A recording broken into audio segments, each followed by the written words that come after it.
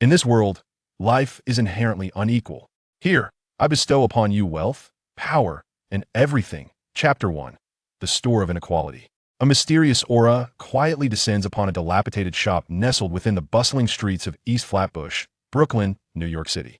The interior of the shop is dimly lit, yet everything within is distinctly visible. Its decor is unremarkable, featuring a bar counter facing the entrance and an antique armchair placed at its center. Were it not for the sign hanging above, one might scarcely recognize this as a shop. There are no goods, no customers, no animal silence reigns. In fact, there exists a being, a person, who lies prostrate on the ground. Yes, indeed, prostrate. You might think I would say that the individual reclines on the antique chair, but that would be an absurdity. A sigh escapes as the protagonist makes his entrance, he Shun slowly rising from the floor. Indeed, his name is Yi Shun, not following the foreign convention of surname first. He is, unmistakably, Yi Shun. Rubbing his head as he rises, Yi Shun surveys his unfamiliar surroundings, stunned and bewildered, his expression a portrait of confusion. Ding, ding, what nonsense! Stop pretending to be a magical guide. I haven't traversed any realms. I refuse to believe in such absurdities. Which brother has tied me up? Show yourself. Is there something you wish to discuss? Every ordinary person reacts differently under stress. Some become loquacious, talking to themselves to ease their anxiety, while others retreat into silence. Clearly, Yi Shun belongs to the former category. Though Yi Shun appears quite eccentric, no one pays him any mind. After a brief moment, he suddenly hears the mechanical voice again. The Store of Inequality is now fully operational. Owner, Yi Shun. Level 1 owner. Requires 100 million in revenue to advance to level 2. Location, Marvel Universe. Year, 2005. Basic information compiled. Store launched assistant activated. Yi Shun is taken aback by the 3D surround sound, his eyes wide as he stares ahead, lost in thought for an extended period. Finally, with a trembling voice, he murmurs, "I'm not wearing headphones," which means that voice did not emanate from my surroundings, that my clothes have been stripped and replaced with a suit. Could it be that I truly have traversed to this technologically advanced era? After a brief interval, Yi Shun finds himself slumped in the antique armchair. Overwhelmed and bewildered, in those fleeting seconds, his mind drifts back 500 years to the trivialities of his former life, juxtaposed with the progress of this future world. The conclusion he reaches is one of acquiescence. He harbors no illusions of carving out a name for himself in this daunting place, but instead resolves to face the peculiar. Negotiations initiated by what seems to be a so-called magical store with an attitude of compliance. Alas, do I not have an assistant? Where are you? Are you in my mind? Come forth. You just activated. Why are you silent now? Yi Shun appeared to be quite the fool, shouting at the ceiling as if chased by wolves, his cries surpassing even those of the thrill seekers at an amusement park. Negotiation? What is there to negotiate? I have nowhere to hide, and what can an assistant like me possibly conceal? A voice, somewhat refined yet tinged with melancholy, resonated within Yi Shun's mind. He could hear it distinctly. This voice was not external, yet bore an air of grievance and a hint of pretentiousness. Was this truly just a mere assistant? If so, it was surprisingly advanced. However, this entity also held potential advantages, indicating that perhaps a dialogue could be established. Before fully comprehending the nature of this peculiar shop, Yi Shun was already formulating strategies for engaging with the artificial intelligence. Whether to commend his quick wit or question his mental faculties remained uncertain. Enough of the trivialities. Please commence your performance. What is the essence of this place? Which charming creature has brought me here as a sacrificial pawn? Or do I possess some latent advantages from my former self? At this moment, Yi Shun had resigned himself to his fate, yet the die was cast, everything was irrevocably set in motion. Rather than languishing in despair, he resolved to take action, for while he may not fully grasp the narrative, he had a modicum of awareness. He might as well make an effort to navigate this existence, as he certainly could not simply resign himself to oblivion. I don't know. What kind of nonsense is this? I've traversed dimensions, and you offer me no explanation? Do you not regard me as a friend? Even a fabricated excuse would suffice. I have stated I do not know, thus, I do not know. Why shout? Are you acting like a woman? Am I not clearly a woman? And how does that relate to the inquiries I made earlier? Half an hour later, Yi Shun concluded that persisting in his earlier concerns was futile. He swallowed hard to moisten his parched throat, which had dried from excessive talking, and absent-mindedly rummaged through his jacket pocket. After a considerable time, he unearthed a pack of cigarettes that had already been opened, which he promptly discarded. Why is it that my clothes have been changed, yet this cheap brand remains? Couldn't I have received a pack of Yushi instead? Would it truly be so burdensome to provide me with something fitting for my new surroundings? Perhaps a box of foreign cigarettes to indulge in? I can only remark, how stingy. At that moment, the AI suddenly adopted a serious demeanor and addressed the matter directly. Shopkeeper, please remember the following words, and I shall only state them once. The full name of this system is the Inequitable Omnipotent Shop, as the name suggests. Inequitable means that the items I sell, which are the very things you require, must be purchased at 2 to 10 times their value, with a specific pricing, contingent upon your individual shopkeeper level. There are no excessive stipulations regarding this matter. Omnipotent, as implied, signifies that anything you desire will be found here in essence. We possess everything. The store owner's package is a benefit for employees in their first. Please familiarize yourself with the details promptly. That is all you need to know. Do you have any further inquiries? As the words of the AI faded, Yishun's emotions surged with excitement. Just as he managed to pick up the cigarette he had reluctantly put down, it slipped from his grasp again, and he spoke in a disjointed manner. If what you say is true, does that mean I have become a king? While Yishun was still lost in the reverie of his grand ambitions and invincible exploits, the voice of the store assistant pierced through his fantasies like a sharp blade. Brother, please awaken from this daydream. We are open to the public. We must welcome customers into the store for transactions. Even though you are the proprietor, if you wish to make purchases, it will still require expenditure. There is no such thing as a free lunch. And from the perspective of the system's macro data, to my knowledge, there are no preferential policies in place. Therefore, store owner Yishun, please recognize your position. You are far from achieving true invincibility. The assistant's words struck at Yishun's heart, yet he regarded them with disdain. At that moment, Yishun's thoughts were utterly mundane. Now that he possessed a golden opportunity, he believed that becoming an invincible being was merely a matter of time. If he were to squander such a significant advantage and remain empty-handed, he would be nothing short of pathetic. Yishun was a person of extreme self-admiration from the day he gained self-awareness and consciousness. He had adopted the word genius as his second name. Chapter 2. True inequality. At this moment, Yishun found himself bewildered, unable to comprehend why he had traversed into such a peculiar circumstance. However, his remarkable adaptability soon quelled his confusion. Lacking parental guidance, he had been exposed to financial management and commercial knowledge from a young age, leading him to believe that he would encounter no insurmountable challenges.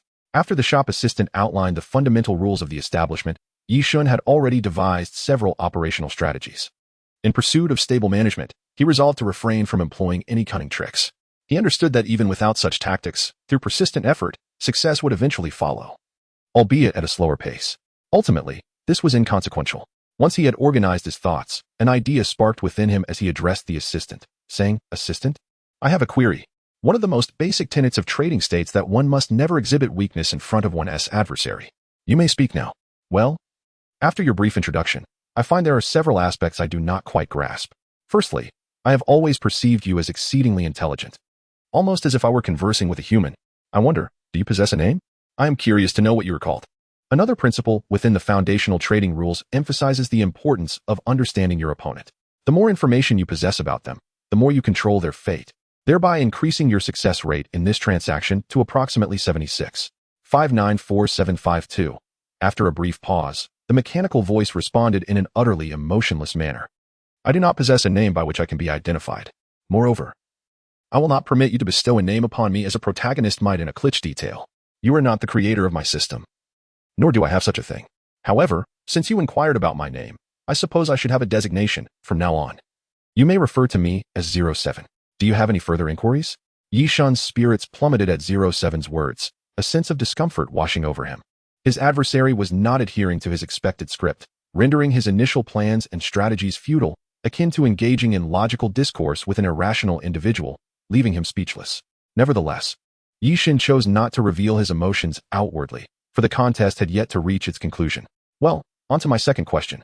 In this realm of unequal omnipotence, when engaging in transactions with buyers, will I be the one conducting the monetary exchange, or will you interact directly with the buyers? If it is not through you that the exchange occurs, what purpose do you serve? Please, exercise some logic. As soon as Yishun finished speaking, 07 retorted sharply, leaving no room for sentiment. Unfazed by 07's derisive remarks, Yishun thought, I do not take your words to heart. Engaging in a debate with you at this juncture is utterly pointless. I have another query. If I am merely a conduit, and I propose a higher price than the one you set to profit from the buyer, how should this transaction be accounted for?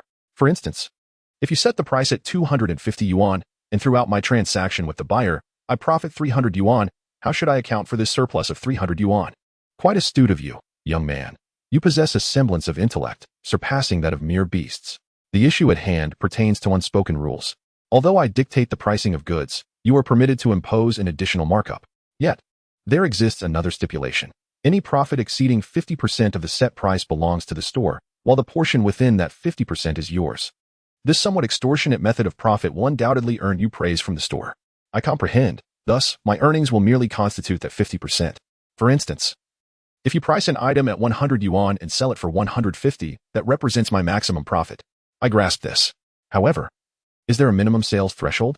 If such a threshold exists and I fail to meet it, what then? You are remarkably self-serving, devoid of any sense of collective honor, solely focused on maximizing your own earnings. What is wrong with selling for a bit more? Besides, you have tasks aimed at leveling up. After your elevation, the prices of goods you wish to purchase will decrease. You truly are quite foolish. Never mind, I may have overstepped. Allow me to address your earlier inquiry. The all-powerful and equitable store does not impose a minimum sales requirement.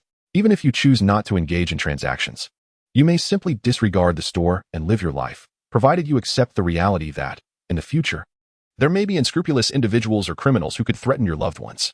It is also plausible that, on some fateful day, an alien invasion may occur, and you could perish in the ensuing conflict. Of course, should you choose to embrace a life of hardship, I shall remain silent.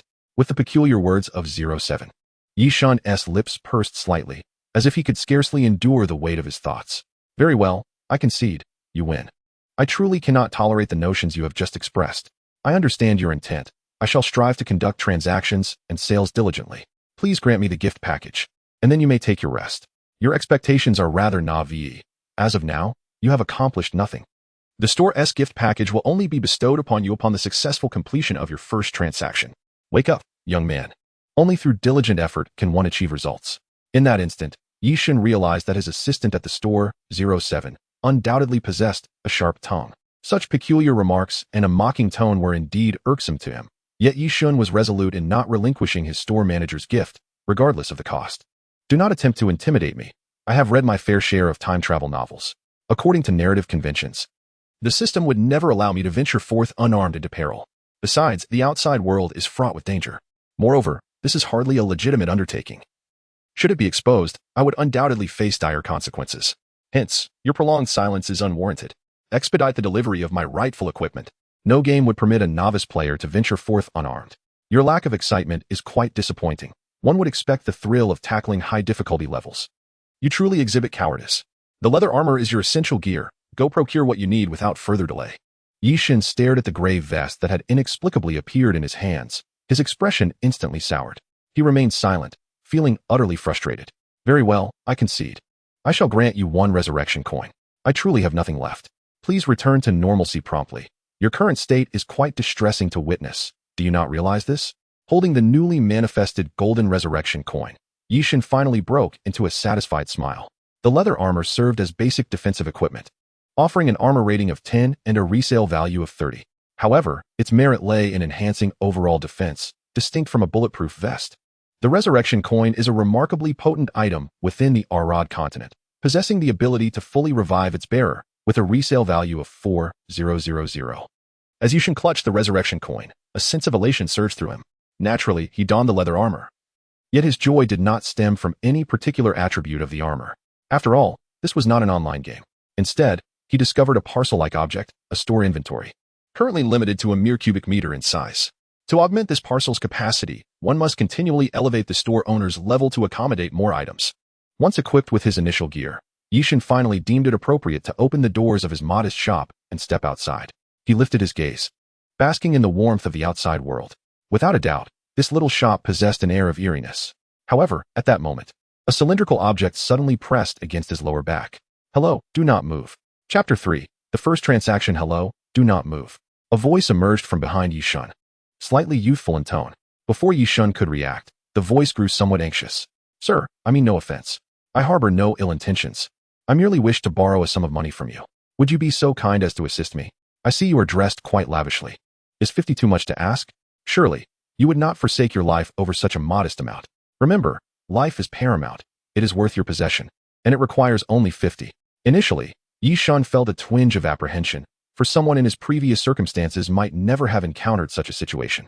However, having traversed through the realms, this trivial matter held no sway over him. Clad in a bulletproof vest and clutching a resurrection coin, he was fearless. My friend, I now comprehend your plight. It seems you are ensnared in an insurmountable predicament. Please share your concerns with me. Perhaps I can assist you in a way that transcends mere financial aid. Surely, your troubles extend beyond a mere 50. Yi Shun's words appeared to resonate with the young man wielding a gun, as Yi Shun sensed a tremor in him. Yet, it seemed as if the gunman quickly regained his composure, his agitation subsiding. Thank you for your advice, but all I need now is to obtain this $50. Although Yi Shun was unaware of the man's true intentions, he recognized that this individual could potentially become the buyer for his first venture. Seizing the moment when the robber was momentarily distracted, Yi Shun abruptly turned to confront his assailant. The young man, with dark skin and a somewhat youthful countenance, appeared to be around 20 years of age. After regaining his focus, Yi Shun fell silent, resolutely grasping the robber's hand and pulling the trigger. The gunshot echoed, but the sparse crowd barely noticed, save for a few young women who hastily fled the scene. The dark-skinned youth was taken aback by Yi Shun's actions. This was no mere coincidence. He had witnessed the entire episode. Within a fleeting moment, the young man's expression soured, yet he managed to furrow his brow and mutter, "You're insane. This isn't my doing. You brought this upon yourself. I just told you, I have no money, so I suggest you handle this yourself." With that, he attempted to walk away. Yi Shun could not permit him to leave. If he did, it would render Yi Shun's sacrifice in vain. The pain was excruciating, and although he had not been mortally wounded, the proximity of the bullet was no trifling matter. Noticing the young man turning to depart, Yi Shun swiftly raised his hand to seize him. "Open your eyes. I'm fine. I'm demonstrating to you that I am not ordinary. I can assist you." Yi Shun had his own motives. If he did not present something extraordinary, how could he secure his first transaction? This place felt alien, and without understanding the stakes, progress would be hindered. "How did you achieve this? You clearly saw the bullet strike you. How is it possible?" The young man examined Yi Shun's wound. Noting that aside from some damage to his clothing, he appeared unscathed, the bullet having failed to penetrate. "This is why I said I can solve your problems." Yi Shun replied with an air of confidence. It was understandable. After all, Yi Shun was also a young man, and such a remarkable outcome was indeed impressive. Upon realizing that Yi Shun was truly unharmed, the young man began to believe in Yi Shun's extraordinary nature. He hesitantly confessed, "The gang in this area demands protection money from me, $50. If I can't pay, they'll resort to violence against me. While I am eager to enlist your help, I must be honest, I have no money to compensate you for your assistance." Yi Shun silently listened to the entreaties of the young man of African descent before summoning the assistant within his mind. "If this is indeed the request of our customer, could you inform me of the monetary amount we are to charge for this transaction? Even in the absence of a sale, such services are not without cost. As for the mode of transaction, we have two potential approaches. The first involves utilizing the store as causative weapon to eliminate all individuals posing a threat to the target in one fell swoop. However, this method incurs a substantial expense, approximately 1 million per life, contingent upon the circumstances and the estimated value of the individual in question, merely an approximation. The second option entails the proprietor personally addressing the matter, wherein the price will be determined through negotiation with the buyer. Although the store will retain 90% of the earnings, following an upgrade, our deductions will be reduced." 07 had concluded his explanation, and Yi Shun comprehended much of it. However, a lingering doubt remained. Isn't this rather excessive? Such a price for a human life, and it's doubled? Initially, it was a mere 100,000. Doesn't this seem rather heartless? Host, do not be so naive. You may perceive our practices as egregious, yet not all regard life as invaluable. Wake up. Your words hold no weight. To the store, a life is inconsequential, akin to any other commodity available for sale, 07 stated, striking a chord deep within Yi Shun. He found himself at a loss for words, realizing that his moral compass prior to his transmigration had been overly righteous. Had it been the former Yi Shun, he would have undoubtedly believed that life itself was paramount. "Sir, if you do not wish to assist me further, I will not press. However, could you spare $50? I assure you I will repay you once I am financially stable." It was only then that Yi Shun fully grasped the gravity of the situation. He promptly replied, "I can help you eliminate those gang members for a fee of $1. Is that agreeable to you?" Yi Shun was eager to secure his first transaction, disregarding any concern for costs, willing to incur a loss. Upon hearing this, the young man was so moved that he quickly produced a dollar bill and placed it in Yi Shun's hand. "Thank you, sir. I can accept this. I wholeheartedly agree." Ding. The transaction commenced. The store had acknowledged the agreement, instructing Yi Shun, the proprietor, to fulfill his responsibilities. Regardless of the transaction amount, he must fulfill the customer's wishes. Yishan soon realized that the scope of this undertaking was broader than he had anticipated. What aspects did the endeavor to meet the client's needs encompass? Chapter 4. The mindset of integrating into this world. To what extent does to the best of one's abilities apply? What is it that the customer truly desires? To protect him from gang-related harm? And for how long shall this protection last? Pray, do not tell me it is for a lifetime. Would that not spell the end of my own existence? The game has yet to commence, and already it feels as if it has concluded. How tragic indeed. To be cast as a figure of misfortune. Yishan was filled with regret, lamenting why he had not pondered such matters before the transaction took effect. What had he been doing? Why had he acted so irrationally? He vowed not to repeat such folly in the future. He had been careless.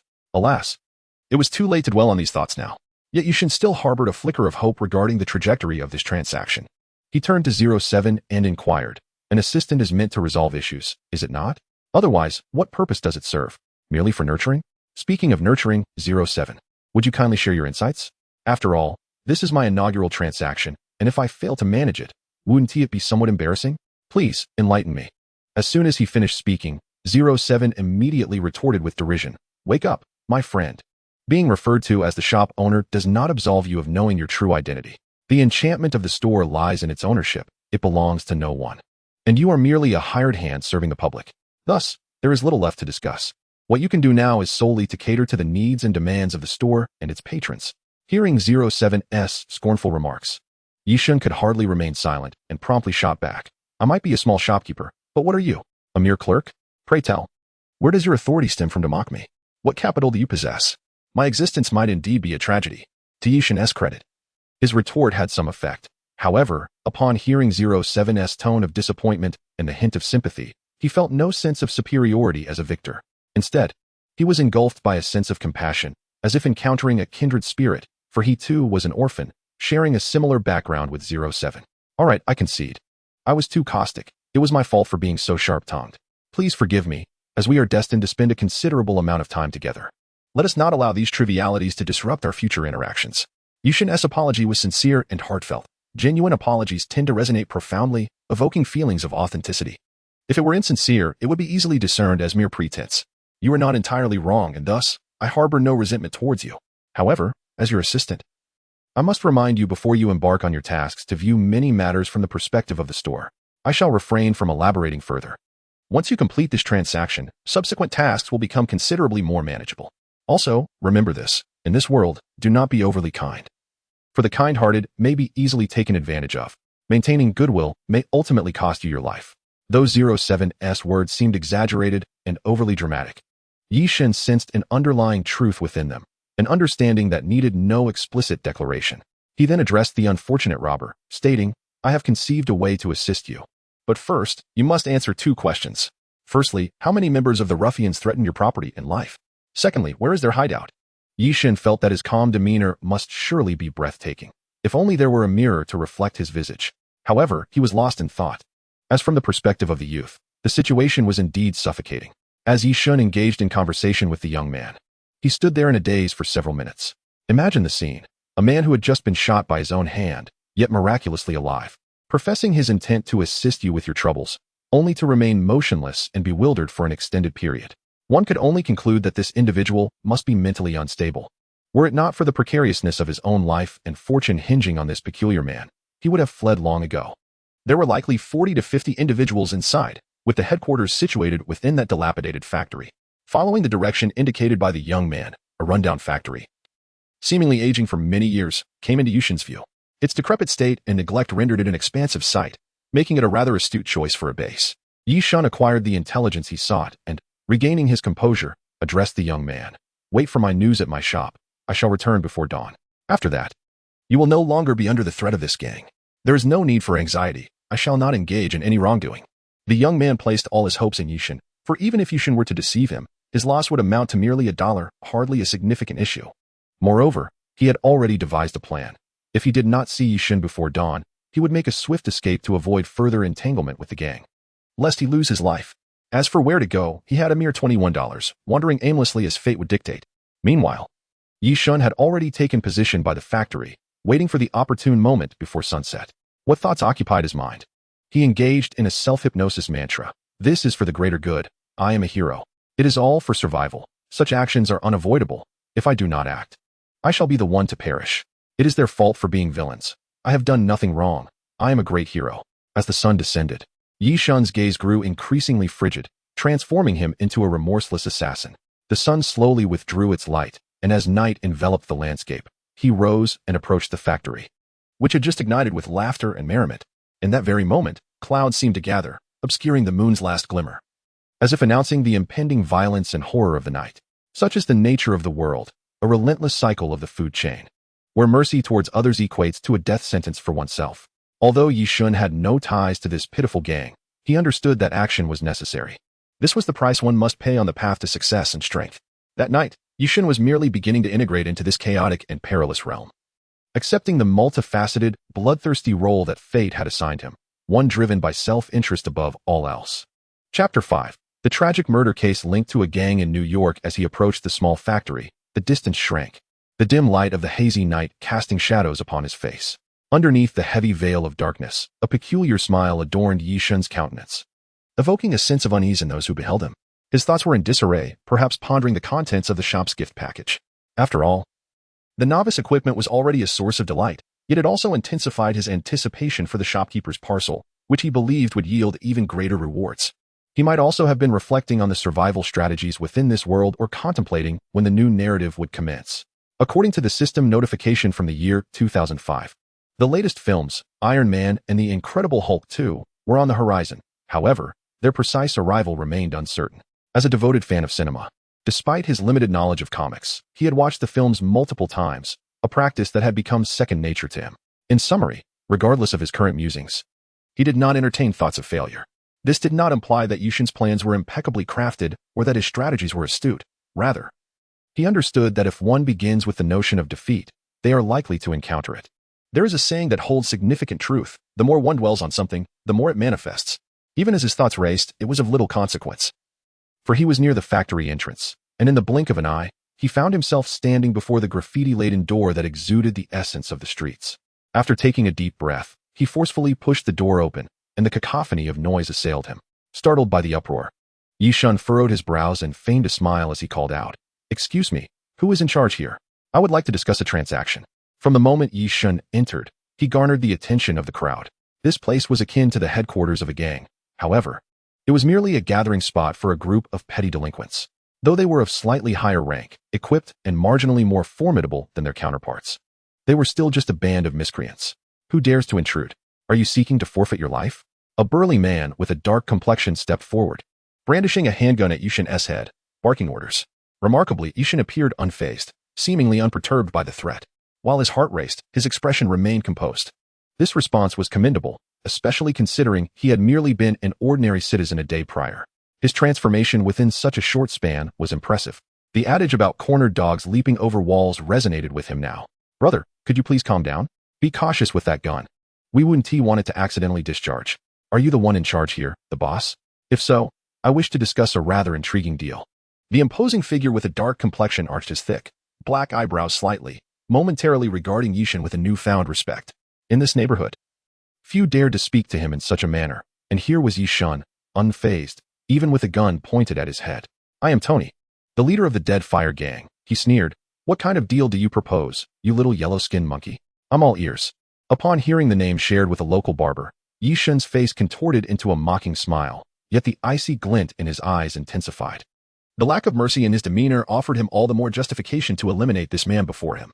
Yellow-skinned monkey was indeed a derogatory term, utterly contemptible, and he found it infuriating. "Oh, so you are the cardmaster of this place? Very well, I shall be candid. I am here to discuss a matter of your lives, you brutish fools. How shall we proceed?" Yi Shun's youthful arrogance flared. How could he suppress his indignation after such an insult? Regrettably, he considered himself far from refined, and revenge was his guiding principle. As soon as he finished speaking, Tony's muscular frame trembled. It is well known how deeply the black community detests the term black bastard, as if it were a foul taste in their mouths, igniting their anger like a spark to dry tinder. "You seek death, yellow-skinned monkey? I shall make you pay." With that, Tony fired. The encounter was devoid of any chance. He pulled the trigger directly at Yi Shun's head. A bullet, propelled by immense force, erupted from the revolver, aiming for a fatal rendezvous with Yi Shun's forehead. Yet, contrary to expectations, the scene was unnervingly calm. There was no explosion of brain matter, no splattering of bone, not even a drop of blood to be seen. Just a simple backward motion, as if Yi Shun had merely tilted his head in surprise, if not for the spent bullet casing that fell to the ground. Tony and his men might have believed Yi Shun had evaded the close-range shot entirely. As Tony struggled to mask his shock, Yi Shun seized the moment, swiftly lunging forth and effortlessly disarming the astonished man of his handgun. Indeed, Yi Shun had capitalized on Tony's state of bewilderment, taking advantage of the moment to snatch the weapon away. What are you? This cannot be. The bullet struck your head. At such close range, it is impossible to miss. Realizing his gun had been taken, Tony panicked and dashed towards the crowd, as if he had truly encountered a demon, desperate to escape this perilous situation. Yi Shun detached the magazine, casually inspecting the remaining 6 rounds. With a smile, he reloaded the weapon, his demeanor calm and collected. Though it was his first time handling a gun, the basic tasks of unloading and reloading were hardly a challenge for him. As the leader fled in disarray, the remaining ruffians of the Deadfire gang began to panic, scattering in all directions. Yet, Yi Shun observed this frantic mob with a smile concealing a blade. His eyes, though not extraordinary, radiated an icy chill. He fixated intently on Tony's robust and imposing figure, which stood out starkly amidst the fleeing crowd. With swift precision, he loaded his firearm and raised it, targeting Tony, who was still struggling to move amidst the chaos, having barely advanced 10 meters. He fired a shot and declared loudly, "The curtain falls." Truth be told, this scene filled Yi Shun with a thrill. The exhilarating sensation of wielding the power over life and death was akin to a narcotic, sending jolts of stimulation through his nerves. Although Yi Shun had never indulged in drugs, this metaphor was merely a rhetorical flourish that I encourage everyone to appreciate. Gunfire erupted throughout the factory. To be candid, Yi Shun's marksmanship was rather amateurish, yet Tony's substantial frame made him an easy target, regardless of the lack of precision. With 6 bullets fired, it was statistically probable that at least 1 or 2 would hit their mark, enough to incapacitate the hulking Tony, leaving him sprawled on the ground like a lifeless dog. Yi Shun then approached slowly, discovering 2 fully loaded magazines on the nearly lifeless Tony. He delivered a final shot to Tony's heart, alleviating his suffering, a deed of mercy.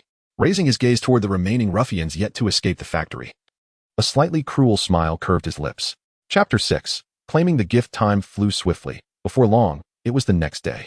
Before dawn, Yi Shun, stained with splotches of blood, returned to the resurrection point, that very black market establishment. As he pushed the door open, he was startled by a shriek emanating from the bar. Who dares to intrude in broad daylight? Do you not realize that killing you would not constitute a crime? Yi Shun found the situation quite amusing and responded with a light-hearted tone. Young brother, are you reminding me with your words? Have you truly come to regard this place as your home after just one night? Gradually, he approached the bar, circumvented it, and plopped down, casually tossing the bottle and the gun belonging to the infamous Tony, who had taken countless lives, onto the counter. Come out quickly. The troublesome matters have been resolved. You, a grown man, cannot hide forever. Besides, I am a businessman, so I must keep my word and ensure everything is taken care of. After all, trust is paramount in business, is it not? While I may lack shame, I still value my dignity, dear brother. Before long, a figure cautiously emerged from behind the bar, carefully surveying the surroundings. After confirming there was indeed no danger, he rose. Though you did not kill me, how did you manage to eliminate so many gangsters? Yi Shun turned his head to glance at the bottle of unbranded liquor he had purchased on his way back, and in a tone laced with mockery, he languidly said, "Come here, young man, open this bottle. Let us indulge in a brief conversation. As for how I shall assist you in dealing with those insignificant pests, you will naturally hear the whispers of tomorrow.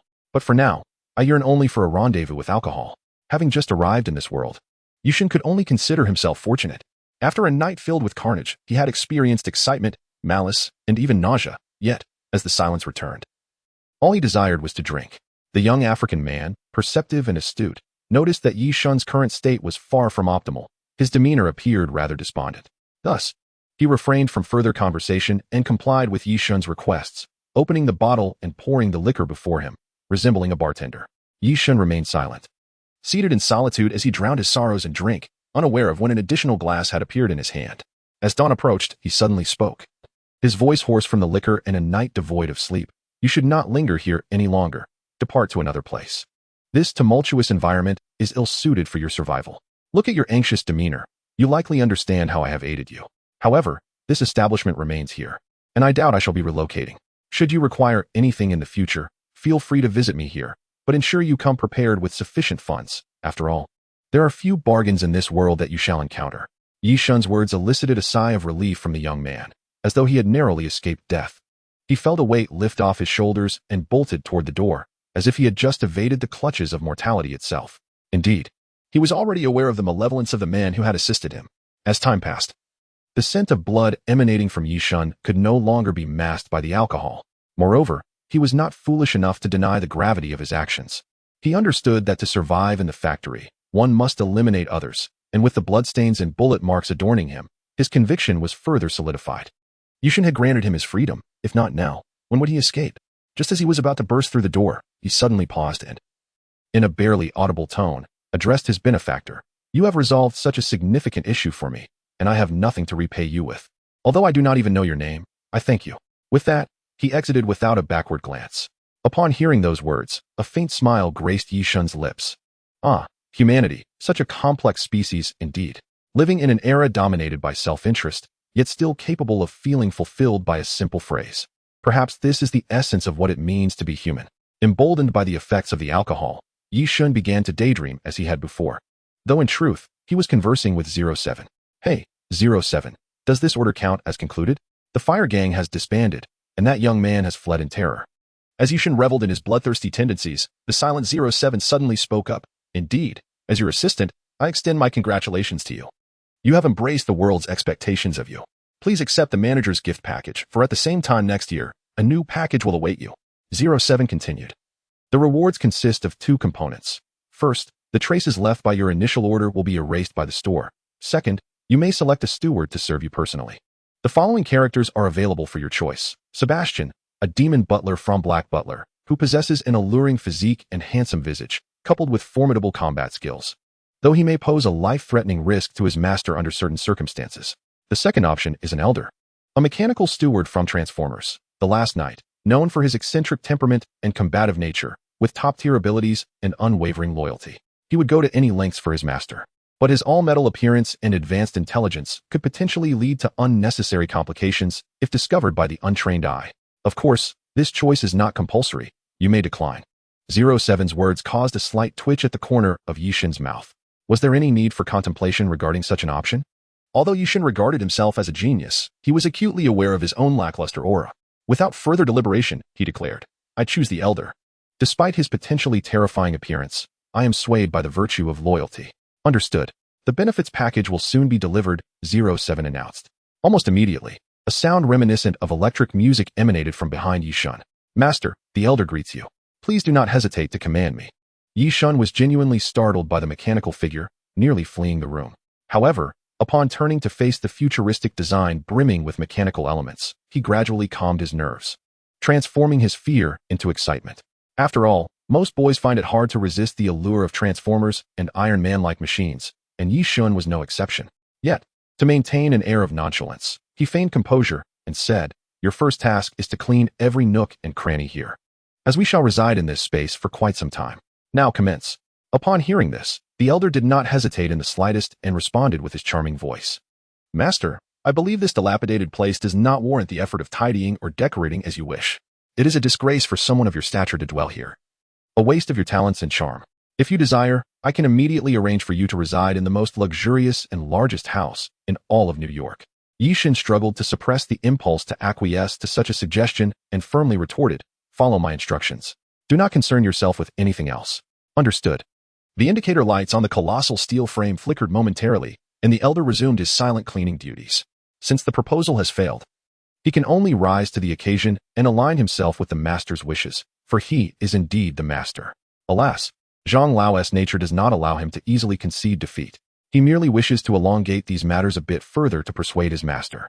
The elder gazed at Yishun's departing figure, murmuring to himself in his captivating voice, a person of such noble status absolutely cannot reside in such a dilapidated place.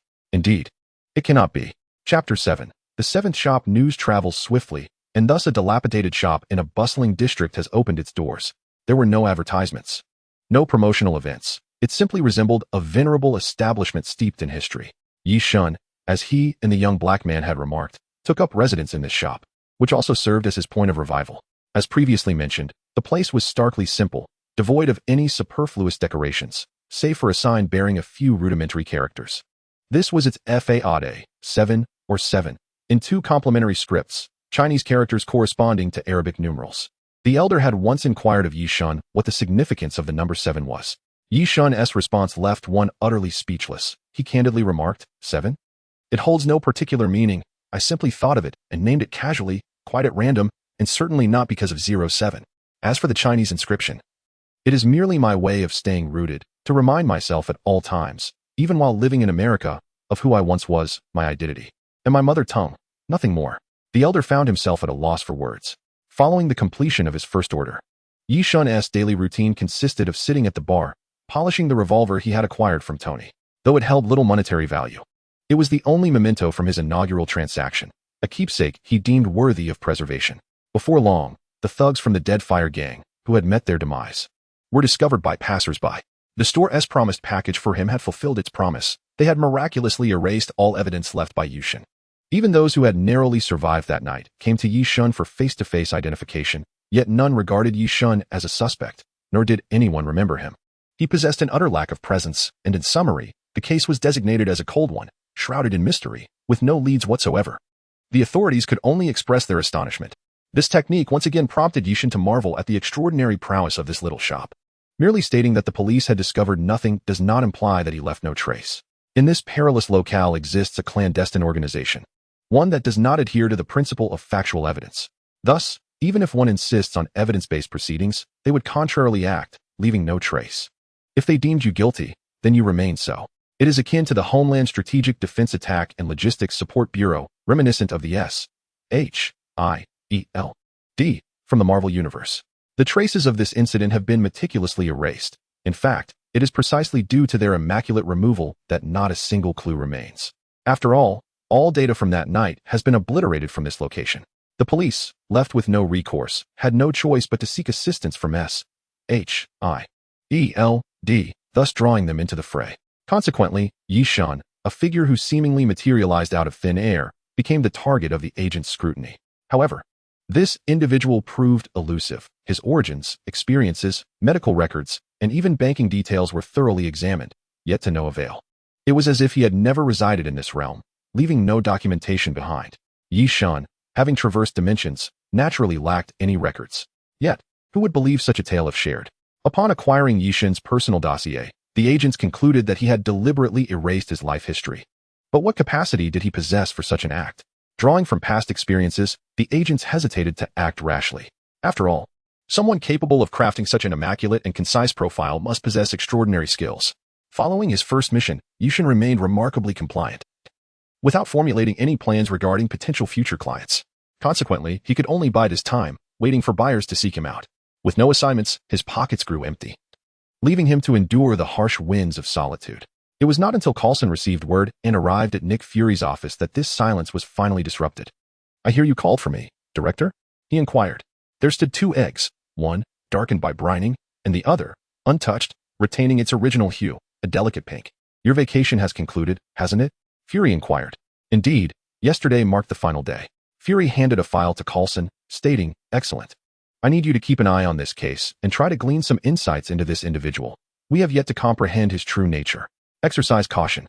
Coulson, with a dismissive expression, circumvented the straps of the file while grumbling, if the complaint box at the entrance had any tangible effect. "I swear I would drop your grievance letters in their daily, whose leadership exploits the common people without offering a raise, all while they toil away." After glancing through the documents, Coulson's demeanor shifted, growing serious as he incredulously questioned Fury. "What is this nonsense? A blank sheet of paper, and you expect me to follow up?" Fury's expression remained impassive, his tone devoid of warmth. "Discussing trivial matters serves no purpose. Otherwise, why would I engage you?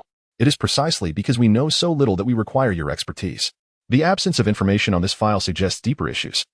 This is where your role can truly manifest. Agent Phil Coulson, I ask you now, will you take on this assignment? If you refuse, we can have a candid discussion. Should you accept, sign this confidentiality agreement." As Fury spoke, he retrieved a thick stack of printed documents from beneath his desk and placed them before Coulson. He afforded him no opportunity to decline, fixing him with a resolute gaze that implied, "You will sign, whether you wish to or not. This is a non-negotiable clause. And you have no recourse." Coulson found himself at a loss, only able to remark, "Your imposing demeanor remains unchanged. By heaven, my life will inevitably slip through your fingers." He carelessly dismissed the papers before him, hastily scrawling his name, Coulson, across them. Having grown accustomed to such monotony, he felt no desire to delve into the contents. which were all strikingly similar. Nick Fury's countenance appeared as if it had been cast in stone, devoid of expression, meticulously ignoring Coulson's teasing remarks. Perhaps this was the reason for his ascendancy to the position of director, his unwavering sternness. By signing the agreement, you have consented. Now, proceed with your work. And remember to bring me good news. Half an hour later, having shed his formal attire for a casual tracksuit, Coulson resembled a tourist visiting America. He paused at the entrance of Yishin's shop, knocking lightly before inquiring. Chapter 8. The first encounter with Coulson. Coulson's fluent English resonated at the shop's entrance, and Yishin felt an overwhelming joy. After sitting in this place for so long, he finally had someone to converse with. Indeed, Coulson was the first patron to take the initiative to enter the shop. The street where the shop was located was notoriously neglected, with few visitors, and Yishin, being remarkably inept in business, lacked the motivation to venture out in search of customers. After all, with the shop's considerable stature, would it not be beneath him to seek out wealthy patrons personally? After many days, a wealthy patron had finally knocked on his door. Please, come in, welcome. Elder. Prepare tea for our guest, Yishin responded, modulating his voice perfectly so it could be heard outside without being intrusive. By refraining from personally welcoming the guest, he retained a hint of mystery for himself and the shop, a result of his persistent experimentation with the elder. Upon hearing the invitation, Coulson opened the door himself.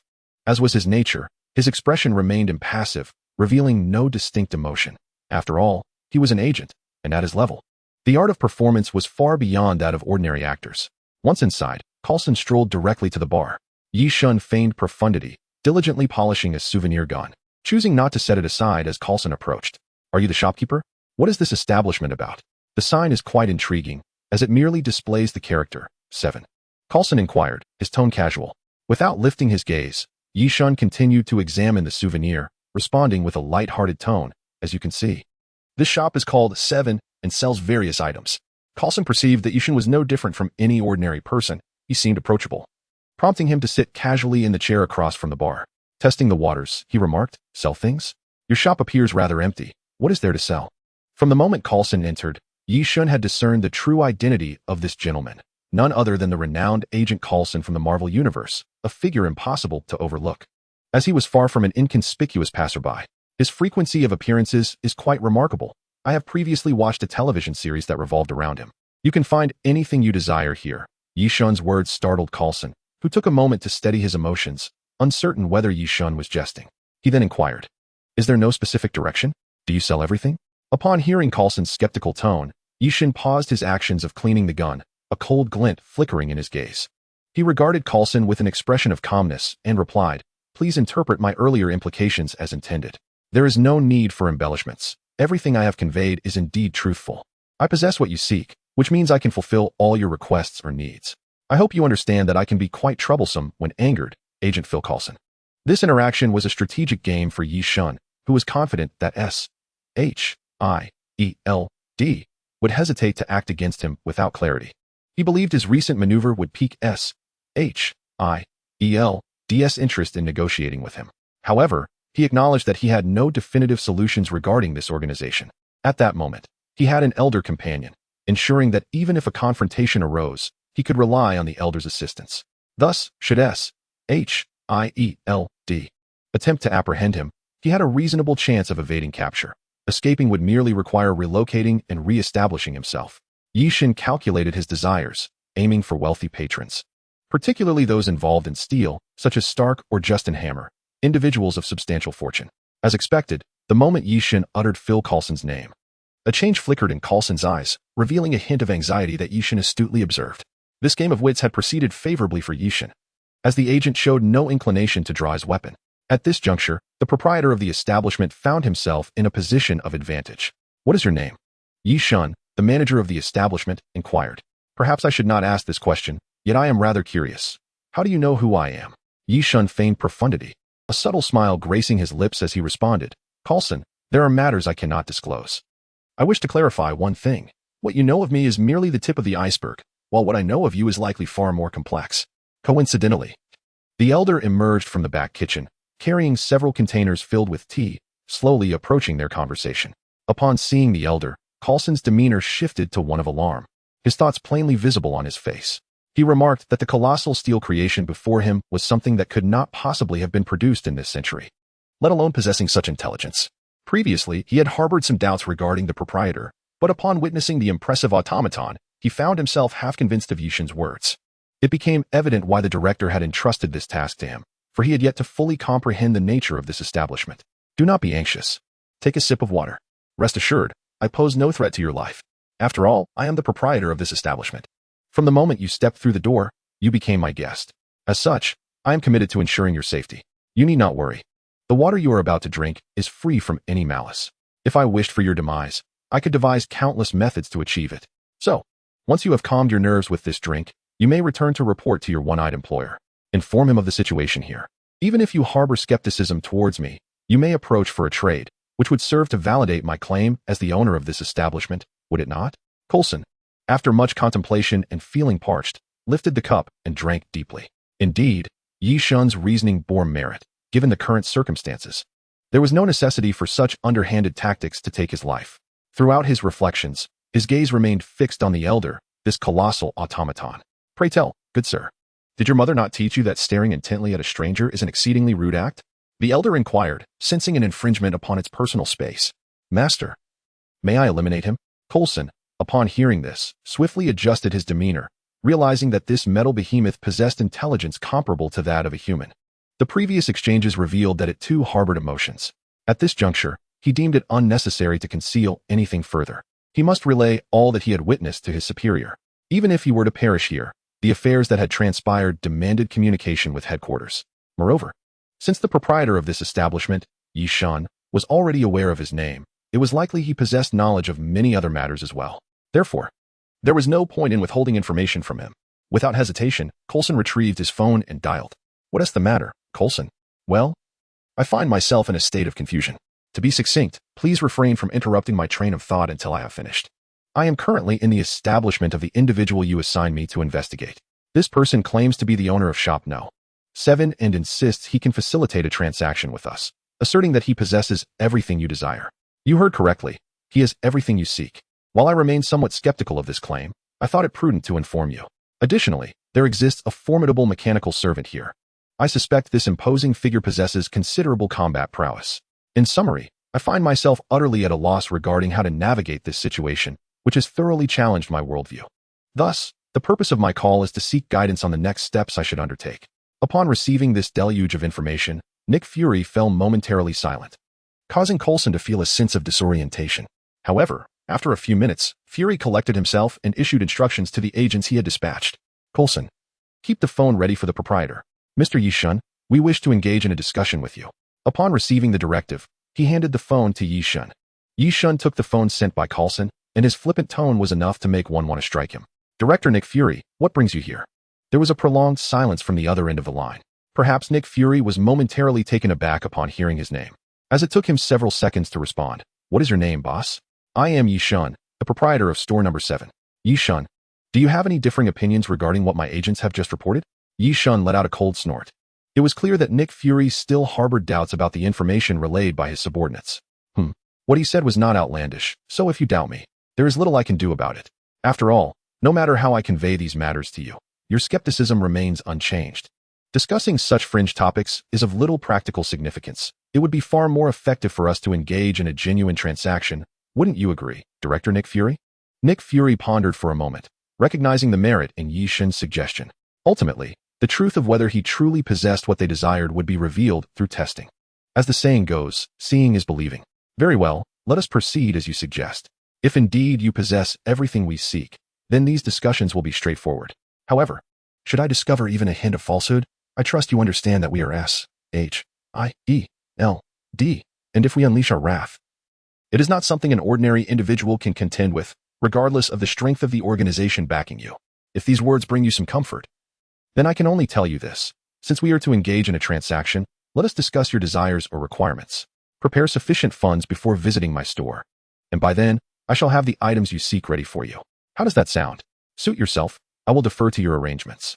As for my needs, you are clever enough to know that in our line of work, losing limbs is commonplace. Thus, what I desire is the means to transform our agents into beings of iron and steel, free from injury and disability. Naturally, I have no interest in the hypocritical offerings of the Jia family. What I seek is for them to become flesh and blood, normal individuals. Do you understand? Yishan chuckled upon hearing this. Ah, have you not grasped my meaning? I can fulfill all your requests, including those you just mentioned. However, before I proceed, I must clarify. Do you desire something that takes immediate effect, or something of a permanent nature?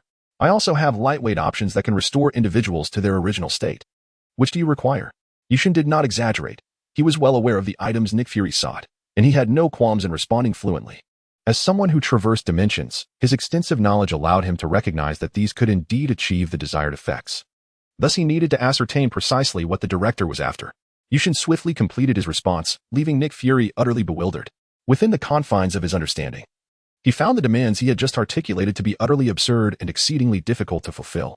However, the store manager astonishingly elevated the requirements further. Upon realizing that options were available, he promptly replied, I choose the portable one that yields the fastest results. Can you truly meet my expectations? Naturally, the customer is paramount. How could I disregard your requests when it involves the divine? Allow me to introduce the products. First, the life elixir. In essence, for a person still clinging to life, consuming this potion will instantly mend their wounds, but only for a fleeting 15 seconds. After this brief interlude, they will revert to their original state, whatever that may be.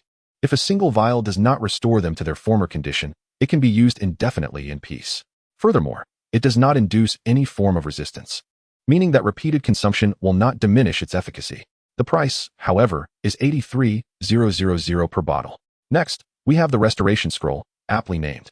Its appearance is that of an ordinary bamboo scroll, yet it contains the restoration incantation you desire. The method of use is remarkably simple. Unroll the scroll, and restoration occurs instantly, beginning from the very first second, requiring only a mere second for full recovery. The cost? Slightly more at 290,000 per scroll. Lastly, I recommend the group restoration scroll, designed for skirmishes. The usage method mirrors that of the second option, with detailed mechanisms to distinguish friend from foe, so rest assured. The items I sell are more astute than people themselves, accurately identifying allies within range. Of course, it has its limitations. It must be utilized within a prescribed radius, specifically within a 12-meter circle of the individual unrolling it. The price for this is 1,600,000 if you find the range too limiting. A broader option is available at a slightly higher cost. Calculate the price according to the distance. For instance, at 100 meters, it would amount to 1,600,000, a price that is undeniably reasonable. Once you leave this village, you won't find such a store again. Yi Shun provided an exhaustive introduction, indifferent to Nick Fury's potential objections, passionately promoting his products. I suspect Nick Fury was already cursing under his breath, as he merely wished to purchase some items and was now bombarded with an overwhelming array of choices. What about those who suffer from choice paralysis? Enough. I shall place an order for a bottle of the life elixir. Tomorrow, I will bring the injured to your store for immediate use. If it performs as you claim, I will secure a substantial deal with you and establish a long-term partnership. Nick Fury responded with utmost seriousness, devoid of any insincerity. If what the store manager claimed was indeed true, he would not let this mysterious figure slip away over a trivial case. People tend to bow in reverence to the enigmatic, and now a wondrous establishment lay before him. Even the most skeptical would harbor a flicker of hope in such circumstances. And Nick Fury was no exception. After all, he knew nothing about the shopkeeper. What if the extraordinary was indeed true? If he startled the snake in the grass, would this world still exist? Nick Fury lacked the courage to engage in such an uncertain gamble. Chapter 10. The first prophet the next day. Just as the sun dipped below the horizon, as the director had mentioned the day prior, agents from S.H.I.E.L.D. arrived. Coulson strode at the forefront, accompanied by several impeccably dressed individuals whose presence exuded sophistication. They entered Yushin's shop number 7, with Coulson having already knocked at the door. Yushin, we have arrived. Is it time for the delivery? Coulson's voice resonated through the air, causing Yushin, slouched in an antique armchair, to open his eyes wide. Coulson had come? Had the director lost his mind? Bringing so many people along, did he not realize that it was rather inconvenient for others to know my identity? Enough of the nonsense. We are ready whenever you wish to begin, provided you bring sufficient funds. Yushin responded slowly, rising from his chair and striding towards Coulson. However, at that moment, the mechanical servant had vanished, possibly summoned elsewhere, perhaps lurking in a concealed position, ever ready to defend its master. Coulson raised his hand, and one of the men accompanying him approached, carrying a silver case. He placed it before Yushin and opened it, revealing stacks of American dollars. Coulson took the case, stating, the funds you desire are here, but they do not yet belong to you. If you wish to take them all, it is quite simple. Let us inspect the goods. Should they not be as remarkable as you claim, we will not part with this money, and you might even find yourself in custody for deceiving us. However, if they are indeed as extraordinary as you suggest, then this sum will surely be yours. A subtle smile curved Yishin's lips as he replied. Since I have made such a claim, the results will undoubtedly be impressive. But before we proceed, let me ask you, the life serum, priced at 83,000 per vial. Can you accept that? Phil appeared somewhat taken aback, curious as to why Yishun reiterated the price. Yet, with his gentle disposition, Phil regarded it as mere banter to alleviate Yishin's boredom.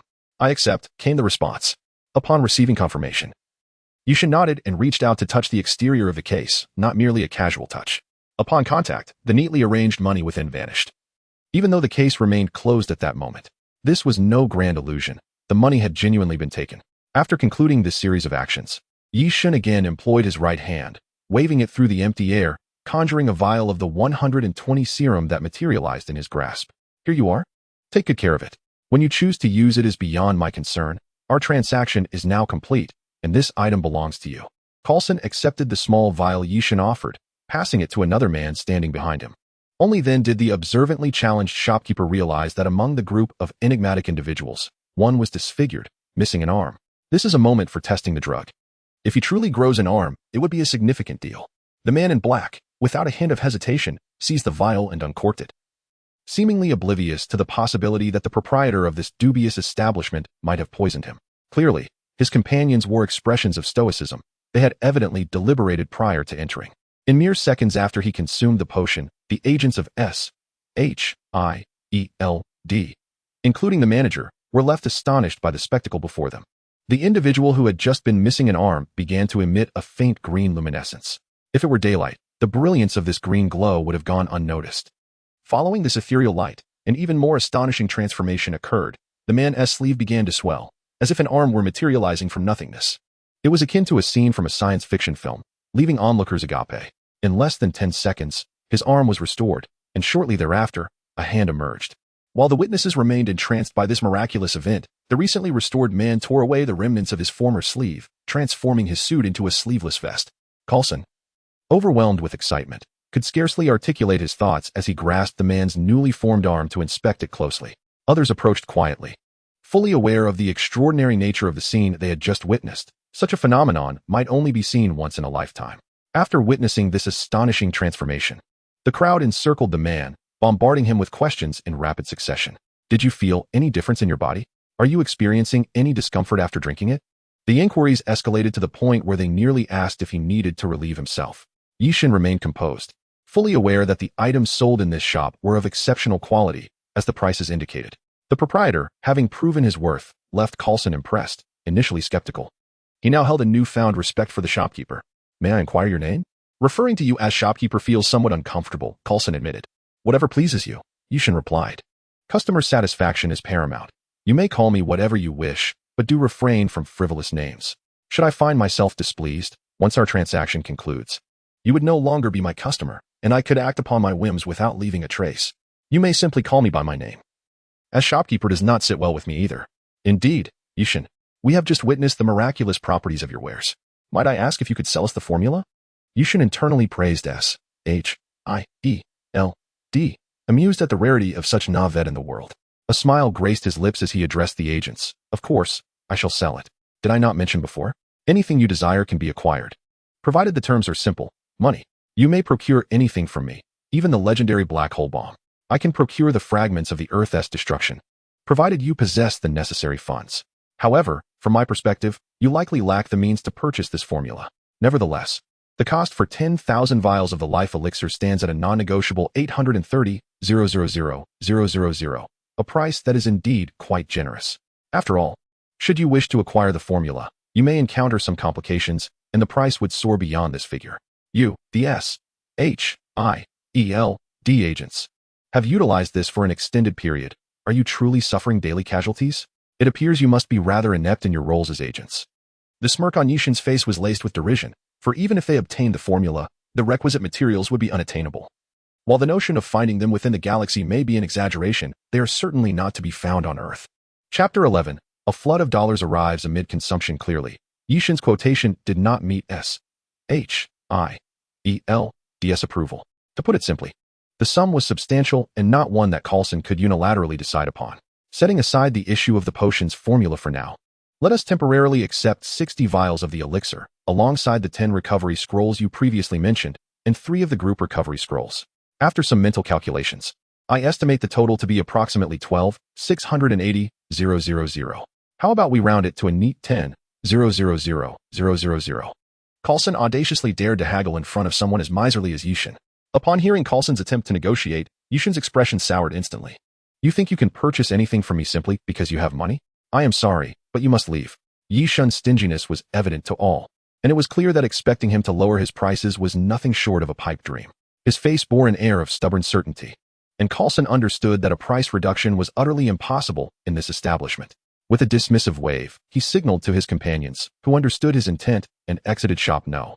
7. Moments later, those who had just left returned, carrying a metal box identical to the one they had previously seen entering the shop. Now it was clear that only a small contingent had entered the shop.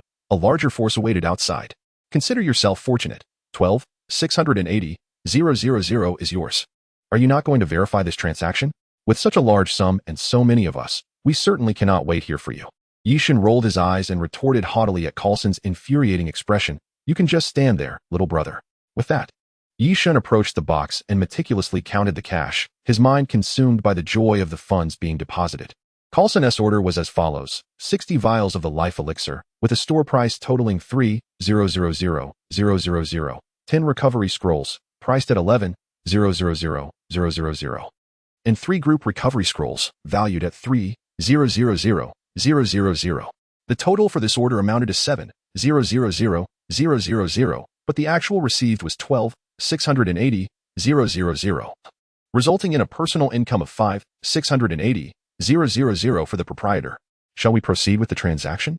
The shopkeeper did not rush to confirm the order. Instead, he turned and called out to an unknown location. The elder hastily retrieved a large cardboard box from the back. Having realized that a substantial amount of goods had been dispatched today, he placed the box beside Yishin and discreetly stepped aside, awaiting further instructions. Yishin quietly checked the order, and in the blink of an eye, the items mentioned in the order materialized within the box, showcasing an impressive display of skill that Liu Bai would undoubtedly deem exquisite. Coulson, the contents of the box aligned perfectly with our recent order. Please ensure that you and your subordinates examine them carefully. Also, do not forget to close the door behind you when you leave. And take these metal boxes with you as well. They serve no purpose here. I have communicated everything necessary regarding our order, which I consider concluded. Should any issues arise, do not hesitate to return. I shall remain here, undisturbed. I will retreat inside for a moment. Please make yourselves comfortable. Coulson stood frozen in place, utterly bewildered. Had he just witnessed an elaborate magic act, or was he in the wrong theater, observing a spectacle? Confusion swirled within him as he contemplated the enigmatic nature of the proprietor. What mechanisms lay hidden within this establishment? What was the design behind it all? He watched Yishin's slender figure stride toward the bar, a chilling thought taking root in his mind. The seemingly frail shopkeeper appeared quite formidable from this angle. Yet unbeknownst to Coulson, his own gaze lacked conviction, as if he too were startled by some unseen force. Disinterested in scrutinizing the goods, Coulson waved his hand dismissively, leading his S-H-I-E-L-D agents away, his mind a whirlwind of questions. They hurriedly departed from shop number 7, perhaps eager to report back, or perhaps intimidated by the shop's mysterious aura that compelled them to leave post-haste. Meanwhile, within the confines of the shop, Yishin pondered why he had issued a dismissal when just days prior, he had been an ordinary civilian. Just moments ago, this novice in transactions had successfully completed a grand order exceeding $10 million, a sum that could only be imagined when disregarding the trivial fractions. Even when compared to the modest target of 100 million set by the affluent Wang, it still fell slightly short. Yet, such wealth could sustain numerous lives, and many would find it difficult to amass such an amount over an entire lifetime. Moreover, this money represented far more than mere numerical value. It stood as a shield in a world fraught with peril and the acrid scent of smoke. Although an income exceeding 50 million may appear insignificant, in the current dire circumstances of this impoverished shopkeeper, even a modest sum of 50,000 could significantly transform his life, ushering in profound changes. This small business owner has meticulously calculated that all profits must be grounded in his very survival. While combat prowess holds significance, without vitality, what value does such strength possess? Consequently, upon acquiring the funds, Yishin's first act was to upgrade his initial novice armor, namely, the cloth armor, directly to the thorns armor, swiftly depleting over 1 million in mere moments. As for the pricing, the shopkeeper remained perplexed, regardless of Yishin's entreaties. The response from the establishment was unwaveringly official. The prices set for your managed store adhere to industry standards and reflect true value. A fact you should be well aware of, given your extensive business experience. Such statements felt utterly vacuous. Could the shopkeeper truly accept them? He could only harbor doubts. Yet he found himself powerless against the situation, resigned to enduring the losses in silence. However, that million was not merely a trivial upgrade. Let us draw a comparison. If the previous armor were akin to a bulletproof vest, the current protection resembled that of a heavily armored tank. In essence, should one attempt to strike with a revolver from the past, it might not even elicit a flicker of discomfort. Upon enhancing his personal defense, he then consumed a potion that promised to transform him into a version of Captain America, an elixir worth over $200,000. Yishan drank the $200,000 with a discerning palate. It was a delightful blend of sweet and sour with a hint of salt, an exquisite taste indeed. The essence of wealth was undeniably distinct. This potion was, in truth, priced rather modestly. Nevertheless, Yishan remained unconcerned. Captain America, endowed with formidable physical prowess, is merely a civilian in the realm of Marvel, a world abundant with heroes. While the reasons behind the potion's affordability eluded him, he dismissed such thoughts, regarding it simply as a means to bolster his strength. Becoming a hero involves more than just a single potion. It requires intellect and practical skills, traits that make a true leader. His training, muscle reflexes, and timely action were the foundations of his captaincy. As for the remaining funds, Yishan had no intention of saving or hoarding them. With his defensive capabilities significantly enhanced, though further improvements were certainly possible, that was a matter for another time. 500,000 in this dubious establishment could scarcely procure much. So what to do with the last remnants of his fortune?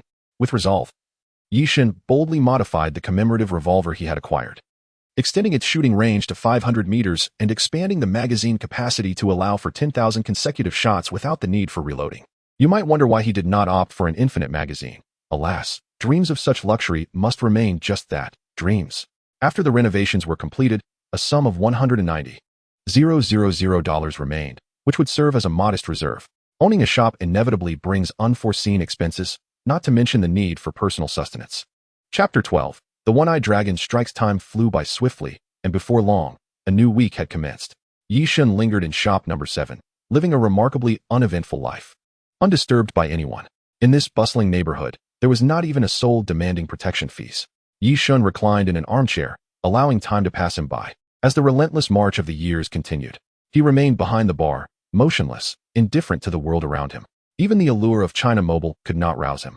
It was understandable to feel idle, for though he possessed a vague knowledge of the Marvel Universe, his grasp was far from comprehensive. After all, the narratives and comic adaptations often exhibited notable discrepancies. The Yishan who had arrived here previously had no leisure to peruse those illustrated tales. He had heard whispers of the chaotic nature of the comics, their plots exceedingly unreliable. This ignorance rendered him unable to appreciate the joys of the comic world. Thus, he endured solitude, inwardly cursing his plight, feeling disconnected from everything around him. Was the timeline not moving too swiftly? The narrative had yet to unfold. What was he to do now? Yishan recalled the main storyline of Marvel. He still had a 3-year wait ahead, during which Iron Man would just be emerging, and the Hulk would also make his entrance into the Marvel realm. Presently, there was nothing of interest on the horizon. 3 years, such time wasted. You might wonder why he was so anxious. It was merely a week prior that he had conducted a small transaction with Coulson, earning a modest profit, which prompted him to equip himself for a grand display of prowess. It was akin to a younger sister receiving a new outfit. Eager to flaunt it at school the very next day, Yishan mirrored that sentiment, not much more mature than her. Were it not for his profound laziness, he would likely have already embarked on learning from Marvel's characters, striving to become a hero in the eyes of the people. However, Yishan had made a resolution. If, after another week, business remained stagnant, he would no longer linger in the shop, for he could not afford to waste away in such despondency. He needed to venture out in search of local wealth, hoping to secure a little profit. Just as Yishan was mulling over his next course of action, an unexpected development occurred. A burly man, adorned with an eye patch, strode into shop number 7. Was there a deeper significance behind the name of the establishment? Yishan, the proprietor, slowly opened his bleary eyes and glanced toward the entrance, instantly recognizing the identity of the newcomer, an integral figure from the early works of Marvel, present throughout the entire narrative. It seems a distinguished guest has graced my humble establishment. What brings you here in person? Would it not have been more prudent for your subordinates to inform me of your arrival? Just look at the agents stationed outside. Surely there must be a dozen of them. Had I been forewarned, I could have rolled out the red carpet for you. After all, such esteemed guests deserve nothing less. Nick Fury listened to the flattery that Yishin had just poured forth, showing no concern. He was not surprised by the revelation of his true identity. With a calm smile, he responded, "It's not as exaggerated as you portray. We are merely in a buyer-seller relationship now, and after 2 transactions, we are old acquaintances. I cannot possibly bear the title of valued guest. Director, I am delighted that your people wish to stay at my establishment. However, aside from that, the surrounding intersections are guarded by agents, making it exceedingly difficult for others to come and purchase items. In essence, you are my sole customer. And since you belong to them, being the only one, does that not indeed make you a valued guest? Nevertheless, I must express my concerns.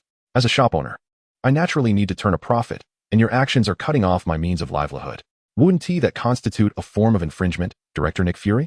Initially, the pleasantries were merely to alleviate the awkwardness, but the subsequent remarks were a direct confrontation with S.H.I.E.L.D. At first, Nick Fury's absence led Yishun to believe it was due to the remote location, as few patrons frequented his shop. Now, it seemed the situation was far more complex. However, from the moment the director entered, Yishun began to calculate, hoping to extract more from him. The earlier words were designed to instill a sense of obligation and guilt. Yet, he was the director of S.H.I.E.L.D., and his years of experience likely surpassed Yishun's own age. The latter's petty schemes had long been seen through, despite Fury's singular eye. Yishun, I want to waste words on other matters. You are not yet excluded, so I will assign someone to prevent your contact with others. After all, protecting this place is S.H.I.E.L.D.'s mission. You have mentioned knowing a great deal. I trust you understand that I cannot allow a person as dangerous as you to roam freely in this world without constraints. Nick Fury's tone was resolute, and Yishun, who was not intimidated, retorted with a sly smile. Dear Director, your words are quite startling. Do you truly believe that a few agents on the streets can obstruct my path? Is there a misunderstanding about my capabilities on your part? Or have you grown accustomed to flattery, thinking everyone will heed your words? Fury had not come to quarrel with Yishun today. Having learned what Yishun was capable of the previous week, he recognized that unless one were foolish, no one would provoke him. Friend, please calm your emotions. I harbor no ill intent. I know you are unfathomable, though I acknowledge the odds of successfully hindering you are slim, and even more so to compel you to cease your actions. It is precisely because I cannot deter you from other endeavors that I have come to your establishment today to discuss certain matters. Nick Fury's tone shifted to a softer cadence. Even though Yishun was seething with anger, he chose not to respond with cutting remarks. Recognizing that cordiality fosters prosperity, a principle he understood profoundly, even in the face of fearlessness. After all, a tranquil existence is the truest form of life. Yishun glanced at Nick Fury with a smile, implying that the stage was his to command. He had come to verify a piece of information. The tone shifted, growing somewhat grave. Information? Previously, you mentioned that you could annihilate the Earth. Nick Fury, in turn, made Yishun appear more frivolous. Casting a sidelong glance at the director, he retorted with a sardonic smile. Do you truly believe I would do such a thing? You possess the capability to execute it, yet you would refrain from doing so. Through our conversation, I have come to trust your character. Nick Fury replied with unwavering precision, as if he had known Yishun for an eternity. Yishun almost blurted out, Are you that certain based solely on our earlier dialogue? Indeed, it is precisely that dialogue you may interpret as a singular statement. Pray tell, Yishun prompted, you articulated that a businessman driven by self-interest, if he were to obliterate the earth and extinguish humanity, would ultimately have no one to whom to bequeath his possessions. Who would receive such items? And from where would the wealth originate? Yishun found himself at a loss for words. His earlier remarks had been impulsive, escaping his lips without forethought. Nick Fury's understanding left Yishun with no grounds for defense, for he was uncertain whether, should he perish in this dimension, his counterpart in another realm would continue to exist. After a prolonged silence, Nick Fury observed his demeanor and promptly interjected, Very well, take a moment to gather your thoughts. There is another matter I wish to discuss with you. Yishun felt as though the director had an intimate grasp of his musings, leaving him somewhat despondent. However, there seemed to be no resolution. Despite his myriad tales, Yishun was merely in his early 20s, while the director of S.H.I.E.L.D. was a seasoned veteran, seemingly having existed since the Second World War.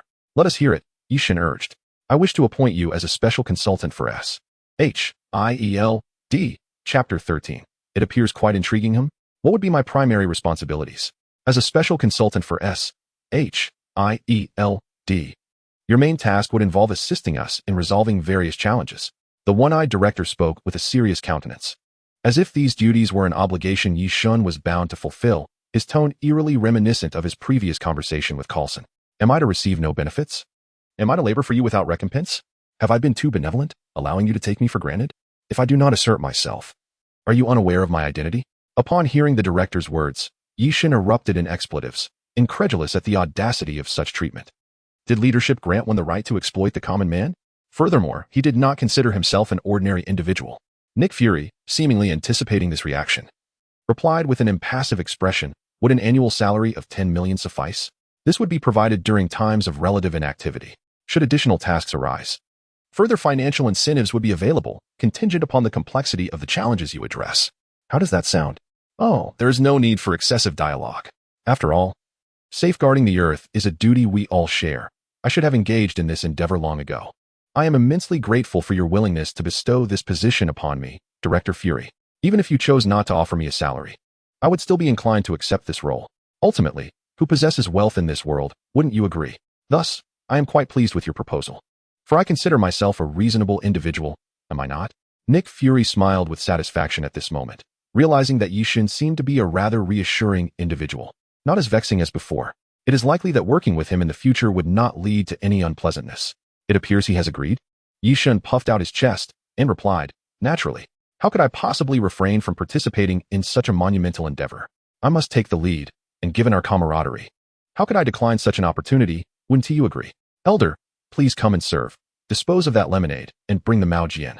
With the ultimate outcome of this venture already determined, Director Nick Fury felt he could gracefully withdraw, and as the director of SHIELD, he was well aware of what Mao Jian entailed, even without first-hand experience. He shook his head and said, there is no need for such formalities, Yishin. I have matters to attend to at the agency, so I must take my leave. Tomorrow, I will send Carlson to fetch you and bring you to SHIELD. We still have some procedures and assessments to conduct regarding you, as we need to secure certain information that isn't easily accessible. Without further ado, we shall meet again in due course. Yishin, of course, would not insist on his stay. Please take care on your way out. If I err in any manner in the future, let us exercise mutual understanding.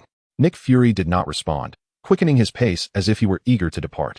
However, upon reflection, it was clear that while Nick Fury maintained control over the narrative, the reality was quite different. Yishin was not so easily managed. Had Fury opposed Yishin today rather than acquiescing, would he have emerged unscathed? The outcome is likely understood by all, an unspoken truth among them.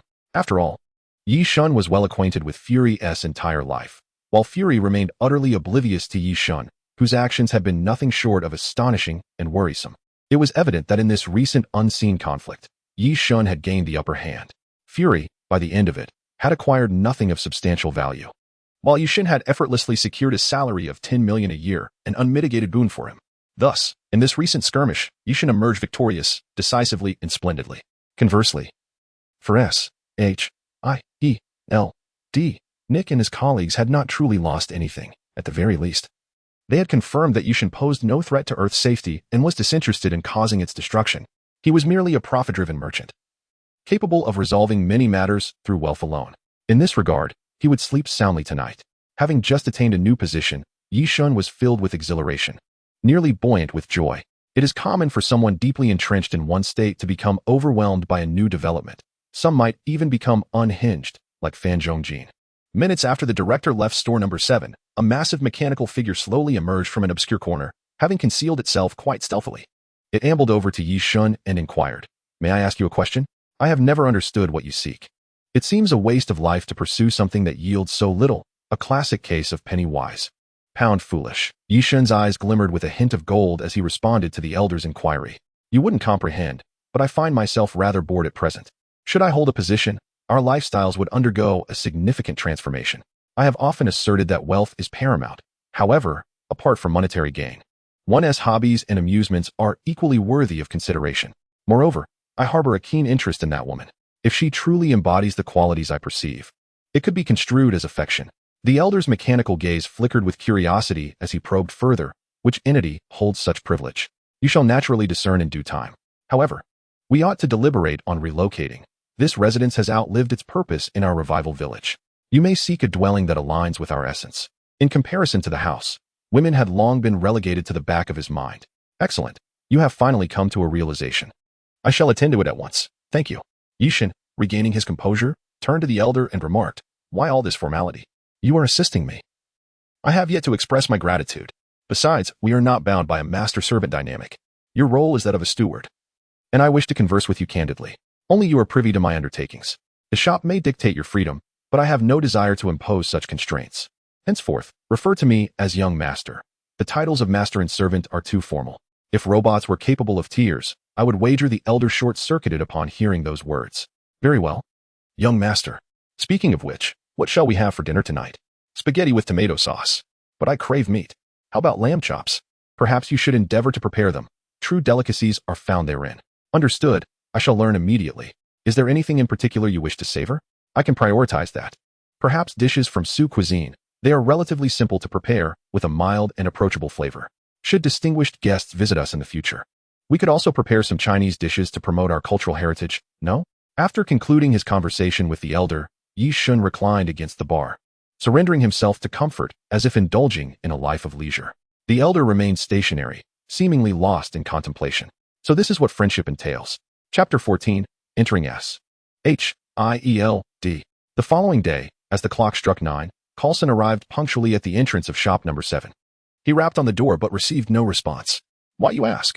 What could it be? The proprietor is still asleep. Yi Shun remained ensconced in slumber until the elder roused him and helped him don his attire, gradually bringing him to consciousness.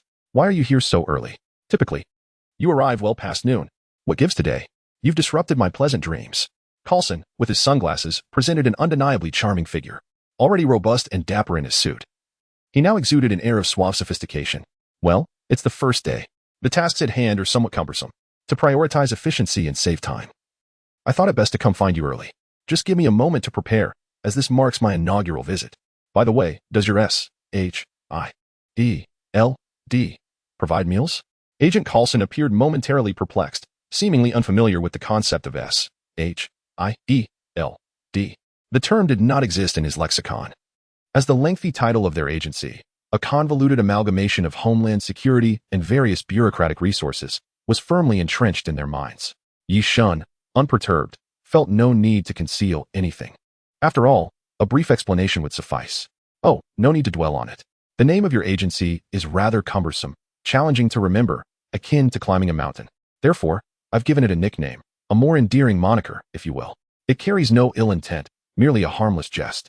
I shall propose it to your director shortly. The name S-H-I-E-L-D is quite acceptable. I believe it's preferable to that lengthy title. I wish you success in your rebranding, considering that old man can be quite obstinate. However, we do not provide meals prior to our engagement. I can take you to procure a hot dog or something similar. Ah, very well. I shall refrain from donning a suit. It seems unnecessarily cumbersome. A more casual attire will suffice.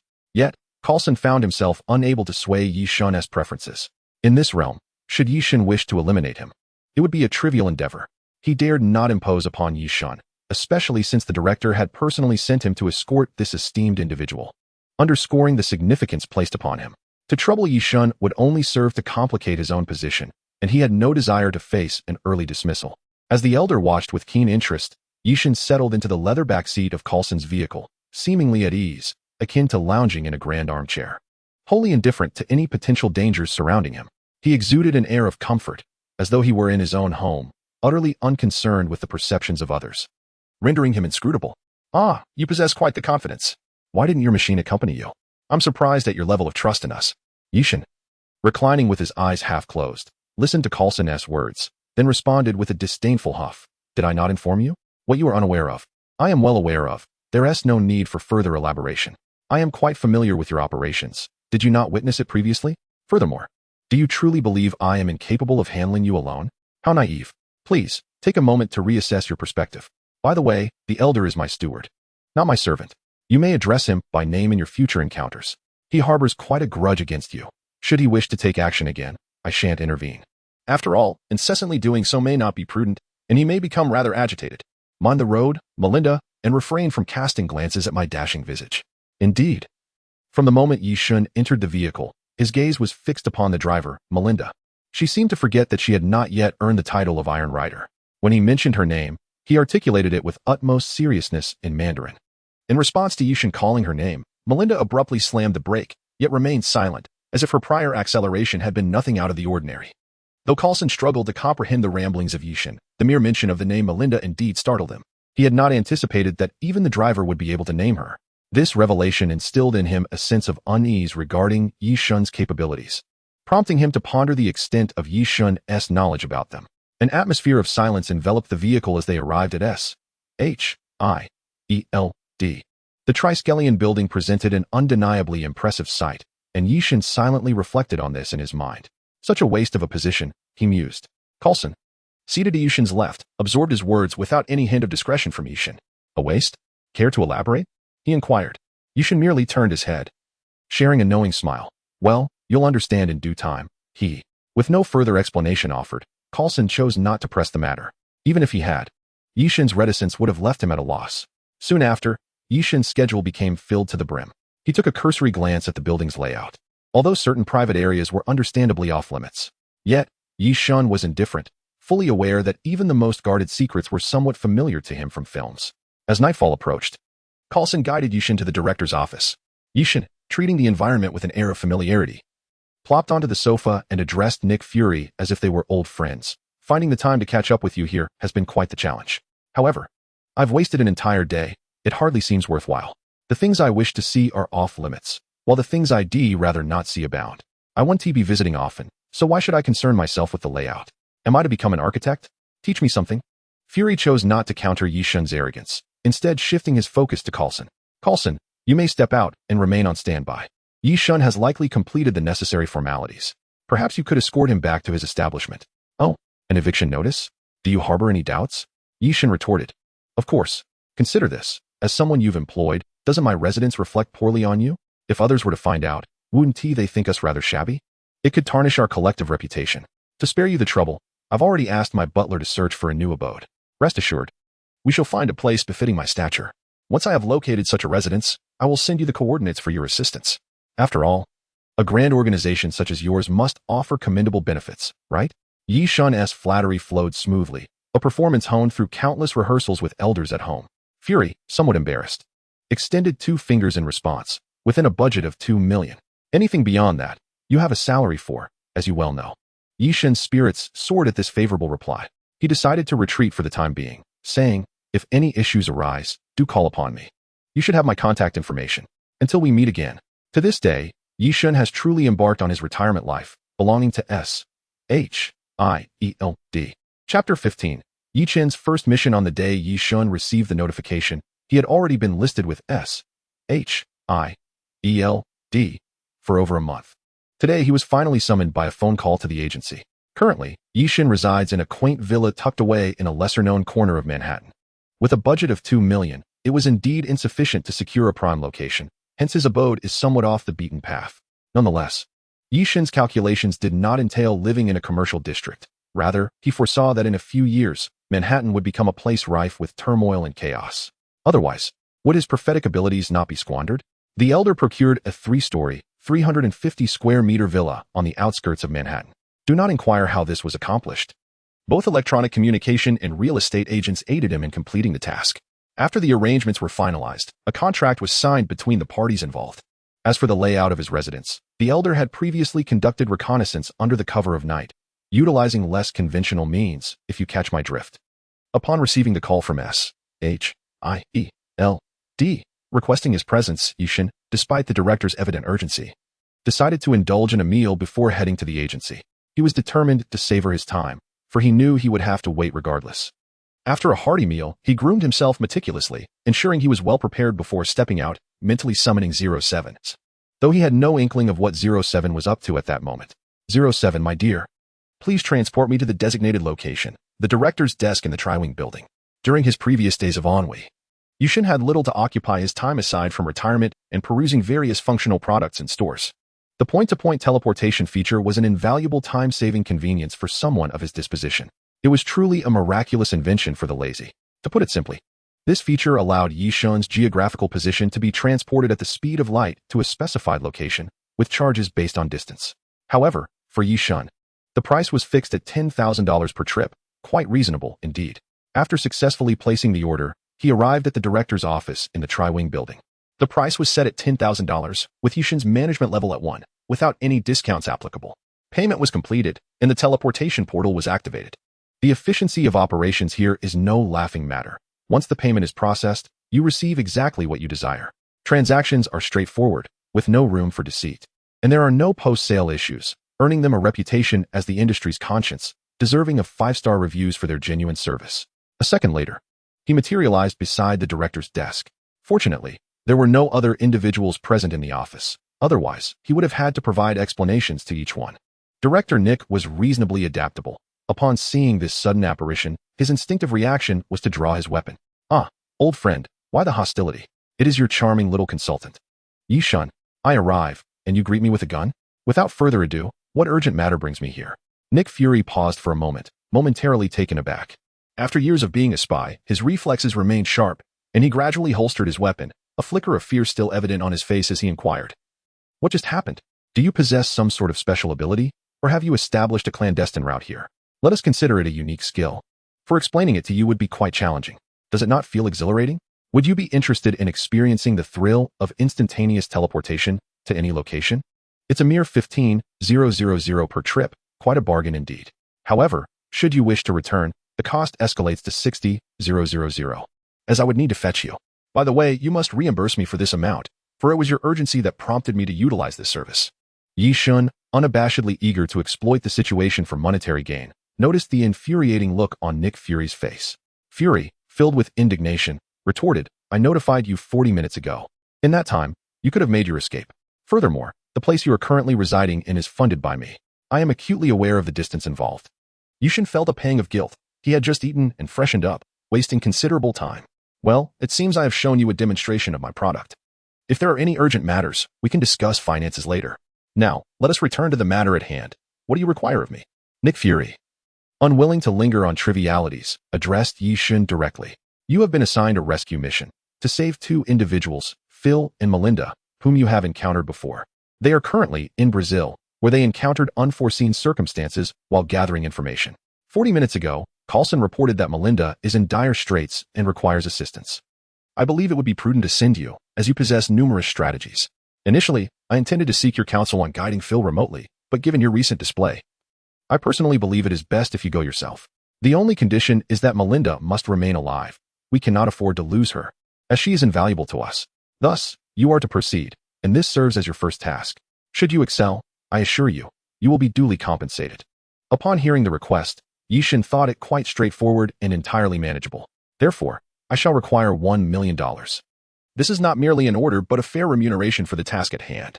If you concur with my earlier statement, I shall depart for Brazil immediately." It was imperative to articulate this, for should I adhere to standard procedures, I would lose out on 900,000, a folly I refused to entertain. Seeing Nick Fury acquiesce, Yi-shun silently communicated with 07. After 07 retrieved the 15,000, Yi-shun instantaneously materialized beside Coulson. Startled, Coulson drew his weapon and fired 3 shots at Yi-shun. Indeed, his capacity for acceptance was not as robust as one might hope, as evidenced by his reaction. "Hey, buddy, you've put 3 holes in my favorite shirt. You owe me 1,000 in compensation. Remember to settle that after the mission." What a ridiculous predicament. The attire you currently wear is hardly worth 100. And given that all 3 shots struck the upper body, do not take advantage of the situation too excessively. I shan't indulge in idle chatter with you. The current circumstances are rather dire, and information has been thoroughly suppressed. Melinda has been inside for quite some time, where there exists an individual capable of manipulating human thoughts and behaviors.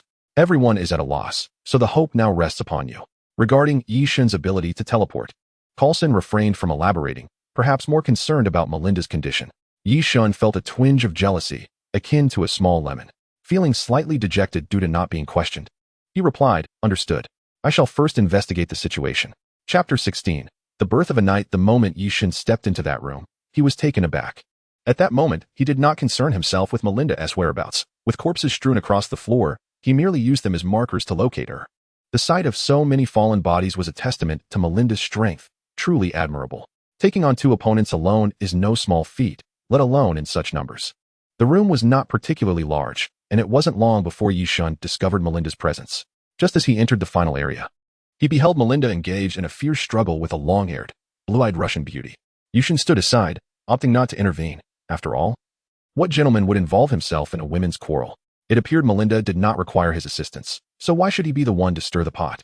Finding the best vantage point, he settled down and retrieved a small bowl of snacks from his concealed compartment. Do not critique the existence of snacks in my storage. How could I possibly divulge that within that little box were only the modified submachine gun and snacks? I certainly wouldn't share such information so readily. To wish to know is akin to dreaming in broad daylight. As Melinda was being thoroughly beaten, Yishan unexpectedly shouted, "Melinda, get up. Defeat that fool." His outburst earned him several eye rolls from Melinda. "You blundering fool, are you waiting for me to be defeated? If you don't assist me now, I will surely berate you later." Clearly, Melinda was incensed, prompting Yishan to cease his spectator role. Otherwise, that 2 million would not find its way into his pocket. There were others entering the area, one of whom bore a firearm. If his suspicions were correct, Melinda might become severely injured, and he would not allow such a fate to befall her. That old miser, Neil, would surely reduce the payout should she sustain any injuries, which was unacceptable. Yishan, for the sake of his finances, could not merely watch the spectacle unfold. With a serious demeanor, he handed the bag of snacks to the one tugging at his clothing, then drew forth the modified revolver, which he had named Yama. Addressing Melinda, he declared, "Cease. Sheath your repugnant charm. I must go to rescue the damsel in distress. I shall deal with you later." In an instant, a fearsome countenance enveloped Yishan as he turned to Melinda and said, "Melinda, drop to the ground. It is time to showcase some technical prowess." Melinda, without the slightest hesitation, found herself resting on the ground, for in her current state, after enduring numerous battles, lying down proved to be far simpler than standing. With Melinda now prone, the group of diminutive adversaries standing could be easily dispatched. Have you ever witnessed the chaotic spectacle of bullets raining down? Imagine, if you will, a deluge of bullets instead of raindrops. The scene is nothing short of magnificent. Within this room, Yishan relentlessly squeezed the trigger, as if venting his frustration. If it were me, I would have long succumbed to fatigue. In an instant, the sound of gunfire reverberated, bullets whizzing through the air, mingling with the thuds of impact, creating a percussion symphony of tap tap tap and boom boom boom, quite melodious in its own right. Those who have endured such a hail of bullets, unless possessing an indestructible body like Yishan or lying flat on the ground, would find their lives claimed by the grasp of death. Survival? It was an impossibility. He had fired countless rounds, losing count of the very bullets he discharged. Yet, Melinda remained unscathed, for she lay on the ground, merely observing the spectacle. However, this was only the beginning. The most significant threat had yet to be addressed. Having accepted the mission, it was imperative to see it through to completion. He must resolve this considerable dilemma before Coulson's team entered the room, or he would be burdened with greater responsibilities, a truly unwelcome outcome. Melinda, displaying remarkable resilience, exerted herself to sit upright. Observing her struggle, Yishan produced a life potion and, with a harsh tone, remarked, "They are all dead. Drink this and await their rescue. I will seek out the source of this trouble, and I shall also demand compensation from your director." Simultaneously, he aimed his weapon at the one holding snacks. "Hey, what are you doing? The trouble has been dealt with. The mission is complete. Why must you harm a little girl? Lower your weapon," Melinda urgently implored. Yishan, his expression cold and mocking, retorted, "You are far too kind. That girl is precisely what you refer to as an ability user. Put away your pity.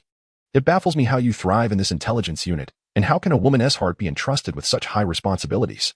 At this moment, the seemingly innocent child, filled with questions, addressed Yishan, "What is happening? You have come into contact with me. Why do you not obey my commands?" Indeed, she was still too naive. In such a situation, an experienced individual would have feigned innocence and played the role of a sweet naive girl to elicit sympathy from the soft-hearted Melinda. Yet, she was wholly unconcerned with this, instead intrigued as to why Yishan did not submit to her control. Yishan, however, was not devoid of compassion. Granting her a small wish before her demise was not out of the question. In this place, no one possesses the ability to compel my obedience through mere thought. I surmise your powers are limited to manipulating insignificant minions. Should you encounter someone with even a modicum of self-control, I regret to inform you that your influence would likely be ineffectual. Allow me to bestow upon you a bullet. It may be considered a small favor. I have answered your query, and now it is time for you to depart. Thus, this task concludes pleasantly. Yishan turned his gaze and beheld Melinda's desolate eyes fixated upon the lifeless form he had just dispatched. He could sense the tumult of emotions she was experiencing. However, it was not out of cruelty that he sought her demise. Rather, he wished to resolve a matter whose outcome was painfully evident, preferring to act swiftly and without sentiment. To spare her today might endanger others tomorrow. The threat she posed could escalate, imperiling countless lives, and the opposition she attracted would grow ever larger. Such a scenario was an unwelcome truth for both her and others. Should such events transpire, the Inhumans would find themselves hunted by the world. He recalled a terrifying scene from the 4th season of a film featuring S.H.I.E.L.D. agents, a stark reminder of the perils that could arise. His actions were tinged with selfishness, as he feared that one Inhuman could jeopardize his control over future fortunes. Thus, he acted with resolute decisiveness when he pulled the trigger. Yi Shun remained silent, uncertain of how to comfort a frightened woman in such dire circumstances. At that moment, he too was in need of solace. Yet he understood the necessity of maintaining his fortitude. Here, he was utterly alone, with no one to confide in or to share his burdens. In his mind, he exchanged a few words with 07, then touched Melinda's body, and together they vanished from the room. Days later, the title of Iron Rider, conferred upon Melinda, arrived as anticipated. Although she concealed her true thoughts, it was evident she was eager to seek her boyfriend, the psychologist, to help her navigate her emotions. Meanwhile, Yi Shun lay quietly in his armchair, savoring a concoction prepared by the elder.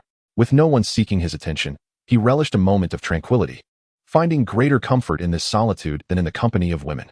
Yi Shun's current identity was that of a merchant, although he still considered himself a good-hearted youth. The nature of a merchant is to prioritize profit above all else. The following morning, Yi Shun arrived at the Triskelion, home of S.H.I.E.L.D., driving himself rather than relying on 07's abilities. He reasoned that since the vehicle was provided by the director, he ought to have the fuel expenses covered as well. Why spend $10,000 when he could take advantage of this arrangement? It seemed far more prudent, especially since even utilizing the store's resources would likely not yield any financial return from that miserly individual. Thus, this approach afforded him greater peace of mind. He arrived today, with no other agenda but to borrow some money. After all, the $2 million in remuneration that had been agreed upon yesterday had yet to be delivered, and he was quite perturbed by this matter. Thus, he resolved to come in person to ascertain the situation. Had he not pursued the debt himself, it is likely that the director would have procrastinated until Yi Shun completely forgot about the matter. After all, if this situation were to befall Yi Shun in the role of the director, he would certainly not allow anyone to pilfer $2 million from his own pocket. $2 million is no trifling sum for an ordinary person. Hence, his determination to collect was resolute.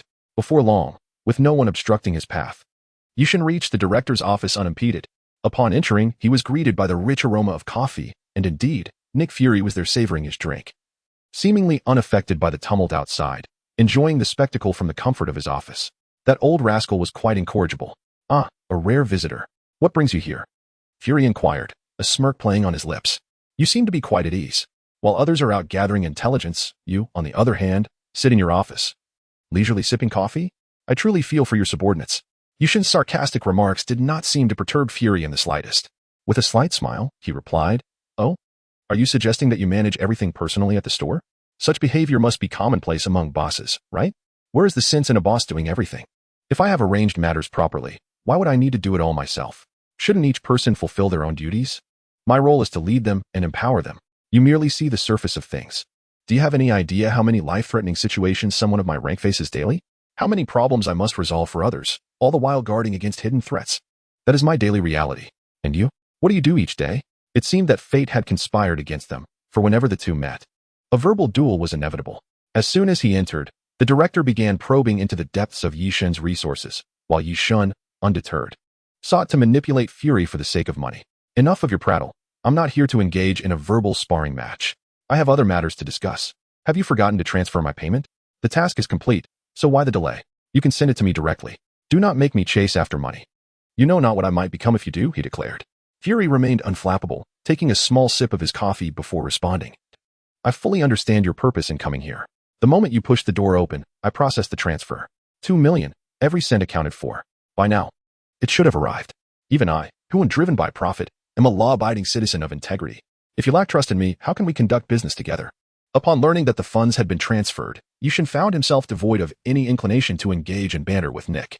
He promptly retrieved his phone, perused the messages, and meticulously verified the transaction, discovering that the amount was intact. Satisfied, he tucked his phone into his pocket. After all, with the money successfully deposited, there was little left to worry about. His objective had been achieved, rendering any further delay unnecessary. He offered Nick a feigned smile and began to stride towards the door, remarking as he walked, "I see that the funds have been received. Since the money is in, I shall take my leave, Director Nick." Yi Shun's brazen demeanor, akin to burning bridges, irked Nick Fury. With a disdainful tone, he retorted, "Had I known you would be so eager, I would have postponed the transfer. Your fixation on money is concerning. I dread the day I forget to send you funds and find myself bankrupt. What might you resort to then? Should I fail to provide you with the money, your potential for chaos could be quite alarming. Please, have a seat. I have matters to discuss with you." Upon hearing Nick's words, Yi Shun sensed the possibility of further financial gain. After all, with the conversation heading in this direction, the director must have something to request of him.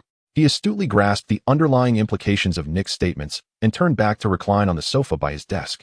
Gazing at Nick Fury, "You must understand," he asserted, "I am not attempting to intimidate you. You have witnessed my capabilities. Anyone who owes me will face dire consequences. Remember, no matter who they are." Each word Yishun uttered resonated with conviction, as if he possessed the power to reshape the very fabric of existence. Though he exuded an air of heroic bravado, an unexpected twist awaited him shortly thereafter. A lady, shopping at store number 7, had never spent a single penny, an ironic turn of events indeed. Nick Fury, however, remained unfazed, his expression unchanged as he stated plainly. "They returned to brief me on the specifics of the last mission. Melinda reported that you were the first to recognize the girl's unique abilities. I wish to know how you discerned her otherness when she appears no different from an ordinary person." Yishun, without a moment's hesitation, blurted out, "Her eyes." Indeed, he spoke the truth. Prior to his rescue mission, he had already familiarized himself with the narrative, having seen it unfold in a film. Thus, he was acutely aware of who the girl truly was. Had he forgotten the plot, he would have met a grim fate long ago. Nonetheless, Nick Fury was not satisfied with Yishun's response. He pressed further, "Do you possess any means to help us identify their kind in a timely manner? Nature indeed exists. As I have informed you numerous times, everything you require is available for sale, so why must I reiterate this? What you seek is merely the ability to discern between the extraordinary and the mundane, is it not? I possess a tool for this purpose. Would you prefer something grand and impressive, or something portable and convenient?" Such transactional matters are indeed challenging for Yishun to refuse. However, when it comes to the extraordinary beings, their discernment poses a certain difficulty. After all, they appear no different from ordinary individuals at first glance. "You mentioned a term, extraordinary beings. Is that their designation? Do you have any further intelligence regarding this?" Nick Fury, with his remarkable capacity to grasp the essentials, began to press Yishun for answers. Yishun did not shy away from Fury's probing inquiries, maintaining a facade of calm while internally feeling quite anxious. His tongue proved rather troublesome, revealing too much. Nevertheless, discussing it bore no significant consequence, for in a few years, extraordinary beings would be ubiquitous. And perhaps the profits would not be as substantial as they are now. Naturally, the information you desire is also negotiable. If you genuinely wish to uncover such knowledge, I can certainly accommodate you, provided one condition is met. You understand, the requisite funds must be sufficient for this transaction. Yishun smiled, addressing Director Fury in a tranquil manner. To Fury, Yishun's words seemed honest and trustworthy, yet he did not rush to express his desire for information. Instead, he pondered for a moment before seriously inquiring, "What is the price for all of this?" Chapter 18. A history worth $5 million. Nick Fury contemplated for a while. Even if the final intelligence did not hold immense value, he was curious to see Yishun falter, for this inquiry was quite challenging.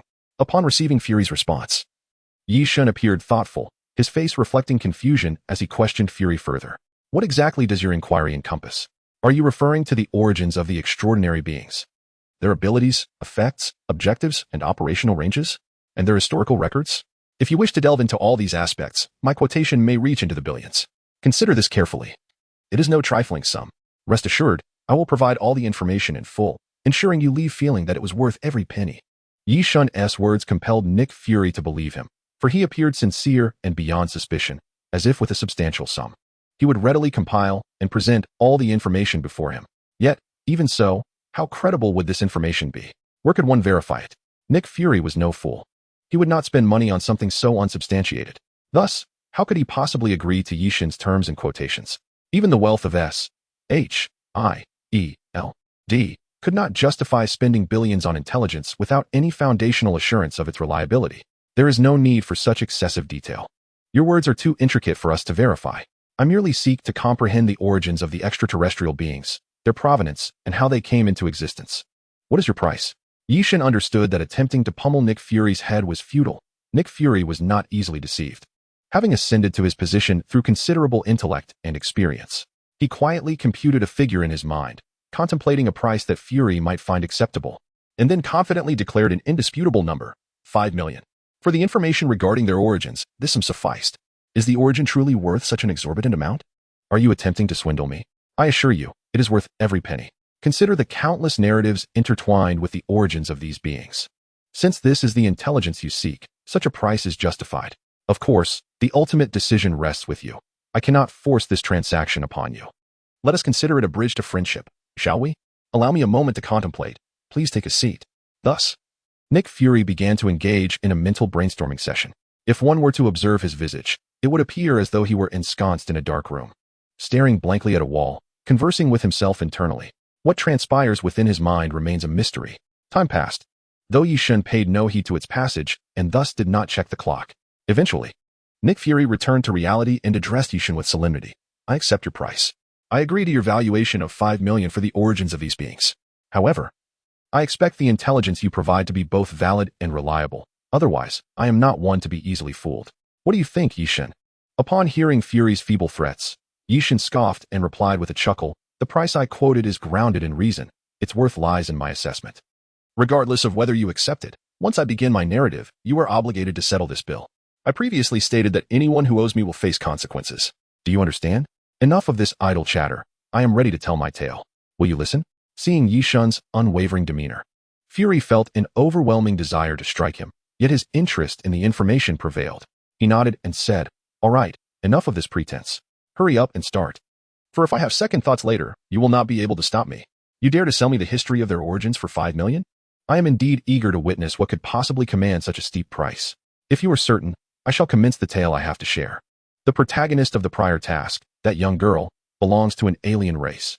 Of course, she is not a solitary entity. They exist as a collective, categorized much like humans, yet they do not fall within any classification of humanity. For the sake of convenience, let us refer to them as the alien race. Each member of this group possesses a mysterious power. Now, let us speak earnestly about the matter at hand. The origins of this race can be traced back millions of years. Eons ago, two great factions in the cosmos, the Kree and the Skrulls, engaged in fierce conflict. To ensure the continuity of their lineage, the Kree integrated themselves among humans, subsequently developing a keen interest in the genetic heritage of sentient beings on our planet. They initiated a series of experiments aimed at addressing the slow evolution of their kind, while also creating controllable warriors. Following the cessation of hostilities, this combatant race they had engineered was left behind on Earth. They proliferated and thrived on this planet, culminating in the emergence of a superpowered race known as the alien race today. Yearn possesses only a rudimentary understanding of this race, as the television series provided limited insight, leaving him with a fragmented comprehension. He shared all that he could articulate. Beyond that, he was at a loss, a consequence of his neglect in following the comics. Although more than half of what Yearn conveyed lacked practical value, it left director Nick Fury utterly astonished. After all, centuries had elapsed, and countless individuals had envisioned the form of extraterrestrials. Yet, Yearn was the first to depict it with such intricate detail, which genuinely astonished Fury. Had it not been for Director Fury's previous encounters with extraterrestrials, he would have dismissed Yearn's words as mere nonsense. Until Yearn recounted the history of the mutants, Fury had been uncertain about the nature of what he had witnessed. Were they aliens or mutants? However, after Yearn's narration, Nick Fury was convinced that the corpses he had previously encountered must indeed be of alien origin, as tests had confirmed they were entirely unlike human samples. After Yearn concluded his account, a considerable amount of time passed before Nick Fury regained his composure. His voice, somewhat hoarse, finally broke the silence as he inquired, "Can you vouch for the veracity of what you just shared?" He continued, "Though I am but a profit-driven merchant, integrity remains a fundamental principle of human decency. There is no need for deception in our dealings, as it serves no benefit to me. You may choose to regard my words as mere trickery. Yet the story has been told, and do not forget to transfer the payment. Otherwise, you understand the implications. I shall pose another question. What do the Kree look like? Allow me to offer you a discount, $100,000. They possess blue skin. Although differing in hue, their appearance is quite similar to that of humans." Nick Fury, weary of the insatiable greed that resembled that of a beggar, found himself indifferent to the matter at hand. What troubled him was the realization, following the recent tale, that his protective duty extended even into the vastness of outer space, leaving him in a somewhat dismal mood. The burdens of his work felt overwhelmingly cumbersome. "All right, you may leave now. I shall ensure you are compensated. Allow me a moment of solitude. Rest assured, I shall depart at once. Please do not forget to transfer the funds. Should I return home to find no notification of the transaction, I may very well pay you another visit. Wishing you a blissful life ahead. I look forward to your next patronage," Yearn remarked, retreating towards the door, thoughtfully closing it behind Nick Fury, a truly compassionate soul. Chapter 19. Planning as anticipated. Upon receiving the intelligence, SHIELD promptly initiated operations and investigations. While Yearn was uncertain of the profound impact such revelations would have on Nick Fury's psyche, he was acutely aware that, following those utterances, Nick Fury's journal would no longer find peace. savoring the rich aroma of coffee. Such notions felt utterly fanciful. Yet, Yi Shun remained unconcerned. As long as the earth did not implode and no one owed him money, the rest was of little consequence to him. After all, in the Marvel Universe, countless heroes exist, and there was no need for him to vie for their acclaim. Living a tranquil life at home sufficed. For Yi Shun, adhering to his original plan was paramount. In the context of the Marvel environment, Yi Shun understood the precariousness of his situation. He was not fully equipped to ensure his safety. At this juncture, he had unwittingly entered the fray, and if he aspired to emerge victorious, he needed to be thoroughly prepared. After deliberating various scenarios, Yi Shun established his primary objective: mere survival. Despite his formidable defensive capabilities, he remained susceptible to fatal threats, such as missiles or sniper rifles. Assassination was still quite feasible. Even the most powerful could fall victim, lest he become overly invincible, basking in an exaggerated protagonist's aura. Thus, his fundamental task was to endure.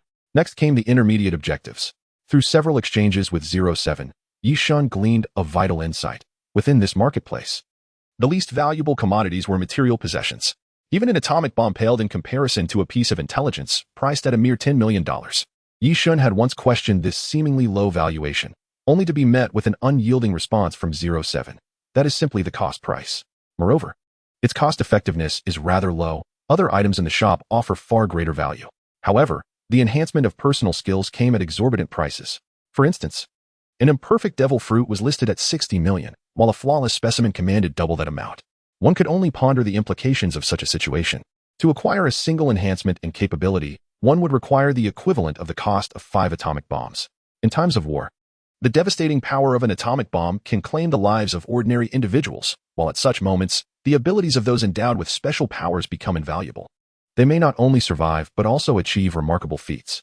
Additionally, there exists a category of educational commodities, such as introductory tomes on magic, which are priced at merely 1 million. However, the magic referenced here is not witchcraft, but rather the enchanting sorcery found within the realm of fantasy.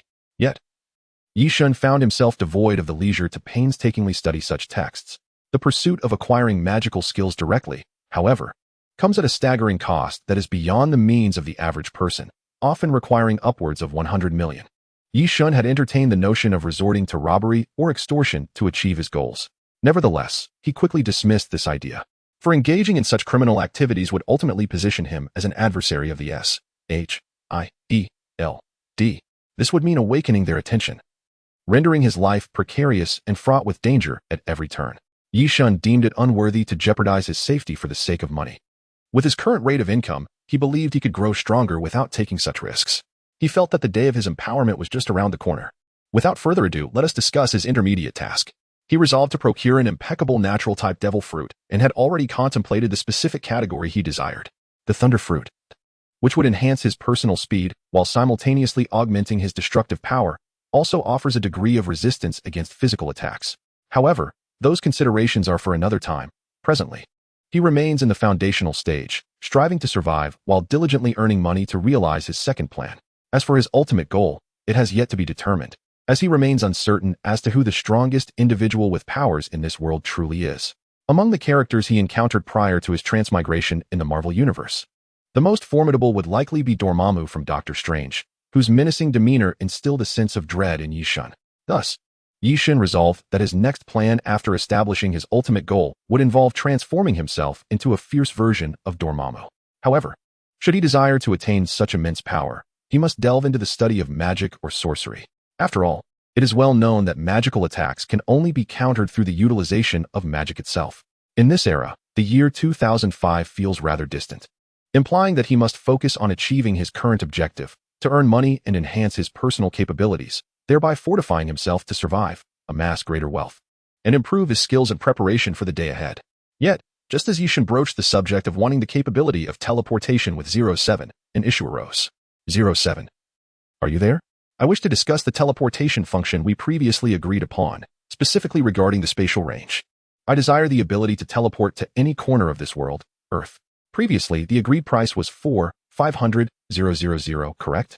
Indeed, the teleportation feature is priced at 4,500,000 in the store. May I inquire if you are certain about proceeding with the transaction? The successful acquisition of the teleportation functionality has been implanted in your mind. Yi Shun paid no heed to the comments of the individual known as 07. Instead, he continuously experimented with the newly acquired skill that he had just deduced. Teleportation, akin to instant movement, enables Yi-Shun to arrive at any location his mind envisions without wasting time or requiring tools. Merely a thought suffices. However, this ability is confined to places he has previously encountered. At that moment, Yi-Shun's mind was inundated with all the instructional material related to instant teleportation, and he suddenly felt that his future days would blossom with excitement. After all, he could now venture forth to explore the world, and at least he would not have to spend on travel expenses to visit those grand cities, would he? Nevertheless, this personal capability had been somewhat constrained, after all. Such an affordable price implied that the functionality might not be overwhelmingly potent. Yet, he remained unconcerned about these limitations, mistakenly believing that the inadequacies were merely a restriction on the number of daily uses. Now, it appeared that the limitation was merely situational, requiring him to have seen the locations beforehand, which delighted him immensely. Just moments ago, he was contemplating a journey around the world, and he promptly took action, eagerly calling out to his butler, "Elder, prepare the necessary items. We are going out to play." He received no response, only the faint sounds of items being gathered. This was hardly surprising. In the elder's eyes, whatever Yi-Shun requested, he would dutifully fulfill without needing to inquire about the reasons behind it. After all, if the young master was required to explain every request, he would likely grow weary of it. The following day, at the break of dawn, Yi-Shun set out. As for the route planning, he paid it no mind. With the elder accompanying him, the highly intelligent mechanical butler instilled confidence in him. He knew that as long as he followed, he would not get lost. All he needed to do was clear his mind and follow the elder. Chapter 20. The arrival of Gu. Time flew swiftly, and more than 6 months had passed. Yi-Shun, the shopkeeper, had spent nearly a year in this Marvel era, welcoming the year 2006, while Iron Man would emerge 2 years later. Nowadays, he could see Tony Stark's news on various entertainment headlines daily, such as whom he spent the night with or the peculiar antics he engaged in the following day, an array of bewildering events. This year, the old shopkeeper Yi-Shun finally received his second shopkeeper gift package. Upon reviewing the contents of the package, he resigned himself to the fact that such benefits were truly a matter of luck. Naturally, it did not contain the thunder fruit he had longed for. After all, the store boasted an abundance of items, and the chances of receiving something that truly resonated with his desires were exceedingly slim. Nevertheless, the content and functionality of the gift he received left him relatively satisfied. This item proved to be quite formidable, serving as a practical talisman for critical moments. The Eye of Death Perception is an extraordinarily unique weapon akin to the laws of causality, frequently appearing in animations such as Tsukiheim and Kara no Kyukai. When wielded, one might observe a series of cracks in various hues, typically dark lines referred to as the death lines. The irreversible damage inflicted by this ability is beyond the comprehension of an ordinary person. Even if an item within a package is free, the accompanying manual is relatively detailed in its descriptions. Upon receiving such an item, the shopkeeper discovered that despite its complementary nature, the manual provided an unexpectedly thorough explanation. As he accepted this item, he sensed a peculiar shift in his visual perception. The world before him transformed into a tapestry of intricate lines and patterns. This was undoubtedly a test of his newfound ability, and the outcome was that he ended up incurring significant costs for items damaged upon his departure from the establishment. Indeed, he had inadvertently ruined the very house he inhabited. The various belongings within his dwelling, from delicate floral decorations to substantial furniture like sofas and bookshelves, had all been subjected to the peculiar influence of his gaze. In totality, the compensation he had to pay far exceeded the cost of his stay. Spending such a sum in the evening was not merely a trivial matter. He realized that to sever the death lines, he must activate the Eye of Death Perception. Otherwise, the lines would not manifest, nor would such disastrous consequences occur. Conversely, should he choose to deactivate this ability, his vision would revert to normal, and he would inflict no harm upon any object. Thus, he recognized a critical truth. To utilize this skill, he must safeguard his eyes. If he could see nothing, what good would it do to sever anything? In an instant, he departed from the previous hotel, heading towards his next destination. Suddenly, a chill coursed through him, accompanied by an unsettling sensation. Soon, a figure clad in a hoodie and a baseball cap, gazing downwards, approached him with a clear intent. As this individual brushed past him, he felt an odd dissonance in his surroundings. It seemed as though he had transitioned to another realm. Though it bore a striking resemblance to the previous one, merely a vague sense of strangeness without any discernible flaw. At that moment, a woman's voice reached his ears. "Shopkeeper Yi-Shun." In that fleeting second, the proprietor of the 7th store realized the significance of the encounter. Only a select few could manifest such an anomaly. And in his recollection, the only individuals capable of such feats were those in his circle, particularly Dr. Strange. After all, in his experience, few others possessed such abilities. It is an honor that you, Master Strange, know my name. However, I am curious as to the purpose of your visit to my humble establishment today. Upon hearing Yi-shun utter his name, Dr. Strange felt no surprise, for she had already been aware of him prior to seeking him out. After conducting a thorough background investigation on Yi-shun, it became evident that even the S.H.I.E.L.D. had kept this information under wraps. Yet no matter how meticulously one attempts to conceal matters, there are invariably some discrepancies, are there not? Moreover, given the prowess of Ancient One, acquiring knowledge of any whereabouts would be quite effortless. However, is there truly a wall that does not let the wind through? Even if such a wall existed, Yi-shun, I must confess my abruptness in approaching you today, yet I am compelled to seek your insights on a few matters. Ancient One's words, though courteous, did not afford Yi-shun any sense of relaxation. He immediately activated his deadly sight, and, clearing his throat, said, "Please proceed." He turned to face Ancient One, eager to discern the numerous vulnerabilities within this individual that could potentially lead to his demise. Upon turning, Yi-shun was taken aback. He observed that there were not many fatal lines on Ancient One's body, though a few death lines were present on his torso and limbs. The critical points were alarmingly scarce, with merely 2 located at the heart and forehead. This revelation momentarily unnerved Yi-shun, though he endeavored to mask his apprehension. For his own identity was equally complex, and maintaining an air of mystery necessitated the suppression of any visible alarm. Without any preamble, Ancient One addressed him directly. "Yi-shun, I shall not beat around the bush. I have come to inquire about one matter. From whence do you hail?" Upon hearing the question, Yi-shun's pupils constricted for a fleeting second. He then feigned ignorance, gazing at him and responding, "Sir, I find myself somewhat perplexed by your inquiry. Might you elucidate?" Ancient One regarded the shopkeeper, who was clearly attempting to feign confusion. Unperturbed, he continued with his calm questioning. "Yi-shun, I have ceased to conceal anything from you. Why must you persist in this charade, since you claim to be at a loss? Allow me to clarify. I possess the ability to perceive both the past and future of individuals, yet you do not provide the information I seek. It is evident that you do not belong to this dimension. Therefore, from where did you come?" It appeared that Ancient One was resolute in not allowing Yi-shun to depart easily. Yi-shun grasped that Ancient One was not easily deceived. Yet having recently acquired the skill of teleportation, he felt unperturbed by Ancient One's intentions. "Why is it of such significance to you where I originate?" He retorted. "It is indeed important. However, I choose not to answer your question. May I then conclude that you indeed do not belong here? Might I suggest you return to your rightful place? Why should I undertake an action based solely on your words? I am aware of your longevity, and I possess sufficient capability to contend with you. While you ponder your next move, perhaps you should reflect upon your own affairs. Is it not true that your dark energies are becoming increasingly difficult to conceal? Reflect upon that, lest you ignite your own demise."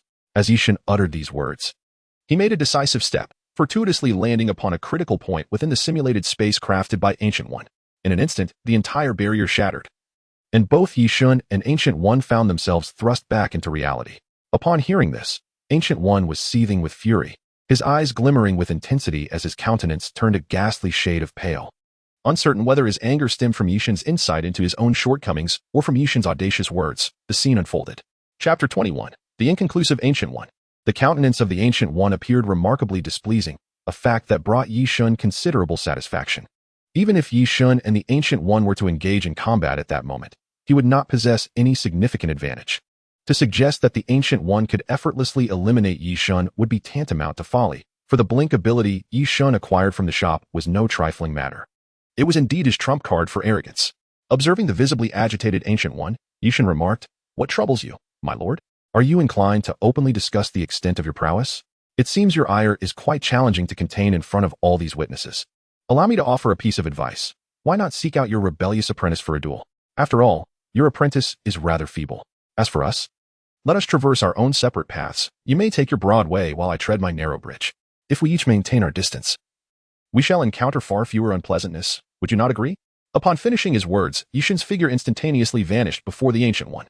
Stunned by this spectacle, the Ancient One then heard Yi-shun's voice emanating from behind him. "You possess the capacity to locate me. I presume you must have investigated my background and capabilities prior to your arrival. Hence, I will speak plainly. Should you wish to engage in a contest here, any ensuing casualties and losses will be yours to bear. Even if I presently cannot pose a threat to your life, I cannot guarantee the safety of your weak apprentices. Should you wish to gamble their lives against me, I am more than willing to oblige, for I have long yearned to explore the wonders of Kamartaj." Yi-shun appeared as a brazen leader of the underworld, unruly and dismissive, akin to a child who heeds no counsel, issuing threats indiscriminately. Upon hearing Yi Shun's menacing words, the Ancient One's expression surprisingly returned to tranquility, as if the threats had not disturbed him but rather soothed his spirit. He responded calmly, Master Yi Shun. As the rumors suggest, you are indeed all-knowing. Your words only deepen my curiosity about your origins. You have been here for a year. Had you wished to strike, you could have razed this place to the ground long ago. This suggests that S.H.I.E.L.D. must have considerable confidence in you. If I were to act violently towards you now, it would only serve to tarnish my own reputation. Let us conclude this matter for today. We have met and gained some mutual understanding. As for who possesses the upper hand, that will become evident in due time. I shall take my leave now. Perhaps it was Yi Shun's recent words that instigated a sense of caution within him, or perhaps he had merely come today to probe the depths of this shopkeeper's character. Nevertheless, his true intentions remained a mystery to those around him, as they were not privy to his innermost thoughts, and he certainly was not the protagonist of this narrative. However, it was abundantly clear that the shopkeeper felt quite displeased by the unexpected visit of this unwelcome guest. Prior to his transmigration, he had harbored little affection for this character while watching films, and even felt a tinge of aversion. Despite the character's role as a hero, contributing to the preservation of world peace, his lofty demeanor and disdainful expression rendered him intolerable to the shopkeeper. Consequently, Yi Shun had no intention of engaging with him further. After all, troublesome individuals tend to attract troublesome situations. Since Yi Shun found him disagreeable, there was no way he would allow him to maintain such an air of superiority. Just as he was about to depart, the shopkeeper spoke up. Well then, do take care. In a few days, I shall personally pay you a visit. I hope you are prepared and will not be disturbed, as I am merely giving you a heads up. Do not blame me later. Gui paused momentarily, his back turned. Yet he offered no response to Yi Shun, continuing his departure with increasing haste, as if concealing something he wished Yi Shun to remain unaware of. Naturally, Yi Shun had no desire to pursue him, for he had already experienced enough unease in this encounter. To chase after him relentlessly would only portray himself as petty, diminishing his own stature and making him appear overly sensitive, akin to a woman caught up in trivialities. Gui's arrival seemed merely a fleeting interlude. He hurried in and out without clarifying his purpose or taking any significant action. Pondering the encounter, Yi Shun took a moment to reflect on what Gui had intended. However, the conversation had revealed no discernible clues, and nothing warranted further consideration, so he resolved to set the matter aside, dismissing it from his mind. It was as if the entire episode had been a farce that had simply passed, unworthy of attention. Thus, Yi Shun embarked on his journey, which was only halfway through its execution. Fortunately, S.H.I.E.L.D. had already deposited his first year's salary into his account. Otherwise, he might have found himself destitute. As is well known, traveling can be both mentally taxing and financially burdensome. The expenses incurred were not insignificant, especially considering his propensity for indulgence. During this period, he traversed all the major metropolitan centers of the United States, spending a week or two in each locale. Half a year slipped by in this manner, allowing him a taste of American life. Yet his travels were far from over. In fact, they had only just begun. The next destination he set was Europe. When asked why he did not choose China, perhaps he feared that upon returning, he would be overwhelmed by nostalgia. His homeland, China, during this era, was something he dreaded confronting, as he was not well versed in the historical context of this time. What if he were to encounter some bizarre Marvel character, one he had never seen before? He might find himself utterly helpless. However, all of this remains mere speculation. Only the proprietor of shop No. 7 knows what truly resides in his heart. What we understand is that Asia, particularly China, is not part of his travel plans. It is as if the Ancient One has never visited, and the shopkeeper continues to revel in joy and merriment. After all, Yi Shun does not believe that an unexpected guest merits any alterations to his plans, thus preserving his cheerful disposition. Nonetheless, through this journey, he has gleaned some minor intelligence. At least he is aware that there are no mutants in this world. In other words, he will not encounter insurmountable challenges akin to Magneto or Polaris, as such individuals do not exist here. His heart rejoiced at the thought that the absence of troublesome figures would lead to fewer complications in his life. However, this also implies that S.H.I.E.L.D.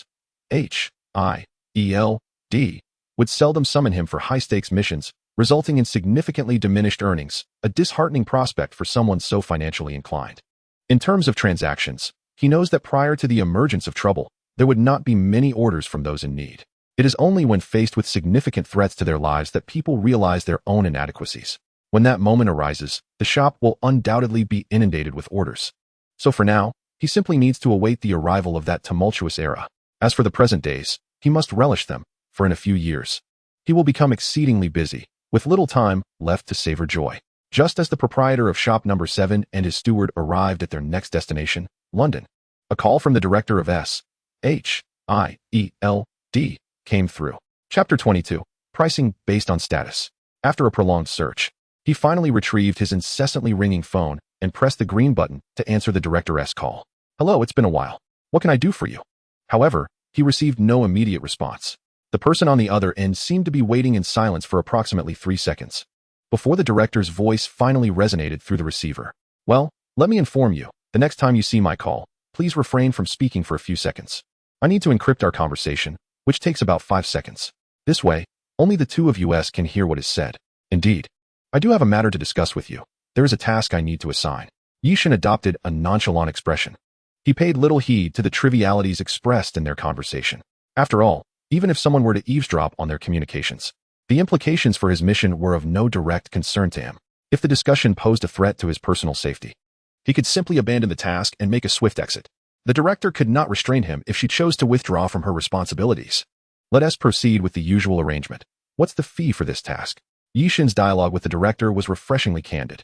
Had the director been a statuesque beauty with high emotional intelligence, one could surmise that the shopkeeper might have indulged in a more leisurely conversation with him before broaching the subject of remuneration. As for the proprietor of store number 7, the attitude he exhibited was met with approval by the director, as it streamlined the process considerably, alleviating much of Zhou Xian's administrative burdens. They shared an unspoken understanding, engaging in direct dialogue that yielded satisfactory results. Why not embrace it? I have dispatched an agent for intelligence gathering in Russia. It has been 10 years, and we currently lack any information on his whereabouts, whether he is alive or the number of adversaries he faces. In essence, we have failed to ascertain any useful information, save for the deduction that he is likely holed up in a decrepit Russian military base in Vladivostok. After hearing this, he sensed that the individual under investigation was no ordinary person. However, she refrained from elaborating further. Indulging in excessive sentimentality was not her style, and it seemed somewhat unreasonable to do so repeatedly. Moreover, it appeared that he had been categorized by S.H.I.E.L.D. as a specialist in rescuing missing agents. There is no significant issue regarding personnel, he remarked. I would like to inquire whether my initial mission involved a rescue, or if it was merely a prelude to an assassination or sabotage task. When might I receive an assignment of that nature?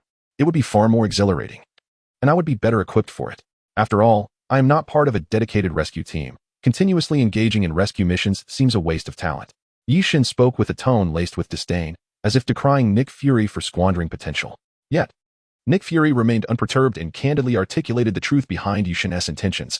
I believe you feel that I am offering you insufficient opportunities for vengeance. If you were to engage in an assassination or cause some form of destruction, would you not perceive greater financial gain? Even when his innermost thoughts were laid bare, he felt no shame. Since the truth had been uncovered, he acknowledged it. While he certainly enjoyed some financial benefits, that was not the sole motivation. Why do you perceive me as so avaricious? The primary reason is my preference for solitary operations. When I am unaccompanied, I have no reservations about how I engage with others, allowing me to act with greater freedom. Yearn naturally had ample time to spend with his sister, and the director, wishing to refrain from further discussion, stated, I comprehend your words. I shall ponder them upon my return. For now, your task is to proceed, and I shall fulfill my obligation to you. Understood. Yet you have yet to impart the name of the individual I am to rescue. What if I mistakenly save the wrong person? I might inadvertently return with a Russian soldier. She is Agent Natasha Romanoff, and the fee stands at $5 million. Previously, for a rather challenging operation, you requested $2 million. Yet now, for an ordinary agent, you demand $5 million. Do you truly find this price justifiable? The director's tone, laden with skepticism, failed to evoke any narrative within him, to which he nonchalantly replied. The valuation is dictated by the distinction of the individual being rescued and the level of the adversary. This target is of significantly higher standing than the last, thus the increase in cost. I hope you comprehend that my pricing is neither arbitrary nor exorbitant. It is firmly grounded in reason. All right, I grasp your intentions. However, I must insist that I meet him before midnight today. Otherwise, the fee shall be reduced by $1 million. My terms are quite reasonable. Would you not agree? He swiftly calculated in his mind, gazing up at the sun, now perched at its zenith, estimating the time until dusk. Thus, he readily acquiesced.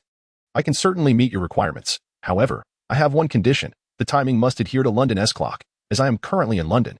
Is that too much to ask? London time is perfectly acceptable. It should be approximately 1 o'clock in the afternoon now, leaving 11 hours until the day concludes. I entrust this to you and eagerly await your favorable news.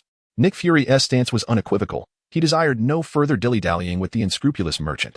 Consequently, he ended the call.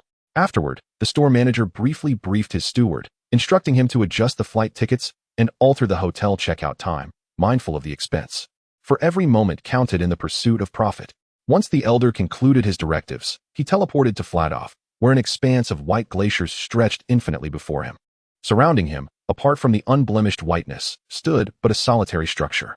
He surmised that this must be the desolate Russian military base mentioned by the director.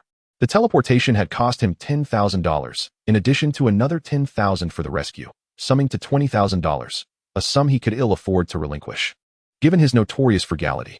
Additionally, the thermal imaging goggles he carried were valued at $10,000, rendering this journey quite costly. However, he was not prepared to directly invest $500,000.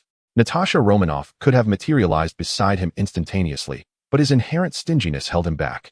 As for why it is cheaper to reach the director's office than this, it is because he had just spoken with the director over the phone.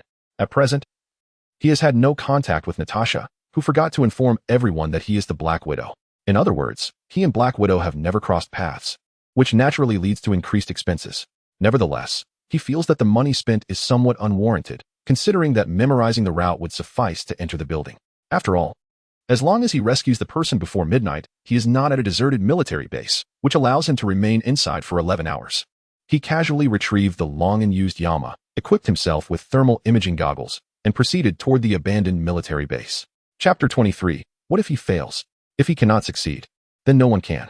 As Yi-shun commenced his operation, in Nick Fury's office, a fully armed individual, bow in hand, wore a grave expression while gazing at the director, who had just hung up the phone.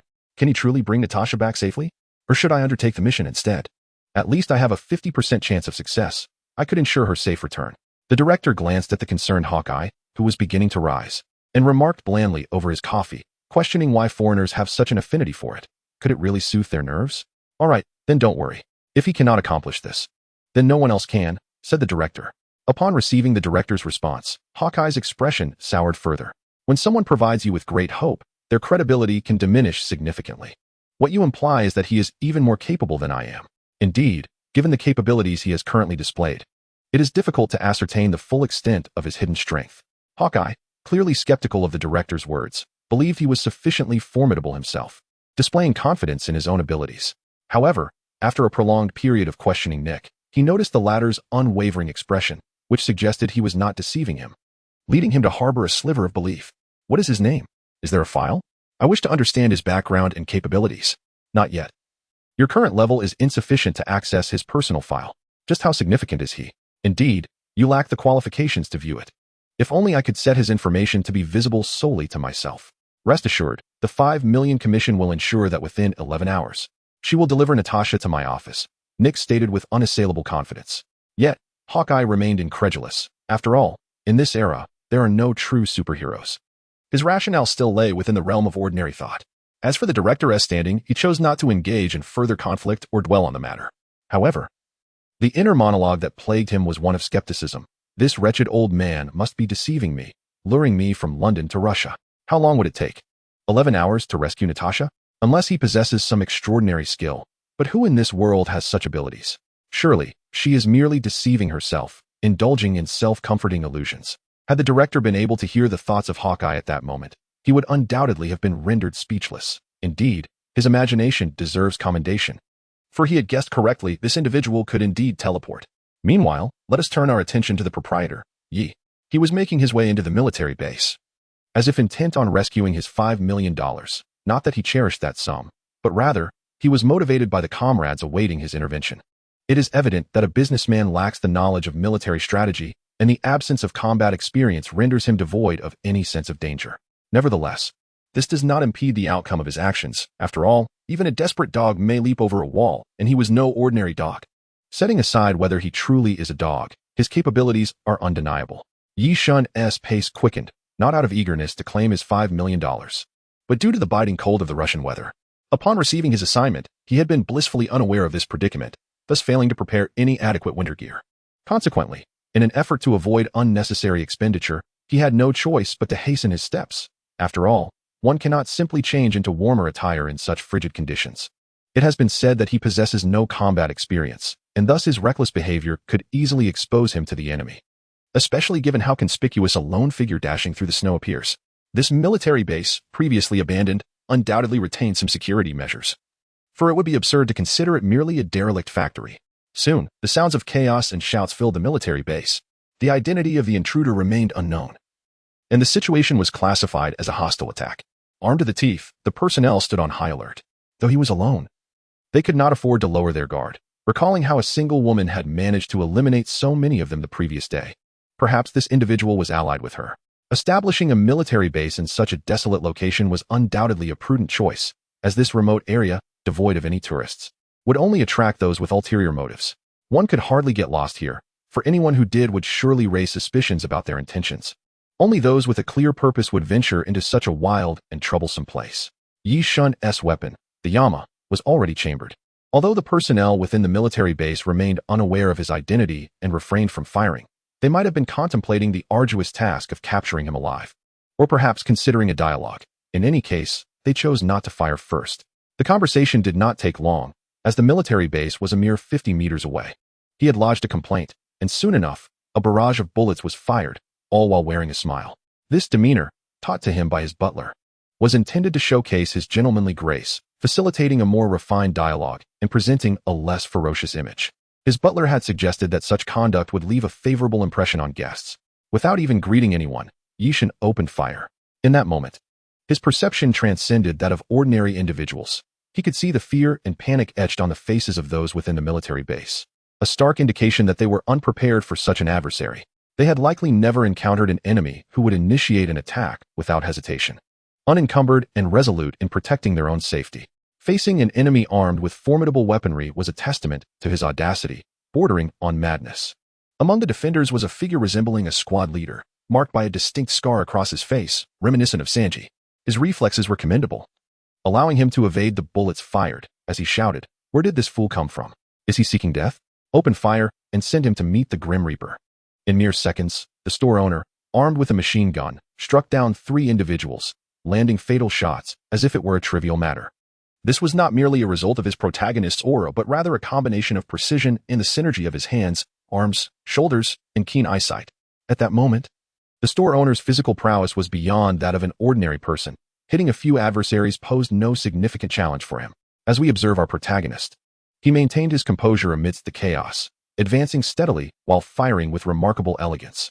His defensive capabilities were akin to that of a tank, rendering the bullets of these civilian-grade weapons ineffective. Even if hundreds of bullets rained down upon him, they would merely pierce through, leaving little more than a hole. Yet, it was improbable that anyone could shoot with such precision amidst the onslaught. Thus, the store owner swiftly reached the room he intended to enter, albeit at the cost of 41 lives taken by his adversaries in their futile attempts to obstruct him. Chapter 24. The first encounter with the Black Widow. Since Yi Shun had taken the life of the alien girl, his heart had grown increasingly callous. Fully aware of his own ruthlessness, it was akin to the initial acknowledgement of fear. The first act of such acknowledgement brought trepidation, yet with each subsequent act, as he confided to Zhao Shiwei, the burden of guilt became less tormenting. Just as with humanity's first experiences of fear, the second and third encounters diminished the weight of guilt. After all, survival of the fittest prevails. When it comes to adaptability, few nations possess the resilience that the Chinese do. Yi Shun's progress was swifter than he had anticipated. The situation unfolded just as the director had depicted. This was an abandoned military base, devoid of any weapons. Thus, the armed individuals he had encountered were merely occupying space. Moreover, the most damaging weapon they possessed was merely a grenade, which was trivial in Yi Shun's eyes, unless he wished for self-destruction. This confidence stemmed from the protective vest he had invested a substantial sum in. In such a scenario, if you were in Yi Shun's position, would you not feel a sense of despair when confronted by someone seemingly invulnerable? If one cannot prevail, then the only option is to flee, yet they could not escape him.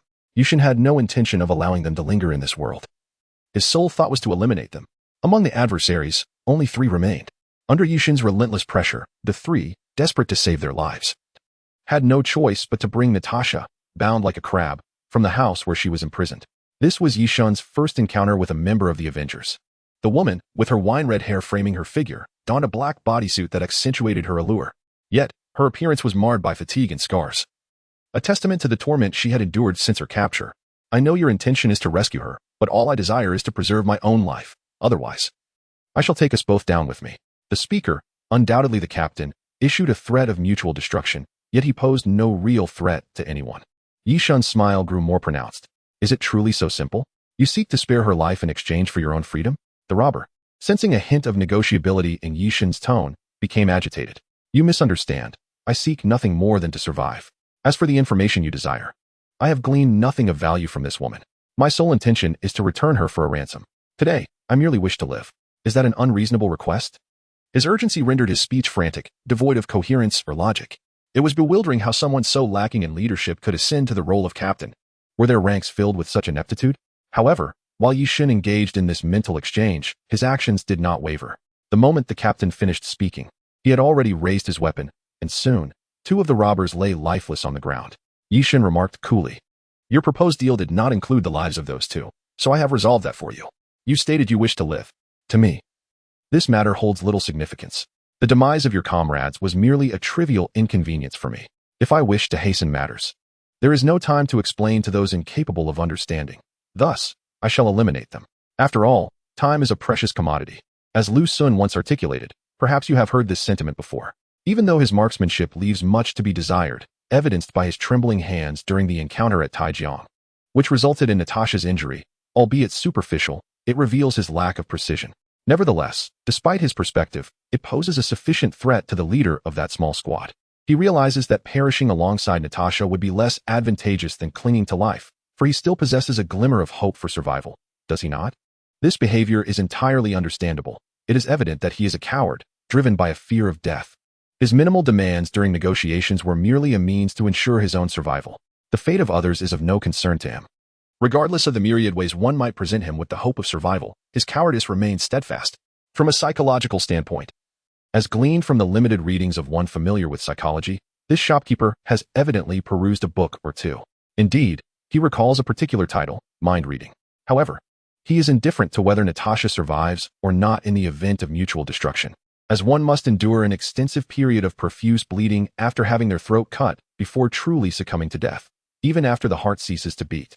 Several seconds must pass before one can be deemed deceased in a genuine sense. Medically, true death is only confirmed upon brain death. Yet, he requires merely a few seconds to restore Natasha physically, not through some portable scroll, but via a simple restoration spell, for the sake of 5 million. Sacrificing a modicum of wealth seems worthwhile. Yet, it now appears unnecessary to expend $100,000. The leader, trembling with fear, stammered a question. What do you want? Yi Shun gazed at him with a composed demeanor. First, remove the tape from his mouth so I may converse with him. Afterward, ensure he has not divulged any information to you. Beyond that, you hold little value for me, and your life is of no consequence. The leader, quaking, felt no real threat since he had not acquired any intelligence. He breathed a sigh of relief. After all, the individual before him had made his intentions clear, suggesting he might yet survive. Very well, I will honor my word and assist in removing it now. Yi Shun observed as the tape was forcibly torn away from Natasha's mouth. Before she could utter a word, he directly inquired, Is there any need to keep him alive? No, indeed.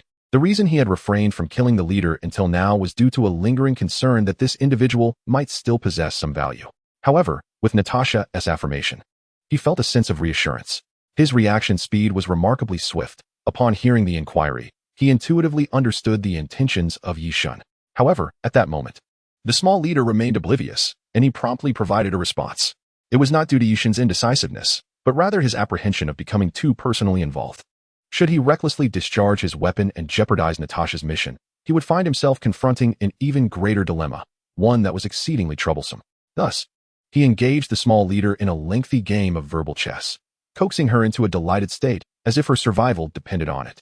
When he finally allowed her to remove the tape from Natasha's mouth, it signified that he himself had lost his purpose for existence.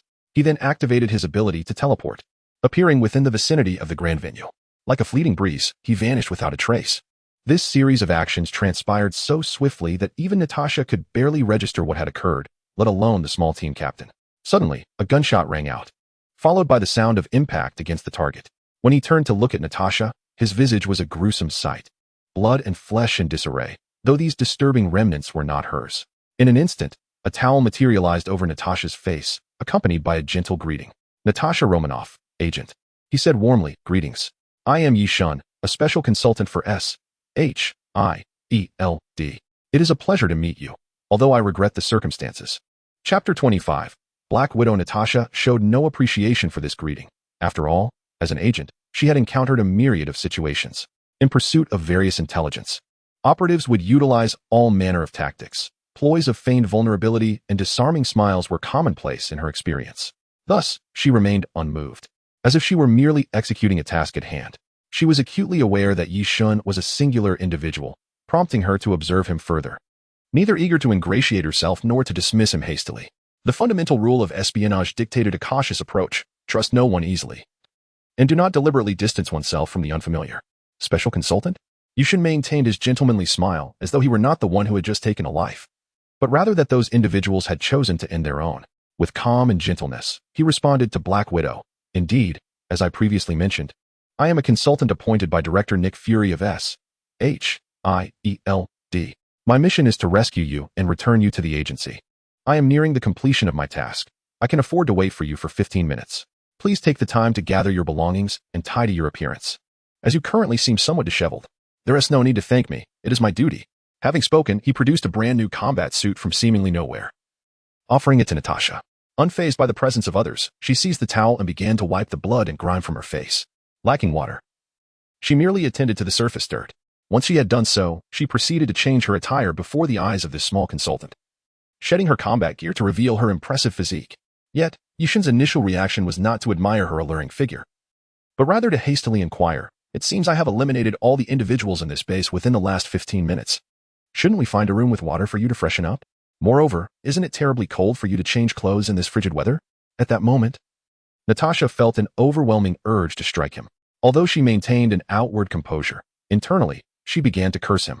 What was wrong with this advisor? Here she was, a strikingly beautiful and sultry female agent, and all he could say was whether she was cold or needed to wash up. Such insensitivity from a man who failed to appreciate her allure. It was as if he feigned ignorance while being fully aware of the situation. Nevertheless, Natasha's intent was to probe him, to discern his true intentions. Yet, Yi Shun, having taken advantage of the situation, now feigned innocence.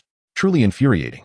For Yi Shun, those words were indeed uttered with deliberate intent, devoid of ulterior motives. After all, they had just met, and there was an inherent awkwardness. Natasha's wariness was palpable. At that moment, he was at a loss for words, believing that such remarks might alleviate the tension, as it was rather inappropriate to be so forthright upon their first encounter, though others might not recognize it. He was acutely aware that this woman appeared to be in the bloom of youth, yet her true age could easily surpass that of a grandmother, embodying the essence of a youthful spirit within an ancient being. Prior to their meeting, Yi Shun had reflected upon her history and dossier. Among the myriad details, the most significant was that Natasha was born in 1928, meaning she was only a few years younger than Captain America. However, while Captain America had been frozen for 60 years, she had continued to live, indicating that she had, in fact, been alive for nearly 70 to 80 years. While he acknowledged that Natasha's physique was indeed desirable, the notion of a romance akin to that of a grandmother and grandson held no appeal for him. Perhaps this aversion stemmed from the deeply ingrained Confucian values that shaped his worldview. While relationships between younger and older partners could be tolerated, those of a grandmotherly nature were scarcely accepted in Chinese society. Enough pretense. I know you are quite formidable, but you should change inside. I will wait for you at the guard post by the entrance of the base. Please hurry, don't keep me waiting too long. It's rather chilly outside. After speaking, Yi Shun did not await Natasha's response. He promptly turned and strode toward the guard station, his pace quickening as if to distance himself from the awkwardness that had just transpired. Natasha, feeling somewhat disheartened, watched his retreating figure. Pondering how her stunning physique could evoke such indifference, surely anyone would feel a twinge of disappointment in her place. However, this fleeting emotion swiftly dissipated. Natasha, an exceptionally skilled agent, could not be swayed by such feelings. Clad in her new combat attire, she entered the base, having just dined in the frigid weather. Who would change clothes outside in such cold, unless they were deranged? Not long after, Natasha was prepared. Aside from the bruises and wounds sustained during her capture, she appeared unchanged. I am ready. Please send the contact to fetch us, she stated. Yi Shun assessed the situation, contemplating whether his mission was far from completion. He believed he would not be shortchanged and turned to Natasha, saying, "No one will come to retrieve us. I sought you out myself." Before he could finish, Natasha became immediately alert. No plan was made. When has S.H.I.E.L.D. ever operated without a contingency plan? This is unheard of. It cannot be true. Yi Shun observed Natasha's wary expression and her clenched fists, feeling a surge of anger. He had come to rescue her, yet she regarded him with suspicion, akin to a dog biting El Dongbin, unable to recognize a good person's heart. The feeling of being wronged was quite displeasing. Yishin spoke firmly to Natasha Romanoff. Your reputation as the Black Widow is well-deserved. Your sharp tongue and keen vigilance are truly admirable. You are correct in one regard. A lack of planning is not characteristic of S.H.I.E.L.D. After all, you always adhere to a systematic approach. In such situations, brainstorming diagrams are essential. As your specially appointed consultant, I prefer to operate independently.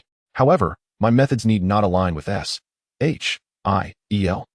protocols. I am merely a messenger from the street, instructed to bring you back. Therefore, your concerns regarding my identity and intentions are unwarranted. My sole duty is to ensure your safe return. Natasha's demeanor shifted as she absorbed his words. Despite the disparaging nature of his comments, she discerned the crux of his message. He referenced your S.H.I.E.L.D. while she had said our S.H.I.E.L.D. A subtle yet significant distinction. Yi Shun had no desire to linger in conversation, regardless of her beauty. After all, she was a woman of considerable experience. So, what must I do to earn your trust? Shall I call your director for a code? Yi Shun inquired, his expression devoid of emotion as he regarded Natasha. Chapter 26. Sometimes, one must resort to coercion to take someone away. Natasha was entirely indifferent to his previous remarks and coldly replied, "Please provide proof of your identity, otherwise I will not accompany you." Yi Shun's brow furrowed deeper as he contemplated his response. You desire proof of my identity, akin to the insignia designed by your S.H.I.E.L.D. However, I find the design rather uninspiring, and thus I did not acquire one. As for the rest, they remain with my butler, and I have not carried them with me. It appears I possess nothing that can readily attest to my identity. Natasha, observing the words of the young girl, sensed an element of truth in her claims. Yet, having spent considerable time in Shenzhen, she had not heard of such an advisor associated with S.H.I.E.L.D., which made her hesitant to accompany the girl without further consideration. I apologize, but I cannot return with you. However, there is no cause for concern. Our paths will cross again. As for the matter of returning to S.H.I.E.L.D., it is no burden to you, for I have my own means. Should this mission resemble the previous unnatural assignments, the proprietor of Store 7 might have accompanied him. After all, there is no time constraint. However, this task is bound by an 11-hour limit, and already an hour has elapsed. Should he fail to appear before the director within this time frame, it would signify a failure of the mission. Moreover, it is improbable that she could return alone within such a brief span. Yi Shun harbored doubts about Natasha's ability to reach S.H.I.E.L.D. headquarters alone, given that their current location was nearly 4 hours from the nearest airport. Assuming one travels by vehicle rather than on foot, in such frigid conditions, could she possibly run? I regret to inform you that I cannot acquiesce to your demands, as I have committed to Nick Fury to ensure your safe return to the director's office within 11 hours. Otherwise, I would consider the mission a failure. However, concerning the inquiries you posed, I believe I have a more satisfactory response for you, one that I suspect you will find agreeable. Natasha appeared perplexed. A new response. Yi Shun smiled slightly at her, and as she instinctively took a step back, he swiftly drew the gun from his waist and pressed it against her forehead, stating, "My response is that you have no authority to refuse my intentions. Are you satisfied with this? If you have no objections, let us return, for my time is limited, and I cannot afford to linger in idle chatter." Natasha's eyes widened momentarily, clearly startled by the advisor's actions. Anyone would feel a surge of tension when faced with a gun pointed at their forehead, ready to pull the trigger. The constriction of one's pupils is a natural reaction to danger, excluding those who are visually impaired. Nevertheless, Natasha remained unfazed. After all, she would soon become the renowned Black Widow, having endured 70 years of espionage and its myriad trials. Such childish antics were trivial in her eyes. Facing the gun at her forehead, she had no time to contemplate her response, yet her body instinctively reacted, as if following a mechanized script. He slightly tilted his head to the right, swiftly grasping the wrist of the assistant consultant with his right hand and pushing him to his left front. In an instant, the gun's muzzle was no longer aimed at his head. Subsequently, he raised his foot and kicked towards the consultant's ancestral passage. This series of movements was executed seamlessly, without the slightest hesitation, reflecting a decisive resolve, as if he had rehearsed this numerous times with other men over the past week. Confronted by the Black Widow, our shop owner at store number 7 was taken aback and unprepared, particularly given his lack of combat experience, while the woman before him was undeniably seasoned. It must be said, Natasha fainted. Yushin did not immediately comprehend that this was indeed the Black Widow, and that the flurry of techniques had been tested on her. Were it a common individual, they would have likely met a dire fate. However, he was no ordinary man. Let us not forget his protective measures. As the Black Widow replaced his reproductive organs, the consultant seemed to exhibit no reaction. At that moment, she pondered whether he had mastered the sunflower manual. In an instant, the shop owner at store number 7 swiftly struck the Black Widow's back, as the thorny rose was delicately plucked by our little consultant. Yushin gazed at the unconscious Black Widow on the ground, spitting out a deep sigh. How infuriating. This old lady truly aimed to obliterate me. Had I known, I would have dealt with her sooner. Knocking her out would have been far simpler. Now, it was indeed tranquil. One must admit, the Black Widow possessed a venomous heart. With a mere disagreement, she could render someone completely desolate. Such thoughts were not the musings of an ordinary mind. After a brief soliloquy of complaints, he organized himself and initiated the Black Widow's teleportation. After all, in this frigid landscape, even the mightiest would turn into ice pops.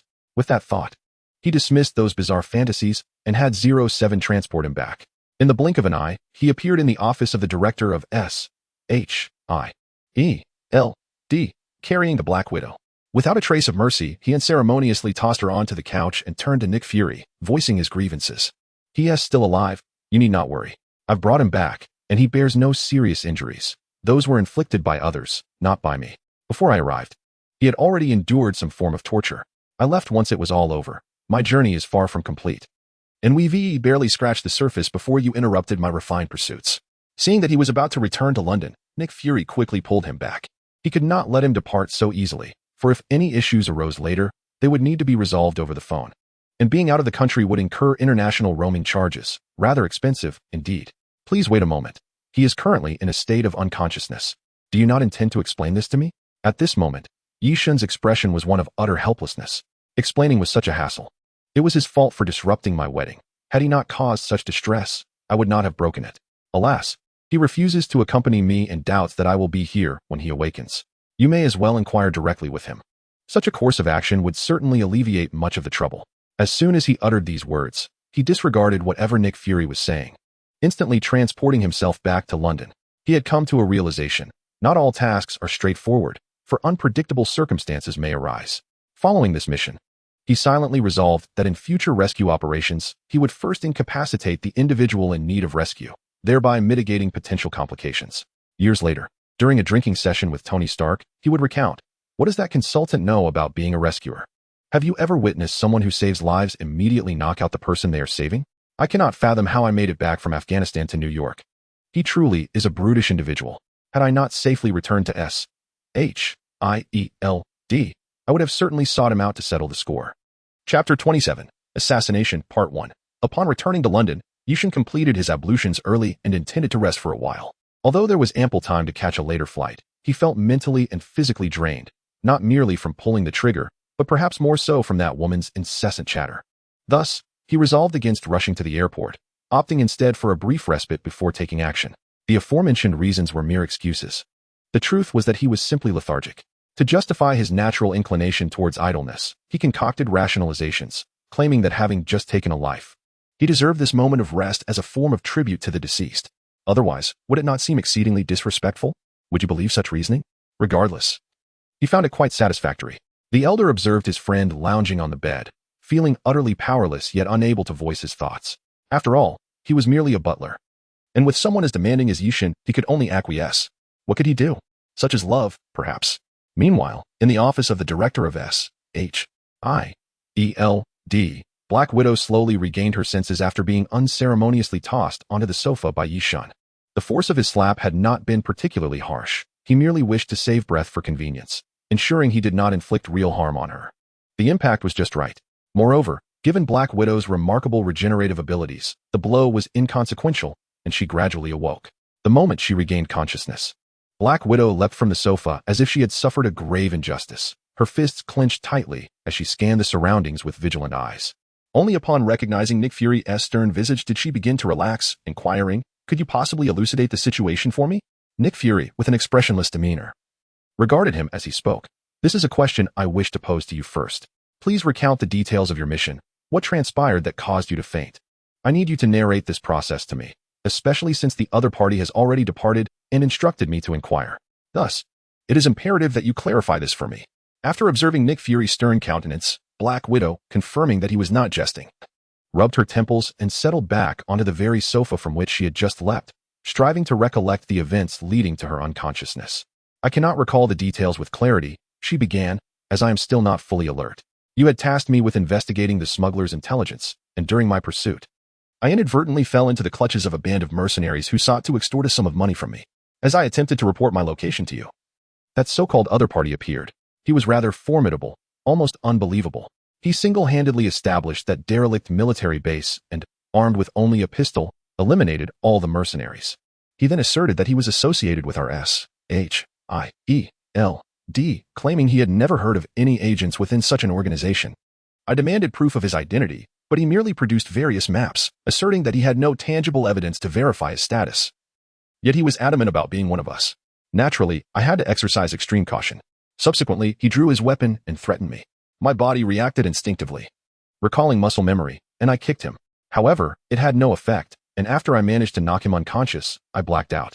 When I regained consciousness, I found myself on the sofa. I must admit, his brother is astonishingly resilient. I delivered a forceful kick, and he did not utter a sound, reacting with remarkable speed before rendering me unconscious. Black Widow vividly described the incident, her frustration evident. Meanwhile, Nick Fury's expression darkened. He found her account to be filled with trivialities, yet he could not dismiss her. After contemplating the circumstances, he understood the situation and thought it best to let Black Widow exit. Enough, he said. I am aware of what you have recounted. You may proceed to hand over the mission. Go. However, as soon as Nick Fury finished speaking, Black Widow's anger flared. You claim to understand everything. Yet I am still left in the dark. You cannot simply dismiss me without providing an explanation. It is unacceptable to leave someone in confusion while you possess clarity. She remained seated, her large, expressive eyes fixed on him, as if urging him to speak. Within 3 minutes, Nick Fury could no longer contain himself. Very well. The information you need to know is that the individual you encountered was indeed an advisor from our S.H.I.E.L.D. As for the specifics of his credentials, due to your current level, you lack the authority to comprehend this matter. Moreover, he has not harmed you. Indeed, it was he who returned you. There is no need for further turmoil regarding how he brought you back. I have divulged all that you seek to know. As for the rest, I am unable to provide answers. Thus, refrain from further inquiries. The extent of your knowledge is limited to this. You may leave now. Having concluded his statement, he picked up the landline phone on his desk and dialed a number, though whether the call connected remains uncertain. His demeanor conveyed a clear message. It was time for you to depart, effectively a dismissal. Otherwise, I may be compelled to summon assistance. The Black Widow understood this implication. No matter how he might behave, she could not glean any further information. His assertion of your lack of clearance indicated that it was indeed classified. Subsequently, she nodded at Nick Fury and exited. Once the Black Widow had departed, Nick Fury ceased his pretense, placing the phone down and entering a contemplative state. From the report provided by the Black Widow, he was aware that the owner of Store 7 had grown more formidable. However, the extent of this newfound strength eluded him. He could not ascertain whether this consultant was concealing his true power or if this was his full capability. It posed a perplexing dilemma. Regardless of whether his strength was as it stood or would further amplify, it filled him with trepidation. Should he mismanage the situation, and if Yi Shun were to stray onto a perilous path, the store owner would become a ticking time bomb. For someone of such immense strength, any threat posed to him could result in catastrophic consequences for the world, potentially overturning the very fabric of the earth. Thus, his imperative was to devise a means to prevent Yi Shun from veering off course or to formulate a strategy to contain him. Otherwise, he would remain in a state of unease, for any entity or issue that could jeopardize global security must be diligently controlled. Gradually, a notion began to take shape in Nick Fury's mind. Meanwhile, the atmosphere surrounding Yi Shun was markedly vibrant, in stark contrast to the situation within the office of the director of S.H.I.E.L.D. Here, chaos reigned, with screams, explosions, and the cacophony of gunfire blending into a tumultuous symphony. You may wonder how it devolved into such disarray. It all commenced with a 127mm bullet discharged from a Barrett sniper rifle, shattering the preceding silence, its target being none other than Yi Shun. Chapter 28. Assassination, Part 2. Before the gunfire erupted, Yi Shun was in a state of restless agitation upon his bed. This was not the kind of rolling in the sheets associated with companionship. Rather, he was tossing and turning alone. The appearance of the female leads still a considerable distance away, so one must refrain from idle speculation.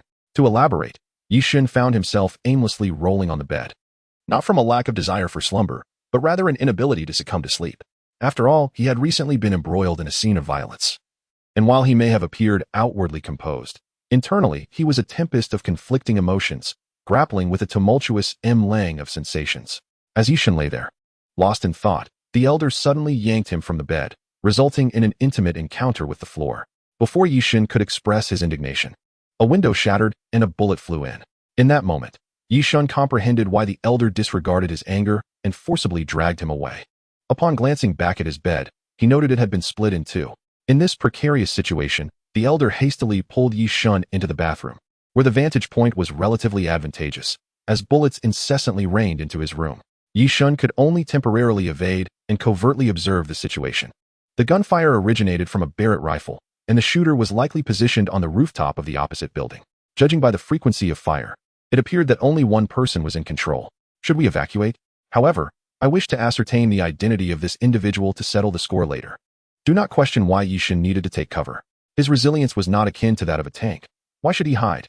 Such inquiries lacked insight. The Barrett, being an anti-material sniper rifle, could penetrate armor with armor-piercing rounds, while it may not be capable of destroying the armor of a heavy tank. The force behind the bullet would be formidable enough to inflict considerable pain.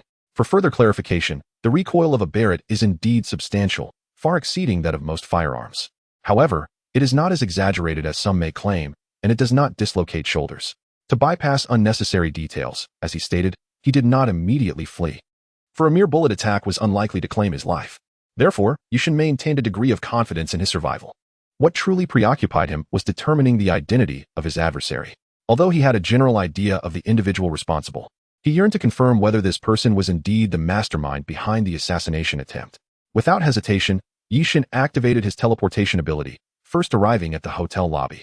Due to the gunfire, chaos had erupted within the hotel, with guests frantically fleeing for their lives, rendering his sudden appearance largely unnoticed as everyone was preoccupied with seeking safety. Yishan then observed a glint on the rooftop of the opposite building, unmistakably identifying the sniper's location. In an instant, he materialized atop the opposing building, standing directly behind the marksman. Upon examining the sniper, he quickly recognized the individual before him: metallic arm, black mask, disheveled hair, and a cold-blooded demeanor facing Yishan. Barnes, what are you staring at? What has captured your attention so intently? The process of teleportation had been utterly silent, and the sniper was unaware of Yishan's arrival. The assassin was none other than the Winter Soldier, the confidant of Captain America, the very individual responsible for the demise of Tony Stark's parents, Bucky Barnes. Hearing a sound behind him, Barnes instinctively reacted without a moment's thought, pivoting swiftly to deliver a punch aimed squarely at Yishan's face. Since Yishan voluntarily approached the building, he was naturally prepared for any eventualities. He took a step back, allowing Barnes's metallic fist to pass by him. Yishan's right hand slightly opened, and his firearm, aptly named Yen Luo, instantly materialized in his grasp. Even though Bucky was currently under mind control, even though he was a close ally of Captain America, and even though he held significant importance within the Marvel Universe, Yishan had no intention of sparing Barnes. These facts could not serve as justifications for leniency, for the moment Bucky fired his weapon, it was clear that they were adversaries, and once enmity was established, how could one afford to show mercy? Moreover, our little shopkeeper was never one to suffer losses. How could he allow himself to be at a disadvantage simply because he faced Barnes? Would you not agree? However, Yishan hesitated for a brief moment. For just as he was about to unleash his weapon, two spherical objects rolled to his feet, listening to the sound of metal scraping against the rooftop. He saw that Barnes had already leaped down from above. At that moment, Yishan initiated his teleportation ability in his mind while muttering to himself, "Damn it. I just changed into this expensive outfit." The impending explosion would soon drown out his earlier outburst. Even with his instantaneous teleportation, he was still a step behind. This meant that by the time Barnes swung his fist, the grenades were already in his possession, and at the moment he launched his attack, Barnes had also severed the line of sight. Returning to the hotel, Yishan found himself unharmed, yet his attire below the knees had mysteriously vanished. Unperturbed by his disheveled appearance, the elder gently inquired, "Do you know who your opponent is? Allow me to assist you in resolving this matter." The elder's notion of resolution, of course, implied identifying the puppet master and eliminating him. Although the full extent of the elder's capabilities remained elusive, one should not doubt his combat prowess. After all, he was an extraterrestrial being, specifically a combat-oriented alien Autobot, and his strength was beyond question. Given Yishan's current abilities, he was undoubtedly no match for the elder. In terms of combat skills and practical experience, the elder surpassed Yishan by a considerable margin. While claiming to defeat a dozen might be an exaggeration, overcoming two would certainly be within his reach. "Do not concern yourself with this matter. I already know who wishes to harm me." I will contact S.H.I.E.L.D. as we are special consultants for them, after all. One cannot work without receiving due benefits, can they? This is an opportune moment to inform Nick Fury and see how he addresses this issue. However, I shall not forget the debt owed to Hydra, he mused. While conversing with the elder, Yi-shun retrieved a Nokia 1600 from his pocket, remarkably intact despite having recently endured an explosion. Indeed, the Nokia proves to be a robust device. Yi-shun dialed Nick Fury's number. It's been 5 seconds. Encryption is complete. You may speak now, he said. Yi-shun, what is it that you seek? I have some good news, Yi-shun replied. I was just assassinated, shot by the Winter Soldier. To this day, my dealings have solely been with S.H.I.E.L.D., so I require a reasonable explanation from you. I need you to provide me with one. This cannot be a failure within S.H.I.E.L.D., Fury responded. After all, I have set your information level quite high. Only those of absolute reliability can access it. Regarding your claim of assassination, I am indeed unaware. However, I shall exert every effort to investigate and provide you with a satisfactory explanation in the shortest possible time. Listening to Nick Fury's evasive official response, Yi-shun couldn't help but chuckle lightly. Without further ado, he hung up the phone and turned to his steward, the elder, saying, Elder, Fury's attitude has left me quite displeased. I am very angry, and his response was wholly unsatisfactory. Go and give Alexander Pierce a bullet, but spare his life. Consider it a warning to those ants hiding underground. As for the internal affairs of S.H.I.E.L.D., let them resolve it themselves. If I find myself entangled in this again, any ensuing troubles will not be my responsibility. As Yi-shun spoke, his eyes glinted with a chilling ruthlessness. The icy demeanor was palpable. Being attacked in the shadows was one matter, yet what truly vexed him was Fury's recent tone, which left him profoundly dissatisfied, especially dissatisfied. Chapter 29. The new year. After dispatching tasks to the elder, Yi-shun embarked on a solitary journey. The mission could not be postponed. As for the elder, he naturally set off to fulfill the assignments Yi-shun had entrusted to him. This task was remarkably well suited to the elder, who had once survived amidst the ravages of war. Thus, upon hearing about the assassination mission, the elder's long-buried violent tendencies surged forth. While he relished this assignment, his primary concern was Yi-shun's safety. Now serving as Yi-shun's steward, his obedience was a testament to his loyalty. Previously, we discussed how the elder's prowess far surpassed that of his young master. It is easy to imagine just how successful the elder's assassination endeavor would be. The process was also quite straightforward.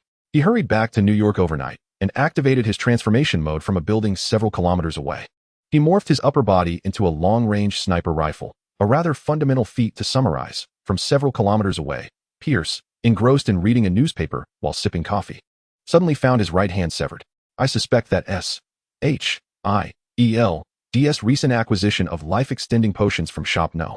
May 7th soon lose one vial due to this shot. Nick Fury was well aware of who was responsible for this incident. Over the years, he had witnessed many similar occurrences. Just moments after finishing a phone call with the proprietor of Store 7, this event unfolded. If it were unrelated to him, it would be utterly implausible. At that moment, he knew he had to exercise caution.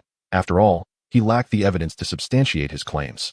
As for the identity of the perpetrator, it was an unspoken understanding among them, regardless of the evidence.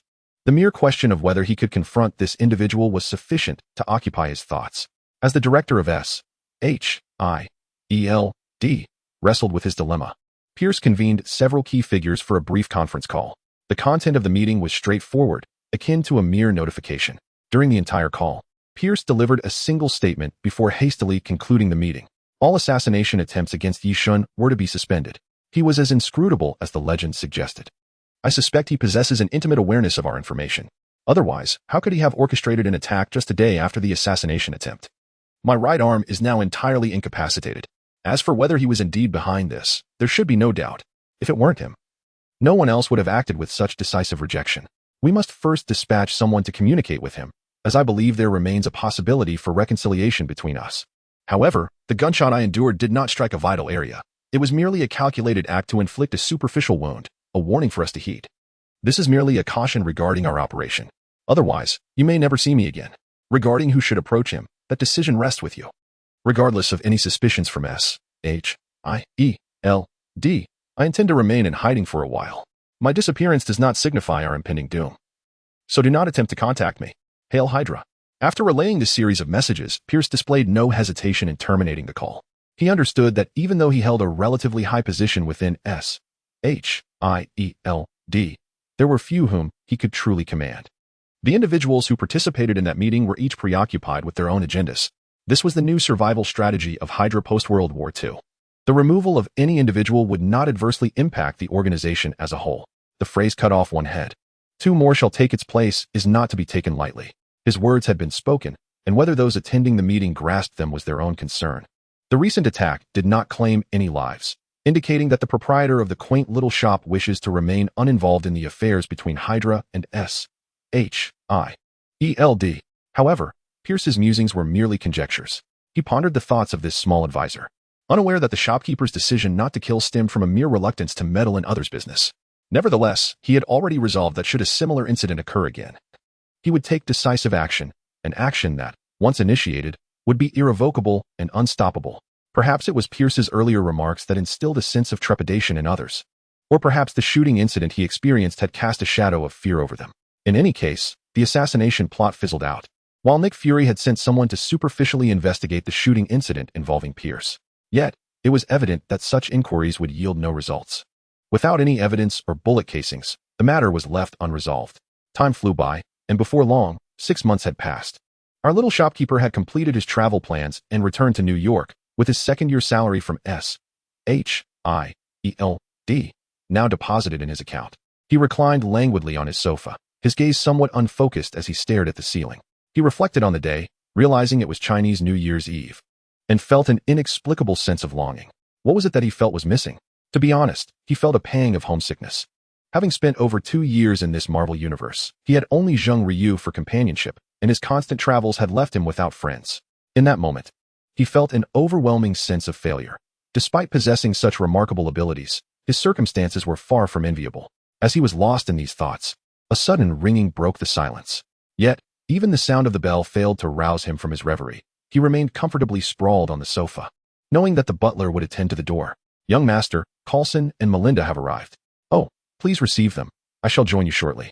Upon hearing the elder's announcement, he felt a twinge of impatience and rose to stretch luxuriously before making his way to the living room.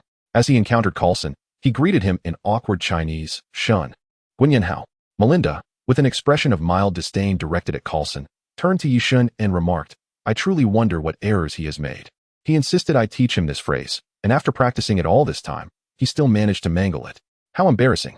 A child cannot be taught. Nevertheless, Happy New Year. I came to pay my respects last year, but you were not home. I am here today to express my gratitude for saving my life 2 years ago. Upon hearing Melinda's words, Yishun felt a surge of joy and smiled genuinely, realizing he was not as alone as he had thought. He had friends. After all, 2 had come to visit him. "Well, let us not dwell on such trivial matters. I have come bearing money. Do you wish for me to deliver it to the director of S.H.I.L.D.? Melinda listened to Yishun's playful teasing and joined in the laughter, jesting, "I certainly do not harbor such thoughts. After all, to earn money, one must compete fiercely with others, and I have no desire to engage in such a struggle with you." After Melinda spoke, Yishun paused momentarily, failing to react immediately. He then glanced at Coulson, and the 3 shared a knowing look, bursting into laughter simultaneously moments later. "Ha! Elder, please prepare a sumptuous dinner. Today is Chinese New Year's Eve, and we must celebrate the new year. It is a misconception that merchants are solely driven by profit. After all, humans are social creatures, and everyone needs the companionship of friends. It is not essential to be born on the same day or to die on the same day, but simply to have someone by one's side to share joy during moments of happiness." Chapter 30. A basic manual on light magic. Thus, on this New Year's Eve, devoid of firecrackers, and without the shopkeeper from our store number 7 coming to find them, Melinda, Coulson, and Yishun joyfully kept vigil. During their time together, they unexpectedly engaged in a game of dodiju, and even past midnight. Coulson and Melinda did not leave, but rather stayed over at his home. Although he had previously mentioned that his residence was a small villa, it still boasted 3 or 4 guest rooms. If there were no guest rooms at all, could it still be called a villa? The next day, after the sun had risen high, Yishun, appearing quite disheveled, emerged from his bedroom and made his way to the kitchen for a drink of water. At that moment, the elder was busy preparing lunch. "Coulson and Melinda are still resting? I never expected these agents to be lazier than I am," Yishun remarked. However, the elder immediately countered, "That is not the case, young master. Agents Coulson and Melinda left early, stating they had new assignments and asked me to convey their regards to you." Upon hearing this, Yishun was not surprised. After all, agents are expected to be diligent. Without hard work, How could one accomplish tasks? Especially given their current status as senior agents, they ought to be even more industrious.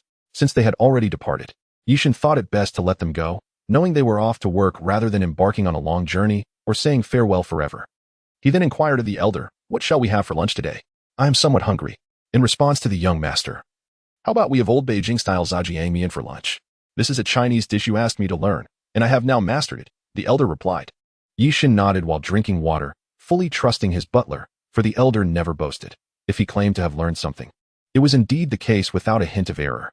At that moment, after a prolonged silence, 07, who had not spoken to Yishan in a while, suddenly chimed in. "Yishan, the New Year's notice has been issued. Please take note." Yishan chuckled, placing his glass of water on the table, and responded teasingly, "Oh, who is this? Is it not our esteemed Miss 07? How is it that you find yourself so free today, taking the time to engage with me? Pray, do express your wishes plainly." Over the span of 2 years, 07 had grown accustomed to the shopkeeper's rather frivolous teasing, yet most of the time, he opted to disregard it. However, today, there were indeed pressing matters to discuss, prompting him to respond to Yishan. "Do stow away your insufferable levity. The shop has undergone updates today, so pay attention." Upon hearing 07's serious tone, Yishan immediately grasped the gravity of the situation. This was no jest. There was a matter of significance at hand. "Very well, do proceed. I am listening." "Regarding your previous informal dealings with Director Nick Fury of S.H.I.E.L.D., the shop has decided to impose certain penalties and has updated its system. Firstly, from now on, any informal private transactions will be strictly prohibited. Upon discovery, all illicit earnings will be confiscated without exception. Secondly, due to your prior illegal transactions, you are required to pay 10,000,000 for this year's store manager's gift package. Otherwise, it will not be issued to you. Yishan, this constitutes the first notification you receive this year." Stunned, Yishan felt his heart bleed at the thought of the hard-earned money he had accumulated from 2 missions now being drained away, and he would need to add a bit more to the pot. Were it not for his annual salary from S.H.I.E.L.D., he would surely have to forfeit this year's gift package. His foremost query regarding the shop's announcement was, 07. "Does this imply that you will now be involved in all my transactions henceforth?" "Not at all. Your regular expenditures at the shop will remain exempt. For instance, any personal purchases you make are considered normal transactions, and the shop has no reason to interfere. However, should you attempt to buy items from the shop and resell them at a marked-up price, that would constitute illegal reselling.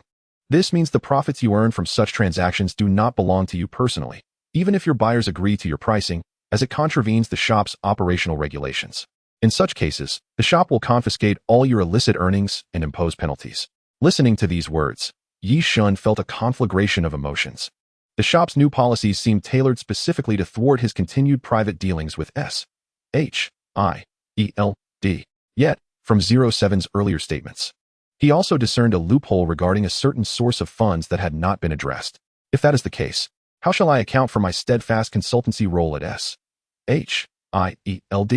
07's tone conveyed a hint of regret as he replied, "The position you hold has indeed received the shop's recognition. However, starting next year, 90 of your salary from S.H.I.E.L.D. will be automatically deducted by the shop." After listening to 07's words, Yishan felt utterly overwhelmed, repeatedly murmuring to himself, "In other words, my annual salary has plummeted from 10 million to 1 million, a loss of a zero. What significance does my work hold now?" However, it was evident that 07 was not inclined to waste time with him. As the store manager remained lost in thought, 07 interjected, "So, this year's manager's gift pack, would you like to purchase it?" Like a bell ringing, 07 jolted the manager from his daze, and he instantly regained clarity. Gradually, Yishan emerged from his deadlock. He had come to terms with the situation. After all, ruminating excessively serves no purpose. Perhaps he simply desired too much and failed to appreciate what he had. Otherwise, how could he have faced such an outcome? This was merely his own doing, and there was no reason for sorrow. His ambitions had been too grand, his progress too swift. Buy. 10 million, isn't this penalty worth it? There is no reason not to buy. Very well, this year's gift pack contains the basic manual of light element spells, consumable version, which has now been delivered to your store warehouse. Please check it. Upon discovering the contents of the manager's gift pack, Yishan was taken aback.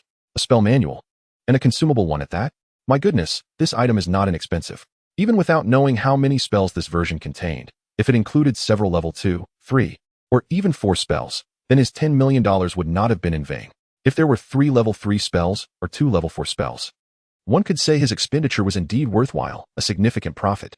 Regarding the study of spells, he had previously explored the magic employed by sorcerers in fantastical realms, which are categorized by levels. A level 1 spell costs 1 million to learn. However, level 1 spells are, as their name suggests, relatively useless, being primarily supportive skills with minimal offensive capability.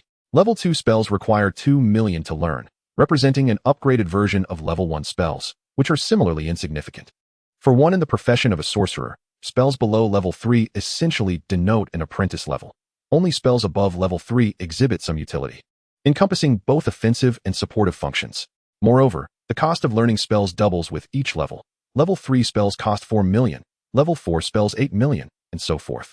For instance, consider light element spells. A single target healing spell might be regarded as formidable, yet it belongs only to level 2, and the implications beyond that are self-evident. Nonetheless, these details are inconsequential. Even if the manual does not align with the store owner's expectations, it cannot be returned. He must reluctantly accept it. After the distribution, Yi Shun eagerly opened his portable store warehouse, and there lay an ancient-looking tome, prominently featuring the title, Basic Manual of Light Element Spells. Chapter 31, Charity Gala. Without a moment's hesitation, Yi Shun retrieved the magical tome distributed within the shopkeeper's package from his personal inventory. As soon as he laid his hands upon the book, its contents unfolded before his eyes, revealing the title, Fundamentals of Light Magic. Beneath it, a structured list delineated summaries and names of all light spells categorized by their respective levels. At this moment, Yi Shun could only draw from one of the levels, and with this act of extraction came the inevitable risk of failure. The success rates were as follows: Level 1, 100%, Level 2, 90%, Level 3, 80%, Level 4, 70%, Level 5, 60%. Please choose the level of the skill you wish to extract, the shopkeeper's voice echoed. Upon reviewing this information, Yi Shun's countenance darkened considerably. The bewildering odds of success were entirely unknown to him prior to this moment. He had initially hoped to procure a level 3 skill. However, the reality was now far beyond his control. In essence, the selection of magical levels had transformed into a gamble, with only a marginally higher chance of success. Indeed, it felt like a mere whisper of hope. Yi Shun harbored no desire to take such a risk. Failure would result in a loss of 10 million, leaving him with naught. Despite his pessimistic demeanor, he had long believed that fortune did not favor him. Had he felt otherwise, he would have chosen with greater confidence. Yet, he was unwilling to concede defeat. After all, the money had already been spent. If he chose not to select, that sum would be wasted. By making a choice, he at least retained a glimmer of hope for success. To refrain from gambling would be folly, as the shop would not entertain returns. Oh, if only he had deliberated more thoroughly at the time of purchase. However, such reflections were futile now. The funds were already expended, and he had no choice but to proceed. With determination gradually solidifying in his gaze, as if he were marching toward his own demise, Yi Shun resolutely declared, Level 5 magic, I shall draw. His choice was entirely reasonable. Aside from level 1, all other options carried a risk of failure. Naturally, he could not opt for the level 1 skill, and the failure probabilities of the remaining levels were relatively comparable. Thus, from a grand perspective, it was more prudent to stake his fortune on the highest reward.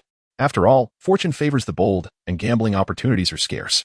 In the worst-case scenario, he would have nothing to regret.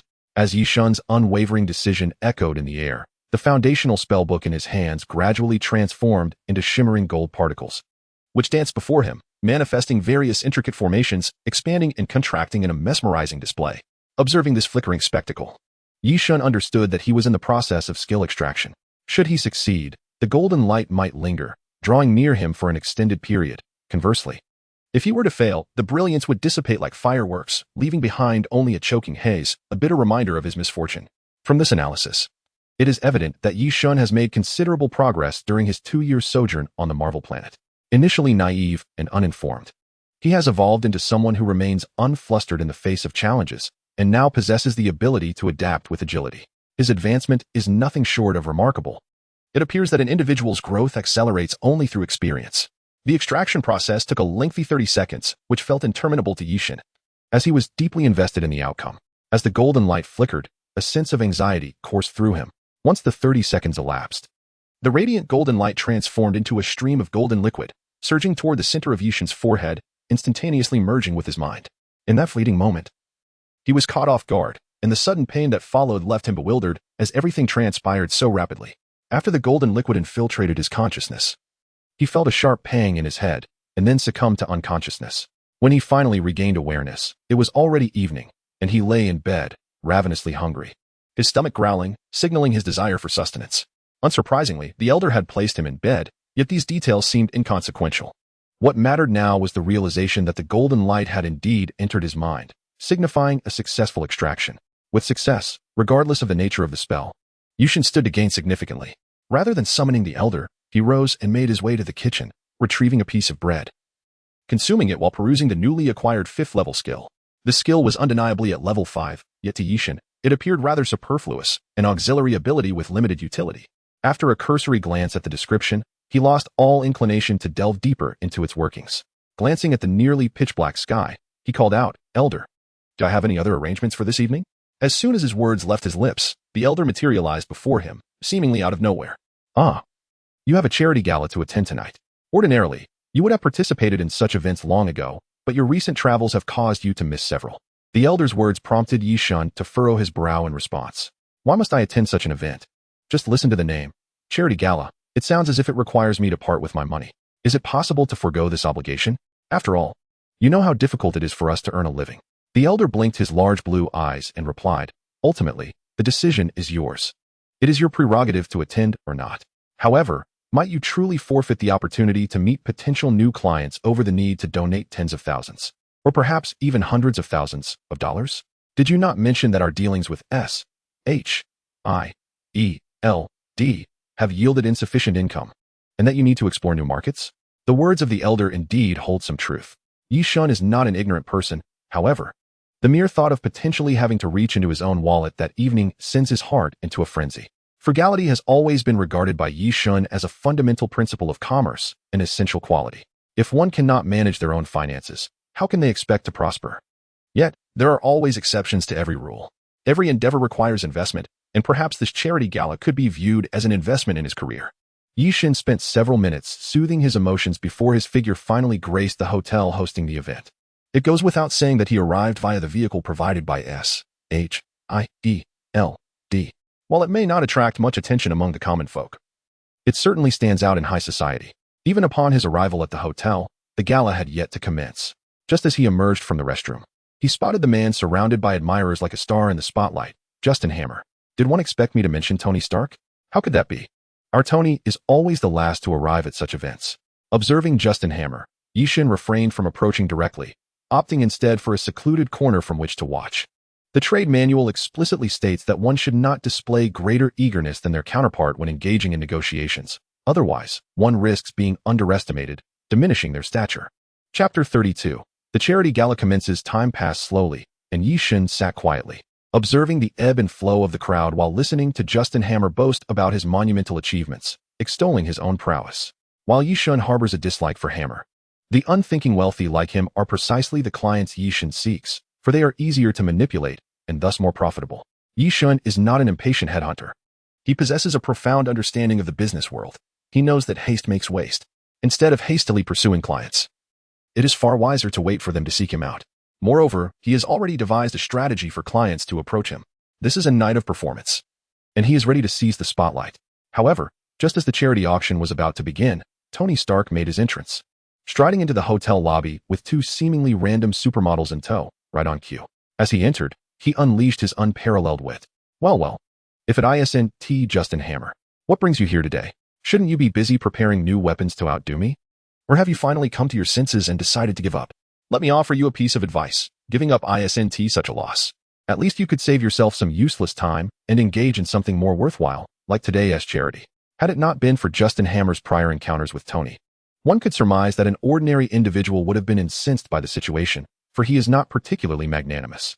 However, at present, he finds himself merely engaging in verbal sparring with Tony, as his company's stature undeniably pales in comparison to that of Stark Industries.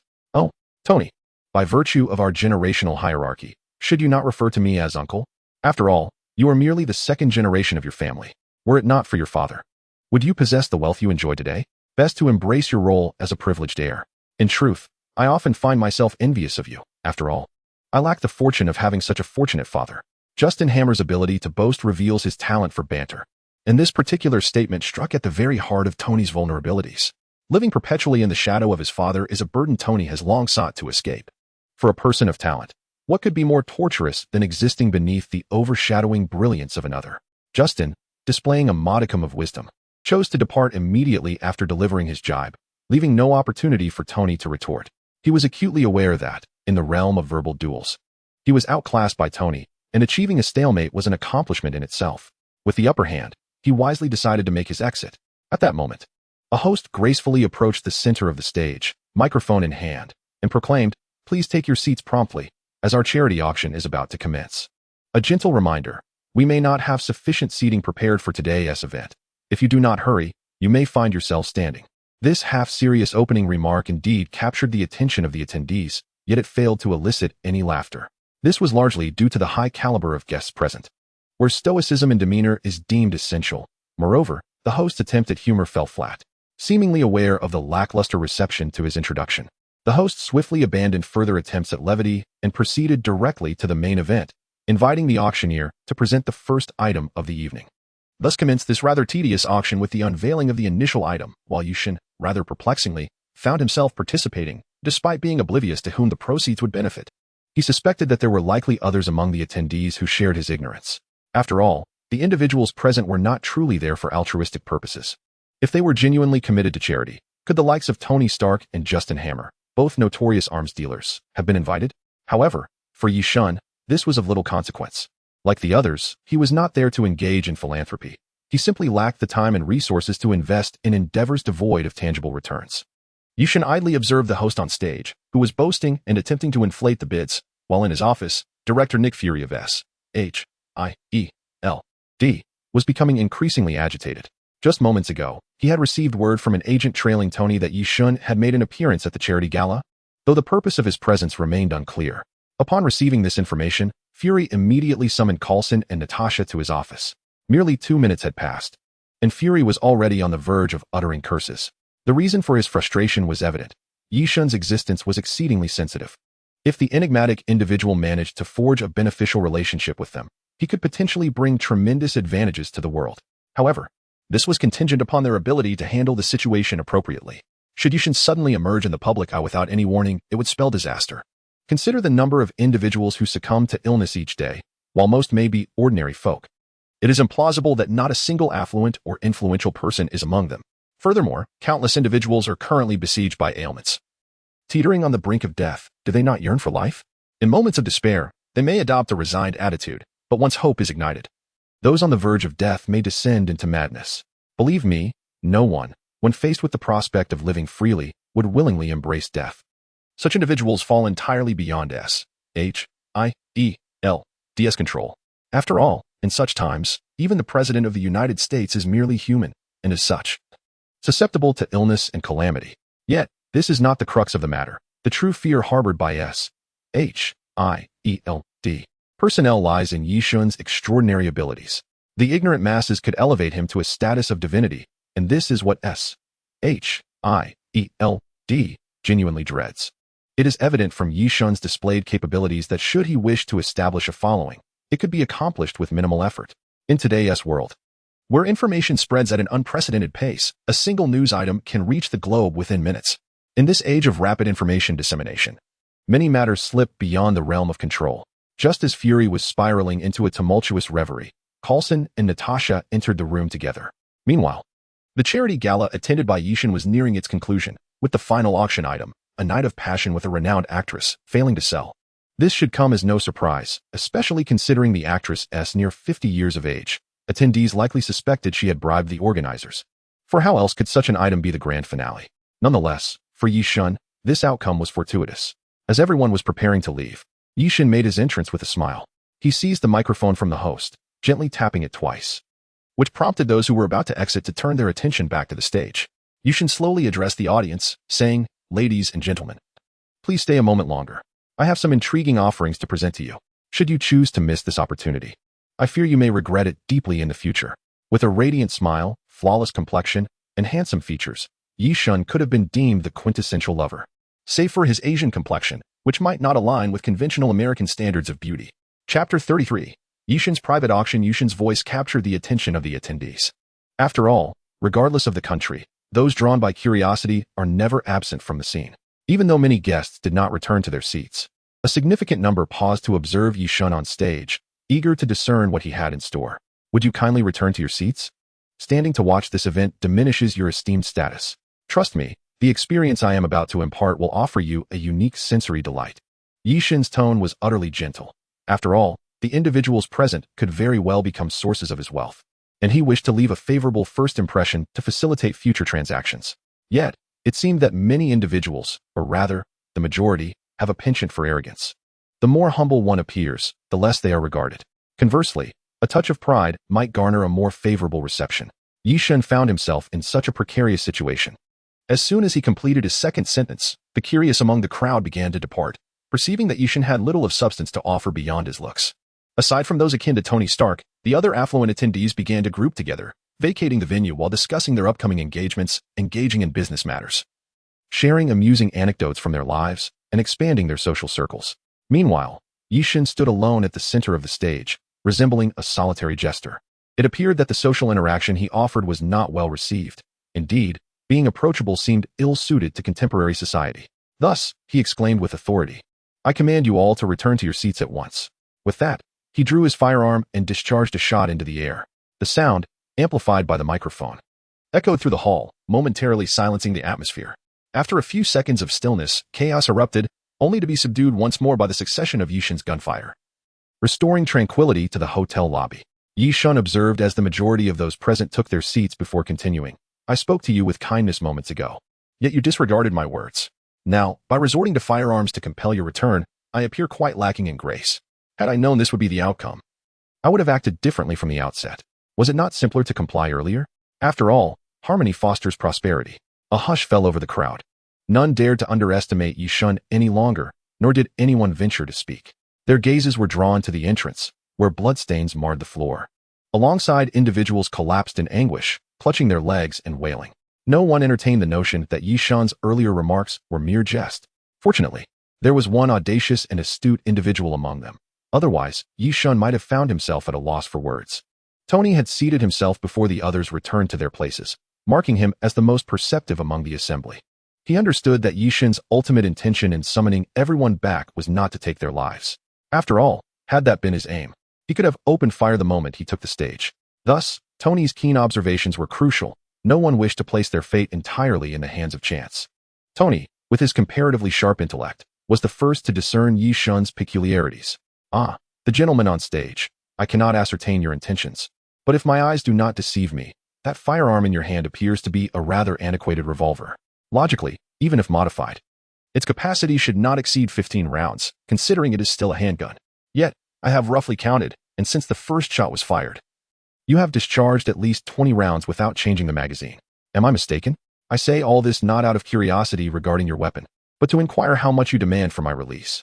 After all, a fleeting moment of pleasure is worth a fortune, and I would prefer not to keep the lovely lady beside me waiting for too long. Name your price. If it is reasonable, I might consider paying directly for the assurance of my timely return to the hotel." True to his nature, Tony viewed any matter resolvable by money as trivial. Upon his utterance, the others in attendance quickly followed suit, each voicing how much they could offer to secure their own freedom. Yi Shun, observing the atmosphere swayed by Tony's influence, fired another shot into the air and declared, "Esteemed guests, I am no kidnapper. Today, I genuinely wish to auction some items. Of course, this is not a charitable endeavor. I merely seek to utilize this platform to promote my little shop, which goes by the name of Shop Number 7. By the way, my shop offers a plethora of goods. Before we commence, allow me to introduce the firearm in my possession." Tony was correct.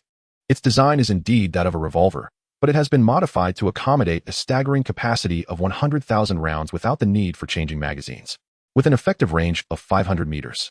Of course, the cost of such a weapon is exorbitant, amounting to $450,000. The price undoubtedly encompasses the 50% profit that Yi Shun stands to gain. Concurrently, Yi Shun experimentally fired off dozens of shots into the sky, substantiating his prior statements, devoid of any semblance of falsehood. Impossible, one might exclaim. This contradicts the law of energy conservation. How could this be? The figure of 450,000 is but a pale number, unworthy of such a firearm. If this were indeed true, it would represent a technology capable of transforming the world, you audacious scoundrel. As an atheist, Tony, who holds science in the highest regard, found his composure and pride shattered by Yi Shun's casual display of the pistol. The moment faith begins to crack, It evokes a profound sense of disbelief. Chapter 34. Yi Shun's private auction. At this juncture, Tony's expression was remarkably grim, akin to one mourning a recent loss. Yi Shun, unfazed, merely shrugged and remarked, "I've said my piece. Whether you choose to believe it is your concern, I have already explained myself. Now, let us commence our exclusive auction." Those present are some of the most renowned tycoons in the world. The metal in New York has already reacted, and within just 5 minutes. I believe we should expedite our proceedings. While those individuals pose no threat to me, I have no desire to become a fugitive, as I intend to conduct business in the future. Hence, let us dispense with idle chatter and begin swiftly, allowing everyone to attend to their respective matters, while I seek my refuge. As Yi Shun spoke casually, he observed the reactions of the assembled business magnates. Overall, the response was quite favorable. At least it appeared that their attention had been captivated by Yi Shun's auction items rather than being coerced by his intimidation. The shots he had fired earlier had indeed made an impact. Thus, the auction commences. Time is of the essence. Should you desire anything in particular, feel free to make a direct call. I have already placed the items in your pockets for tomorrow, so please do check. Now, allow me to introduce our first item up for bid, the life elixir. At this point, Yi Shun paused for a few seconds, recognizing that an auction necessitates a moment of suspense, allowing customers time to absorb his words. After a brief interlude, he continued, "Without further ado, here's the item for today's auction. We have only 5 vials available, first come, first served, with a starting price of $10,000 each. And subsequent bids must increase by no less than $1,000. I shall refrain from detailing the potion's effects. Instead, I will present 1 vial for you to observe its efficacy firsthand." As he spoke, Yi Shun waved his hand, and 6 vials were neatly arranged on the table designated for the auction items. He then retrieved 1 vial, swirled it slightly, and handed it to the auctioneer, instructing him to administer it to the injured individual who was wailing from a recent gunshot wound. The crimson potion gleamed enticingly as Yi Shun, wearing a devil-may-care smile, observed the host forcibly administering it to an unconscious individual, severely injured.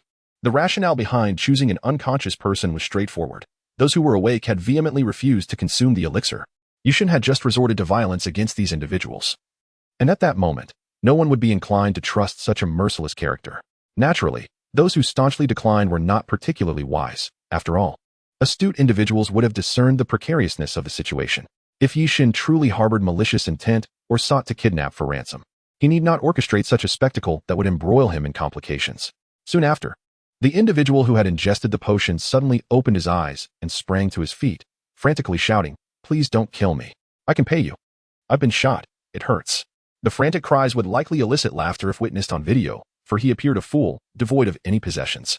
However, none of the onlookers found it amusing. Within mere minutes, their worldview had been shattered. They had just witnessed the effects of a barrage of bullets. And now this potion presented yet another bewildering phenomenon. The initial handgun, while extraordinary, could be reluctantly comprehended. However, the effects of the second potion were enough to drive anyone to madness. It is quite understandable, no matter how fantastical the handgun's performance.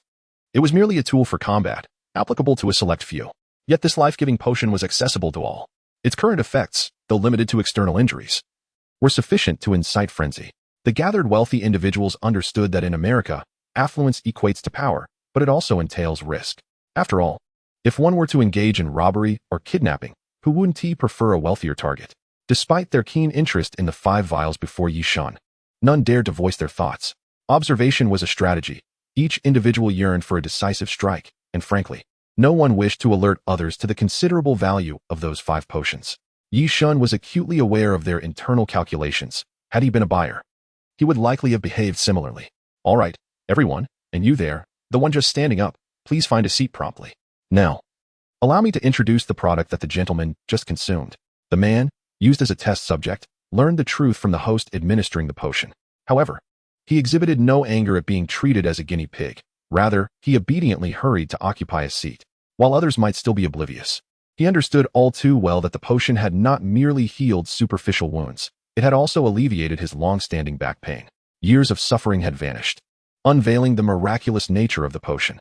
Thus, he grasped the true value of this extraordinary substance more than anyone else present. The potion, known as the elixir of life, possesses the remarkable ability to mend certain unnatural wounds. As long as a person remains alive and has not succumbed to natural death, no matter how grave their injuries, consuming this vial ensures their survival. However, the efficacy of a single potion is limited. Should the injuries be too severe, exceeding the threshold of restoration. 2 vials would be required for complete recovery, allowing the individual to return to their normal state. The explanation is quite straightforward, and Yixin felt no need to embellish the details excessively.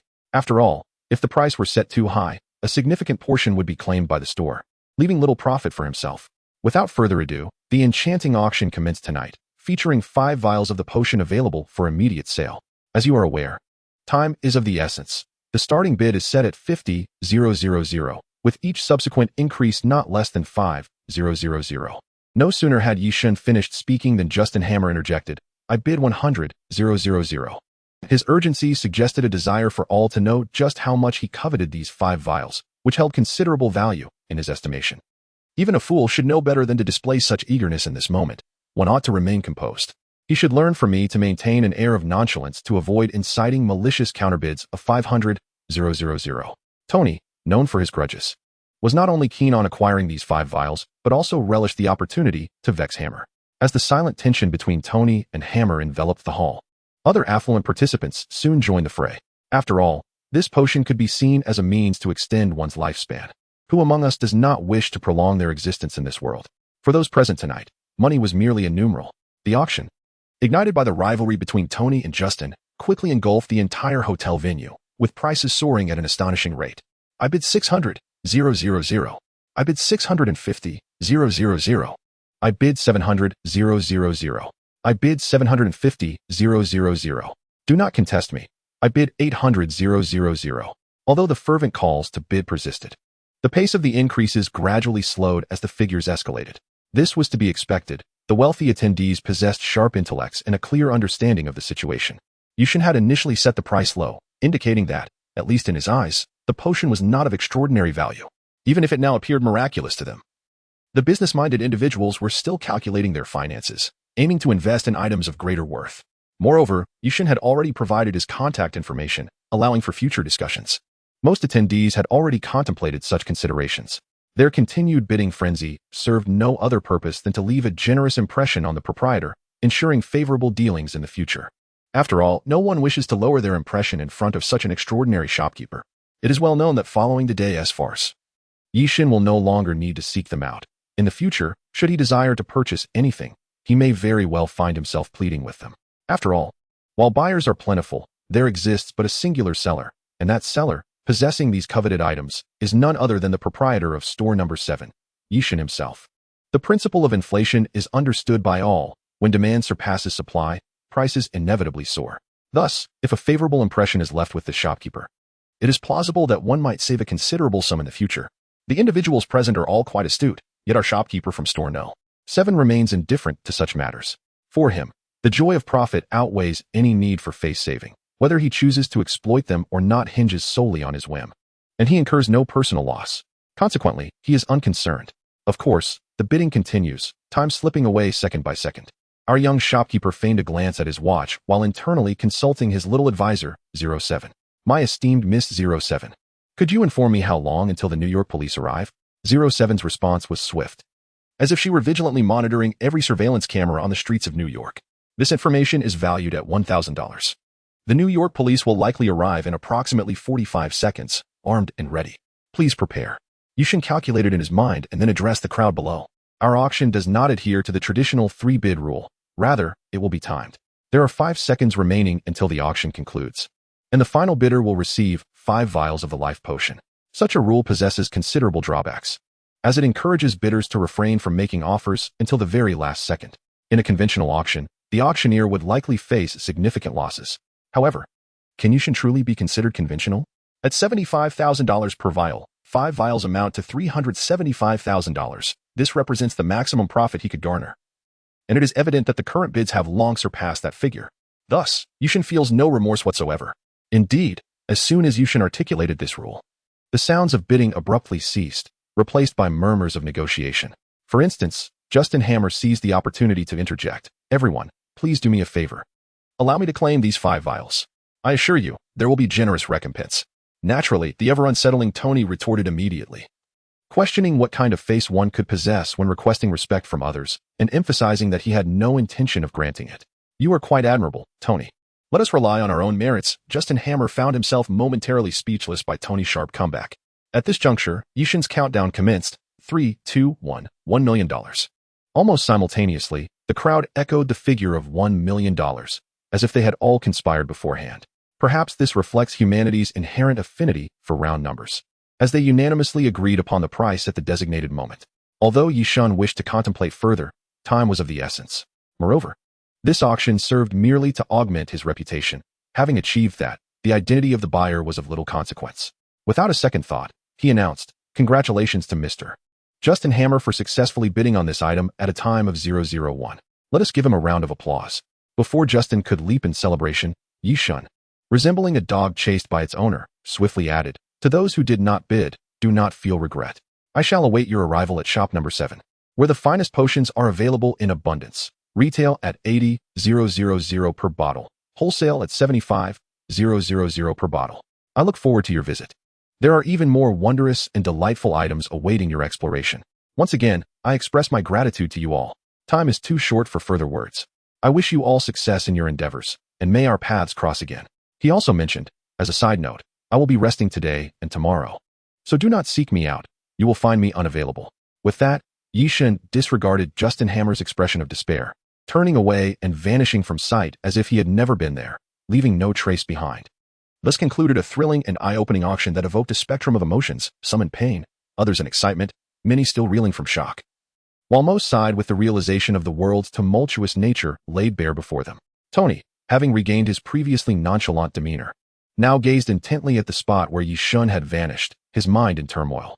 Carefully, he retrieved a pitch-black card from his jacket pocket, its stark white lettering glaringly piercing, as if it were a dagger to his very soul. The card bore but a single address, 11 East Flushing Avenue, Brooklyn, New York. Yet, to Tony, this seemingly simple card felt like the enticement of a devilish ruse, alluring and captivating. Nevertheless, he could not deny a certain intrigue towards this establishment. Mere seconds after Yishin had exited the venue, armed police officers stormed into the hotel lobby. However, the outcome was unexpectedly perplexing. Everyone present recalled the events that had just transpired, yet none could summon the visage of Yishin or even his name. The occurrences, vivid and palpable, lingered in their minds, yet the business card he had just presented was never mentioned to the authorities, as if their memories had been meticulously curated, retaining only what was deemed necessary while discarding all else. The reasons behind such an occurrence remained unspoken among them. Chapter 36. A visitor arrives upon returning home from the event. Yishin's first directive to 07 was to manage the affairs of the evening. He had merely withdrawn $200,000. His criminal record from that night had been expunged from the minds of those at the venue, so there is no need to dwell on why altering others' memories was so economical. It is imperative to clarify that Yishin's request to 07 pertained solely to the erasure of evidence, which is fundamentally different from the demand for a comprehensive alteration of everyone's memories. The former simply involves making individuals forget the actions or appearance of a specific person at a certain moment or the nature of particular objects, while the latter entails obliterating all memories of events that transpired during that period. Should it have been the latter, the cost would be substantial, averaging around $500,000, contingent upon the societal worth of the target. In summary, the New York police discovered hundreds of bullet holes at the hotel auction site, yet not a single shell casing was found. Furthermore, the surveillance footage from that evening vanished without a trace, and even the affluent patrons, including Tony, had their memories of Yishin erased. They remembered his presence and some actions, but could not recall his identity, name, or appearance. Ultimately, a criminal file titled The First Unsolved Case of New York City 2007 was produced, recounting the bizarre auction that unfolded that night, which remained unresolved for a considerable time. Nonetheless, a select few knew the truth, yet in a realm that prized evidence, they were devoid of it. Even if they possessed proof, they dared not act, uncertain of the consequences that might ensue from a series of measures, nor could they predict the transformation of Yishin. Individuals of such a nature, akin to the agents of S.H.I.E.L.D., as well as Tony Stark, who later became acquainted with Yishin, illustrate this point vividly. Despite Stark's eventual realization, following the tragic shooting incident at the charity event, the chief of police in New York found himself under immense pressure. His days consumed by frustration within the precinct, leading to an alarming rate of hair loss. Ultimately, he was left powerless, devoid of evidence or a target to pursue, rendering the matter unresolved. Upon returning home, Yishin's initial response was not one of joy regarding the success of that evening's undertaking. Rather, he bore a countenance of profound sorrow. He lamented the substantial sum he had expended, having squandered hundreds of thousands. while the 5 vials of serum he ultimately acquired fetched him only 125,000, compared to his usual earnings from transactions. This venture had resulted in a significant loss, leaving him despondent and unable to extricate himself from his melancholy. "Elder, bring forth the wine. Tonight, I shall drink to oblivion. Commemorating the hard-earned money I have lost," he lamented. The elder, momentarily at a loss for words, found himself in a quandary. Should he refuse Yi Shun's request for indulgence? The latter would resort to his infamous tactics, a display of tears, tantrums, and threats of self-harm. The inevitable outcome would be the elder capitulating to Yi Shun's shameless temperament, complying with his demands. In a blink, the day had elapsed. After sharing several rounds of drink and engaging in games of chance, Yi Shun eventually arrived at his quaint yet charming little shop, designated as Resurrection Point Number 7, as the sun reached its zenith. Observing the meager facade of his store, he sighed. He too yearned for a more sophisticated exterior. However, the cost of a new storefront was exorbitant, and the funds he had managed to redirect towards investments left him with little to spare. Thus, he resigned himself to his current circumstances. Upon entering the shop, Yi Shun settled into his aged yet sturdy armchair, reminiscent of an antique, when the door swung open. A figure clad in sunglasses, bearing a serious demeanor, with a somewhat intimidating forehead, yet a devil-may-care smile gracing his lips, strode into Yi Shun's establishment. Yi Shun glanced up, recognizing the visitor instantly, and promptly rose to greet him. "Ah, what esteemed guest graces us today. The illustrious playboy Tony Stark, forsaking the bars to patronize our humble abode? What an honor. Might I inquire if you have a specific need today, Mr. Stark?" While Yi Shun's recognition of Stark was logical, the latter found himself unable to recall who Yi Shun was. A sense of familiarity tugged at him as he regarded Yi Shun, whose striking appearance elicited a hint of envy. Have we not crossed paths before? Yet, how could Yi Shun possibly concede his identity in response to Stark's inquiry? To do so would render the 200,000 spent on memory alteration a fruitless endeavor. How can that be? Is it really important whether one has seen it before? What truly matters is that you have something to purchase, correct? Let us dispense with the trivialities. Although I have ample time, your time is indeed precious. For a businessman, time equates to money. So, let us proceed directly to the crux of the matter. After articulating this scripted pleasantry, Yi Shun's demeanor shifted to one of seriousness. For commerce is no jest. Frivolities can be set aside for another time. While Tony found Yi Shun's abrupt change in demeanor somewhat disconcerting, he could not deny the truth in Yi Shun's words. If possible, he truly wished to linger no longer in this mysterious establishment, steeped in a sense of decay. "So, you are the person in charge here? I have heard that this place sells everything. Is that true?" Yi Shun listened to Tony's words, a faint smile gracing his lips. "Come, let us sit and converse at leisure. Elder, please prepare the tea." Without waiting for Tony's agreement, Yi Shun unceremoniously draped an arm around Tony's shoulders and guided him toward the booth by the bar, behaving as though they were longtime acquaintances. Typically, Tony despised such intimate gestures, especially coming from another man. However, faced with Yi Shun's unabashed audacity, he struggled momentarily before conceding defeat. Compared to his prodigious intellect, Tony's physical prowess was quite ordinary, in contrast to Yi Shun's body, which had been enhanced to the limits of human capability through the use of potions. His own seemed inconsequential. Tony was then unceremoniously seated at a bar stool, while Yi Shun took a position opposite him at the bar. At that moment, the elder emerged from the kitchen, gracefully presenting a teapot filled with tea, placing it upon the bar between Yi Shun and Tony. "Young master, the tea is ready. We only have barley tea left. I apologize. We haven't visited here in quite some time, and our preparations were insufficient. Please bear with us." Turning towards Tony, he continued, "Mr. Stark, good day. Please, enjoy the tea." With that, he turned and departed. Although he was an artificial intelligence with an independent persona, he held little interest in Yi Shun's business dealings. His sole focus was on ensuring Yi Shun's well-being. Upon seeing the elder, Tony's eyes widened in astonishment. An artificial intelligence? What is this? Tony had just settled into his chair when he sprang up, astonished, upon hearing the elder's words. This reaction, in the context of this era, is quite understandable. The advent of artificial intelligence signifies that humanity has ascended to the role of creators, giving rise to new forms of life. Indeed, life itself. Conceptually, entities possessing independent thoughts and personalities can be deemed sentient beings. Such notions, however, were challenging to grasp and realize in the Marvel universe of 2007. Even someone as astute as Tony had, until now, only managed to create a semi-intelligent life form. He and Jarvis, standing at the forefront of scientific advancement, were acutely aware of the considerable gap between humanity's current technological capabilities and the realm of true artificial intelligence. He understood that this journey would require substantial time. Even in the near future, the birth of Ultron would only be possible due to Tony's utilization of one of the Infinity Stones, the Mind Stone, which could be considered a shortcut.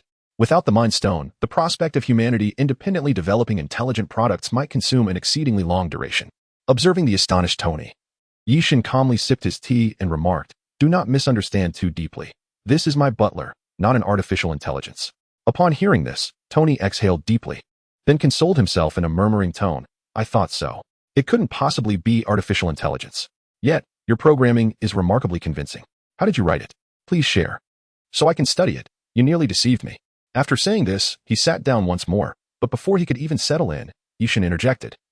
"The Elder is not some rudimentary artificial intelligence. He is a bona fide combat-type Autobot from Cybertron, a living being, my butler, and my friend, my closest companion. He is not the superficial robot you envision. Can the kind of robot you describe serve tea, cook, clean, plan your daily activities, engage in heartfelt conversations, drink, or gamble with you? Open your eyes and see him clearly. He is far more sophisticated than those contrivances. He is an independent entity." Just as Tony was about to sample the inexpensive tea from Yishan's home, he abruptly stood up again, spraying the tea he had just sipped in Yishan's direction. Yishan, momentarily taken aback, was fortunate that the Elder reacted swiftly, placing a napkin between them to catch every drop of the tea that Tony had expelled. Ignoring Tony's intent to apologize, the Elder turned to Yishan and stated, "Young master, may I request permission to eliminate this exceedingly rude individual? Such a frivolous and ungentlemanly human has no place in this world. What do you think?"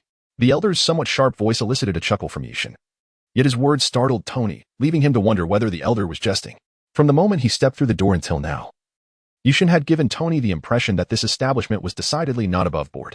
Yet, even in its dubious legality, the shop remained untouchable. "All right, Elder. Enough with the jokes. You know I've told you before that once someone enters my shop, I am responsible for their safety. Didn't we already discuss this when Carlson visited? Why frighten Tony again? Is it to satisfy your twisted sense of humor?"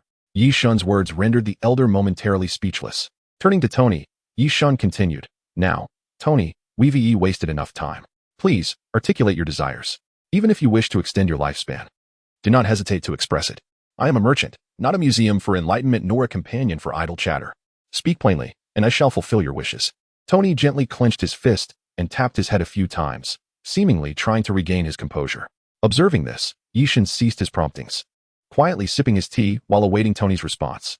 After a brief silence of several seconds, Tony had calmed himself. Although he had not returned to the flippant demeanor he held upon entering, the astonishment had faded from his expression. "I'm unsure how to address you," Tony inquired once he regained his composure. Yishan chuckled softly and introduced himself once more. "I am Yishan, as you can see, the proprietor of this establishment. Specifically shop number 7. Tony hesitated, a sense of familiarity washing over him upon hearing Yishan's name, though he could not fathom why, as he had never encountered a name of such Chinese origin before. Nevertheless, he dismissed the thought, nodding in acknowledgement. "Very well, shopkeeper Yishan, let us proceed to business. I require at least 10 vials of the life elixir, and a modified handgun akin to the one you possess." As he spoke, Tony paused, as though the next words were difficult to utter. Yishan, perceptive to the situation, seamlessly continued, "The life elixirs are no problem. I can provide as many as you desire. However, I cannot sell you my modified handgun, as it is my personal sidearm. You may bring your own firearm, and I will modify it to your specifications. Now, what else does the renowned playboy wish to express?" My recollection of Tony is not one of reticence. Upon hearing Yishan's subtly mocking tone, Tony took a deep breath and candidly replied, "Shopkeeper Yishan, I hope you will consider transferring your butler, the Elder, to me. I'm genuinely intrigued by such an existence. I realize my request may be somewhat unreasonable, but I still hope you will acquiesce. As for the price, I am open to negotiation." As Yishan listened to Tony's somewhat apologetic tone, he couldn't help but smile enigmatically. Compared to the previous requests, this final proposition was indeed a significant deal. Here, I wish to clarify that one should not hastily regard Tony Stark as merely a flamboyant playboy. Rather, he possesses a certain unruly charm, yet at his core, he is genuinely benevolent. It was this intrinsic goodness that compelled him to dismantle his weapons manufacturing division upon realizing that his company's arms were endangering innocent lives. Moreover, he is an individual deeply attuned to emotions. He could bestow a company worth billions upon a beloved woman and generously offer priceless armor to his dear friend, the distinguished Colonel. Even during his research on Ultron, his intentions were rooted in the desire to safeguard the Avengers and others. Therefore, I implore everyone to view this charming fellow through a lens of optimism and a distinctly socialist value system. He is, in essence, a child who is yet to mature, craving admiration, enjoying the spotlight, and relishing in the praise of others, without any malicious intent. That said, If the scenarios previously described were to materialize, who among us would not be enamored? Chapter 38. Can we use a credit card? A peculiar smile graced Yishun's lips as he contemplated. It was evident that Tony's desire to purchase his butler was out of the question. From any perspective, he would never part with his loyal attendant. After all, money can be earned over time, but a singular butler such as Elder is irreplaceable. While one might find another to fill the role, for our humble shopkeeper, this butler is more than mere assistance. He is a friend. Finding another Autobot would pose no challenge. Should Elder be absent, one could readily seek out the likes of Megatron or Optimus Prime. Given this, why not offer Tony an alternative Autobot? However, Yishun did not respond to Tony immediately. Meanwhile, Elder stood by, devoid of concern. He had no fear of being sold. He understood his master's thoughts well enough. Yishun's contemplative demeanor indicated he had devised a way to outwit Tony, and all Elder needed to do was observe silently. Free from worry. Tony, the notion of purchasing Elder is utterly impossible. It is only by virtue of your ignorance that I refrain from confronting you at this moment. I have already told you that Elder is akin to family to me. Would you sell your own kin? I trust you would not. However, as for customers, my approach is to satisfy to the best of my ability. As I mentioned earlier, Elder hails from the planet Cybertron, and naturally, there are more than just him on that planet. Therefore, I propose to offer you another. I wonder if that would be acceptable? On a single planet, there are likely thousands of Autobots for you to choose from. If you agree, I have one more request, and then our transaction may proceed. Tony listened to the words spoken by Yishun, his expression dimming for a moment. He had anticipated such an outcome. For the acquisition of an Elder was certainly not a simple endeavor. However, upon hearing Yishun's subsequent remarks, a flicker of hope ignited on Tony's previously despondent face. Of course, no problem.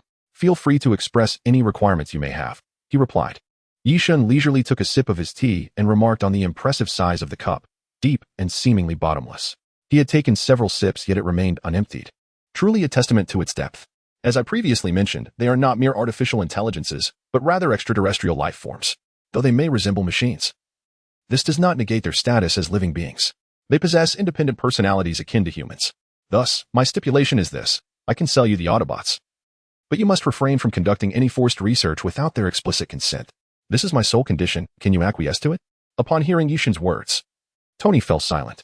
It was undeniable that his original intention was research, yet relinquishing his pursuit over this reason felt somewhat unsatisfactory. Moreover, the only price to be paid was monetary. With this thought in mind, Tony acquiesced to all the conditions Yishun had just proposed, though there was indeed only one. Very well, I accept your terms, but I wonder when the transaction can be completed?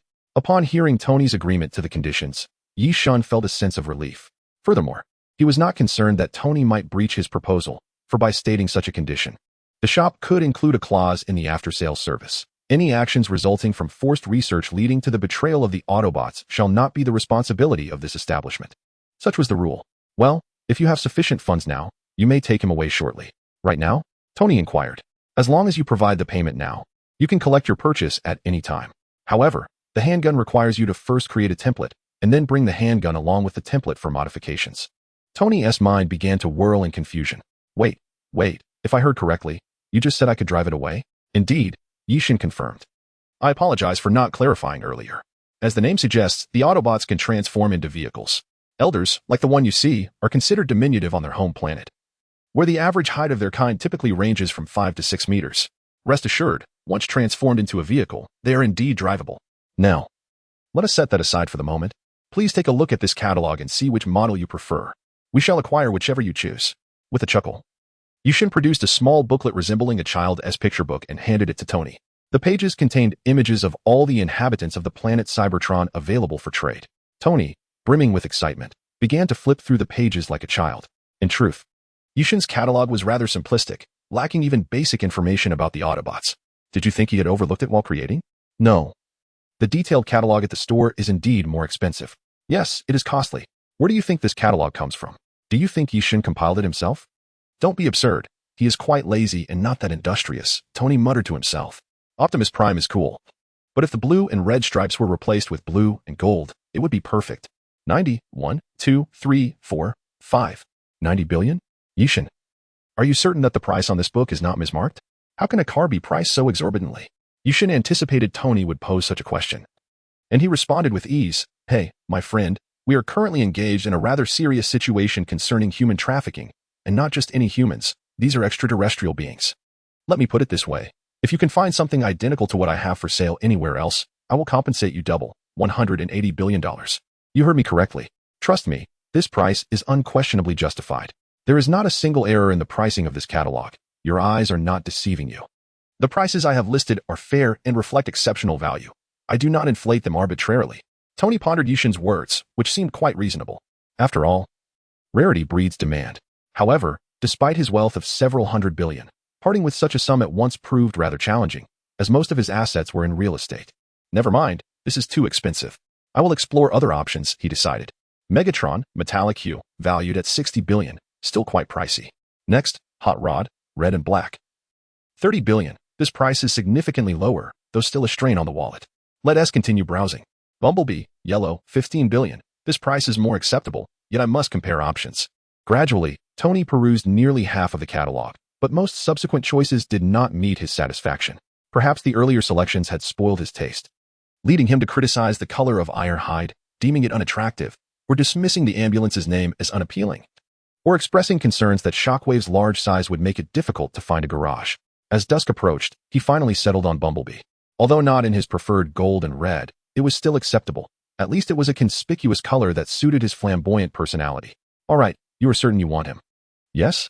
When will you bring the money? I will provide the goods when you do. It is getting late, and I need to rest. The shop must close. Please. Take care, and safe travels. While Yushin felt a wave of exhilaration inside, he maintained a calm exterior, demonstrating his growing ability to suppress his emotions. Do you only accept cash? Is credit card payment or bank transfer not possible? Yushin found himself somewhat bewildered. This question was indeed one he had never posed to 07. Nevertheless, Tony's words held a kernel of truth. To illustrate, consider the Bumblebee, which commanded a staggering 1.5 billion. What does this figure truly represent?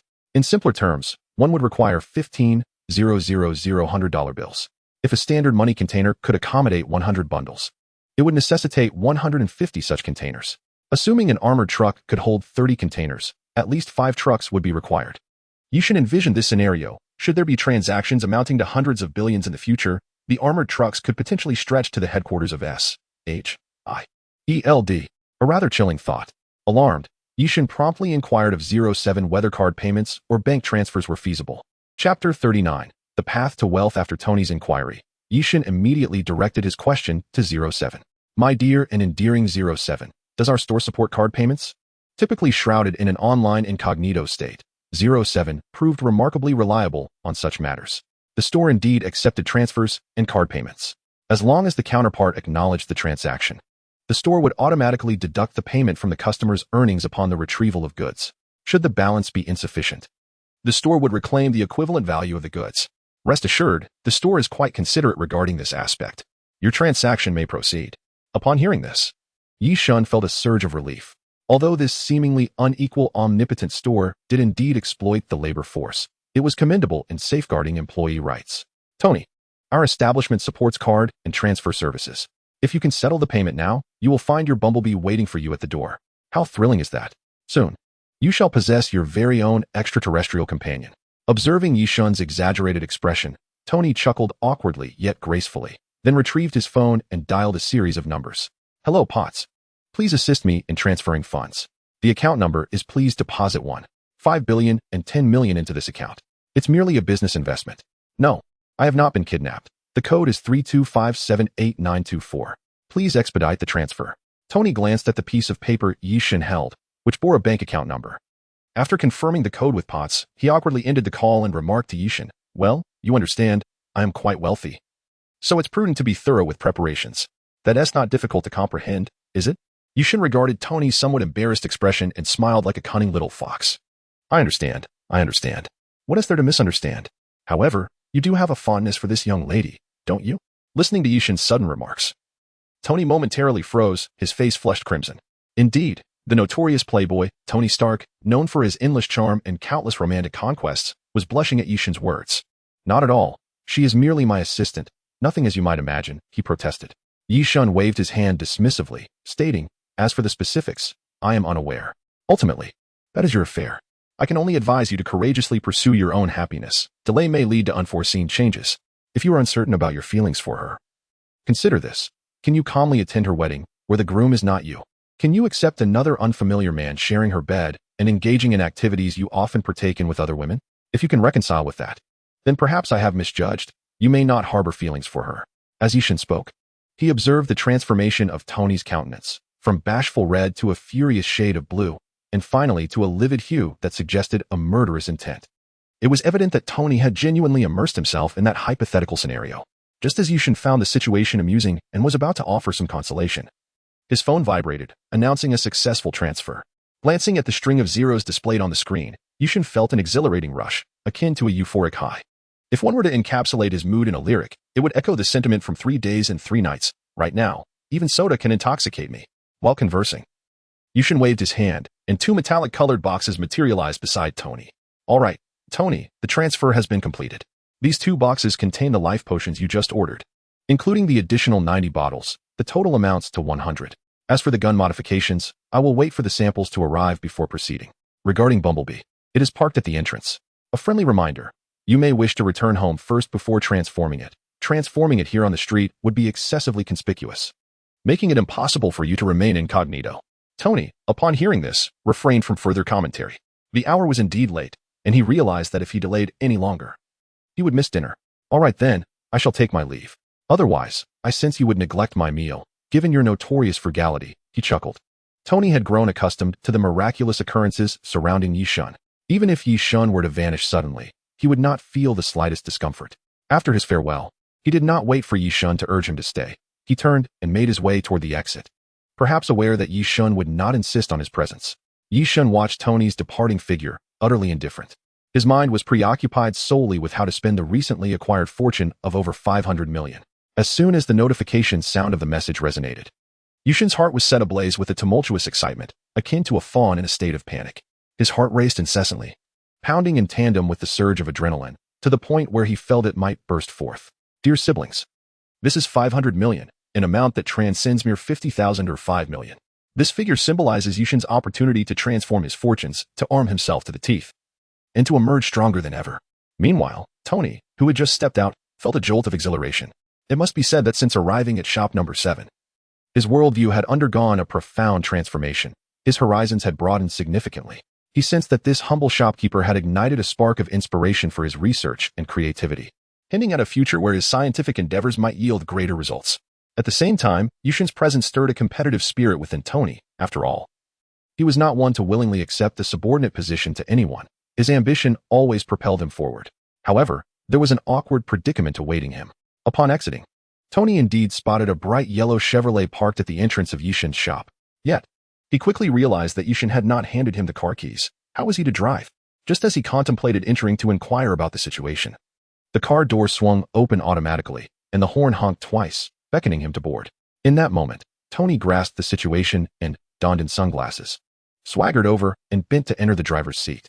Subsequently, the door closed on its own, and a voice emanated from the speakers. Mr. Stark, may I inquire as to your destination? Would you prefer automatic or manual driving? What music would you like to hear? Having encountered the elder before, Tony was mentally prepared for this unexpected interaction with Bumblebee. Thus, he replied with an air of nonchalance, automatic driving, please. Take me to the poshest villa district in Manhattan. Number 49, and play music that aligns with my preferences, preferably something soothing, as I need to calm my nerves. And from now on, you may refer to me as young master. No need for such formality. With that, Bumblebee surged forth like a wild stallion, launching into action the moment Tony's words concluded. Despite the rapid acceleration, Tony felt no discomfort. Perhaps it was the sheer excitement coursing through him at that moment. He wholeheartedly embraced this feeling, for this day spent in shop number 7 had felt surreal, as if he were lost in a dream, and astonishingly, everything was indeed real. Chapter 40. The Thunderfruit. Tony had only just left when Yearn promptly closed the shop door, indifferent to whether any customers might still arrive. In an instant, he teleported back to the villa with the elder. Upon glancing at the balance on his phone, Yearn uncorked a bottle of Baijiu, the traditional liquor of our great nation. Perhaps this was his way of ensuring that he never forgets his homeland. His collection of Baijiu, including Matai, Erguo-tu, Wuliangye, and Dream Blue, was meticulously arranged in his liquor cabinet. According to the original plan, Yearn was meant to purchase a waterproof Thunderfruit at this juncture.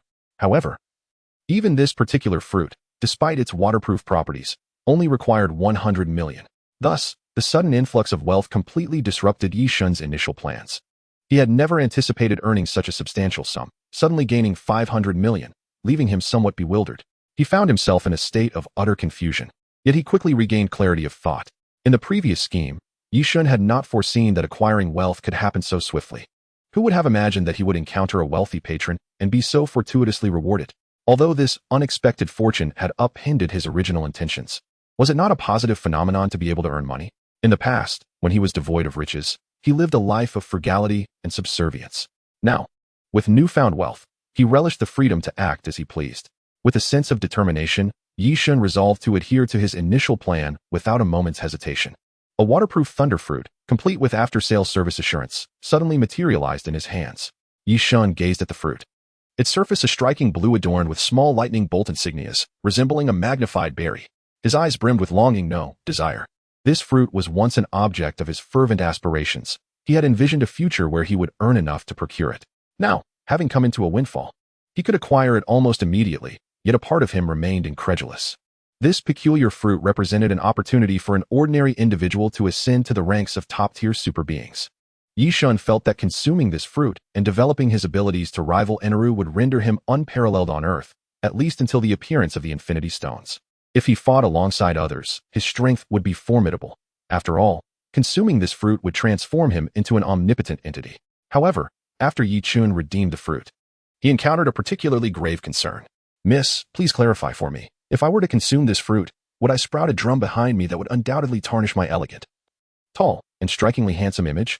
He implored for a straightforward answer, for this was of paramount importance to him. He could not permit a mere fruit to mar his handsome visage and robust physique. Such a scenario was utterly unacceptable.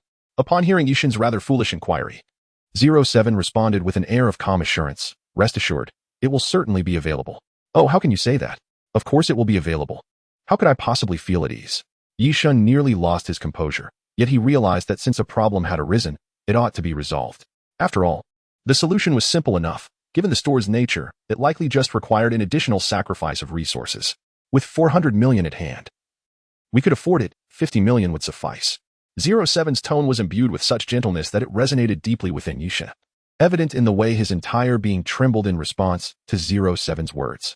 If Yishun's trembling was not merely a reaction to indignation, one would wonder why he did not seize the opportunity.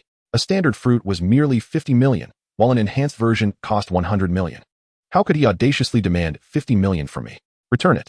I no longer wish to purchase. Let me exchange it for a waterproof, shimmering fruit instead. Upon hearing Yishun's desire for a refund, 07's voice took on a markedly different tone. Gone was the sweetness. Refund? Absolutely not. You won't be receiving a return. You can forget about it. The money will not be leaving my hands. Dream on. If you no longer want this one, simply discard it. You have ample funds at your disposal, not just 500 million. What is the fuss for? Do you think I am deceiving you? That drum is not merely ornamental. Is it? Does it not strike when utilizing skills? Now that it's all set up, you don't want it anymore? Should I have fixed the drum's functionality directly to you instead? Or perhaps you wish to forego that function altogether? If so, you needn't pay, and I shall simply withhold the drum from you. This fellow is incessantly nitpicking, showing no trust in me. Listening to 07's increasingly agitated tone, Yishun conceded, recognizing the logic in their argument. The drum was indeed functional, and the entire package was only 50 million, not exorbitant, not at all. Oh dear, why the urgency? Must I not pay? Why are you so temperamental daily? It's merely 50 million. Here you go. Women have their moments of impatience every month. But I never imagined you, as a store assistant, would also exhibit such traits. Is it a universal phenomenon that everyone experiences these days, including you? Then, 07 ceased to converse with Yishun, perhaps due to the natural cycle she was experiencing. Yet, in the brief exchange, Yishun had already squandered 50 million. With the thunderfruit costing him a staggering 150 million, he consumed it with tears in his eyes. How to describe the taste? It was neither sweet nor sour, bitter nor spicy, nor even foul. It was simply repulsive. Yes, it was utterly nauseating, devoid of any other flavor. Akin to the sensation of pregnancy, as if it were a psychological effect that compelled one to retch, yet the fruit dissolved instantaneously upon entering his mouth, merging seamlessly with his being. After consuming the thunderfruit, Yishun did not rise from the toilet for an entire hour. Frankly speaking, had he not spent 150 million, he would never have consumed it entirely. However, given the exorbitant price, each bite less would equate to a loss of hundreds of thousands, a calculation Yishun was acutely aware of. Though it is said that one bite of a devil fruit suffices to harness its full potential, he understood the stakes. An hour later, with a pallid complexion, Yishan emerged from the restroom. A concerned elder approached him and inquired, "How are you feeling, young master?"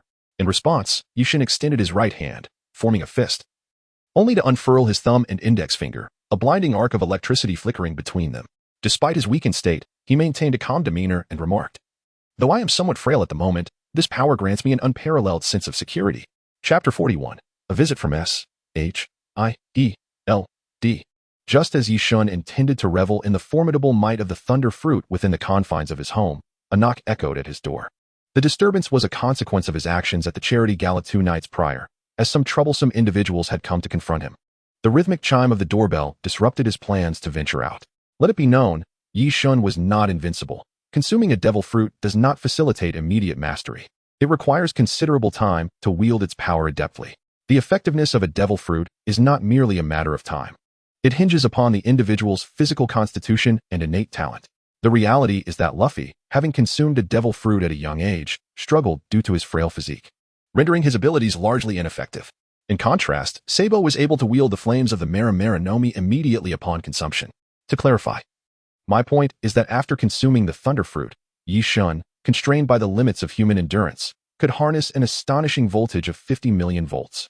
Even though he was not on par with Enel, his inherent physical prowess allowed him to bypass the gradual training process, thus saving him considerable time. The essence of physical strength directly influences the capacity for utilizing one's abilities, specifically relating to the duration for which these abilities can be sustained and the magnitude of impact that energy can exert. Talent serves as a limiting factor in the development of one's innate capabilities, representing a form of qualitative transformation. For instance, the flames produced by the Mera Nomi can reach temperatures of several thousand degrees on Earth, while the nuclear fusion flames in celestial bodies can soar to tens or even hundreds of thousands of degrees. To elevate the temperature of these flames, the wielder's talent is essential for further development. Thus, even with the Mera Nomi, one can cultivate a level of control akin to that of Luffy. Returning to the present, upon hearing the doorbell ring, Yishan addressed the elder, saying, "Elder, please open the door. Whether they arrive early or late, they must come. It is better to meet them now. After all, the salaries at S.H.I.E.L.D. have been thoroughly exploited by the store, leaving us with little. There is no need for us to pander to these esteemed guests any longer. Go and see who has come today, and whether they bear arms or come unarmed for negotiations." With that, Yishan made his way to the living room, while the elder proceeded directly to the door to let the visitors in. After Yishan settled onto the sofa and took a sip of water, the elder entered with Coulson and Nick Fury, the one-eyed dragon. Upon meeting Yishan, Coulson offered an apologetic smile before taking a seat nearby.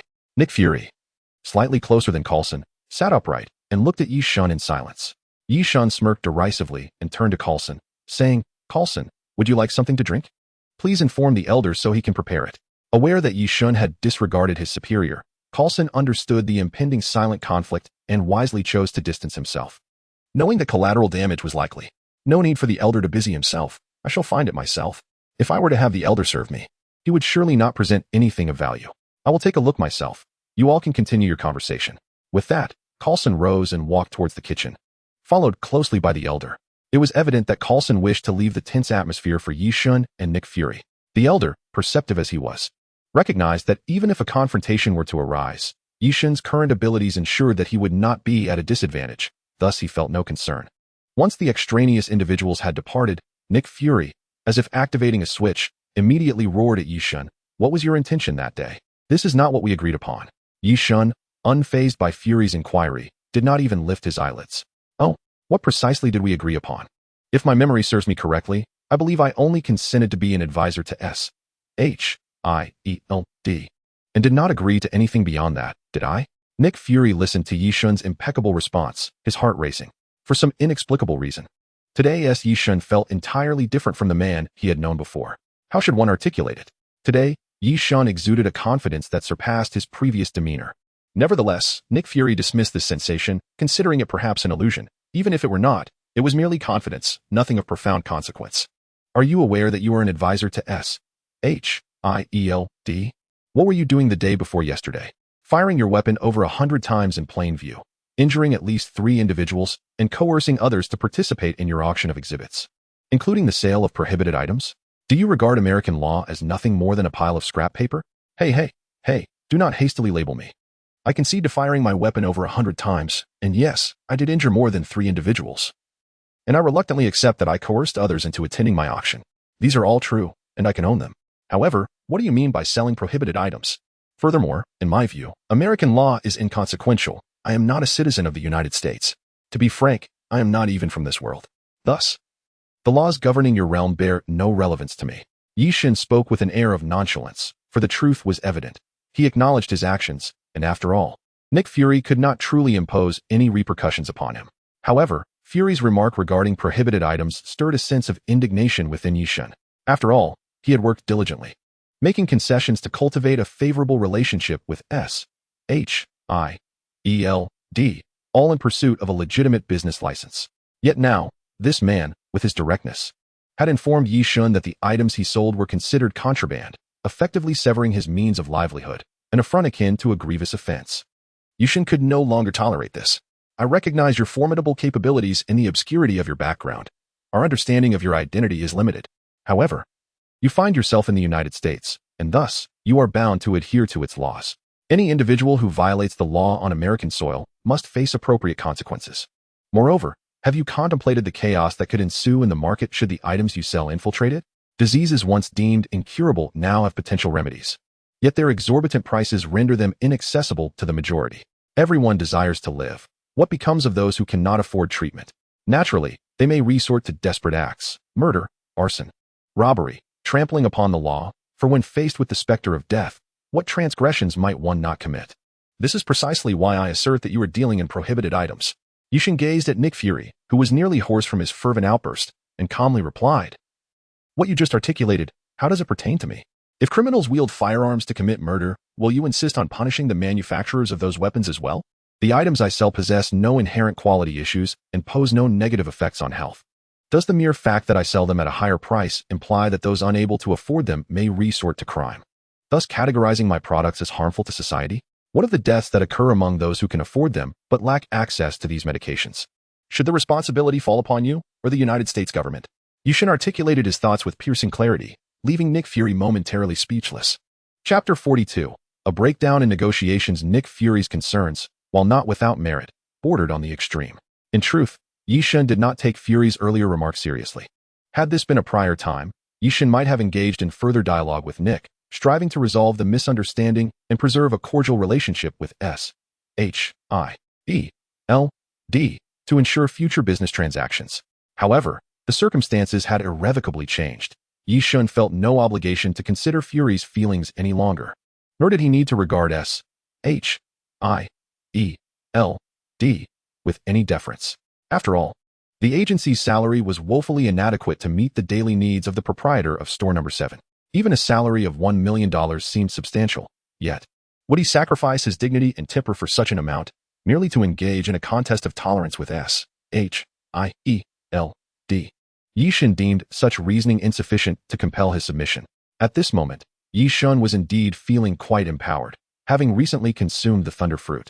He had gained immunity against any physical attack currently known on Earth. Yes, you read that correctly, any physical attack. However, perhaps blinded by his newfound abilities, he seemed to overlook the fact that S.H.I.E.L.D. safeguarded the Tesseract, which, from any perspective, could hardly be classified as a physical object. After absorbing Yi Shin's words, Nick Fury remained silent for a brief moment, no longer attempting to engage in fruitless debate with the inflated Yi Shin. He finally cut to the chase, asking, "What exactly are you implying?" Yi Shin stretched his legs, casually resting his feet on the coffee table, and spread his arms with a relaxed demeanor. "What else could I mean? Is it not the customary practice of S.H.I.E.L.D. to reject negotiations? Therefore, it seems I should be the one posing the question, what do you intend to do? My business is concluded, and those who needed to be harmed have already been harmed. Now, does S.H.I.E.L.D. plan to bring them to justice, or what? But can you even accomplish that? You seem quite at a loss, do you not? If you could, you wouldn't be here wasting my time with idle chatter. So, my friend, let us dispense with the pretense and get to the point." Yi Shin showed no inclination for pleasantries, directly piercing through the final barrier between himself and S.H.I.E.L.D. with clarity. Listening to the arrogant words just spoken by Yi Shin, Nick Fury's anger intensified, his complexion darkening with fury. Following this was yet another roar. "Yi Shin, what do you mean? Do you truly believe yourself invincible? Do you genuinely think the S.H.I.E.L.D. has no means to deal with you? Wake up. Do not assume that your strength grants you the license to act recklessly, nor underestimate the resilience of humanity. Humans are far more formidable than you can imagine. Yi Shun, with an air of indifference, curled his lip in disdain and replied, I apologize. But it seems you harbor some misconceptions about me. Allow me to clarify. I have never underestimated the human race. My only contempt is directed towards S-H-I-E-L-D. What you just articulated, I return to you. Do not overestimate S-H-I-E-L-D-'s might. This organization is fraught with shortcomings and vulnerabilities. Should these flaws be exploited, it could easily be vanquished.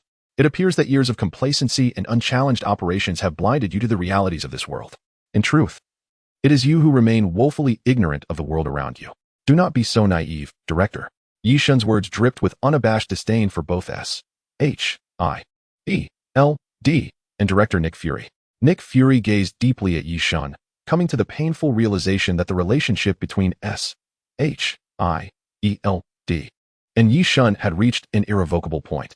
There was little left to discuss. From the outset, Yi Shun's objectives had never fully aligned with theirs. While they were not entirely opposed, they were certainly not in harmony either. Thus, at this juncture, there was no need for further pretense. I understand your sentiments. You wish to sever ties with S-H-I-E-L-D, do you not? Nick Fury's voice carried a hint of confusion and resignation. But beneath it lay a sense of grievance, as if S-H-I-E-L-D had committed no wrong against Yi Shun, and that all this turmoil stemmed from Yi Shun's previous provocations. Upon hearing Fury's words, Yi Shun erupted into laughter, for he believed himself to be in the right. Ha ha. Nick, are you jesting?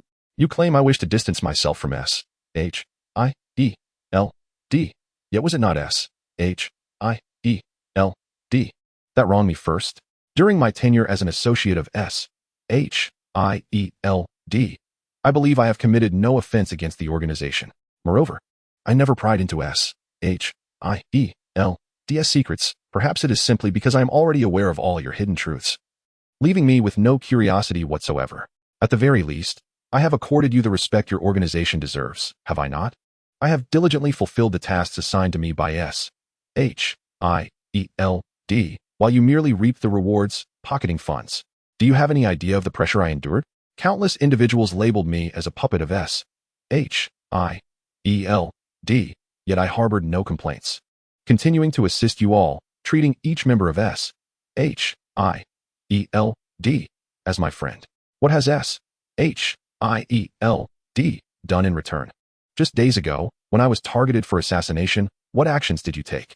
I placed a call to you, and all I received was a tepid assurance that you would conduct an investigation. Have you truly undertaken this inquiry? I believe you are more aware of the reality than I am. It has become evident to me that, since you do not regard me as a friend, but rather as a naive fool to be exploited, I see no reason to consider your interests or assist you any longer. Of course, financial incentives can change that. Yi Shun's tone grew increasingly severe, eventually escalating into a roar. Before he was targeted for assassination by the Hydra, he genuinely regarded certain individuals within S.H.I.E.L.D. as friends. Upon arriving in this world, apart from a certain African-American gentleman who has since vanished, these agents were among the first he interacted with. Clearly, Yi Shun felt disillusioned, and this sentiment is not without justification. Nick Fury, after all, perceives no friends in his world. Even Phil Coulson, whom he heavily relies upon, is merely a potential successor in his eyes. For Nick Fury, the stability of the world takes precedence above all, and as the director of S.H.I.E.L.D., he should not entertain friendships, for emotions could cloud his judgment. This emotional detachment has led to disdain for more sentimentally inclined members of the Avengers, such as Tony Stark. Ultimately, this emotional divide was a direct catalyst for Black Widow and Hawkeye's departure from S.H.I.E.L.D. to join the Avengers. In this light, Nick Fury stands as the quintessential agent, living up to his title as the King of Spies. Chapter 43. A threat from Yi Shun. Nick Fury observed Yi Shun as he erupted into a furious tirade. For reasons unknown, Fury felt a strange sense of solace. At least this version of Yi Shun, brimming with emotion, was preferable to the indifferent facade he had previously displayed. A display of emotion signifies the presence of vulnerabilities. Though Fury remained unaware of the individuals Yi Shun claimed exerted pressure upon him, it was nonetheless a positive sign that there were still forces in this world that intimidated Yi Shun. So, Yi Shun, you have firmly resolved to tread a reckless path. Have you? You no longer perceive your recent actions as erroneous? Are you certain you are prepared to challenge international law? If so, it implies you are willing to position yourself against the populace, Have you contemplated this fully? Fury understood that reason would fall on deaf ears with Yi Shun in this state, so he shifted tactics, intending to make Yi Shun recognize the fallacies in his behavior. However, the outcome was all too predictable. This approach would prove ineffective. Do not exaggerate the situation. You, Nick Fury, Director of S.H.I.E.L.D., do not represent the American government nor the laws of the United States. You certainly do not embody the will of all the people of this nation, especially considering they have no desire for you to do so. If that were the case, why not simply run for president instead of engaging in this banter as your little spy chief? Furthermore, even if the facts align with your assertions, what difference does it truly make? Perhaps my actions may incite resistance from some. Much like the multitude of self-righteous animal rights advocates in contemporary society who seek to deter others from consuming meat. However, I assure you that, regardless of the circumstances, such individuals comprise a mere fraction of the population, for the overwhelming majority cannot resist the allure I present in your eyes. As for your references to the American government and its laws, I must confess ignorance and a lack of desire to delve into those matters. Yi Shun spoke with unwavering conviction, leaving no room for retreat. Yet, Nick Fury understood that what Yi Shun articulated was the undeniable truth. While he remained unaware of Yi Shun's motivations for peddling those goods and amassing wealth, he recognized that money held for Yi Shun an equivalence to life itself. It was of paramount importance. Thus, only if everyone collectively boycotted Yi Shun's wares, refraining from engaging in transactions with him, could his unrestrained actions be curtailed. Yet, as Yi Shun pointed out, humanity is inherently contradictory. While drugs are deemed detrimental, they continue to circulate and cannot be entirely suppressed. How many among us can truly resist the temptations Yi Shun presents? The answer is evident. Those who oppose him are but a minority. Yi Shun, is there truly no recourse left? You are aware that S.H.I.E.L.D. requires your expertise, and the people of this world need you as well.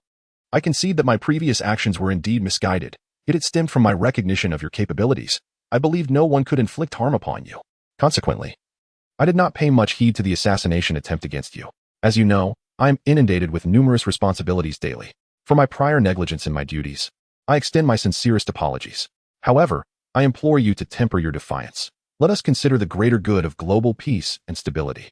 Nick Fury has certainly exhausted all avenues. He began with reasoning, then resorted to intimidation, and ultimately attempted to play the emotional card.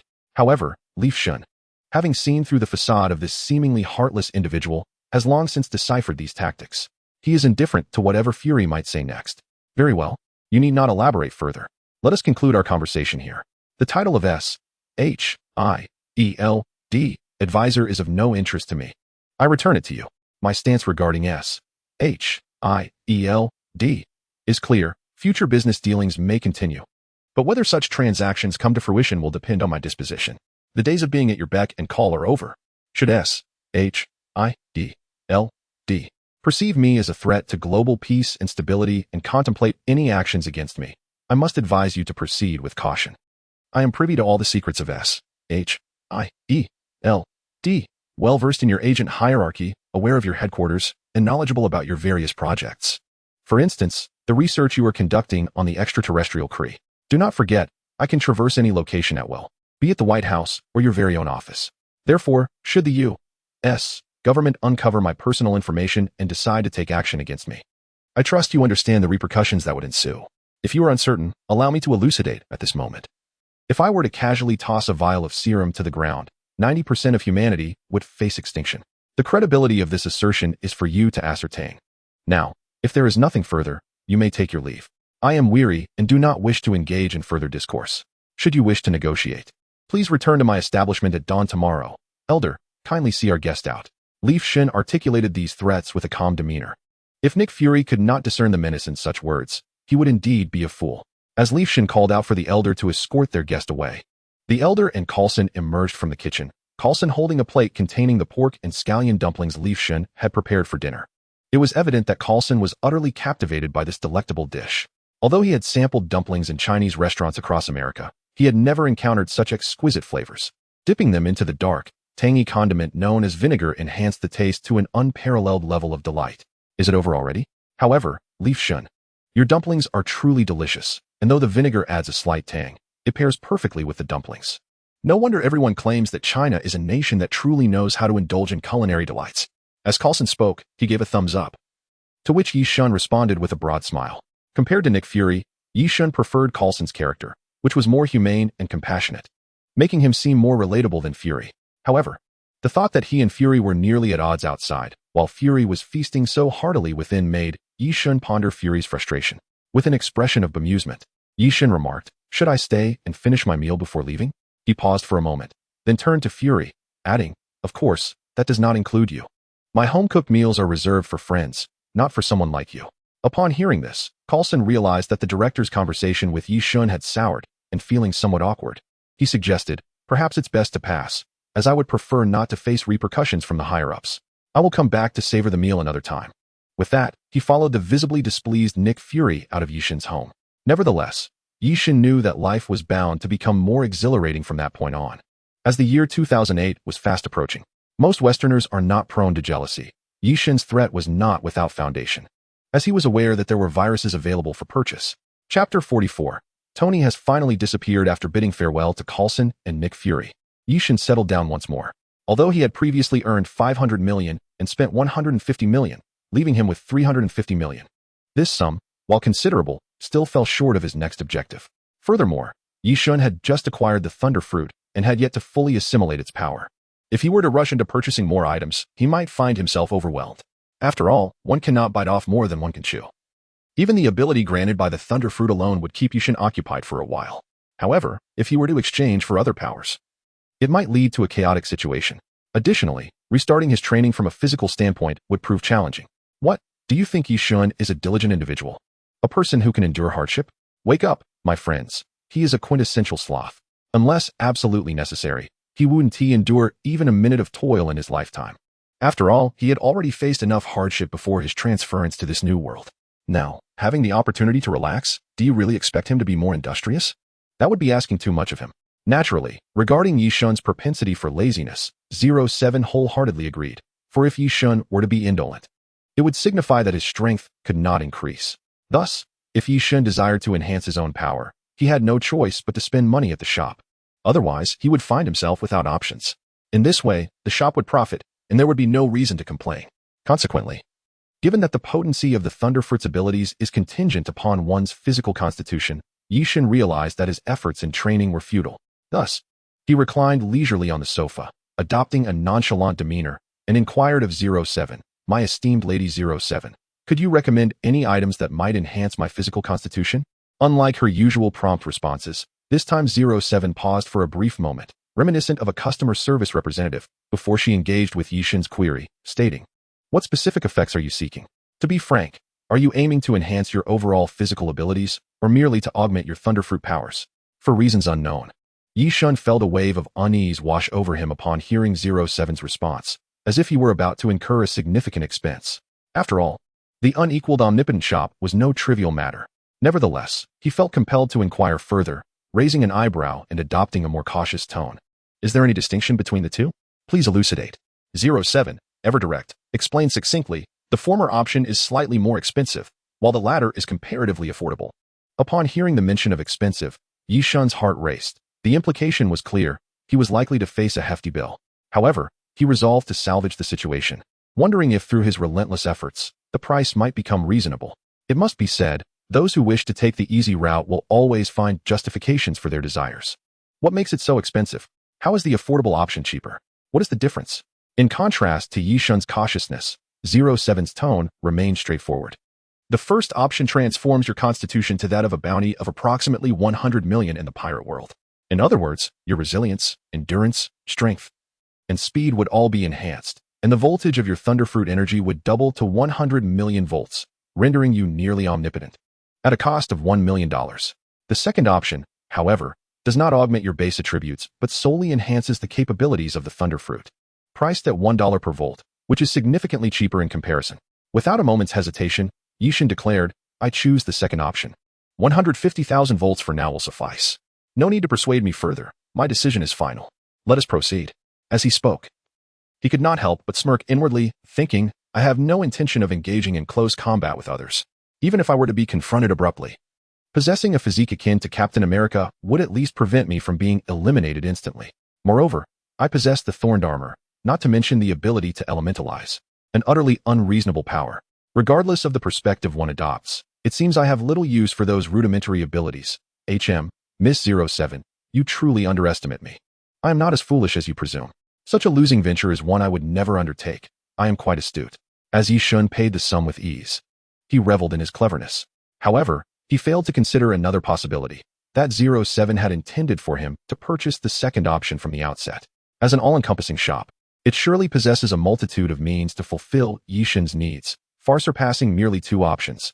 Yet, Yi Shun, with his preconceived notions, neglected to ponder that 07 might have merely highlighted the two most exorbitant or least cost-effective methods. Nevertheless, one cannot entirely fault Yi Shun for his perceived naivety. The true blame lies with 07's cunning nature, as it is within the realm of possibility to exploit any advantage.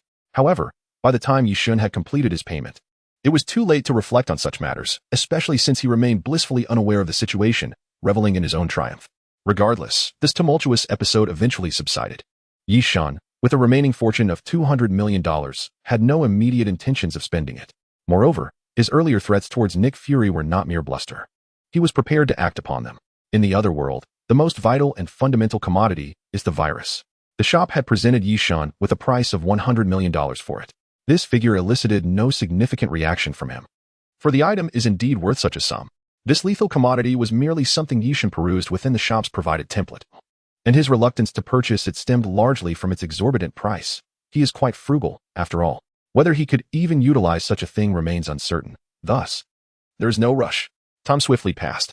Aside from the previous transaction with Tony, no one else had approached Yi Shun, and he was acutely aware of the reason behind this. SHIELD was undoubtedly obstructing matters.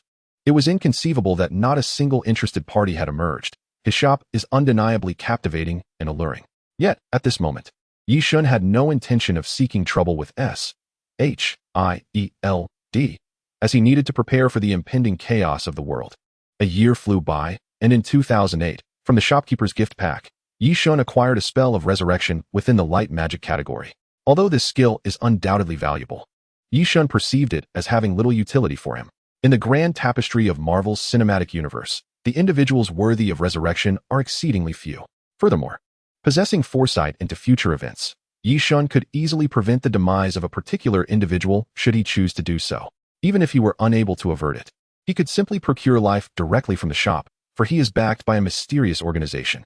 Thus, Yi Shun's evaluation of this occasion's store owner's gift pack is that it truly represents a squandered opportunity, a sentiment that he finds quite unsatisfactory. However, regarding the matter of the store owner's gift pack, Yi Shun does not pursue it too rigorously, for ultimately, it is at the discretion of the shop, randomized and graciously offered. Therefore, he feels compelled to accept it.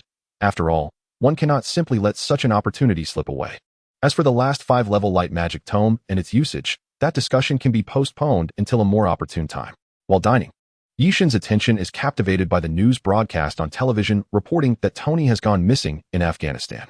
The excitement nearly propels him to leap from his seat in applause, as the unfolding world seems poised to become one dominated by superheroes. Nonetheless, for Yi Shun, there is a more pressing matter at hand. He must diligently finish his meal. Chapter 45. The visit from Potts upon receiving the news of Tony's disappearance. Yi Shun's immediate thought was not to seek out Tony or to use this information to leverage against anyone. Rather, his first instinct was to inquire of 07. Miss 07, if I were to invest all my resources in purchasing Tony stocks at this moment, would the shop deduct funds from my account? 07's response was undeniably logical and reasonable. Deduct? For such matters? Please provide a rational explanation. If the salary from SHIELD is a result of their need for my services, granted by the shop, then I accept that.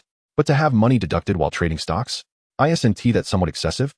I must tell you, the shop's exploitation of the impoverished labor force will certainly lead to unforeseen consequences. Hearing 07's remarkably rational tone, Yi Shun was instantly incensed. If 07 did not provide a satisfactory explanation today, he would not let the matter rest. The more he contemplated, the angrier he became. The shop seemed to be quite the bully. You wish to explain? Very well. I shall inform you that your presence in this world was facilitated by the shop. The rights you possess to purchase all manner of goods are also bestowed upon you by the shop. Indeed, one could argue that without the shop, your abilities and the funds you intend to use for stock purchases would not exist. I have spoken my piece. Do you still wish to demand an explanation from me? Is there anything else you wish to inquire about? Although 07's words were devoid of any pretense, her tone remained relatively calm. Nevertheless, her statements left Yi Shun momentarily taken aback. After careful reflection, he acknowledged that while 07's reasoning seemed sound, he was not without contributions of his own. Though the successful transactions were indeed facilitated by the shop's goods, who could assert that Yi Xin played no role whatsoever? Was he merely a figurehead? So, are you implying that anyone could do my job? Then why seek me out instead of others? 07 fell silent for a moment, then spoke in a somewhat feeble voice. It is merely your good fortune, as the selection of the shop is random. Listening to 07's response, devoid of any confidence, Yi Xin found it hard to believe. Yet now was not the time to sever ties with the shop, for he would still need its assistance to grow stronger in the days to come. Even though his current strength could be deemed considerable, at least on Earth, when faced with other intelligent life forms in the cosmos, Yi Xin's prowess still fell short. Let us not even broach the subject of particularly ethereal deities. Even the likes of Asgard, known for producing beings such as Thor, was beyond Yi Xin's current capabilities, leaving him ample room for improvement. Hey, I remember I can level up, right? My revenue should have long exceeded 100 million. Why haven't I leveled up yet? Is the system malfunctioning? May I inquire if the shopkeeper's level should be upgraded? How absurd. You never mentioned that I need to confirm the upgrade myself. Why didn't you remind me? Enough with the chatter, whether to upgrade or not. You have never asked before. Why blame me for not inquiring? Hurry up and tell me, will it be an upgrade or not? If not, I might as well leave. Upgrade. Why wouldn't I? Who wouldn't want to save money? If you had reminded me earlier, I could have saved 30 million when exchanging for the Thunder Fruit. You owe me that money. Although 07 did not respond to Yi Xin's complaints, I could only imagine that 07 was silently cursing. What does your failure to upgrade have to do with me? This lazy couch potato just knows how to scold me. After a minute, 07 reappeared online and stated directly, the shopkeeper's level has been successfully upgraded. Summary of updates. The price for items purchased by the shopkeeper is reduced to 9 times the item price, and the shopkeeper's profits have increased to 100% of the item price. Since the shopkeeper has surpassed the novice level and can now survive independently, the shopkeeper's gift package has been revoked. A new feature, precious metal recycling, has been activated. To clarify the changes in item pricing, this means that after the update, if you sell an item for 150,000, the profit distribution prior to the update would have been 50,000 for you and 100,000 for the shop. After the update, it will be 60,000 for you and 90,000 for the shop. As such, the revenue has reached 100 million. If the shopkeeper lacks self-preservation capabilities, then it would be prudent to prepare for demise. The newly activated precious metal recycling function facilitates future transactions between the shopkeeper and intelligent life beyond Earth. To be honest, Yi Xin was utterly bewildered. Although the profit ratio had increased, it effectively eliminated his previous method of idleness. Under the rules that existed before the update, even if Yi Xin did nothing for an entire year, he would still receive the shopkeeper's gift package. However, now, if he did not sell anything, he would earn not a single penny, leading to financial ruin. For Yi Xin, whose character is characterized by laziness and a penchant for shirking work, such a change was undoubtedly disheartening. Embracing idleness was his fundamental principle of existence. The prospect of laboring diligently was a burdensome thought, and he had no desire to be perpetually embroiled in the hustle and bustle of daily life.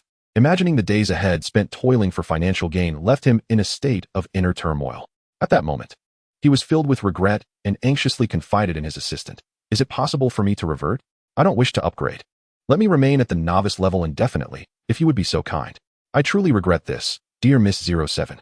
Regrettably, this is beyond my control. Even if it were within my power, it would not align with your wishes. I must admit, seeing your indolent demeanor is quite vexing.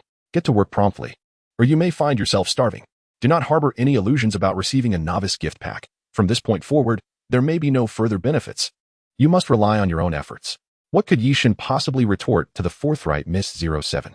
Even if he wished to retaliate, he would be unable to reach her. In fact, since his arrival in this new realm, he had never even laid eyes upon her, knowing her only by voice. Suddenly, Yi Xin realized that this was indeed a dilemma. Understanding oneself and one's adversary is crucial to victory. With no knowledge of his opponent, what strategies could he employ? Just as he pondered how to extract information from 07, an unexpected visitor arrived at his door, catching him completely off guard. As he had been preoccupied with the recent upgrade of the shopkeeper's abilities, an elder entered, accompanied by a woman whom Yi Xin recognized all too well. The elder approached Yi Xin and whispered, "Young master, this is Miss Potts, Tony's secretary. She mentioned she had business with you, and I happened to return from grocery shopping just in time to bring her in." Upon hearing the elder's words, Yi Xin instantly rose and made his way toward Miss Potts. "Miss Potts, it is a pleasure to welcome you today. I regret that my humble establishment may not meet your expectations. Please allow me to invite you to sit here." As he spoke, he extended his right hand in a gentlemanly manner, guiding her to a nearby sofa. Once Miss Potts was seated, Yushin refrained from directly inquiring about her purpose for visiting, as he was already aware of the situation. Instead, he accepted the tea the elder had just brewed and politely offered it to Miss Potts, seated across from him. Miss Potts, please indulge in this. It is authentic Chinese pu'er tea. Believe me, aside from my personal consumption, you are the first guest to enjoy this tea. I have shared tea with Tony on several occasions, yet I have never offered him such a brew. Although its value is not the highest, it is the most esteemed in my possession, reflecting the honored status you hold in my regard. Yishin spoke in a calm tone, his words flowing slowly, as if engaged in casual conversation with Potts, reminiscent of two old friends reminiscing. Their mutual understanding ran deep, however. He had deliberately mentioned Tony in his discourse because Yishun had perceived hesitation and wariness etched on Potts' face. This indicated that her visit to the shop was not merely for a heart-to-heart exchange, but rather for a specific purpose. She sought his assistance in some endeavor. As for how she had acquired his address, it was undoubtedly through S-H-I-E-L-D, for the lethargic Yishun, who relied on teleportation for his daily commutes, had not even disclosed his residence to Tony, making it unlikely that anyone else would know it. Yet here came Potts, cloaked in uncertainty and suspicion, suggesting that she harbored doubts about Yishun's trustworthiness or deemed him incapable of aiding her. In their earlier chit-chat, Yishun had casually mentioned Tony's name to alleviate some of Potts' apprehensions, hoping she would eventually broach the subject of her needs. After all, where would the profit lie without clarity on her intentions? Holding the cup of tea Yishun had offered, Potts hesitated for a few seconds before resolutely setting it down on the table with a firm thud. She turned to Yishun and stated, "Mr. Yishun, I am unaware of who you are, your origins, or the extent of your capabilities, but Tony once spoke of you, describing you as a remarkable individual. That is why I have come to seek your assistance today. I cannot fathom why Tony places his trust in you. Yet he does. He has instructed me that if I encounter any issues, I should seek you at this shop's address. However, I have waited outside your establishment for 2 days without catching a glimpse of you, nor have I received any word. It was only later that a man claiming to be your friend, named Carlson, provided me with your address, prompting me to come directly to your door. I am here seeking your help." Yishun regarded the woman before him, bemused by her lengthy monologue, and sighed apologetically. "I apologize for taking up your time. However, the past 2 days were Saturday and Sunday, and according to traditional Chinese work customs, those are our days of rest. This tradition is not exclusive to China. Do you not also observe weekends? I understand, yet I did not anticipate that you, a businessman managing a shop sales, would choose to take a break during the weekend, which is typically the busiest time for foot traffic. Nonetheless, my purpose today is not to question your decision to close the shop." Yishun recognized that the crux of the matter was approaching. While I have my suspicions, merely keeping them to myself will not suffice. Please, do articulate your intentions. How may I assist you? Miss Potts, since Tony has mentioned my existence to you, I trust he has also informed you that I deal in a vast array of goods, both legitimate and illicit, whether it be protective assignments or assassination contracts. I accept them all. Do you comprehend? While Yushin engaged in business discussions with Potts, he did not neglect to promote himself. Upon hearing Yushin's blunt remarks, particularly regarding his willingness to sell anything, Potts was momentarily taken aback. However, her years of professional experience quickly restored her composure, as she recognized there was no time for distraction. Although the news had only just broken about Tony's disappearance, in reality, he had been missing for over 2 days. From her perspective, time was of the essence, both for Tony and for herself. "Mr. Yushin, I apologize, but I am not in the mood to discuss the business your store encompasses. I merely want Tony back, and the sooner, the better." With his fingers interlaced, Yishin replied to Potts with an air of calm detachment. "Very well, no problem. However, I do have a few options that require your consideration, Miss Potts. Firstly, I can bring Tony back alive within a week for a fee of $5 million. Secondly, should I succeed in returning him to you within 3 days, alive and with a guarantee of his limbs intact, the price would be $10 million. The third option entails bringing Tony back within 2 days, ensuring that his bodily functions are identical to those of a normal person, along with a guarantee of his safety for 3 months. This means that even if he were to pass away, I would retrieve him from the depths of hell." Please don't kick me. Do you really think someone like Tony would ascend to heaven? This option is priced at $100 million.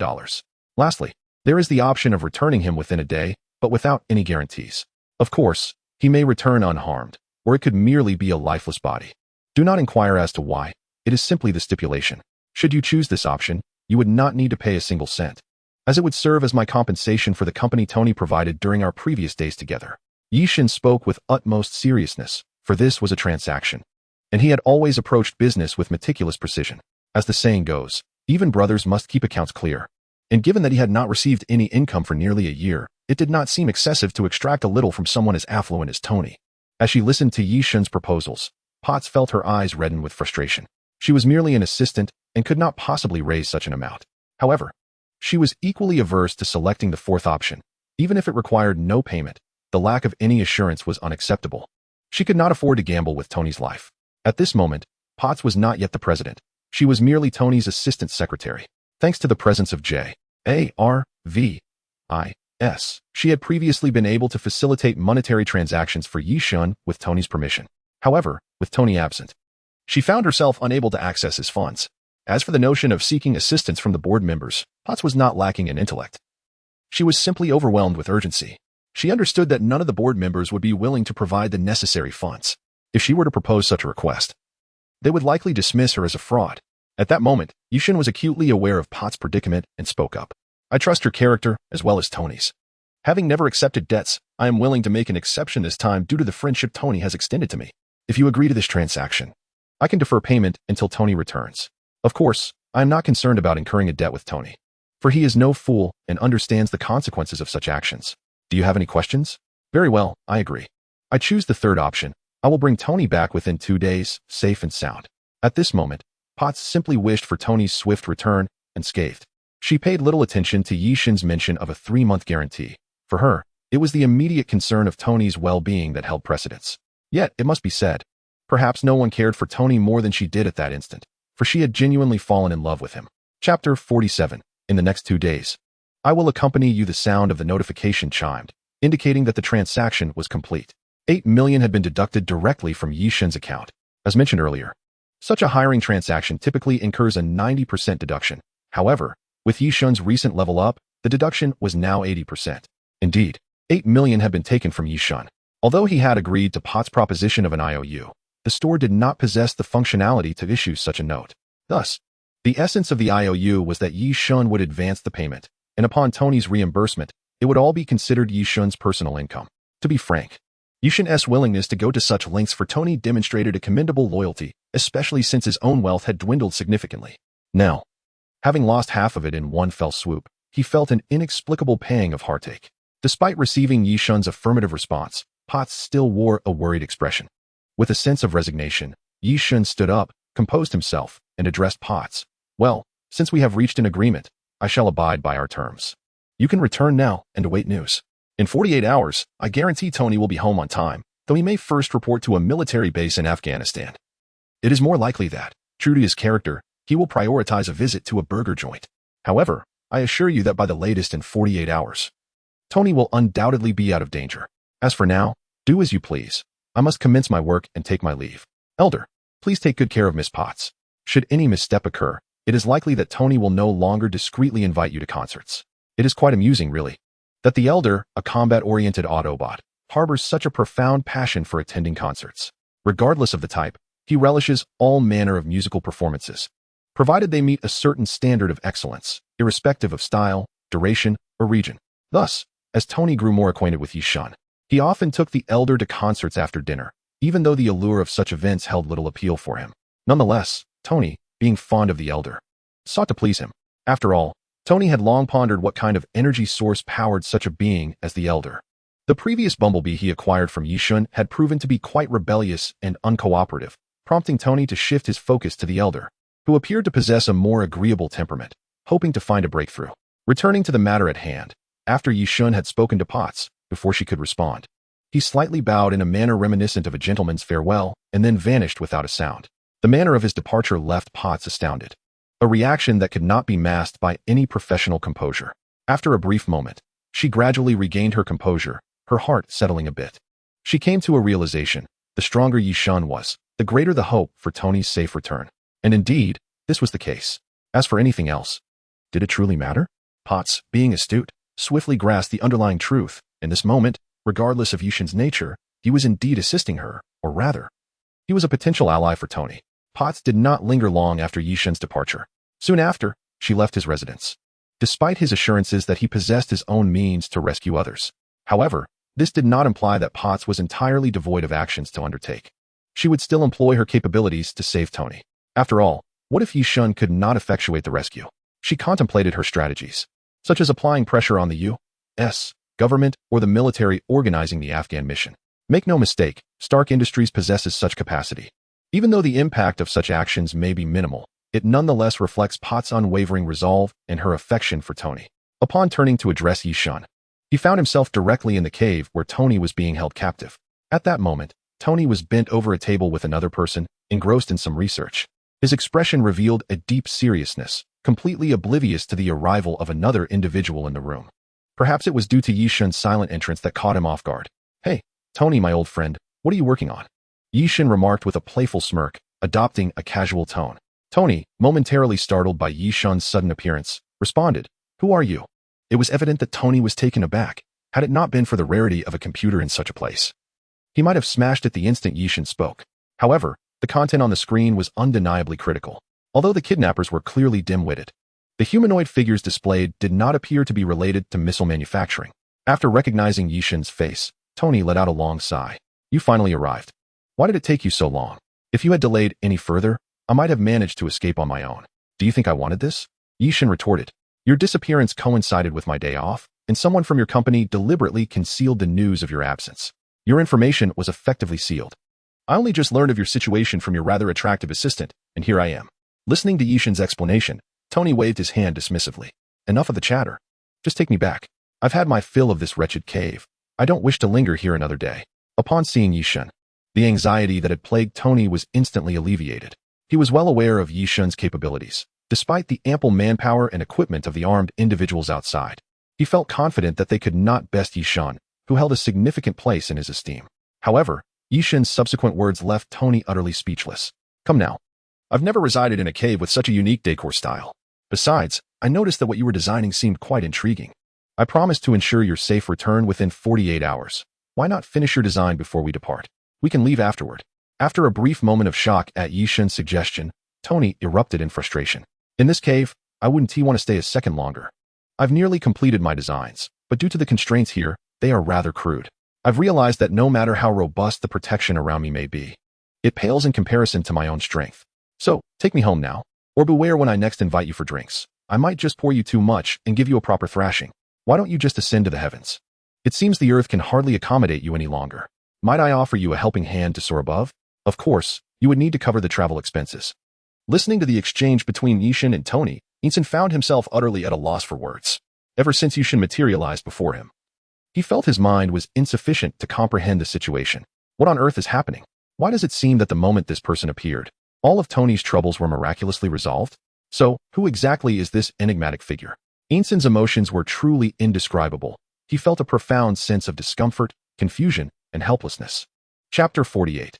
Confidence must be self-sustained. Yi-sun observed Tony, who appeared to be in a state of euphoric delirium, having transformed from a somber demeanor to an overwhelmingly optimistic disposition. Yi-sun found himself utterly bewildered by this transformation. As he watched Yi Shun and Tony engage in what seemed like an endless conversation, as if they could chat until dawn, Yi-sun reached his limit. "Hey Tony, what on earth is going on? Honestly, I have no idea who this guy is or how he got here.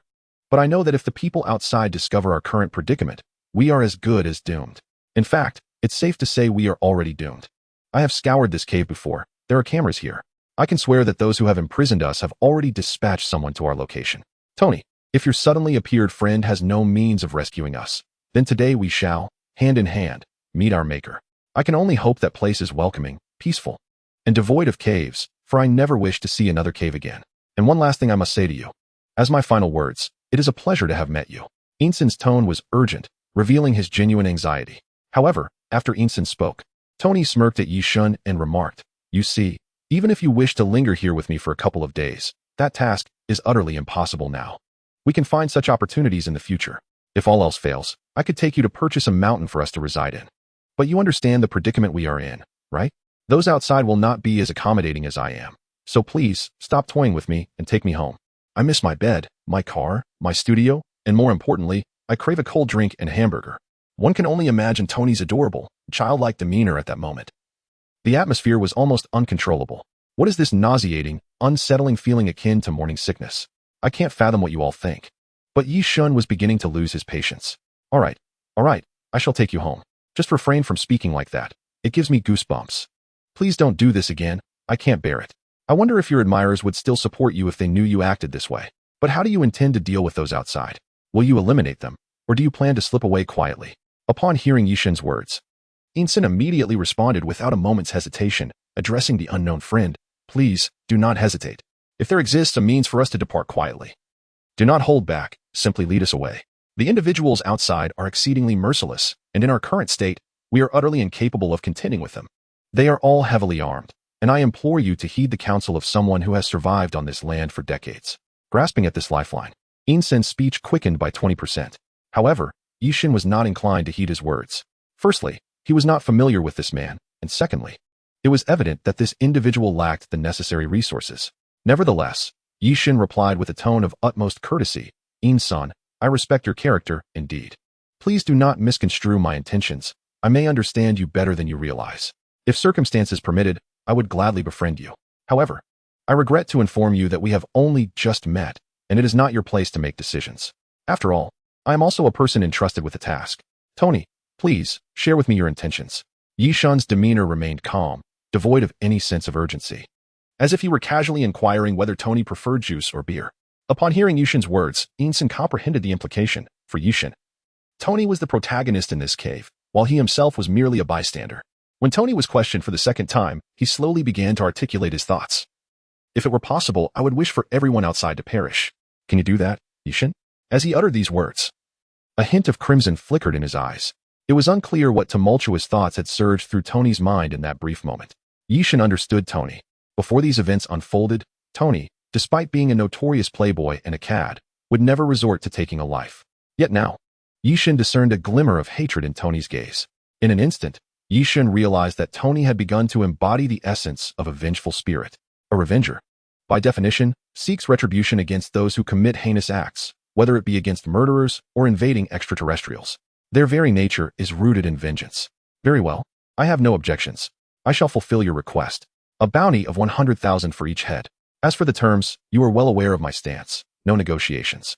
As Yishin acquiesced to Tony's words, he stepped out of the cave, his figure appearing exceptionally dashing and heroic in the eyes of In-sun and Tony. Had it not been for the somewhat awkward intrusion of the iconic mission, impossible theme echoing through the desolate cavern, the scene might have been rendered even more perfect. However, upon witnessing Yishin's actions, even Tony could not help but concede that an air of confidence was indeed essential for such displays, as they undeniably exuded a compelling charm. Just as Yishin was about to exit the cave, he turned his head slightly, revealing half of his face to Tony and In-sun, and said, "Stay hidden, it will be over soon. Wait for me." With that, he kicked open the prison door and strode out alone. Though Tony was momentarily captivated by Yishin's striking presence, he soon regained his composure and muttered to himself, he has quite the show-off. But isn't the ultimate goal still money? 10,000 per head. Why not just rob them? With your skills, you'd still be profiting even at that rate. Men, always finding ways to drag me into their schemes. In-sun caught a hint of Tony's words, but was unable to grasp them fully, for his mind was preoccupied with more pressing concerns. The gunfire outside resounded like firecrackers, reminiscent of celebrations during the Chinese New Year. Despite Yishin's confident demeanor, In-sun's unease persisted. Having no real concept of a superhero, he found it hard to believe that anyone could confront dozens, if not hundreds, of armed assailants and emerge unscathed. Tony, do you think your friend will be all right? Shouldn't we go out to assist him? In-sun inquired, his voice tinged with worry. Tony shot In-sun a disapproving glance, responding, "Rest assured, you needn't fret. To pose any threat to him, they need to deploy an entire armored division. And just to clarify, I'm referring to the U.S. military, not the Afghan forces." Although Tony lacked a comprehensive understanding of Yishin's capabilities, he reasoned that if someone could market a device like Bumblebee, an armored battalion would likely be mere child's play for him. Tony's assertions seemed almost fantastical, leaving In-sun to listen with a mixture of skepticism and intrigue. Chapter 49. What shall we eat later? Upon exiting the cave, Yishin was promptly discovered by the station personnel. It was an inevitable outcome. A figure of his stature, especially clad in athletic attire, would not go unnoticed in such a setting. If he were to remain undetected in this chaotic land of Afghanistan, it would imply that these armed men were utterly incompetent. Before long, a group of approximately 10 armed with automatic rifles encircled Yishin, though they spoke in a language unfamiliar to him. His extensive knowledge of linguistics acquired from his experiences allowed him to comprehend their intentions. What? You wonder when Yishin mastered such linguistic proficiency? My friend, if Yishin, as the proprietor of a store, cannot even engage in normal communication with his customers. What kind of establishment is he running? That would indeed be rather lowly, wouldn't it? As Yishan listened to the incessant shouts of those around him, he remained unperturbed, his smile unwavering. What sort of scoundrels are these? Where do they come from? Why have they emerged from the cave? Surrender at once and divulge all that you know. We shall grant you a chance for survival. You yellow-skinned monkey. I command you to immediately drop your weapon, clasp your hands upon your head, and kneel upon the ground. Hurry. Although their tone was far from courteous, Yishan felt no trace of anger, for in his eyes, they had long ceased to be terrorists. They were merely walking bags of money. Each one worth 100,000. How delightful. Considering the more than 100 armed individuals present, that amounted to over 10 million, a substantial sum, regardless of the time. Hey, everyone, could I trouble you for a moment? Yishan uttered his first words after emerging from the cave. The onlookers remained silent, their expressions wary as they scrutinized him. In this unforgiving realm, mercy was a foreign concept. No one would entertain promises made to foes, for such naivety would lead to their demise. The instant compassion flickered. Well, I had hoped to negotiate with you all, but seeing your lack of cooperation, I shall take your lives myself. My apologies. The moment Yishan uttered his first word, he swiftly began firing his weapon. By the time he finished his last word, the gunfire abruptly ceased, and those who had encircled him fell silent. Each one met their end. The shots fired by Yishan undoubtedly served as a signal to the armed factions nearby, indicating an intrusion. Otherwise, even in practice, one would not shoot so hastily. Considering the high cost of ammunition in this place. Enemy attack! Enemy attack! Everyone, stay alert. The enemy is at the entrance of the cave where the prisoners are held. Taking cover and firing indiscriminately. There is only one foe. Confirm that there are no survivors nearby. Prepare to launch grenades. What are you waiting for? Fire. The enemy is no ordinary foe. Leave no survivors. Eliminate him. Among the elite of terrorists, there were indeed many shrewd individuals. Upon witnessing the circle of corpses surrounding Yishan, they quickly understood that he was no ordinary adversary. Thus, their attacks were decisive. They had no intention of allowing him to live. After a series of shouts, at least 4 grenades rolled to Yishan's feet. He cast a glance at the unwelcome gifts bestowed upon him, took a deep breath, and mused to himself, after I return these to Tony. What shall I have for dinner? Perhaps I shall dine at Tony's and save a meal. Then, the explosion engulfed Yishan in a fiery blaze as 4 grenades. 2 rockets, and a myriad of bullets erupted in chaos, filling the air with smoke and turmoil. Though the flames and smoke obscured the state of Yishan, in the eyes of the terrorists, the firepower at hand was sufficient to obliterate any flesh and blood. Consequently, in a bid to conserve resources, they ceased their shooting, waiting for the chaos to subside, with some even preparing to depart to resume their unfinished tasks before the turmoil began. However, just as these individuals rose to their feet, a voice reminiscent of a hellish echo emerged from the lingering smoke. Salute to the railgun sister. Imitation railgun. Let it fly. In tandem with these words, a brilliant blue beam shattered the haze, erupting from the very spot they had just besieged. What does it mean to wield an electromagnetic weapon? As a conventional kinetic weapon, once charged with electrical energy, it accumulates several hundred megajoules of kinetic energy, propelling projectiles at speeds that can reach 5 times the speed of sound. Based on current American research advancements, while such an introduction may not evoke a strong sensory experience, it is worth noting that being struck by such an attack would leave no corpse behind, and even the smallest of projectiles would deliver the force of a cannon. Yishan's assault employed the thunderfruit for charging, utilizing bullets as mediums. Fortunately, Yanluo had been reinforced by Yishan. Otherwise, the weapon would have exploded before even being fired. Although the medium was not specialized, Yishan's railgun could still reach distances of 10 to 20 kilometers. Moreover, due to the law of conservation of energy, while the range of Yishan's attack was not extraordinary, its power was astonishing. Accompanied by a thunderous roar, a chasm tore through the desolate earth. The sandy terrain crystallized under Yishan's onslaught, resembling a glass tunnel, strikingly beautiful and dreamlike. Everyone was left in awe, including Yishan himself. After all, this was the first time he had employed such a technique without prior experimentation. He was uncertain of its true might. Observing the effectiveness of this approach in close combat, Yishan pondered with curiosity whether the Hulk could emerge unscathed from such an assault. However, he reasoned that, given the Hulk's immense stature, he was unlikely to be vanquished by this relatively unreasonable piece of black technology. Yet, Yishan limited himself to a single use of this attack, not due to a lack of strength to perform it again, but because such an assault left no bodies behind. Without corpses, how could he claim his due from Tony? How could he pinpoint the individuals involved? Moreover, there were no surveillance systems or rosters to corroborate his actions. Thus, in the ensuing conflict, Yishan adhered to a more conventional approach, executing one shot per adversary, neither wasteful nor ostentatious, but steadily and methodically eliminating his foes. In summary, it was around 20 minutes later when Yi Shun returned to the cave. At that moment, Inson felt the weight of the metaphorical sword that had been hanging over him dissipate upon seeing Yi Shun unscathed. Upon entering the cave, Yi Shun wasted no time and said directly, "All right, Tony, the people outside have been dealt with. I took the liberty of checking. There were a total of 120 individuals, of which 16 were obliterated beyond recognition due to testing new skills. However, even in the absence of corpses, you are still obliged to pay me. Despite the lack of evidence, I have never deceived in business, so you can trust me. Shall we head back directly? Or would you prefer to verify the numbers outside?" Yi Shun spoke these unreasonable words with utmost seriousness. What kind of logic is it to demand payment without evidence? Was that reasonable? I can swear that even though Tony did not voice it, he surely thought along these lines. Chapter 50. So what? Tony listened to Yi Shun's words with a sense of helplessness. Yet, he had grown accustomed to Yi Shun's shameless pursuit of money and thus refrained from commenting further. After all, even if he accounted for all those individuals, it wouldn't amount to much, so he might as well pay. Just as Tony was about to suggest they head home, Inson recklessly dashed outside. His behavior was not surprising, after all. Who could believe that one person could eliminate 120 terrorists in less than half an hour without witnessing it firsthand? He found it hard to accept this notion, especially since the Marvel world had yet to see the emergence of true superheroes, thus rendering the concept of such power incomprehensible to him.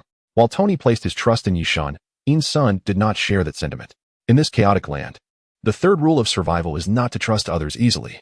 Having spent several days with Tony and gaining an understanding of him, In-sun felt he could trust him. However, today marked his first encounter with Yi Shun, leaving him with more skepticism than trust, despite the slight assurance Tony provided. After all, who could be powerful enough to achieve such feats? Their relationship resembled that of an acquaintance introduced by a friend, familiar yet distant. Observing In-sun hastily sprinting outside, Tony helplessly shrugged at Yi Shun and remarked, "Very well, let us wait. We shall discuss our departure once he returns." Yi Shun, indifferent to the matter, recognized that it was Tony who would be paying. Whether they left now or 2 days later made no difference to him, as long as he was compensated. Money was the foundation of his existence. Even though he and Tony had become friends, he understood that assisting a friend still required financial consideration, a distinction he was keenly aware of. "I am indifferent. Your happiness is what matters. However, let me take this opportunity to elucidate the details of the expenses you will incur upon your return home. The sum of 120 individuals amounts to $12 million. The cost of hiring my lovely assistant to ensure your safe return in good health totals $100 million. In total, this amounts to $111 million. Of course, my travel expenses are included in this figure, and you need not worry about this portion, as we have known each other for quite some time and have established a friendship. Consider it a gift from me to you. You are aware that I have always adhered to the principles of fairness. Even if you were to continue compensating me afterwards, I would not accept further payment. This is the way of commerce, and I trust you understand that I conduct my business with unwavering principles." Yi Shun's words are indeed remarkable. He articulates the charges with an air of fairness, as if such fees are entirely customary for him. Yet, he also presents himself as altruistic, akin to a benevolent figure compelled by circumstances to collect payment, leaving Tony speechless. It seems a pity that his famed New York banter falters in the presence of Yi Shun, rendering him at a loss. Tony's expression shifted through various phases as he grappled with the absurdity of the situation. Ultimately, he donned a frown and, with a sense of resignation, told Yi Shun, "All right, I understand. I will pay you upon my return. Please do not elaborate further. I grasp your intentions and will not negotiate, for I lack the leverage to do so. I accept my fate." Tony found himself with no choice but to acquiesce. After all, in this desolate wilderness, he still needed Yi Shun to escort him back. If he did not placate Yi Shun, what would happen if he simply turned his back and left? He had no desire to perish here, for he had yet to fully enjoy his vibrant youth, complete his research, or weave stories with his assistant. He could not simply meet his end here. Money? He could earn more. For now, he would part with it. As the saying goes, in this scenario, one is the butcher and the other the fish, and as Tony remarked, he currently finds himself as the fish, lying docilely upon the cutting board, devoid of any bargaining power, and too intimidated to contest. Even though Yi Shun evidently exploited Tony for a substantial sum, the latter harbored no resentment. After all, Yi Shun was the one who came to rescue him from his plight. One could argue he is a savior of sorts. Moreover, the nature of business operates under such rules. One cannot expect leniency simply due to personal ties. Even brothers must account for transactions. And Yi Shun and Tony are not siblings, after all. Wouldn't you agree? As Yi Shun and Tony engaged in casual conversation, In-sun appeared, seemingly lost, and slowly walked into the cave. Without the need for further elaboration, One could ascertain from his expression that the outside world was undoubtedly strewn with corpses, though it was improbable to have counted them all in such a brief span of time. The degree of carnage evident from the scene suggested that the number of dead was likely in alignment with what Yi Shun had indicated. Clearly, Yin Sun was taken aback by the horrific sight. Noticing Yin Sin's unsettling demeanor upon his return, Tony refrained from probing further into the grim events outside and instead addressed Yin Sun directly. Yin Sun, you saved my life, and now I am preparing to return home. Would you care to join me? To America. If you agree, I will take you back with me. You need not worry about anything else. I will handle it all. What do you think? Yin Sin, upon hearing this, lifted his head in confusion, his gaze somewhat vacant as he slowly turned to Tony. It was evident he had yet to recover from the harrowing spectacle outside. Although, as a doctor, he was no stranger to death. He had never encountered such a scene, bodies scattered haphazardly across the ground, a veritable field of the dead. Yet, he could discern from the positions of the fallen that some had relinquished their fight, having been shot while kneeling in supplication. During his time in Afghanistan, he had witnessed numerous such deaths. This scenario was not a result of war, but rather a massacre. After raising his gaze, Yin Sun did not respond to Tony, but instead fixed his bloodshot eyes upon Yi Shun, demanding loudly, "Why did you do this? Since the enemy has surrendered, why not take them captive instead of mercilessly slaying them? Do not deny it. As a doctor for over a decade, particularly in Afghanistan, I can see that they pleaded for mercy. They surrendered. You cannot deceive me. Your acts of slaughter are indistinguishable from those of cruel demons." Observing Yin Sin's almost hysterical state, Tony remained silent, while Yi Shun furrowed his brow and calmly replied, "Yin Sun, please do not impose your assumptions and deductions upon me. I have never claimed to conceal anything. Indeed, I killed those outside. Some had already ceased their resistance before I struck them down. But how does that relate directly to my actions? Is there any inherent issue with having killed them?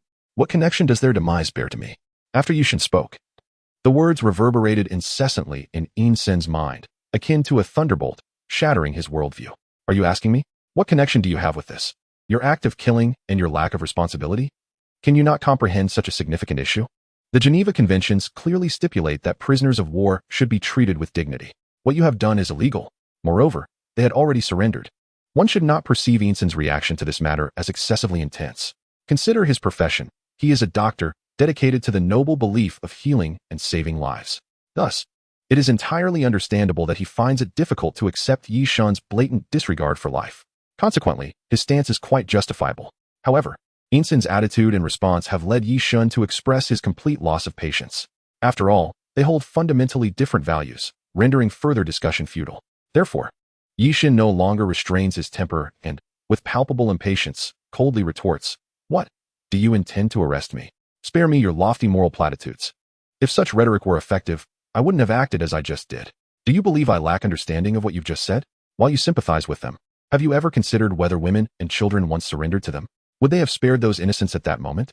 They are a group of cold-blooded killers, preying on the weak and mercilessly taking lives. Otherwise, you wouldn't have been so burdened with hesitation earlier. Moreover, my mission is to annihilate them entirely upon exiting. Will you not pick up the $100,000 lying on the ground?" After delivering these words, Yi Shun exhaled deeply and continued to address the two, who were left dumbfounded. "Decades ago, during the well-known Second World War, Japan invaded my country. Why did those Japanese soldiers, representing a national army, completely disregard the principles of treating captives humanely and showing kindness to the elderly, women, and children? Under such circumstances, I believe that treating captives well would be an injustice to my own people. What right do you have to impose such unfairness upon me now? Is it merely because you perceive me as easy to negotiate with? I'm afraid that is not the case.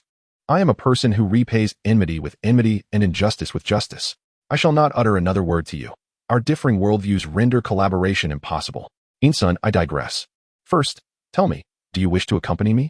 Yin Sun, listening to Tony's conciliatory tone, shook his head in resignation.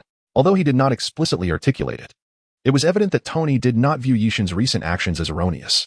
As Yi Shun had pointed out, when perspectives clash, further conversation is fruitless.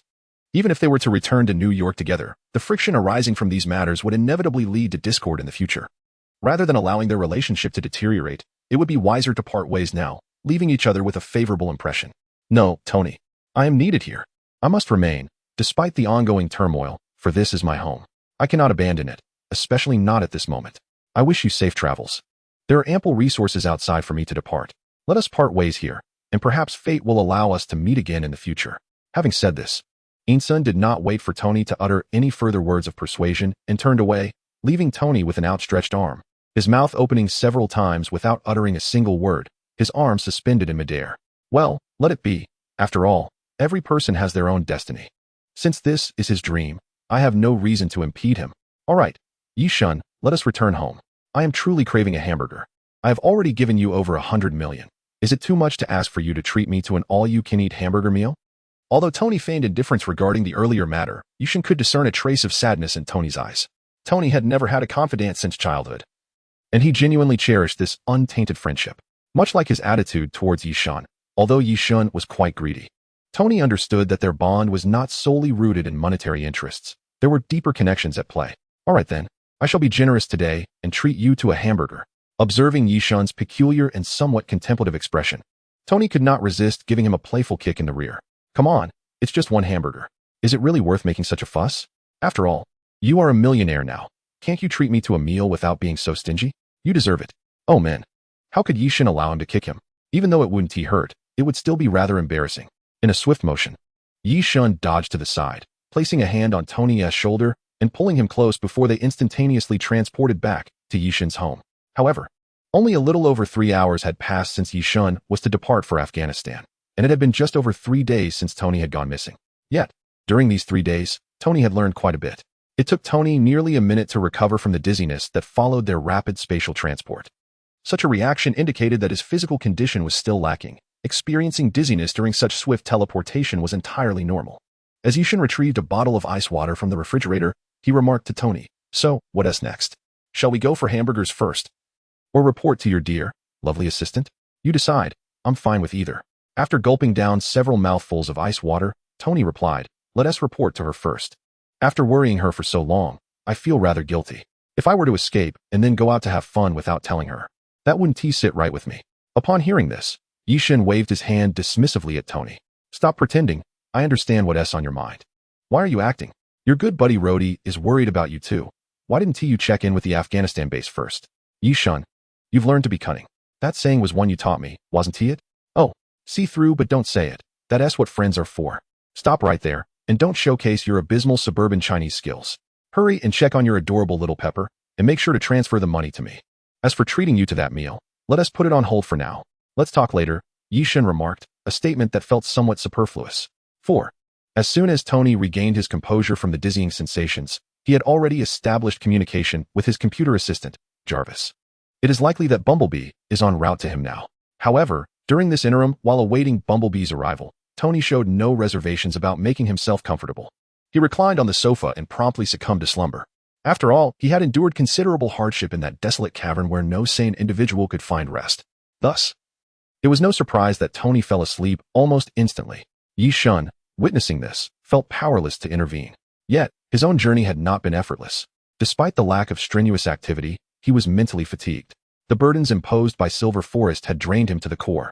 Hence, seeing Tony in such a deep slumber made Yi Shun feel drowsy as well.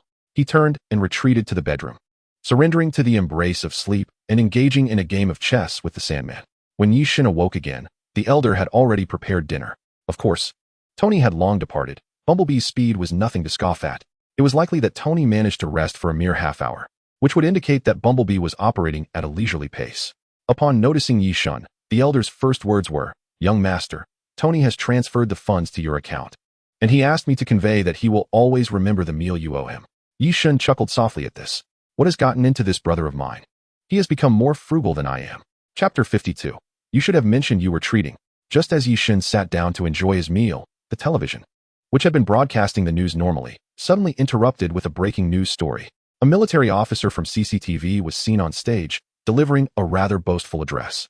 He spoke of the immense efforts, manpower, resources, and the myriad challenges faced along the way. He proclaimed, with great self-importance, that through relentless perseverance, they had successfully rescued Tony Stark from the clutches of the Afghan insurgents, positioning himself as a paragon of heroism.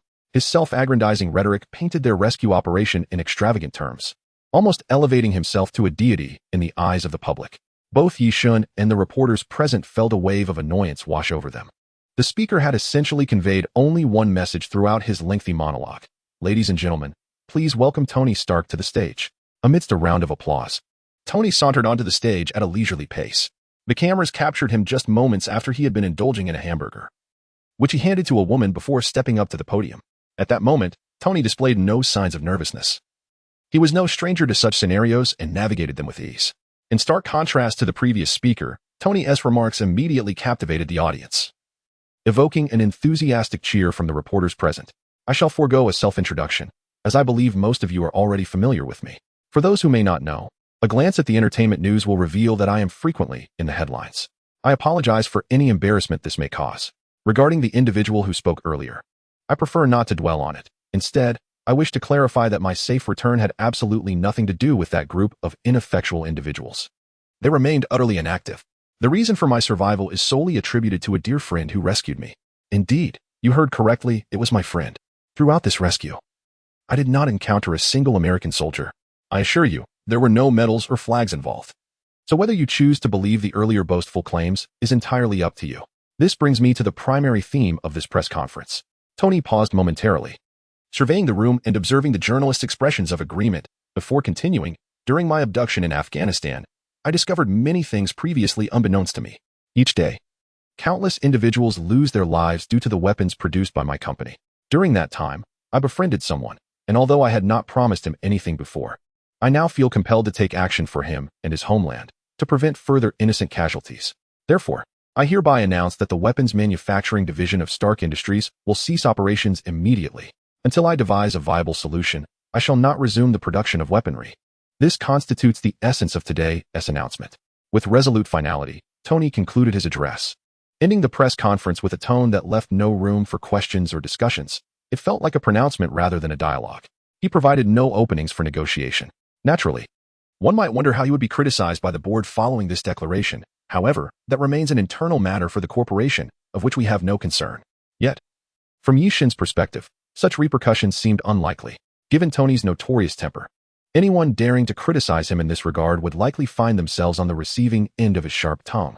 As Yishin observed, he turned to the elder and remarked, "Hey, elder, do you believe that within 10 minutes, Tony will undoubtedly call me? He must be under fire from everyone right now, and will soon seek my counsel for stability." In response, the elder, playing along, mimicked a robotic tone. "Young master is correct. The probability of such an occurrence exceeds 60%. Thus the scenario you described is quite plausible." Hearing this, Yishun erupted with laughter. "Elder, you have truly taken a turn for the worse. Why mimic Jarvis's speech patterns, complete with calculations? What calculations have you performed? Pray tell, how did you arrive at this probability?" After being questioned by Yishun, the elder seemed to deflate, exclaiming, "Oh dear, young master, can we not undermine each other? I simply thought speaking this way was rather dashing. Is this small desire too much to ask? I am genuinely wounded." Just as Yishun was about to exchange a few more playful remarks with the elder, his phone rang. "Hello, Tony. Didn't you just finish a press conference? Given what you just said, I presume you are now dealing with quite a bit of trouble. How is it that you are calling me during such a busy time? What? You want me to join you for a drink? You know I am quite occupied every day." "Oh, you're treating? Why didn't you say so earlier? Where shall we meet?" "What? Your home? TSK, I thought I might indulge in a lavish evening." "All right, fine, I'll be there shortly." After hanging up, Yushin turned to the elder with a mysterious smile, remarking, "It appears our fearless Tony is also wary of trouble and prefers to stay home during such turbulent times. How intriguing. Once we finish our meal, let us pay a visit to witness Tony's despondency together." "Ha."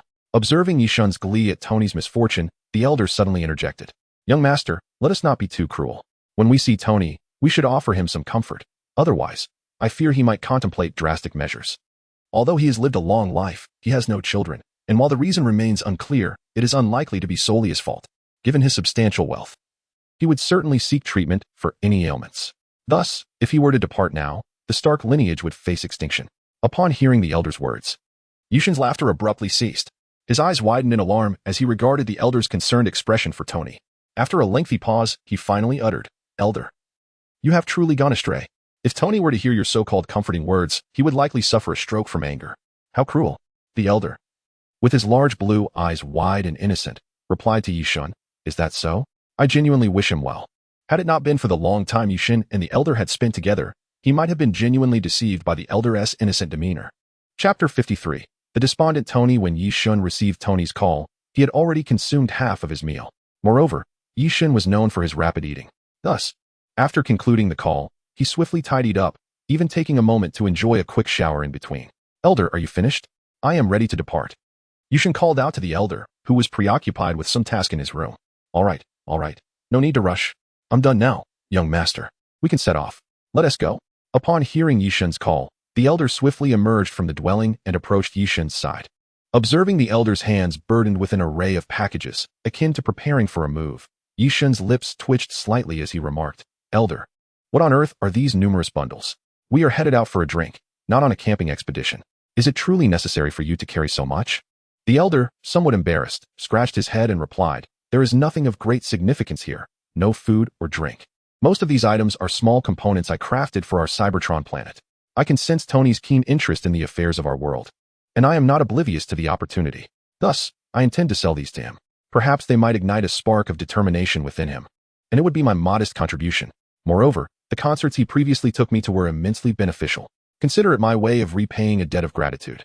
Yishun paid little heed to the elder's words, fixating instead on the fact that these items were intended for sale to Tony. What more could he say?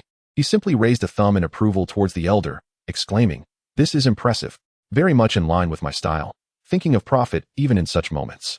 Clearly, you have absorbed my teachings well. Let us not dwell on it. I'm not as greedy as a shopkeeper. Just 50% of the profits will suffice." "No need for thanks, he." The elder, taken aback by Yishun's response, gazed at him in astonishment. After a brief pause, he quietly returned the bundles to his room. Upon re-emerging, his expression unchanged, he stated, "Very well, young master. I have come to perceive that Master Tony is an exceptionally resilient individual. If I were to act in such a manner, it would seem a slight against his unwavering spirit. I believe such conduct would be misguided. I cannot proceed in that fashion, for it would render me an inadequate friend. Therefore, shall we set off at once? Let us go." Yishun shrugged nonchalantly, replying, "Sure, I'm at your command. It's your property, after all, you decide." Upon hearing these words, the elder remained silent, yet the indecision reflected in his eyes betrayed his thoughts. "Oh, so you acknowledge that these are my belongings? To demand 50%? Is it truly so easy for me to save a bit of money? Though you are the master, that seems rather excessive. A veritable vampire, huh?" Men. Nonetheless, his expression remained inscrutable. His mechanical visage concealed any turmoil as he calmly addressed Yishun. "All right, young master, I am prepared. We can depart at any time."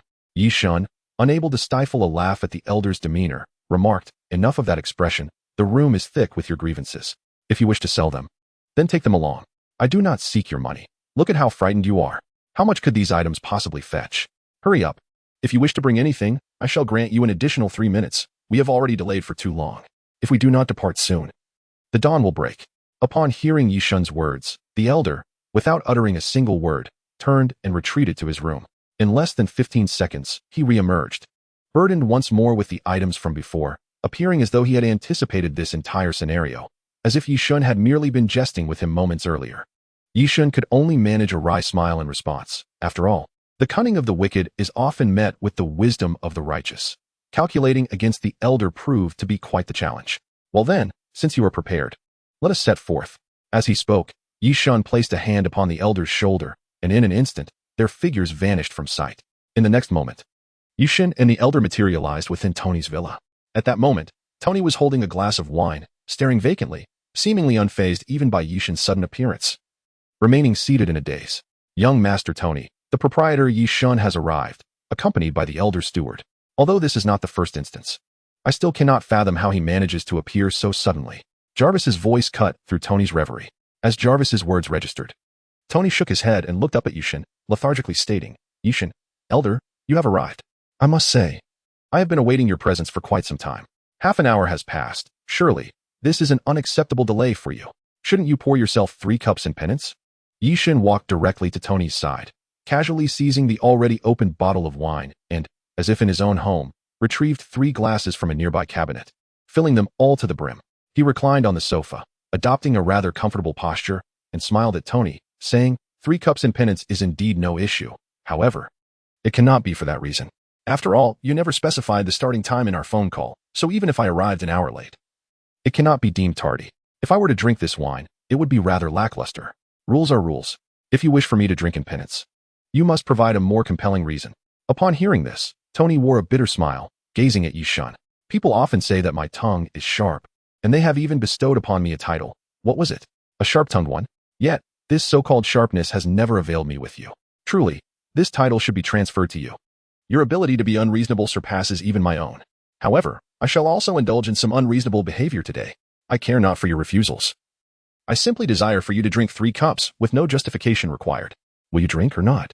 Observing the somewhat pitiful expression on Tony's face, Yi Shun felt a pang of sympathy, yet he remained silent. Instead, he burst into laughter, casually lifting the 3 glasses and, with no hesitation, downing them all in one go. Now this is more like it. One should be a bit rebellious. Why bother with the trivialities? Simply do what you believe is right. As for the notions of right and wrong, let future generations be the judges. The truth will inevitably be recognized in due time, while misguided actions will eventually fade into obscurity. Above all, ensure that you harbor no regrets in this moment. Overthinking will only lead to unnecessary distress. Chapter 54. Seeing you still want to forge armor brings me comfort. Listening to Yi Shun's uniquely comforting words, Tony felt a slight lift in his spirits. Shaking off some of his earlier despondency, he raised his gaze to Yi Shun and remarked, "Your words possess a certain magic. At first, they seem off, yet upon reflection, they reveal an underlying wisdom. I understand your intent. You're encouraging me to be true to myself and to disregard the opinions of others. However, such advice is far easier said than done. How many individuals in this world can genuinely achieve that? Those who manage it often do so because they lack the love of others. If one is loved, how can they remain indifferent to the thoughts of their beloved? The very fact that you can utter such words suggests to me that, Yi Shun, you ought to experience romance." Yi Shun regarded Tony's words with a degree of disdain. After all, having never experienced love in either his past or present existence, he found it difficult to grasp Tony's perspective. Nevertheless, recognizing Tony's current state of distress, Yi Shun refrained from furthering the discussion and chose instead to quietly sip his drink. With the physical prowess akin to Captain America, Yi Shun had largely transcended the effects of intoxication. His agreement to join Tony for drinks was merely a means to witness certain events, with the primary reason being his availability. Noticing Yi Shun's lack of engagement with his previous remarks, Tony resorted to conversing with himself, a form of self-dialogue. "Yi Shun, why do you think the members of our board are so fixated on money? I merely suggested closing the weapons manufacturing division. I didn't propose anything else. Yet I faced unanimous opposition. What good does their wealth do them? Moreover, I'm not suggesting we dissolve the company. Even without the weapons division, other sectors can profit. Right? The energy sector holds significant market potential, does it not? These short-sighted individuals, including my good friend Rhodey, have criticized my approach. Am I truly in the wrong here? I simply wish to prevent anyone from dying due to the weapons I manufacture. Is that so misguided?" Tony's soliloquy bordered on the nonsensical, and Yi Shun could detect the strong scent of alcohol emanating from him, indicating that Tony had indulged quite liberally before Yi Shun's arrival. With a somewhat mocking expression, Yi Shun addressed Tony. "Tony, do you understand why you find yourself in such a predicament? In the past, you were a libertine, untrusted by others. Even if one were to acknowledge your intellectual prowess, what others perceive is merely your debauched lifestyle and extravagant relationships. To them, everything you possess, all the material wealth in your life, is not a product of your own endeavors, but rather an inheritance from your father, an effortless acquisition. You are merely a scion of wealth, and they deem you a failure. Overall, in their eyes, you are a worthless scoundrel, perpetually indulging in revelry and excess. Given such circumstances, how could they possibly refrain from opposing you when you inexplicably shut down their most profitable department? Reflect upon this. Indeed, Yi Shun's recent remarks may have been somewhat excessive, yet they are not entirely devoid of merit. However, this time, Tony refrained from engaging with Yi Shun's words, enveloped in silence, devoid of any response. Yet, Yi Shun could discern from Tony's gleaming eyes that he had formulated his own thoughts. This was inevitable. As one of the protagonists, how could Tony be disheartened by such adversity? Individuals like him only become emboldened in the face of challenges. They are not easily subdued by difficulties. I understand. After a sip of wine, Tony addressed Yi Shun, who responded with an inquisitive, "What have you come to understand?" "I comprehend what I must do next. I wish to protect the world and ensure its stability. However, with my current capabilities, I am far from achieving such a level of influence, which is why I require power." This time, Yi Shun grasped Tony's intent and seized the opportunity to inquire. "That is perfectly reasonable. What kind of power do you seek? I can procure it for you. Logic-defying technology, magical prowess, anything your heart desires, I can procure it. Trust me, I am honest and welcoming. As long as you have the means, you shall be accommodated." As Yi Shun fervently promoted his offerings, Tony raised his hand and delivered a resounding slap to Yi Shun's back.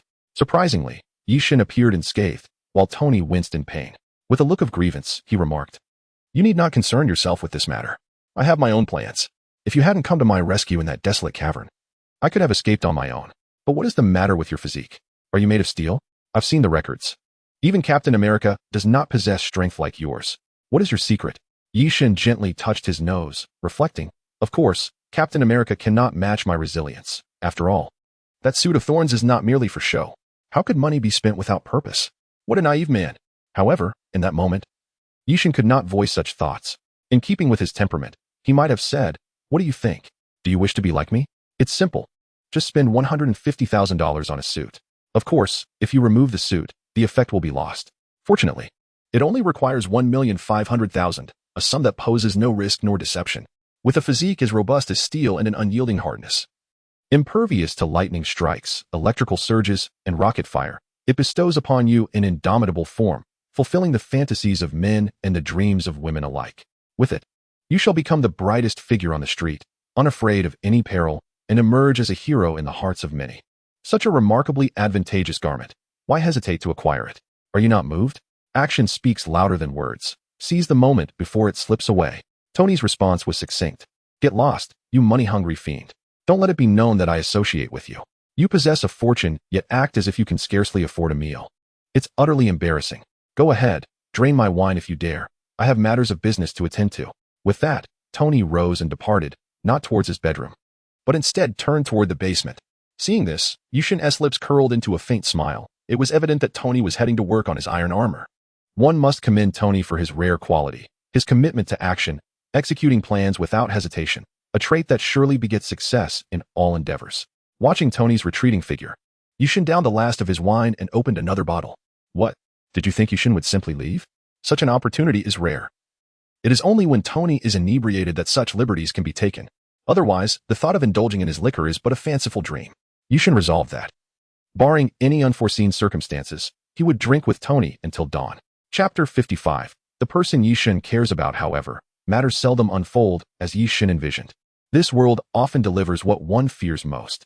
As Yishin drained the fifth bottle of Tony's wine, an insistent phone rang, its clamor piercing the atmosphere.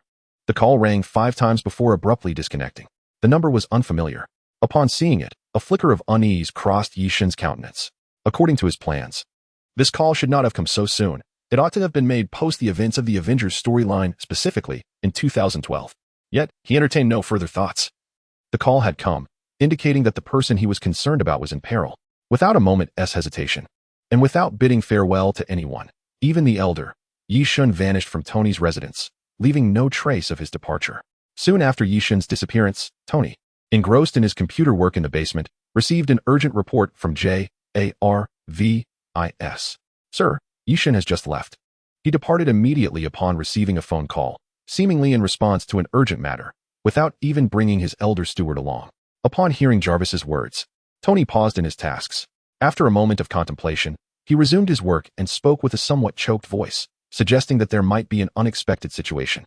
Having known him for so long, he had never witnessed him lose his composure, always exuding an air of strategic control. Tony had genuinely believed that Jarvis would never encounter any difficulties. Nevertheless, given Jarvis's remarkable abilities, even if challenges arose, they would likely pose no real threat. After all, he had become as formidable as a beast. Moreover, even if Tony wished to assist, his current capabilities would render him powerless to help. His tone, tinged with a hint of schadenfreude, also bore a gradual undercurrent of reluctance. Consequently, his pace quickened as he worked. Tony's reasoning was straightforward. If he completed this task, he would avoid future incidents of being unable to assist. Meanwhile, inspired by an inadvertent action of Yishin, he found himself transported to a desolate stretch of road. There, in the middle of the highway, lay a woman, a young woman. Had Tony been present to witness Yishin's expression at that moment, he would have been utterly astonished.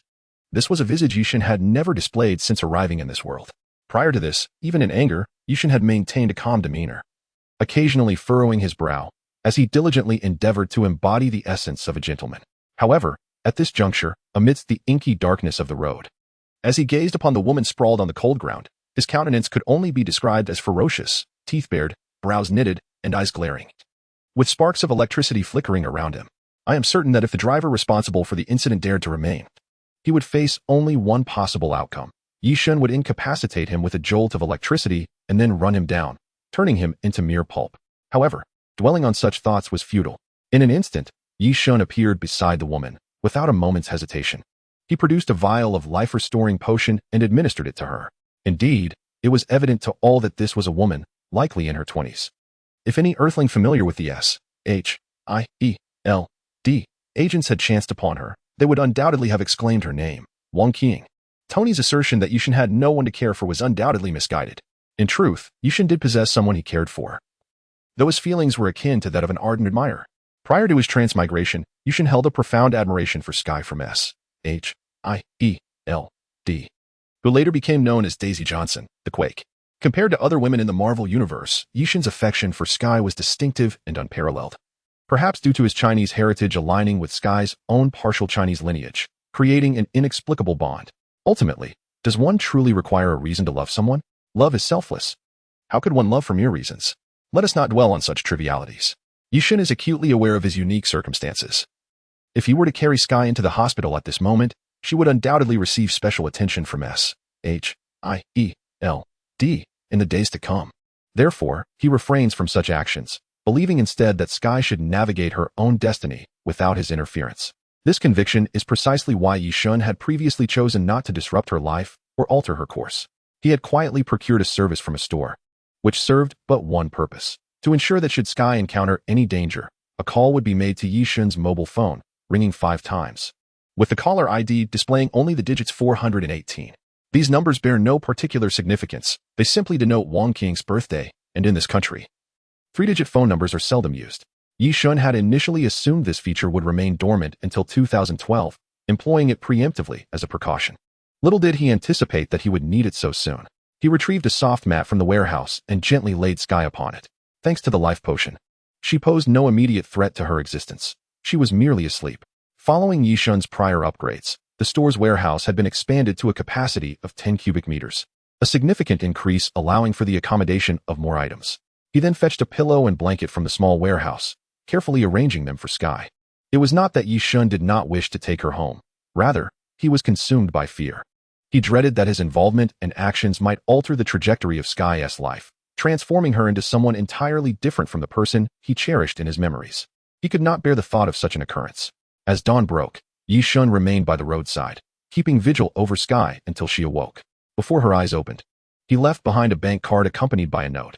Dear Sky, please exercise caution when walking alone at night. Avoid solitary journeys whenever possible. As for the person who struck you, rest assured I will handle it. The card in your possession allows you to withdraw $2,000 each month from any bank. This sum may not render you extravagant, but it will certainly enhance your quality of life. Do not seek me. You will not find me. When the time is right, I shall make my presence known. Lastly, do not abandon yourself. Do not forsake your dreams, and do not hastily pursue a boyfriend. This is my advice for the sake of your safety. Wanderer. Having completed these tasks, Yishan discreetly withdrew to a distance, waiting until he confirmed that Sky had awakened and read his message before he departed with a sense of relief. As for the astonishment she might feel or her curiosity regarding his identity, Yishan felt no obligation to concern himself with such matters. He would leave the chaotic remnants for time to erase. The next course of action for Yishan was to seek out the reckless driver who deserved to face the consequences of his actions. Chapter 56. Who is the innocent one for Yishan? Locating the driver who collided with Sky was an endeavor as effortless as breathing, requiring merely the expenditure of $10,000. He took a step forward and approached the driver, who was crouched beside the road, far from the scene of the accident, smoking a cigarette. Rather than confronting him immediately, Yishan chose to observe for a moment, seeking to ascertain whether this incident was merely an accident or a calculated conspiracy. If it were indeed a conspiracy, he vowed not to rest until he uncovered the mastermind behind it. After a brief observation, Yishan concluded that the recent accident was simply a misfortune. He watched as the driver, trembling and barely able to hold onto his cigarette, muttered apologies to himself. I'm so sorry, so very sorry. But I have no choice. I have 2 children depending on my tuition fees and a seriously ill father needing medical care. I truly cannot afford to compensate you. I regret that I cannot take you to the hospital. I feel utterly powerless. If I do not flee, my family will be shattered. If there is an afterlife, I will surely apologize to you there. As he listened to the driver's frantic self-reproaches, Yishan found himself engulfed in turmoil, uncertain of how to proceed. Should he follow through with his original plan to eliminate the man? What would become of the driver's 2 children and father? Yet, to simply let him go would leave Sky without recourse for justice. In this world, there are countless such dilemmas. Bystanders often speak with dispassionate righteousness, proposing various solutions. Some, swayed by sympathy for the perpetrator, argue that the incident should be treated leniently, concocting rationalizations such as, since Sky seems to be fine now, Why not pretend this never happened and let the family go? Conversely, others resolutely seek vengeance for Sky, believing firmly that the circumstances of the driver's home life are irrelevant to them. Why should I consider his situation? I do not wish to understand his plight. All I know is that Sky was struck by this individual, and due to his flight, Sky's life hangs in the balance.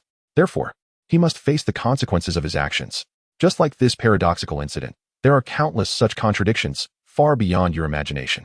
Father speaks of his own reasoning, and Mother speaks of hers, as if everyone's claims are without fault. This is akin to the keyboard warriors online before Yi Shun's transmigration, who, oblivious to the truth, expressed their misguided opinions based solely on partial narratives, vehemently condemning those they perceive as wrongdoers without considering the possibility of hidden truths. Their only aim is to satiate their insignificant sense of justice. Yi Shun can no longer recall how many lies were relinquished, both online and in reality, due to the pressures of public opinion. However, such tragedies cannot be entirely prevented. The reason is simple. When the forest is vast, all kinds of birds can be found. As Yi Shun wrestled with these profound thoughts, the driver, having finished his cigarette, stood up and approached his small truck. Yet, as he turned, he spotted Yi Shun's figure, standing like an iron tower beside his vehicle. Instantly, a sense of vigilance arose within him, and he warily inquired, "Who are you? Why are you standing next to my truck? What do you want?" This single question abruptly liberated Yi Shun from his intense internal struggle. Indeed, many times when individuals ponder problems, they find themselves trapped in a cycle.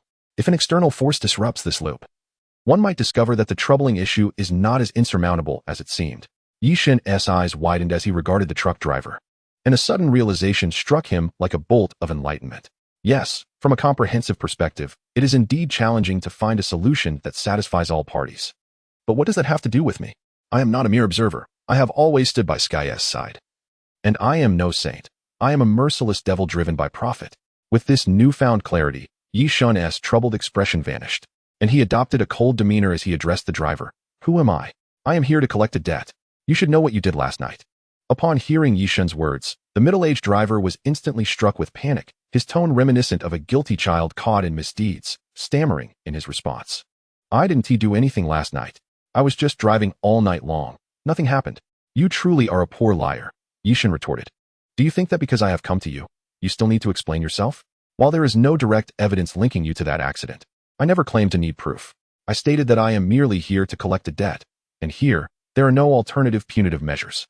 My method is singular, to send you straight to hell." Yi Shun's words, akin to the biting chill of a winter's wind, rendered the driver standing opposite him weak-kneed with fear. With countless lives already claimed by his hands, such a menacing proclamation from Yi Shun was insufferable for any ordinary individual. This ethereal aura was beyond explanation, reminiscent of how pigs, having witnessed the slaughter of their kin, tremble in dread upon the butcher's approach. Yi Shun, unwilling to linger for an explanation, felt a twinge of fear that prolonged hesitation might soften his resolve. Emotionlessly shaking his head, he clenched his right hand, and in an instant, Yen Luo materialized within his grasp. "I am not here to meddle in your trivial matters. My purpose is to exact retribution. I have heard of your family's plight, yet I can only express my apologies. Those who commit wrongs must face their just deserts. Perhaps the one to administer this punishment ought not to be me, but here I am, and you must accept your fate. Once more, I apologize and farewell." Unlike in China, America boasts many desolate highways, and thus the gunshot fired by Yi Shun, though echoing far and wide, went unheard by any soul. Moreover, even if someone had heard it, the grim reality of death could not be undone. After executing his grim task, Yi Shun solemnly retracted the silver specter. As if explaining to the driver, or perhaps merely to himself, "There are multitudes in this world. I am no savior, nor do I aspire to be one. I seek neither everlasting fame nor glory, only clarity of thought. In this chaotic world, there are no innocents." Chapter 57. Please thank yourself. The incident of the car crash had reached a temporary conclusion, with those deserving punishment having received it, although the repercussions might worsen. Such matters no longer concerned Yi Shun. As he had stated, perhaps his recent actions would shatter a family, instigating tumultuous changes. Yi Shun was not innocent. He bore guilt, a truth he would not deny. Yet the driver he had eliminated was equally culpable, having fled the scene after causing harm. Guilt is guilt. The notion that some crimes do not warrant death is fallacious. Life and death are not determined by one's own decree, but by the will of the stronger. Such is the nature of our world, a realm where the strong dictate the fates of the weak. Nations determine the destinies of their people, and to some, the law is but a worthless scrap of paper. Some may receive mere years for vehicular manslaughter, while others face 4 years for the theft of a bicycle. Do not expect fairness. Nature holds no semblance of equity. Fate is never within one's own grasp. Anyone can brew comforting words, but one must remain cautious when consuming them. Ultimately, such words are merely a balm for the soul, failing to effectuate fundamental change. True transformation arises from within oneself. Therefore, if you find yourself altered, whether for better or worse, do take a moment to express gratitude to yourself. In the morning, after having taken a life, Yishin found himself seated at his dining table, calmly partaking in lunch by midday. Whether in the realm of cinema or in reality, one can always expect interruptions during mealtime. Just like now, Yishin had intended to enjoy his meal and perhaps take a brief respite in the afternoon. But fatigue was beginning to creep in after a sleepless night. At that moment, however, a call from Nick Fury, the director of S.H.I.E.L.D., disrupted his quietude. Yishin, where are you right now? Fury's voice, devoid of emotion, emanated from the other end of the line. Yishin, rolling his eyes at the tone, replied, I'm at home. What do you expect me to do at this hour? Dine elsewhere? Is there something you need? Yishin was not one to engage in quarrels, and the purpose of this call was merely to pose a question. Where were you last night? Upon hearing this, Yishin couldn't help but think how extensive S.H.I.E.L.D.'s oversight was. It was no surprise, given that Sky had a file on record within the agency that only individuals of considerable clearance could access. Although Sky had been sidelined, it didn't mean she was no longer a subject of interest. Yet, Yishin had no intention of divulging the truth to an outsider, especially not to someone like Fury, who was known for his web of deception. Last night, I was at Tony's place, drinking. What? Are you trying to pin something on me? Yishin's tone dripped with impatience. He and Fury were hardly friends. Their relationship was one of mutual exploitation. And after their previous conversation, that connection had nearly disintegrated. Yishin felt little obligation to maintain any semblance of civility. Since that's the case, then there's no issue. However, Yishin, I sincerely hope we can rebuild our trust. If you operate within our stipulated conditions, we can smooth over any mistakes you make. Fury's words were nothing more than empty rhetoric to Yishin, who had grown weary of listening. This man was a master of lies, likely harboring ulterior motives. All right, if there's nothing else, I'm hanging up. And please, do not call me during mealtimes again. I want the answer. Let me reiterate, I have no interest in S.H.I.E.L.D. whatsoever. What you can accomplish, I can achieve on my own. One final piece of advice. Do not attempt to test my limits. I will not grant you a second chance. With that, Yishin nonchalantly ended the call and returned to his meal, as if nothing had transpired, exuding an air of tranquility. On the other end, Nick Fury stared at the disconnected call, replaying Yishin's words in his mind. For reasons unknown, he sensed an underlying message. Yet he could not grasp the true meaning behind Yishin's enigmatic response. However, even in his bewilderment, he could no longer approach Yishin for clarification. After all, whether Yishin chose to divulge the truth was one matter.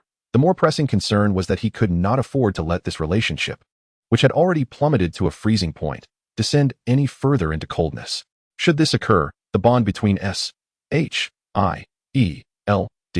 and Yishin would truly be beyond repair. At that juncture, irrespective of Yishin's actions, S.H.I.E.L.D. would find itself in a precarious situation, fraught with complications. With a soft sigh, Nick Fury suddenly felt that this was indeed a tumultuous period. However, had Yishin been privy to Fury's musings, he would undoubtedly scoff and retort, do not overthink it. We have barely scratched the surface. The real drama is just beginning. Yet, what Yishin was aware of was not something he would ever disclose to Nick Fury. In fact, he would not reveal it to anyone, for even if he did, it is likely no one would believe him. Could Yishin truly confess to Tony that the world they inhabited was merely a fabrication conjured by individuals from his previous existence, rather than a genuine reality? If you were Tony, do you believe he would respond? It is not just him. Even those with lofty ideals would find such declarations hard to accept. After all, what would their efforts signify otherwise? Everything unfolded with a sense of normalcy, and for the next few days, nothing of significance occurred.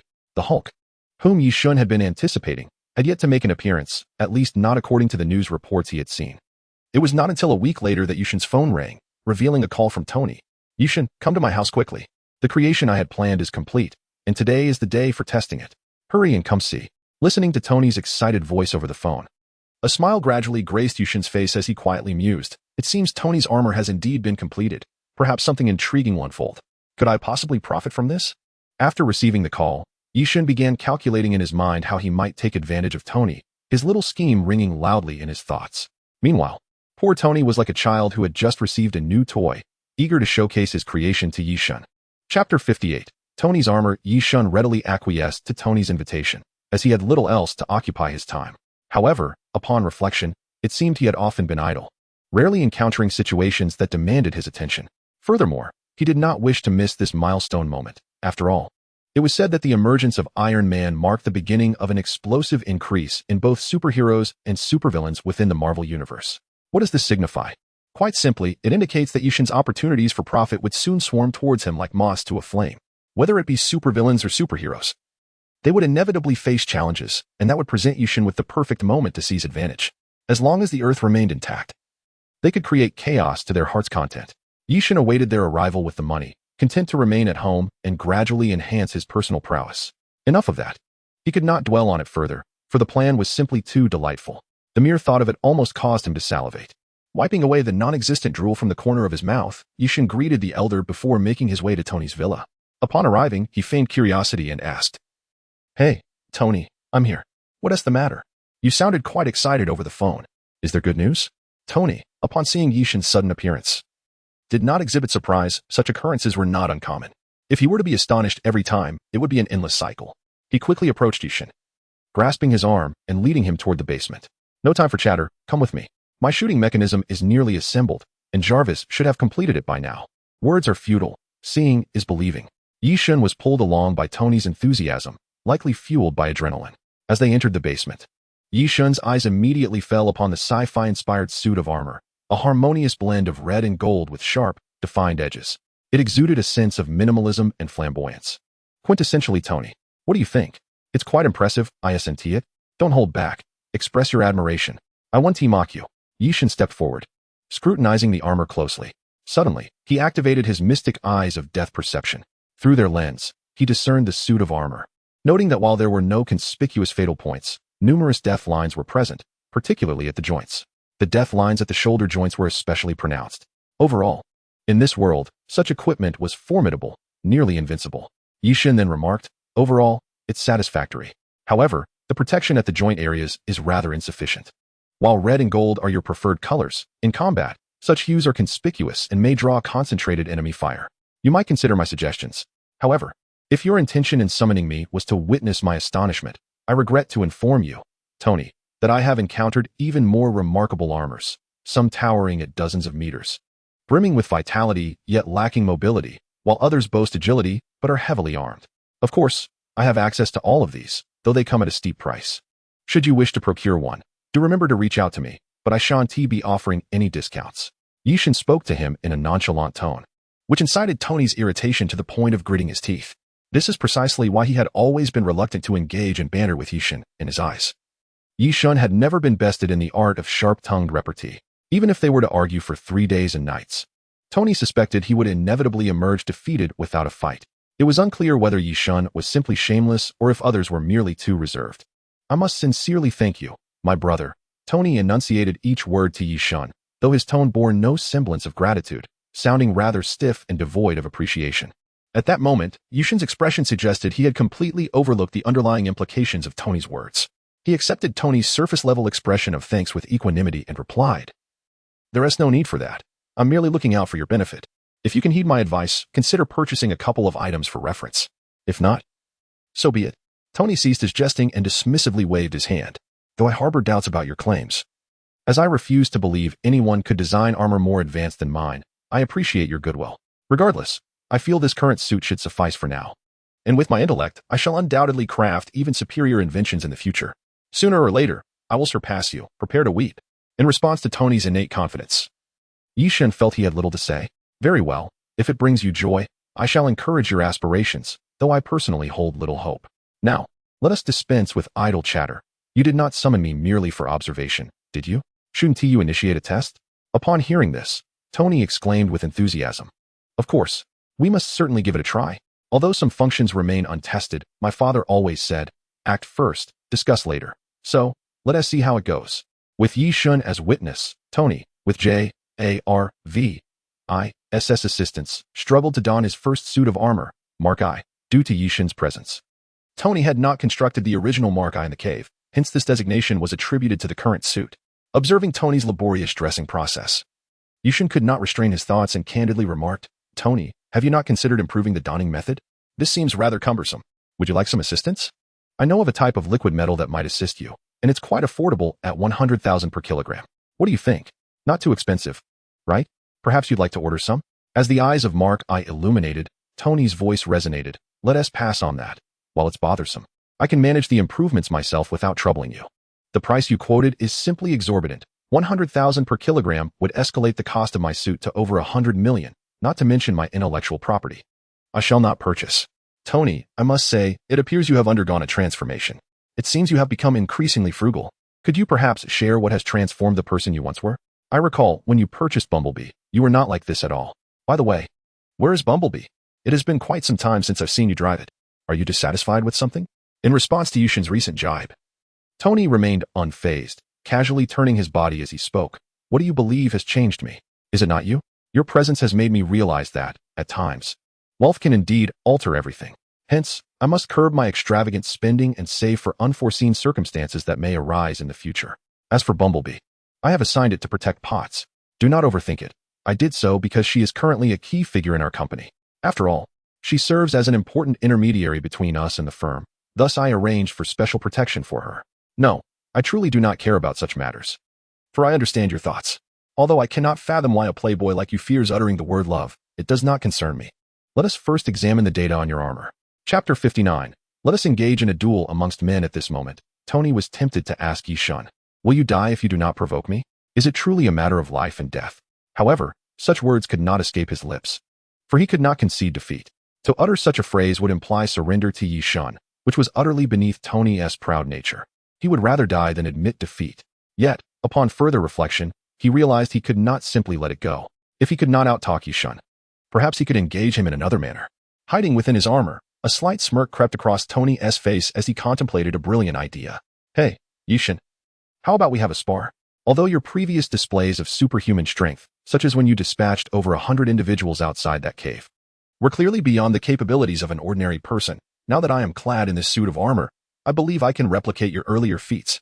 Hence, since this is a test of the armor, let us allow combat to serve as the ultimate judge. What do you think of my proposal? Upon hearing Tony's words, Yi Shun immediately recognized the schemes swirling in his mind. Unable to best him in conversation, Tony sought to regain some dignity elsewhere, a rather typical childish mentality. However, Yi Shun found Tony's suggestion rather agreeable. Ever since he exchanged for the Thunderfruit a year ago, Yi Shun had yet to unleash his full potential, as no worthy opponent had emerged to challenge him. Thus, Yi Shun felt a sense of longing. He, too, yearned to unleash a grand display and ascertain the true extent of the Thunderfruit's power. At that moment, he felt akin to a player in a game, one who possesses a level 60 character, yet can only vanquish lowly foes of levels 2 or 3, akin to squashing ants. What, then, could Yi Shun do? Do you suggest that he is reluctant to test his own capabilities? Surely, it is a sentiment that anyone could harbor. After all, a game that one cannot possibly conquer becomes exceedingly dull. Thus, it is no wonder that many games introduce new levels after a few stages, all to enhance the consumer's gaming experience. Conversely, games that allow players to reach maximum level with a single strike are seldom favored due to their lack of enjoyment. As for me, I am indifferent, although I am uncertain of the prowess of your battle armor, which makes me apprehensive about my potential force. Should harm befall you, do not hold it against me, for I have forewarned you. If you were to complain later, I would show you no mercy. Tony, on the other hand, appeared quite nonchalant, addressing Yi Shun with a casual demeanor. Hey, but you're here too. What kind of injuries could you not mend? No worries, I trust you. Besides, if I do not engage you in battle today, I might regret it in my sleep. In light of Tony's assertion, Yi Shun found no grounds for objection. Since you put it that way, suggest a location, and let us spar there. We cannot commence our fight here and cause undue damage to facilities. While it is feasible to brawl here, I suspect you are contemplating a renovation of your villa, he chuckled. How could we possibly fight here? I must be out of my mind. Let us venture outside to duel. Approximately 200 kilometers northwest lies our company's weapons testing ground, where we can wreak havoc at will. What do you say? Yi Shun expressed no dissent regarding Tony's suggestion. I am indifferent to the location. I shall not be liable for any damages. After all, you initiated this challenge. Let us not lead the younger generation astray. Tony was accustomed to Yi Shun's unreasonable demeanor, having protested previously to no avail. Very well, since you have agreed, shall we depart? Would you like me to accompany you? The experience of flying is far superior to that instantaneous arrival sensation, truly. Trust me just this once. Tony's tone was unmistakably boastful, as he sought to irritate Yishun. However, Yishun merely chuckled softly, casting a teasing glance at Tony before swiftly transforming into a streak of lightning, zipping out of Tony's residence. As Yishun soared into the sky, his voice echoed back, "Tony, I will await you at the testing ground. Hurry up." Tony was momentarily taken aback, witnessing a new ability from Yishun that he had never encountered before. "Jarvis, quickly analyze and record this anomaly. What is happening?" "Yes, sir." Yishun has transformed into a burst of energy and taken flight. "Indeed, I observed those phenomena earlier. But how did he accomplish that? Please analyze it for me." "Oh, forget it. It would be futile to ask you. How could you possibly know? Yishun is truly an enigmatic individual. Jarvis, what are you waiting for? Let us hasten our departure. Even if today ends in defeat, I would prefer not to suffer an embarrassing loss. I cannot allow myself to fall too far behind him." With that, Tony's armor ignited with flames from the soles of his feet, followed by bursts of fire from his hands. The entire structure of the suit created a sizable opening from the top of his villa, propelling him in a direct line towards the direction in which Yishin had just departed. Minutes later, Tony descended from the sky, landing before Yishin, who was ostentatiously glancing at his watch, as if preoccupied with the passage of time. The moment Tony touched down, he remarked, 16 minutes and 32 seconds. "It seems your armor has indeed surpassed the speed of sound. Your research is commendable. Without further ado, let us commence. The sooner we conclude, the sooner I can return home. By the way, what are you raising your hand for?" Boom. In response to Yishun's meticulously crafted opening statement, Tony's reaction was quite straightforward. He raised his hand and unleashed a palm cannon blast, his armor's simplest and most effective form of attack. This weapon employed electromagnetic pulses to achieve its effect, and he had no interest in listening to Yishun's lengthy discourse, having already endured enough of it. However, if Yishun were to be struck by such an attack, it would indeed warrant his immediate self-termination. Tony's delayed assault was clearly intended to grant Yishun time to prepare for battle, particularly given Yishun's remarkable speed. Seeing Yishun evade the attack, Tony leisurely remarked, "On the battlefield, your adversary will not announce the commencement of hostilities. So do not accuse me of lacking honor. Otherwise, I shall undoubtedly mock your naivety." Yishun's response was equally succinct. "Then I shall test my new abilities. Do take care not to perish." 500,000 volts, white lightning. Here it comes. Much like Tony's attack, Yishun raised his hand, extending merely 2 fingers, from which a bolt of lightning erupted, racing toward Tony. Thus, Tony and Yishun had exchanged greetings. The combat experiment was about to begin. In Chapter 60, Iron Man, Yishun's imitation of a pirated Keto technique, white lightning, failed to astonish Tony. Perhaps it was due to the myriad of extraordinary feats Yishun had previously demonstrated. Or perhaps Tony believed Yishun was capable of even more astonishing acts, leading to a certain degree of desensitization to his antics. Moreover, at the outset, Yishun had already exhibited his ability to transform into lightning, prompting Tony to deftly evade Yishun's lightning strike. As Tony pivoted to unleash a palm cannon, he simultaneously conversed with Yishun, saying, "Goodness. Honestly, Yishun, you truly startled me. I had no idea you possessed such a hidden talent. By the way, how did you achieve this?" "I was just about to ask. Your abilities are nothing short of unscientific. What on earth are you?" Yishun did not evade Tony's attack this time. Previously, he had dodged due to a reflexive response to a sudden assault. However, since they had agreed upon a combat test aimed at assessing Tony's suit capabilities, it seemed only fitting that Yishun also explore the limits of some of his own abilities. His resilience to impact had long been a facet he wished to evaluate. Tony's palm unleashed an energy blast akin to a cannon, striking Yishun squarely. Although reminiscent of scenes from a film, it was unfortunate that the nature of Tony's attack was similar to plasma, fundamentally a physical phenomenon generated by electrical energy. Consequently, Yishun comfortably twisted his neck, signaling that he could withstand 10 more such blows. "Come at me, brother. 30 million volts. Let us see what you've got." With a grand gesture, Yishun transformed his entire arm into a spectacle of electric light, from which a colossal bird composed of lightning soared forth. Upon witnessing this, even Tony, who had developed a degree of immunity to Yishun's powers, couldn't help but exclaim in disbelief, "What in the world is that? This isn't fair. You are certainly no ordinary human. How is this even possible? You've defied the laws of energy conservation. What is this madness?" As the Thunderbird approached, Tony, despite his disbelief, continued to vocalize his astonishment, perhaps unnerved by the lightning. However, the 30 million volts of the Thunderbird did not seem to affect him significantly, likely due to the precautions he had integrated into his suit during its design, anticipating such electrical encounters. Only Jarvis chimed in, notifying Tony that the system was charging to 500%, and then there was silence. Without hesitation, Tony retaliated with a powerful shot directed at Yi Shun. A far stronger attack than his previous attempts, as if he were returning the favor. Ah, that is quite a move. Impressive. Yet, regrettably, Tony's strike could be aptly summarized by a Chinese proverb: loud thunder brings little rain. Striking Yi Shun with lightning was akin to throwing a meat bun to a dog. Once thrown, it would not return. All right, Tony, it's time to wrap this up. If we continue, the commotion from our battle will surely draw the attention of the military. Even if you're not concerned. I'm not particularly fond of being observed like some spectacle in a zoo.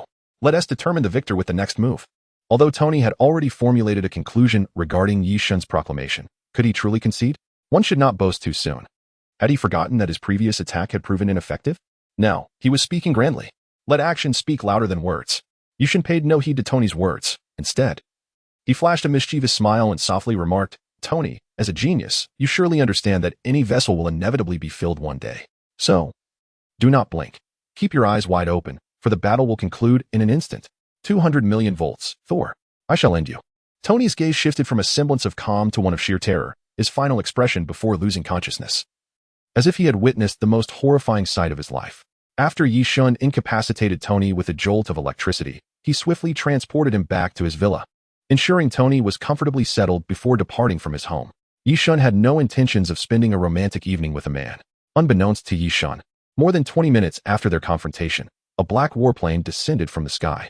A man emerged from the aircraft, and had Yi Shun remained at the scene, he would have instantly recognized him. The reflective bald head, the stylish sunglasses, it could only be Phil Coulson. At that moment, Coulson held an unfamiliar device, surveying the surroundings with a grave expression. He then retrieved his phone, casually dialing a series of numbers before connecting the call. Hello, Director, I have arrived at the scene. The residual energy here is astonishing. The peak energy readings are beyond estimation, yet undeniably formidable. There is no evidence left to indicate who fought here. But from the traces observed, it appears that at least 2 individuals were engaged in battle. After finishing his report, Coulson listened for a moment before hanging up and reboarding the plane, soaring into the distance. The Stark Industries testing site had finally returned to a state of tranquility. 2 mornings later, as Yi Shun enjoyed breakfast while perusing the news, he once again spotted Tony, though this time he seemed somewhat disheveled, with tousled hair and visible bruises. Standing on stage, he stared at his speech for a while before, with an air of nonchalance, tossing the manuscript aside and confidently declaring into the microphone, I am Iron Man. Upon hearing Tony utter those words, Yi Shun leaned back in his chair with satisfaction and remarked to the elder, you know, at first, Tony's demeanor can be quite off-putting, arrogant, and self-centered. However, after some time, one realizes that this fellow is merely a bit prideful, without any significant flaws. In fact, the longer you engage with him, you might even find that such a personality can be rather endearing. Yet, I must admit, at times, he does possess a certain charm, albeit slightly inferior to my own. Listening to Yi Shun's words, the elder discreetly wiped non-existent sweat from his forehead, feeling a touch embarrassed, and silently regarded his young master. Chapter 61. A call for assistance from S.H.I.E.L.D. The tranquil days slipped away in an instant.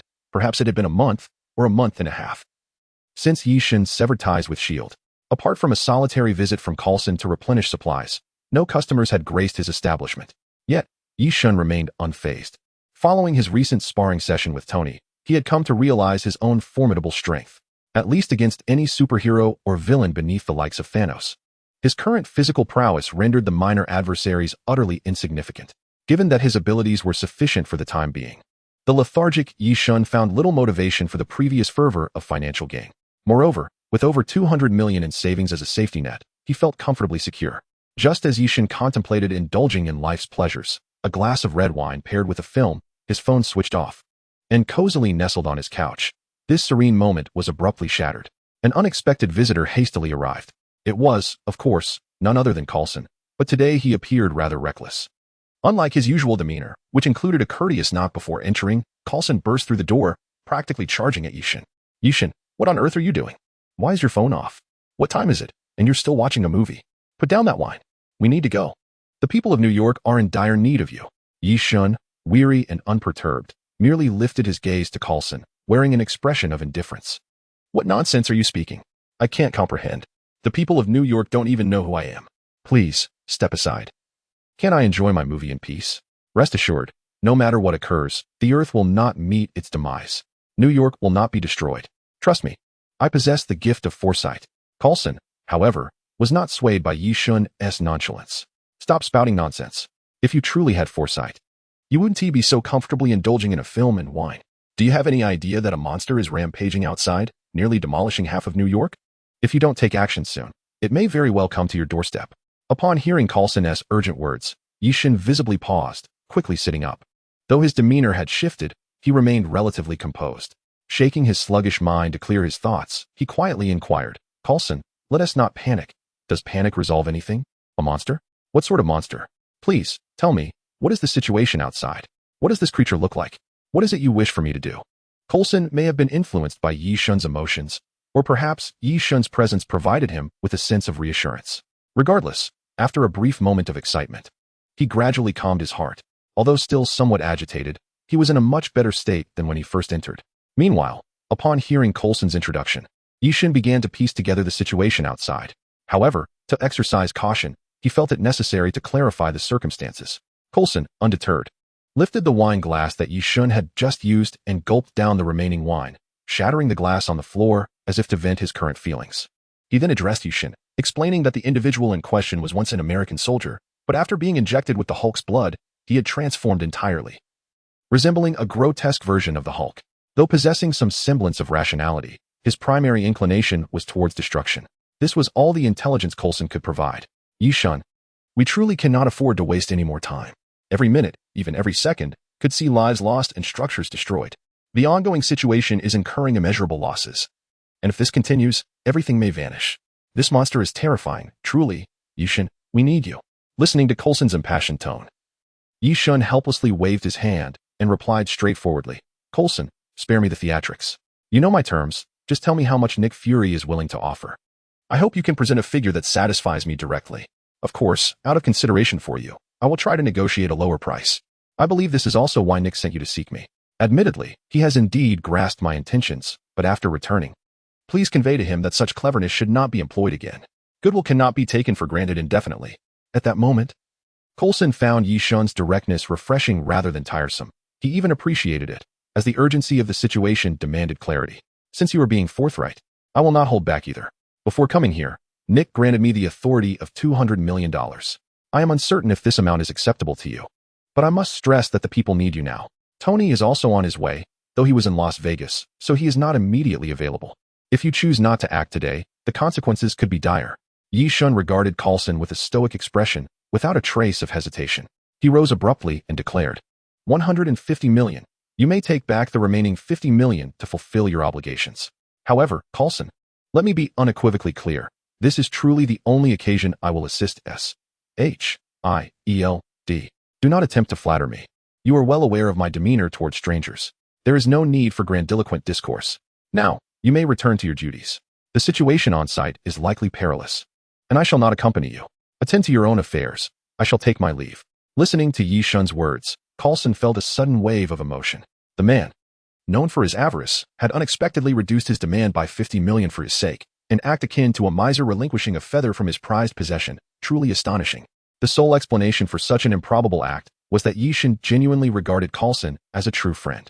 This singular reason elucidated Yearn's earlier peculiar behavior. Chapter 62.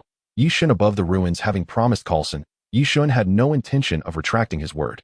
After confirming his assistance, he turned and vanished from sight. As Coulson witnessed Yearn's abrupt disappearance, a cautionary phrase lingered on his lips, unspoken. He understood that what Yearn required at that moment was not words of concern, but rather trust. Nonetheless, once Yearn had vanished, the trepidation that had gripped Coulson's heart gradually subsided. In the eyes of SHIELD, the prowess Yearn exhibited was vastly disproportionate to their disdain for him. To SHIELD, Yearn had not demonstrated extraordinary abilities. He was merely perceived as a slightly more formidable human, possessing a modicum of capability. Conversely, their contempt for him had long transcended the bounds of humanity. Yet, inexplicably, both Coulson and Nick Fury found themselves acknowledging Yearn's strength at this juncture. In the face of this sudden supernatural event, neither Nick Fury nor Coulson thought of Iron Man or anyone else. Their foremost consideration was Yearn. It was as if, in their eyes, there were no challenges or problems that Yearn could not resolve. With Yearn having pledged his assistance, Coulson had no justification to linger further. Although Yearn had cautioned him about the dangers outside, as an agent of SHIELD, His purpose was to confront peril, not to seek refuge and safety. Nonetheless, he first needed to report the situation to Nick Fury. Upon connecting the call, Nick Fury promptly inquired with a tone that remained relatively composed, "Coulson, how's everything proceeding? No complications have arisen, I trust?" "Yes, Director. Yi-shun has just agreed to assist and has already departed." On the other end of the line, Coulson distinctly heard a long sigh, indicating that Nick Fury's inner turmoil was far from the calm facade he presented. This reaction was entirely understandable. One could only imagine the chaos unfolding in the heart of New York City, akin to a Hulk rampaging through the remnants of human civilization. While awaiting news, estimates had already indicated that within a mere few minutes, the casualty count had soared into the hundreds, a figure that continued to rise, with direct damages reaching into the tens of billions. Just seconds before Coulson's call, he had received the latest update. The monster had multiplied, the Hulk had emerged, and a fierce clash between the two creatures was underway, clearly expanding the battlefield. "That's good," he thought. He has agreed to intervene. "Although I am uncertain of Yi-shun's true capabilities, it is evident he is formidable enough to at least buy time until the U.S. military can mobilize. An Iron Man arrives." However, Coulson had one pressing question. How much did this individual demand? Coulson remained silent in response to Nick Fury's musings. Fully aware of the strained relationship between Yi-shun and Fury, there was merit to Fury's comments about Yi-shun, yet Coulson had no desire to take sides. Caught between a friend and his superior, "Director, Yi-shun only asked for 150 million. 150 million? That's not too bad. You've handled this well. Saving 50 million is certainly better than spending it." "Not quite, Director. I did not negotiate that 50 million. It was Yi-shun who voluntarily conceded. He implied that this reduction was a courtesy to you, but he made it clear that I shouldn't expect such leniency in the future." Coulson continued to converse, cleverly attributing Yi-shun's concession to Nick Fury, ensuring that Fury's pride remained intact. Of course, Coulson understood that Fury would also grasp Yi-shun's underlying message. After a brief silence, Nick Fury calmly replied, "All right, I understand. Now, continue with your mission. There is still time left." With that, Nick Fury ended the call. Coulson promptly entered the vehicle parked outside Yi-shun's residence and drove towards the direction of the towering flames. Although he may not be needed in the combat itself, his role in the aftermath was indispensable. Meanwhile, at the epicenter of the chaos, Yi-shun's figure emerged amidst the ruins, clad in casual attire and standing upon a site devastated beyond recognition. The surroundings had transformed to such an extent that Yi-shun could no longer identify the original state of the debris. As he surveyed the scene, the air was filled with the sounds of explosions and cries of anguish. The number of missing persons far exceeded those injured or deceased. Observing the tragic scene unfolding before him, Yi-shun remained expressionless as he directed his gaze towards two remarkably conspicuous figures. In stark contrast to the surrounding devastation and heart-wrenching destruction, these two beings appeared rather exuberant. One was a grotesque giant cloaked in shades of gray and white, while the other, resembling a humanoid form, was draped in green. The duo was steadily retreating further from the chaos. At that moment, Yi-shun's eyes narrowed, for he possessed physical prowess that transcended human limits. He distinctly perceived a vehicle hurled by the green giant, propelled with a force akin to thunder, hurtling towards a young girl who knelt on the ground, weeping and clutching her head. Perhaps, in the turmoil, she had become separated from her mother or family. It was equally possible that her loved ones had perished. In any case, she remained oblivious to the impending danger, failing to adopt any defensive posture as the car approached. Many bystanders witnessed this harrowing scene, shouting warnings to the girl, yet none ventured forth to attempt a rescue. This was, regrettably, the nature of humanity. In the face of peril, the instinct for self-preservation often prevails. Instances of individuals prioritizing the elderly and children, as portrayed in the film Titanic, are exceedingly rare in this world. Although Yi-shun was a man of clear principles, he was not devoid of compassion. His rationale was not one of indifference. Having witnessed the unfolding tragedy, he felt compelled to intervene. As he had once declared to himself, he would not aspire to be an infallible paragon of virtue. His life philosophy was simple: to attain clarity of thought, to govern matters he deemed worthy, and to confront those he desired to vanquish. While some may harbor resentment towards him, he urged them to contain it, for should they provoke his displeasure, they might find themselves in peril. With a decisive stride, Yi-shun's figure suddenly materialized beside the young girl. His visage bore no smile, only a chiseled and stern expression. Journalists broadcasting the news had already pinpointed the girl's location. As they lamented the tragedy and cursed the two monstrous perpetrators, their jaws dropped in astonishment, for at least 3 cameras had captured the instant Yi-shun appeared. Time was of the essence. There was no opportunity for idle chatter as the vehicle neared, leaving no time for Yi-shun to lift the girl to safety. In a moment of desperation, he raised his right hand, fingers poised, directing towards the oncoming car. Super electromagnetic cannon, he declared as the fearsome weapon materialized in his grasp. And in a seamless motion, he fired. The brilliant arc of electricity cleaved the vehicle in two, sending it soaring through the air. The blue lightning illuminated the faces of many, casting a glimmer of hope amidst the nightmare of that evening. Yet, while Yushin's countenance remained as frigid as a winter's day, it paradoxically enveloped those watching from their screens in a warmth akin to the gentle embrace of the sun on a chilly day. Chapter 63. The fury of Yishun. At this moment, Yishun wore a visage of cold detachment, casting his gaze upon the two hulking brutes whose eyes were solely fixated on one another. A flicker of combativeness ignited within his gaze. Prior to this, Yishun harbored a favorable impression of the world's superheroes. After all, Tony, being his first encounter with such a figure, had set a positive precedent in his mind. However, at this very instant, confronted by another superhero, the Hulk, Yishin found himself devoid of any favorable impressions of this green behemoth. Before his arrival in this world, Yishin had watched films featuring these characters, yet the depth of his feelings was shallow. Experiencing the reality of the situation, however, evoked a profound sentiment within him. Those who commit such grievous errors are beyond forgiveness in his eyes. Can one truly evade responsibility simply due to a lack of rationality? Is this the so-called notion that the mentally ill are exempt from the repercussions of their actions? Why, then, must a tiger be held accountable when it takes a life? The truth remains, this world has never been just.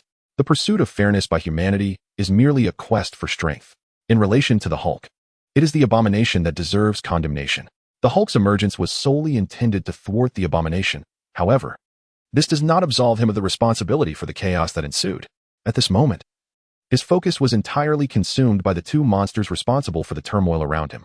Yi Shun, driven by a singular intention, had resolved to disregard any concerns about revealing his own powers. What significance did it hold? Today, he was determined to impart a lesson to these self-proclaimed invincibles, whether it be a thrashing or a swift descent into oblivion. After neutralizing the car that had hurtled toward him, Yishin paid no heed to the inconsolable girl nearby. It was not that he lacked the inclination to assist. He had saved her, yet any subsequent responsibilities would be met with a single word: leave. Throughout the ordeal of rescuing the young girl, he uttered not a word, while she continued to weep, oblivious to how narrowly she had escaped death. Yishan, too, spared her not a glance. Once he confirmed her safety and noticed someone approaching, he swiftly positioned himself between the Hulk and the abomination, raising a hand toward one of them and softly uttering, "Thunderbolt." In an instant, two arms transformed into arcs of lightning, propelling the combatants away from each other. Observing the sudden appearance of Yishun, General Ross, who had been hovering in the air, shouted into his radio, "Who is this newcomer? Can someone answer my question?" After a moment of static, a youthful voice crackled through the device. "Report, General. The agents from S.H.I.E.L.D. have informed us that this new individual is named Yishun, and he is one of their own." Ross remained silent, his gaze fixated on Yishun's figure. Lost in thought, murmuring, Yishin, he is one of S.H.I.E.L.D.'s agents? Yishin, the S.H.I.D.L.D. truly conceals formidable talents. Observing General Ross's demeanor, it is evident that he harbors ulterior motives. However, this is not the moment for his personal scheming.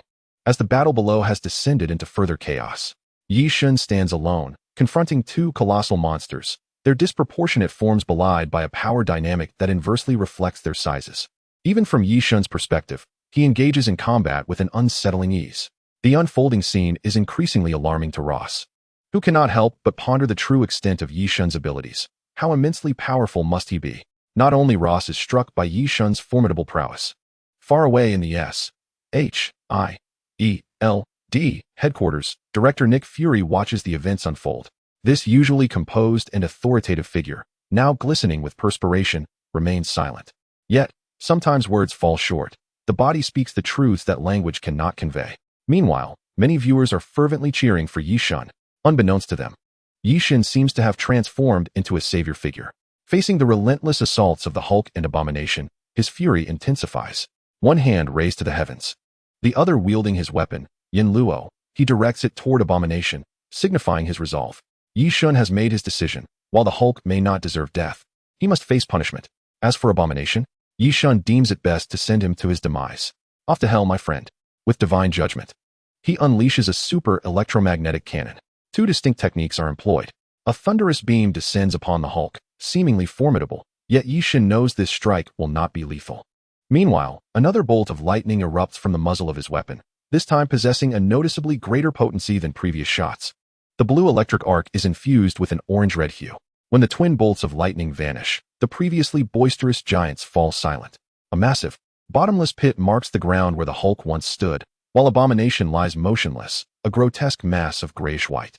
Should anyone approach at this moment, they would discover the left side of Abomination's chest marred with electrical burns, a gaping wound the size of a man's arm piercing through. Yushin stands firm, gazing upward at the helicopter piloted by General Ross. He raises a finger, shimmering with electricity, yet refrains from unleashing it. With his other hand, he beckons for the helicopter to descend. General Ross, with a pallid countenance, finds himself powerless and instructs the pilot to seek a safe landing spot. Just then, the Hulk suddenly leaps from the abyss, appearing somewhat rejuvenated by the electric shock, momentarily hesitating before charging at Yi Shun, instead glancing at the motionless Abomination lying nearby. Yi Shun gazed at Hulk's bewildered expression and smirked disdainfully, lacking any inclination to engage in conversation. However, Yi Shun's silence did not imply that others were unwilling to speak. The woman aboard the helicopter, whom Yi Shun recalled to be Banner's girlfriend, shouted urgently at Hulk, "Banner, run. Get out of here." Upon hearing her words, Hulk cast one last glance at Yi Shun, seemingly acknowledging the disparity in their strengths. Without a moment's hesitation, he leaped away, fleeing the scene.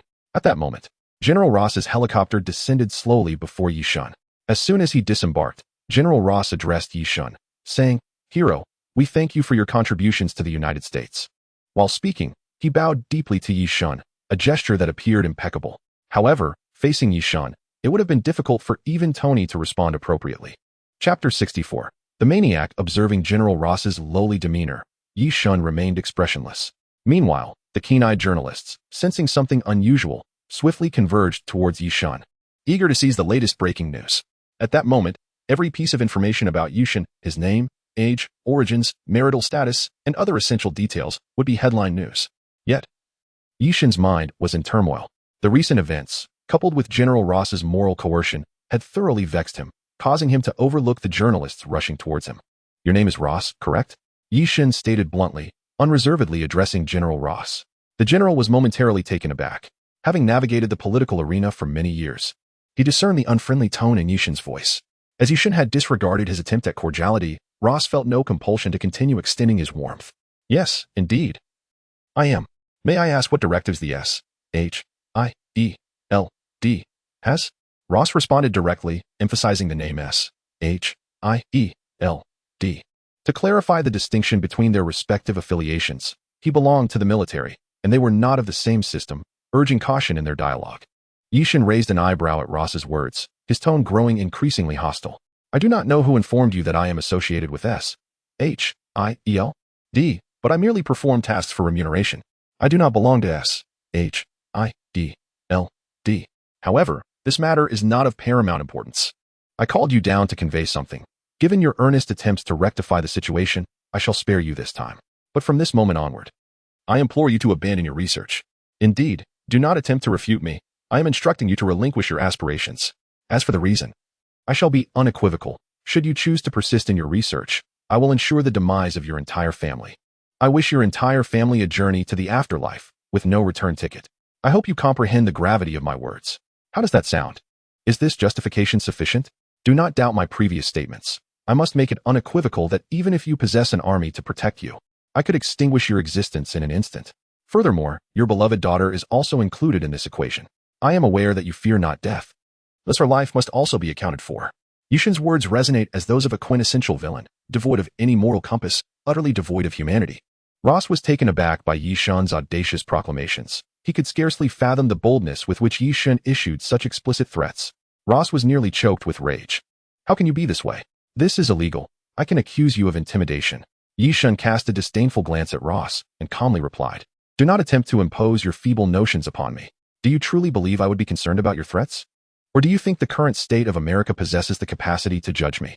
The tone in which Yi Shun spoke clearly reflected his confidence. However, it was evident that a glint of cunning flickered in General Ross's eyes. At that moment, a voice from behind Yi Shun posed a question. "May I inquire, esteemed warrior, what is your name? Were your previous statements sincere? Do you genuinely believe that America poses no threat to you? Moreover, what was the nature of the research conducted by this general?" Listening to the reporter's inquiry, It became apparent that Yi Shun's dialogue with General Ross had been broadcasted live, and Ross had cleverly baited Yi Shun into uttering such audacious remarks against America, attempting to divert public attention and lessen scrutiny upon himself. Clearly, his tactics had succeeded. Nevertheless, for Yi Shun, this question was hardly a concern. Indeed, I stand by my words. Should my statements incite discomfort among certain individuals or governments, they are welcome to confront me at any moment, to kill me or imprison me, should they truly believe they are superior to me. As for General Ross's research, Ross silently absorbed Yi Shun's provocatively charged words, secretly amused. Yi Shun's self-destructive tendencies were of no concern to him. However, upon hearing Yi Shun mention him, his heart skipped a beat, but it was too late to interject. Yi Shun calmly continued, regarding General Ross's research. The inquiry pertains to how those two monstrous beings came into existence. You may direct your questions to him personally. He is right there. It was abundantly clear from Yi Shun's remarks that he was implicating General Ross's research as the catalyst for the emergence of the aforementioned two monstrous entities. After uttering those words, Yi Shun made no further delay and vanished before everyone's eyes. Although the reporters expressed their dissatisfaction with his sudden departure, as they had yet to ask their fill, they were left with no recourse. After all, he came and went like a shadow, making it impossible for them to detain him. However, General Ross, who remained rooted in place, lacked Yi Shun's elusive abilities. With Yi Shun having fled, it was paramount that they did not let this general escape. In an instant, General Ross found himself surrounded by a throng of reporters, microphones thrust almost into his nostrils. General Ross, what is your relationship with the individual who just left? General Ross, may I inquire about the name of that hero? How did you come to know him? And why did he threaten you? What is the nature of your research? Could you elaborate? Does what just transpired have any connection to you? In a heartbeat, General Ross was rendered speechless. What relationship did he have with Yi Shun? Was it not obvious? Yi Shun had just threatened to annihilate his entire family. How could he explain their acquaintance? If he claimed they had just met, would anyone believe him? Yet, indeed, they had only just met moments prior. Ultimately, Ross remained tight-lipped, offering no substantial commentary until he finally addressed one of the reporter's questions directly, stating, "The maniac's name is Yi Shun." By the following morning, the name of the maniac, Yi Shun, had spread like wildfire across the United States. Online, the public's reaction to Yi Shun was a tapestry of accolades. Some hailed him as a man of talent who was audacious and reckless, dismissive of human rights and government authority. Others regarded him as a straightforward hero, immensely powerful and kind-hearted, interpreting his bold statements as a manifestation of honesty and authenticity.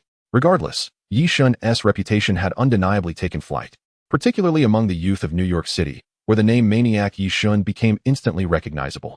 Meanwhile, Yi Shun himself was peacefully slumbering at home, while the upper echelons of S.H.I.E.L.D. convened in a raucous meeting dedicated to the subject of Yi Shun. Chapter 65. The Leaf Plan. The focal point of the S.H.I.E.L.D.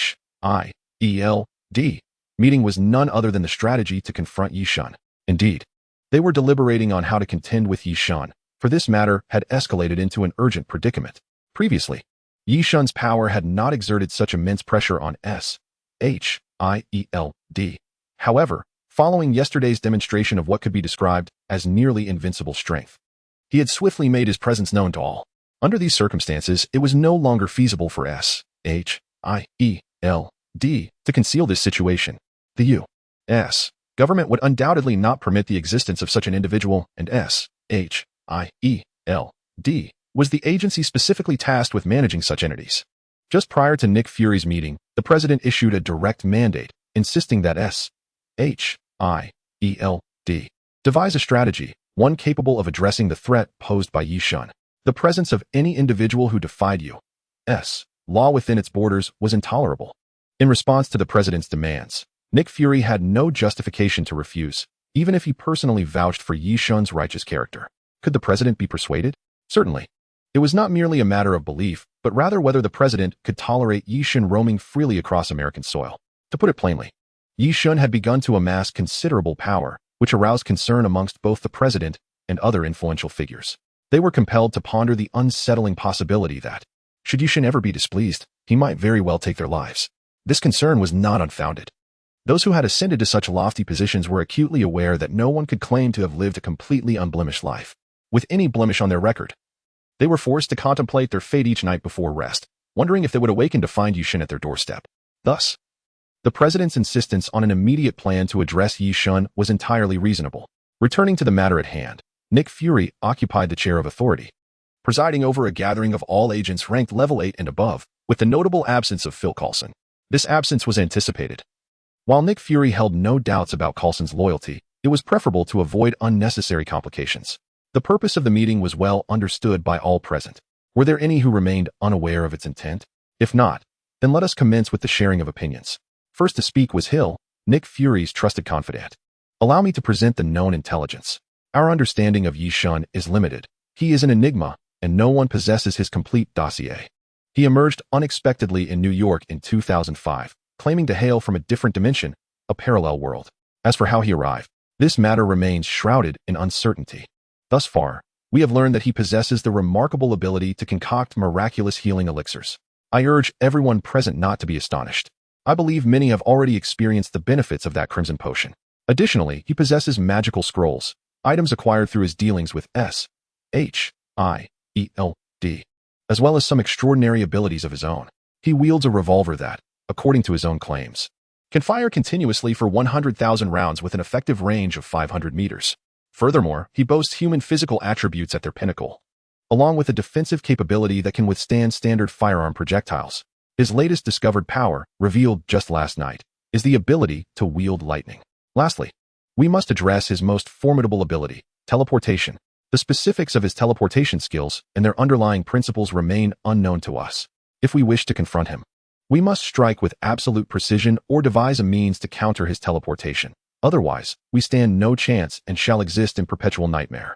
As Hill spoke, gasps of astonishment echoed throughout the conference room. It is no wonder any one of the aforementioned abilities would pose a substantial challenge to S.H.I.E.L.D., let alone their convergence in a single individual. Most critically, no one dares to assert that the aforementioned abilities encompass all that Yi-Shun is capable of. Who knows what further powers lie hidden within him? A rather corpulent elder seated near the front of the table remarked. I recall that our agency has recently developed a specialized prison designed to contain such superpowered individuals. Was it not stated during the prison's design phase that the potential for teleportation abilities was taken into account? Is this not the opportune moment to test our findings? If we can incapacitate Yi-Shun unexpectedly and transfer him to that facility, it could signify a resolution. Of course, the most prudent course of action would be to eliminate him outright. Otherwise, should our plan fail, we shall be condemned as the architects of humanity's downfall.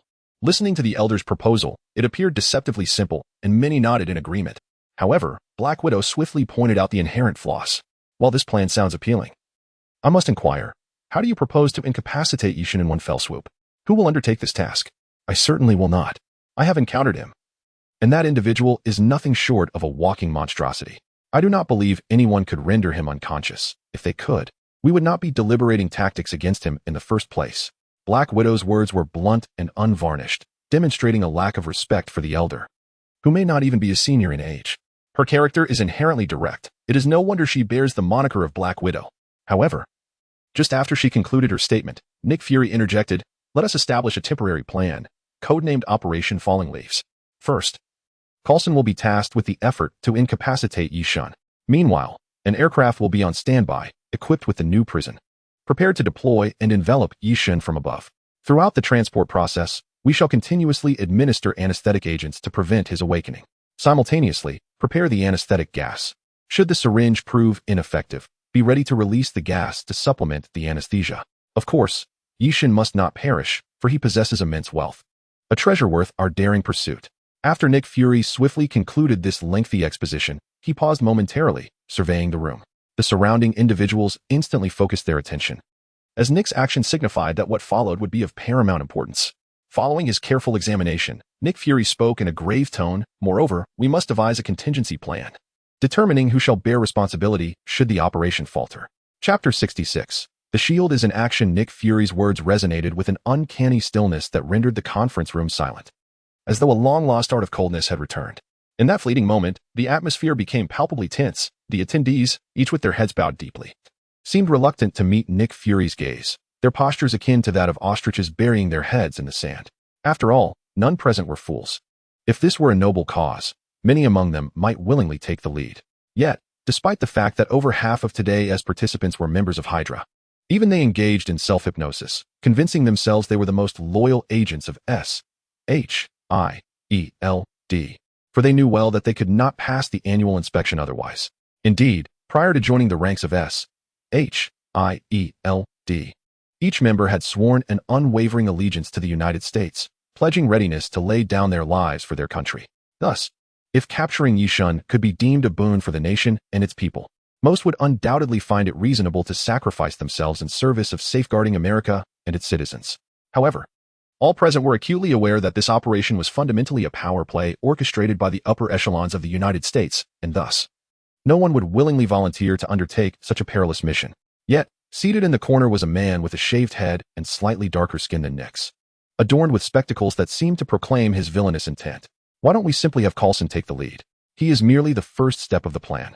His involvement would lend credibility, and besides, he shares a decent rapport with Yishin.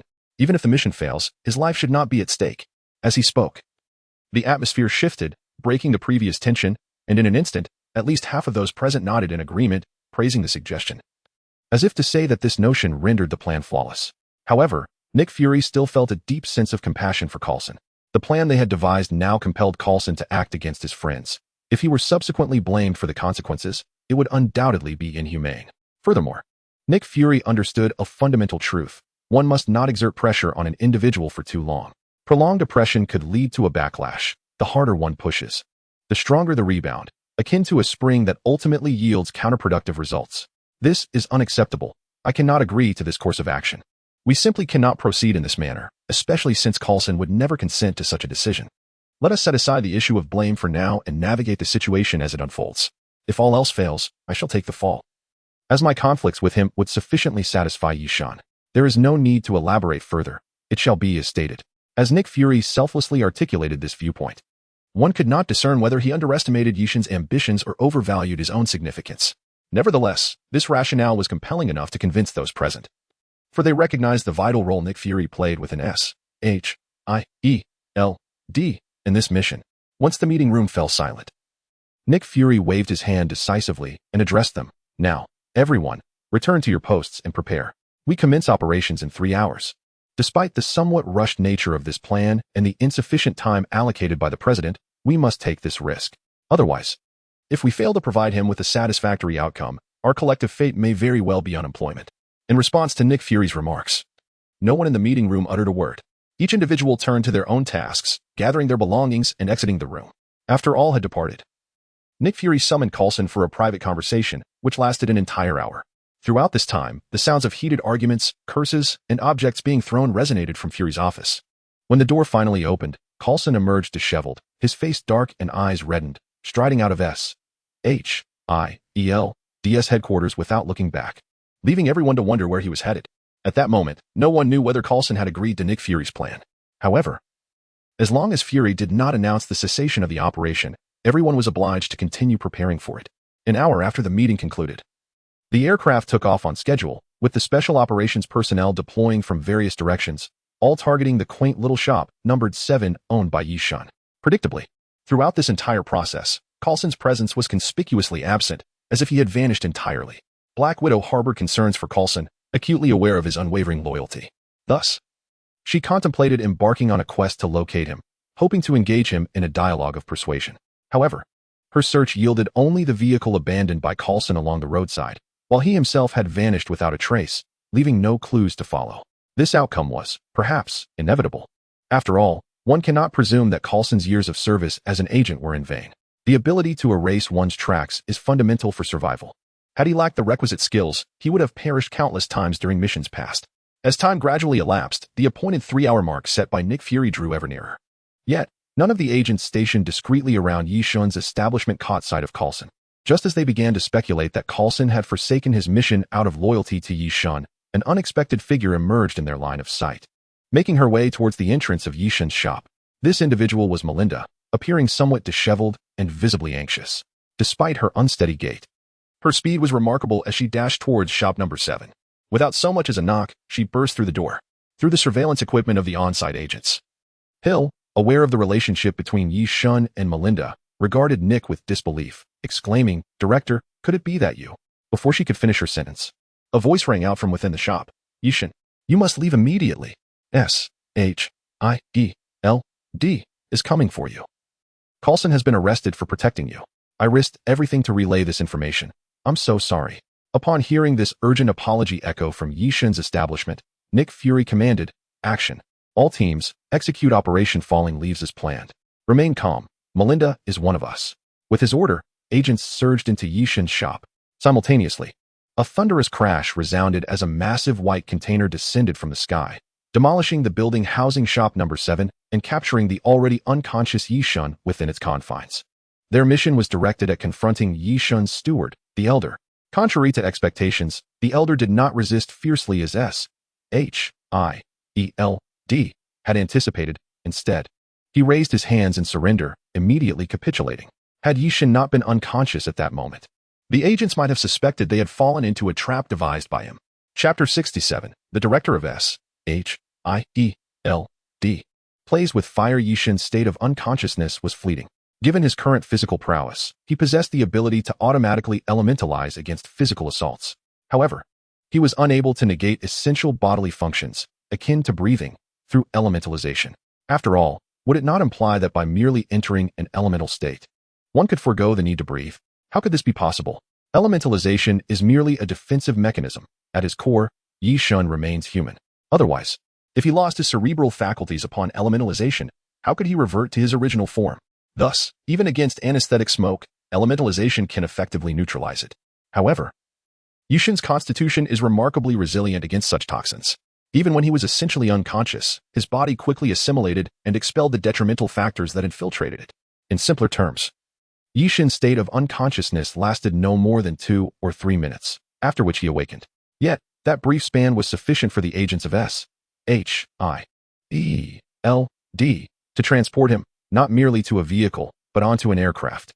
As for the Elder, as previously mentioned, he offered no resistance, but rather complied obediently with SHIELD's personnel, who shackled him with oversized handcuffs and escorted him onto another plane. Just as the Elder was about to pass Melinda, he calmly addressed her, stating, "SHIELD has made a grave error by naively regarding the young master as an adversary. You have no idea what kind of entity you are opposing. However, this is not the crux of the matter. What truly matters is you. The young master considers you a friend, yet you have betrayed him. Perhaps due to your shared history, he may choose not to act against you. Have you contemplated what will transpire when he awakens and comprehends the truth? The young master will undoubtedly unleash his wrath upon SHIELD, and indeed, upon the entire nation. Should anything irrevocable occur, remember, Melinda, this is all your fault. You may think I am being alarmist, but trust me, if you do not provide the young master with a reasonable and satisfactory explanation, this world will face dire consequences. Remember this." After the Elder calmly imparted these words to Melinda, although she felt a twinge of shame, she had no choice. Her essence was that of a spy, and fulfilling the tasks assigned by her superiors was her inherent duty. After all, Melinda was precisely that kind of person, where mission superseded all. The fact that she could surveil her old friend Coulson under Nick Fury's directives illustrates that, in Melinda's heart, family and friends were secondary to the assignments entrusted to her by her superiors. Perhaps this inclination stemmed from her upbringing in the realm of espionage. Even though a flicker of guilt stirred within her after hearing the Elder's words, it did not diminish her resolve to fulfill her mission. Thus, she quickly followed in the Elder's wake and boarded the same aircraft. Returning to Yishin, after being ensnared by the descending white prison, he swiftly ascended back into the sky alongside it. The entire sequence of events transpired with astounding rapidity. However, at the moment Yishin was being lifted onto the airplane, he awakened. Upon regaining consciousness, the first thing Yishin beheld was a sea of white. Everything around him was enveloped in this blinding whiteness, save for the requisite windows and doors. After a brief moment of disorientation, memories of the events preceding his unconsciousness began to resurface. The calm expression that had graced Yishin's face was suddenly marred by a hint of a bitter smile. Indeed, there is perhaps nothing more disheartening for Yishin than the betrayal of trust. He believed there could be no greater sorrow. At that moment, a weight pressed heavily against Yishin's chest, as if a 1,000-pound boulder had settled upon him, making it difficult to breathe. He could not fathom why Melinda would undertake such actions, nor could he comprehend why SHIELD would suddenly turn against him. Yet amidst this turmoil, one thought lingered, a sentiment that often arises in moments of anger and frustration, the desire to obliterate everything in sight. Yishin had never been one to suppress his personality. However, his rationality lay in the necessity of uncovering one crucial truth before seeking vengeance. The reason behind all this. Yishin firmly believed that no matter how absurd the circumstances, there must be an origin, a fundamental cause. In pursuit of this understanding, he resolved to endure for a few more minutes. While he did not restrict his capricious behavior, he recognized that decisions made in a state of fury are ill-advised. These sentiments were not contradictory. Yi Shun was acutely aware of the wrongdoing, yet chose to act regardless, pondering, what of it? Surprisingly, the duration of the flight was far shorter than Yi Shun had anticipated, lasting merely a matter of minutes before he distinctly felt the aircraft beginning its descent. Approximately 10 minutes later, the imposing figure of Nick Fury appeared on the screen within the confines of the prison. This was hardly unexpected. A man as cautious as Nick Fury would never willingly place himself in peril, especially when dangers could be easily circumvented. How do you feel, Yi Shun? Nick inquired. Yi Shun took a deep breath, mustering all his strength to steady his emotions. Not great. You might as well give it a try yourself. I can assure you. It won't be long before your feelings deteriorate even further today. Nick, you know well that I, Yi Shun, have always been a man of my word. For reasons unknown. Although Yi Shun displayed no inclination to escape, Nick Fury felt a tumult of emotions at Yi Shun's words. It seemed that Yi Shun's remarks were not without purpose. As he had said, his words had always held weight, and the events of the past made this abundantly clear. However, Nick Fury is not the type to concede defeat verbally. And even he cannot fathom how he uttered such provocative words. Perhaps it is simply due to his envy of Yi Shun's carefree and unrestrained demeanor. What is the matter, Shun? Are you suggesting that I am the one imprisoned in this white prison? It must be acknowledged that while banter can be thrilling, Nick Fury is undoubtedly playing with fire, and not merely a self-destructive flame, but a blaze capable of incinerating the heavens. Chapter 68. The truth revealed. As Yi Shun listened to Nick Fury's jibes, despite the turmoil within him, he maintained an expressionless facade and replied, "You are not mistaken. In your eyes, I am the one confined. Yet that is of little consequence. What truly matters is that I wish to understand why. Why would S.H.I.E.L.D. engage in such self-destructive actions? Why did Melinda turn against me? No, the reason for Melinda's aggression is of secondary importance. What I seek is an explanation from her, a reasonable one, following her assault on me." At that moment, Yi Shun's eyes seemed ablaze, electric arcs dancing around him. Nick Fury, of course, would offer no response to Yi Shun's inquiries. He is not a verbose villain, nor one who provides clarity. Therefore, he would not answer Yi Shun's questions. For if Yi Shun were to escape, Fury's words could plunge countless influential figures into a state of terror. Such a scenario, in his view, was utterly unacceptable. Stop dreaming, Yi Shun. Do you truly believe I would divulge such matters to you? By the way, are you not the one who claims to know everything? Why? At this juncture, do you seek my counsel? Nick Fury seized every opportunity to undermine Yi Shun, yet this time, his words did not push Yi Shun to the brink of madness. Instead, they jolted him into a moment of clarity.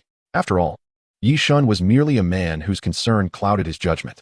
He had fixated on hearing the truth from Melinda and Nick Fury, neglecting the fact that the truth had always been within his grasp, requiring no deceitful narratives from Fury. I need to understand why Nick Fury acted against me. And I must also comprehend why Melinda has shown such callousness. This time, Yi Shun spoke to 07 with a seriousness that left no room for jest. The intensity of his suppressed fury was palpable. $50,000 for a piece of information. Are you certain you wish to proceed with the purchase? Proceed. Very well. The information has been uploaded to your tablet in the warehouse. Each piece of information is in the form of a video. Please review at your convenience. Yi Shun naturally ceased to engage with Nick Fury, conjuring a tablet seemingly from thin air. He settled quietly on the ground and opened the first piece of intelligence titled Nick Fury. As the video began, it displayed Nick Fury answering a phone call. The clarity of the video was remarkable, as if someone were recording Fury during the call, and the audio was equally clear, devoid of any ambiguous phrases. What followed were Fury's words. "Hello, Mr. President. May I inquire about the task at hand? Why? I can assure you that Yi Shun poses absolutely no threat to our nation. Are you certain, Mr. President? Is this truly warranted? To apprehend Yi Shun at such a precarious moment simply because certain individuals are overwhelmed by fear? Have you truly contemplated the magnitude of public backlash should this plan fail?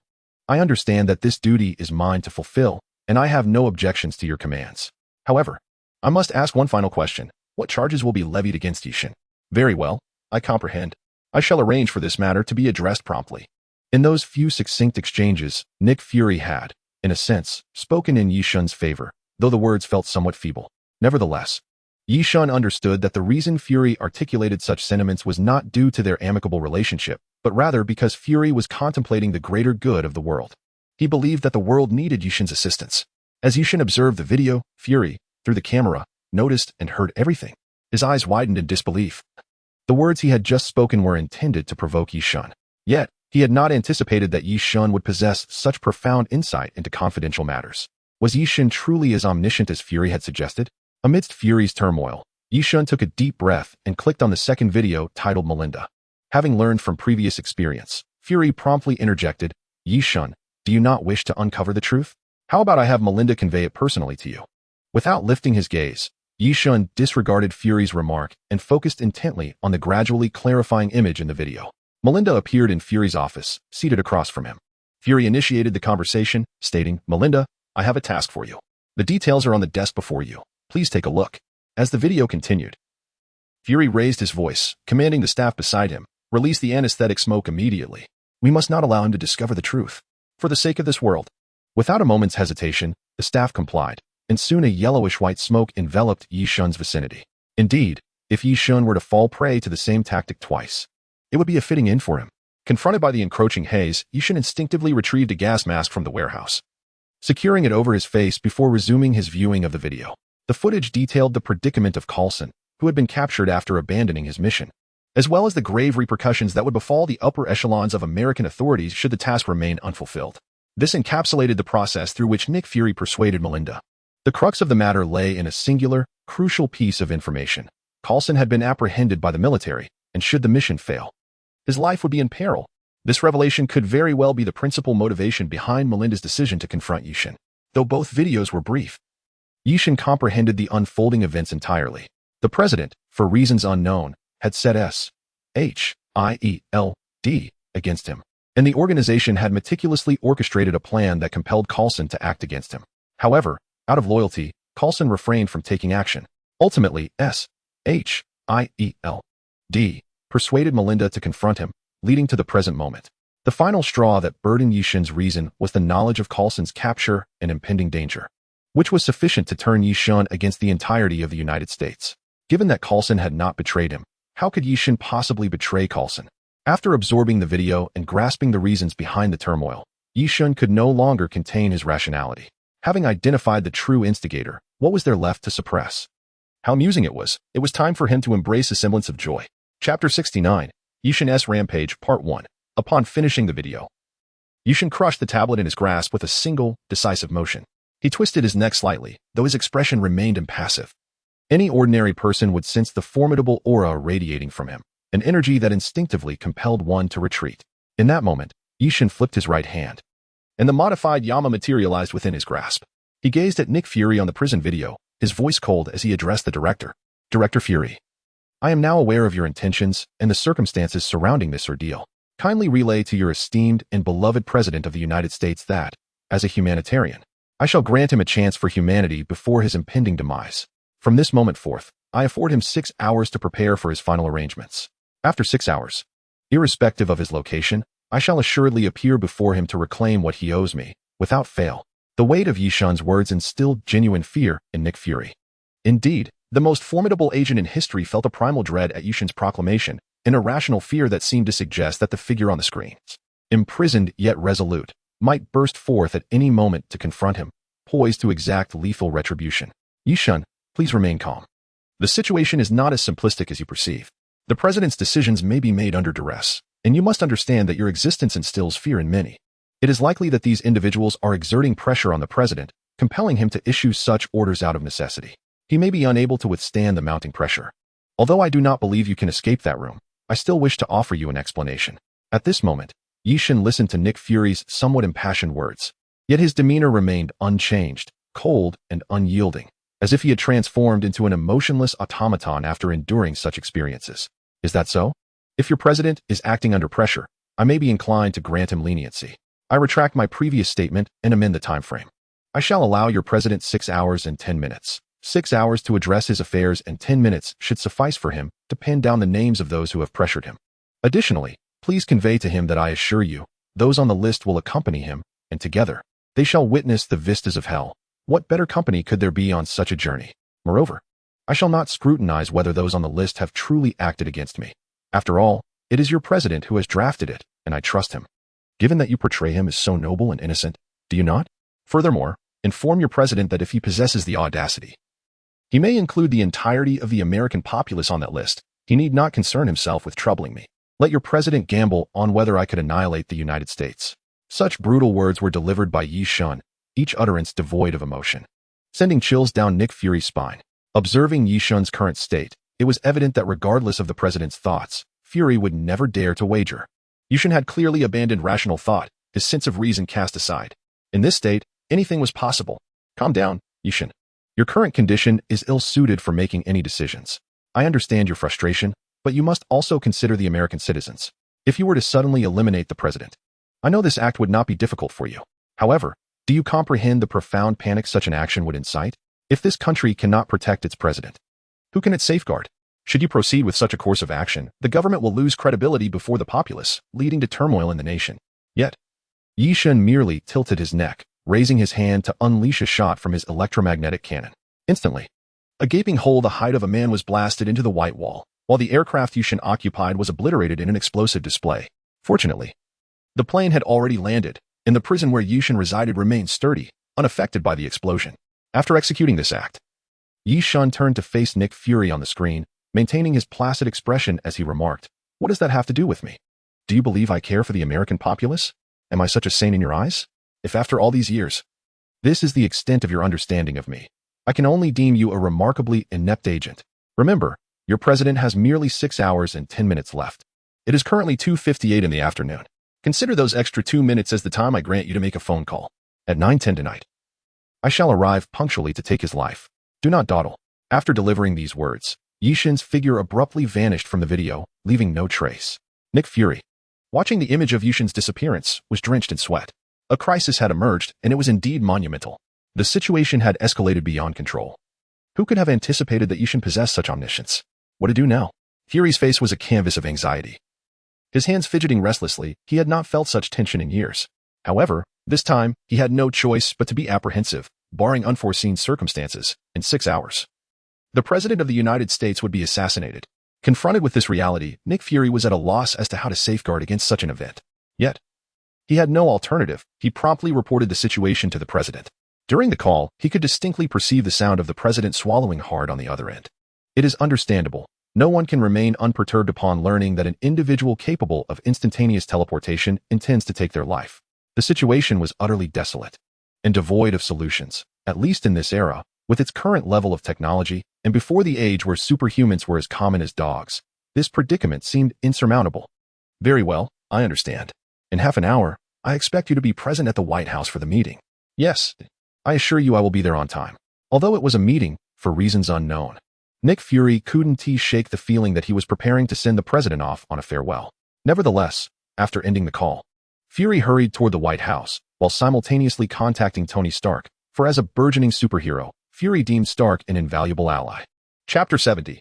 Yi Shun's Rampage, Part 2. While Nick Fury was busily orchestrating his actions, Yi Shun reappeared beside the Elder after vanishing from sight. Observing the 3 agents guarding the Elder, Yi Shun refrained from striking and directly addressed him. "Elder, from this moment forth, act according to your desires.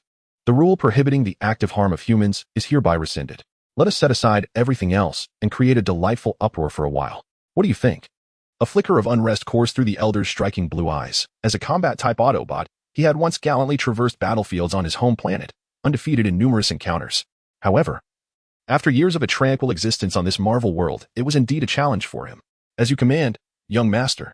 The Elder has always been obedient to Yi Shun's commands, irrespective of right or wrong. As long as Yi Shun instructed him, the Elder would unquestionably comply. Especially now, as this was an opportunity for liberation, he was naturally elated. In an instant, the heavy shackles that bound the Elder were torn asunder, revealing the erroneous judgment made by S.H.I.E.L.D. regarding the Elder's capabilities. Prior to the capture, based on the Elder's physique, S.H.I.E.L.D. had customized handcuffs of approximately 5 times the hardness of ordinary ones, fearing that the Elder might break free, making confinement impractical. However, as a transformer, the Elder's physical prowess exceeded mere human limitations by far. His combat strength was formidable. If S.H.I.E.L.D. had crafted handcuffs tenfold in strength, it might have been a more prudent measure. Nevertheless, for the Elder, such restraints were no different from regular cuffs. The outcome was predictable. After the sacrifice of 3 lives, Yi Shun departed with the Elder. For Yi Shun, the 6-hour wait felt interminable, yet for the President, it was fleeting. Yi Shun, accompanied by the Elder, had either gone to unwind or to prepare for something, rendering them completely untraceable. Meanwhile, Nick Fury was en route to the White House. and he placed a call to Tony Stark. "Hello, who are you, and how did you bypass Jarvis's counter-surveillance?" Tony Stark inquired. "Tony Stark, this is Nick Fury, Director of S.H.I.E.L.D. The United States is facing a crisis that requires your assistance." Before Fury could elaborate, Tony impatiently interrupted. "Hey, do you think I'm just a free agent with nothing to do? Please, I'm quite busy. Moreover, in a country as media-savvy as America, what major crisis could possibly elude my notice? There's no breaking news right now, so let's not waste each other's time. I'm hanging up." "Wait, Tony. Just listen for a moment before you decline.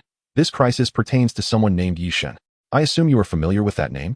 The mention of Yearn caused Tony to pause in his intention to terminate the call. With a serious demeanor, he replied to Nick Fury, "Oh, go ahead. Tell me what this is about. You have 3 minutes to explain. Please be concise." To Tony, there was no room for complacency regarding Yearn. Although he acknowledged a profound camaraderie with Yearn, even to the extent of considering it a bond of life and death, it was precisely this closeness that made Tony reluctant to see Yearn positioned in opposition to the entirety of America. Such a scenario was one he wished to avoid. For if it were to transpire, the stakes would become perilously high. It was not merely concern for Yearn that troubled Tony, but rather an overarching anxiety for the nation itself. The memories of their past encounters remained vivid, as if they had occurred just yesterday. Particularly the final stance Yearn assumed at the testing grounds, and the extraordinary prowess he exhibited throughout the ordeal, an ability not possessed by ordinary individuals, indelibly etched in Tony's mind. Moreover, the staunchly atheistic and scientifically oriented Tony found his initial convictions beginning to crack that day, for he struggled to find words or concepts, other than divine, to elucidate such extraordinary phenomena. Thus, should Yearn truly wish to engage in conflict with America, though the notion seemed implausible, Tony surmised that if such a battle were to unfold, the repercussions would inevitably be detrimental to the nation, leading to its downfall. Yet, these contemplations were merely the musings of Tony's innermost thoughts. After 3 minutes of reflection, Nick Fury began to expeditiously outline the circumstances surrounding the matter at hand. "Tony, the situation is as follows. Last night, Yearn made remarks at the disaster site that infringed upon the dignity of the United States Constitution. Consequently, the President has dispatched us on a mission to apprehend Yearn and engage in a re-education of his ideology. Earlier today, we successfully captured him. However, just minutes ago, Yearn escaped from our custody and issued a declaration of war against the United States, vowing to take the President's life at precisely 9:10 p.m. tonight. This is why I sought you out. I am reaching out for your assistance." Upon hearing Fury's startling revelations, Tony nearly dropped his phone, finding the situation beyond absurd. Was the President truly courting disaster, or was it the S.H.I.E.L.D. that was adept at courting calamity?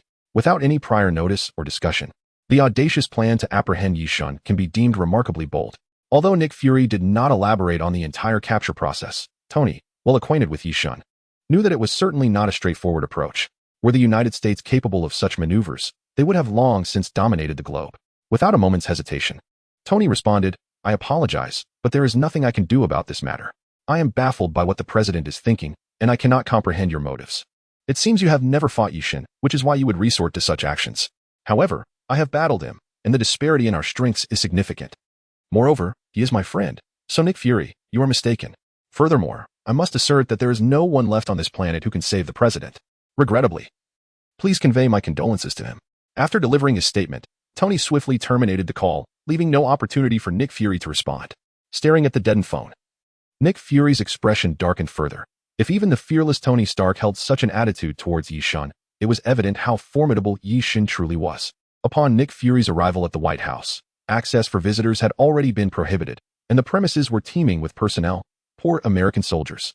Meanwhile, the news of Yearn declaring war on America and planning to assassinate the President that very night began to circulate across major news outlets. A wave of uproar swept through the nation. Chapter 71. Yearn's Rampage. During the interval of Yearn's disappearance, major news outlets in America began to report on his declaration of war against the United States. Notably, these media channels exhibited a remarkable consensus in their narratives, portraying Yearn as a malevolent and cold-blooded villain. An hour later, the President personally participated in an interview, officially affirming the authenticity of the situation. It was as if this entire affair was orchestrated with meticulous planning, and indeed, it was. It is essential to understand that the propaganda media of every nation is under governmental control, even in the United States, which professes to uphold freedom of speech. This reality remains unchanged. It appears that we are witnessing a silent war, a scheme devised collectively by the President, military leaders, and political magnates. They have escalated the perceived threat posed by Yi Shun to a level that necessitates military intervention. Given the nature of war, it is only logical for one side to initiate a smear campaign to secure the moral high ground and launch criticisms against the adversary. According to the president's statements, Yi Shun will remain under public scrutiny until he arrives at the designated location at the stipulated time. The president articulated, "Since the founding of our nation, we have never cowered before tyranny. From the onset of World War II, we defined freedom as an inherent right for all individuals. I concede that Yi Shun possesses formidable personal strength. Indeed, it is extraordinary, and we have yet to witness such prowess. This point is evident from previous news reports. However, I firmly believe this does not grant him the right to trample upon the rights of others at will. Today, he audaciously issued a statement before our officials, threatening to take my life at precisely 9:10 p.m. Such declarations unequivocally amount to a declaration of war against the entirety of America. This is not merely a matter of my potential assassination. Any individual in my position would be subjected to the same threat.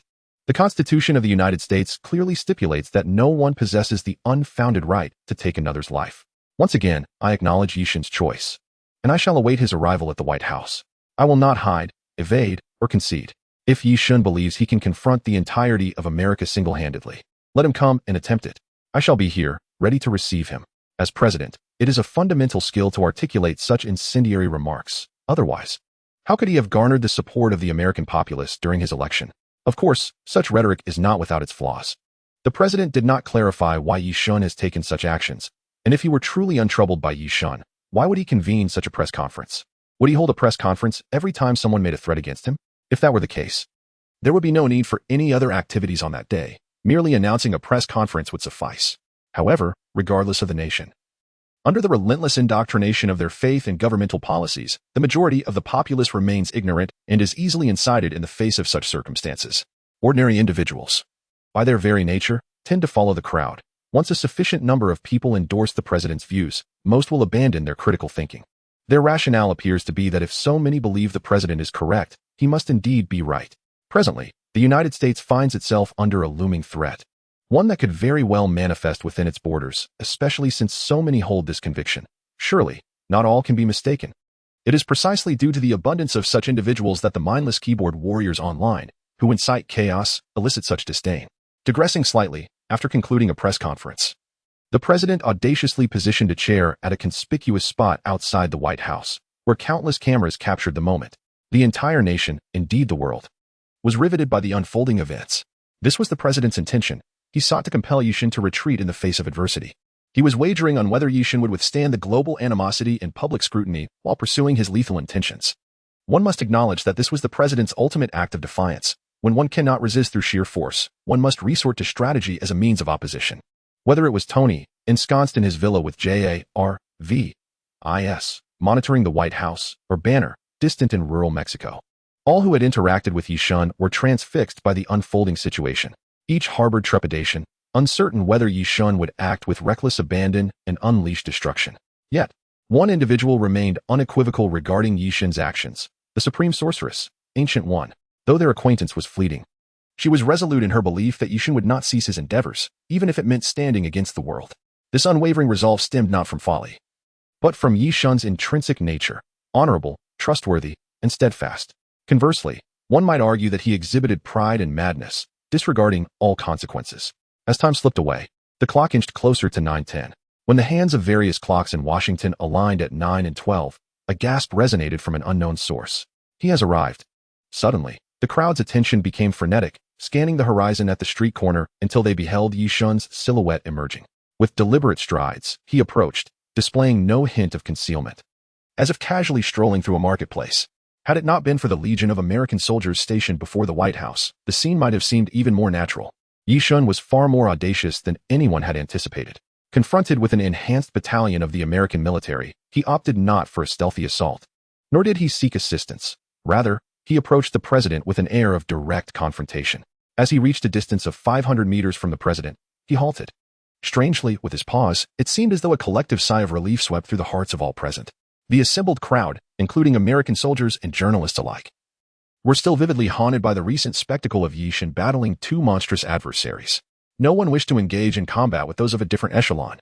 It was akin to a gamer pitting a level 10 character against a formidable level 100 foe, unless one possessed a rather twisted mindset. Such a notion would be quite unthinkable. Just as everyone presumed Yishan was preparing to negotiate with the president, he spoke. The time is now 9:01. Oh, great President of America, you have 9 minutes to bid farewell to the world. Are you prepared? Chapter 72. Yishan's Rampage.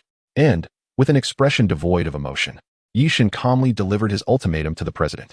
His detached words sent a shiver through all present, including the president himself. As a singular thought echoed in their minds, madman, my heavens, this individual is undoubtedly insane. Does he not consider the consequences of his actions? Meanwhile, Tony, watching from a distance, exhaled deeply upon seeing Yishan on the screen.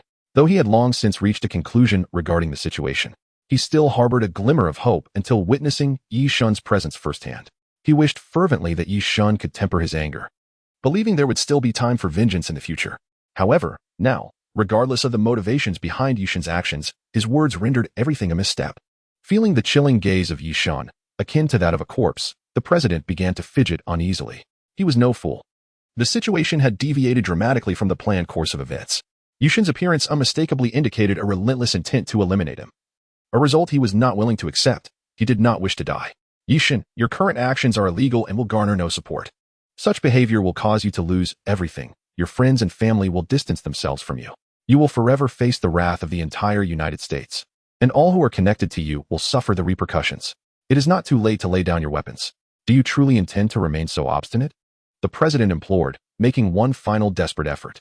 Yet, in response to the president's entreaties, Yishan remained unfazed. Oh, and what of it? You just claimed that America is pursuing me? Please, awaken to reality. Do not overestimate the strength of the America you govern.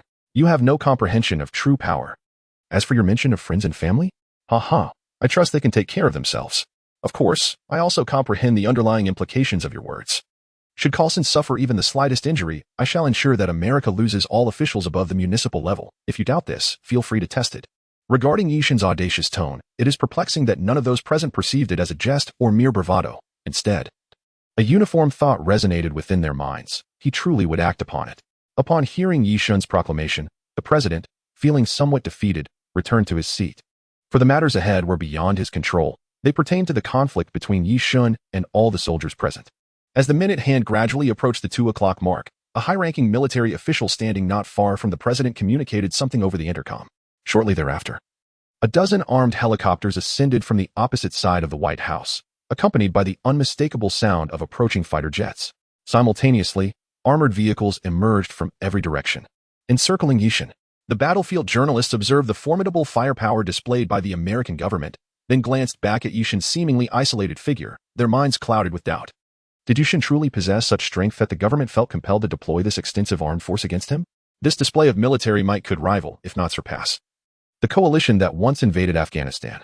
It is worth noting that during the Afghan War, the coalition, comprising numerous nations along with logistical support, amounted to roughly 100,000 personnel. Yet now, in confronting Yishan, the United States had already mobilized over 7,000 troops. It is essential to acknowledge that an American regiment typically consists of around 4,000 to 5,000 soldiers. The American commander, even as the military unveiled its weaponry, noted Yishan's unyielding demeanor, his expression betraying no sign of disturbance, yet internally, he felt a rising tide of anxiety. War demands an understanding of oneself and one's adversary. Nothing is more disconcerting than battling an unknown foe. Yishan paid no heed to the fully armed American soldiers, instead fixating intently on the watch adorning his left wrist. With only a minute remaining until 2 o'clock, the president too was acutely aware of the time, his pressure mounting as he observed the ticking second hand. Open fire. I command you to fire. Finally, as the moment approached, the president could no longer endure the agonizing wait and issued the command to commence fire. No one dared to contradict the president's orders, particularly in the midst of a global broadcast.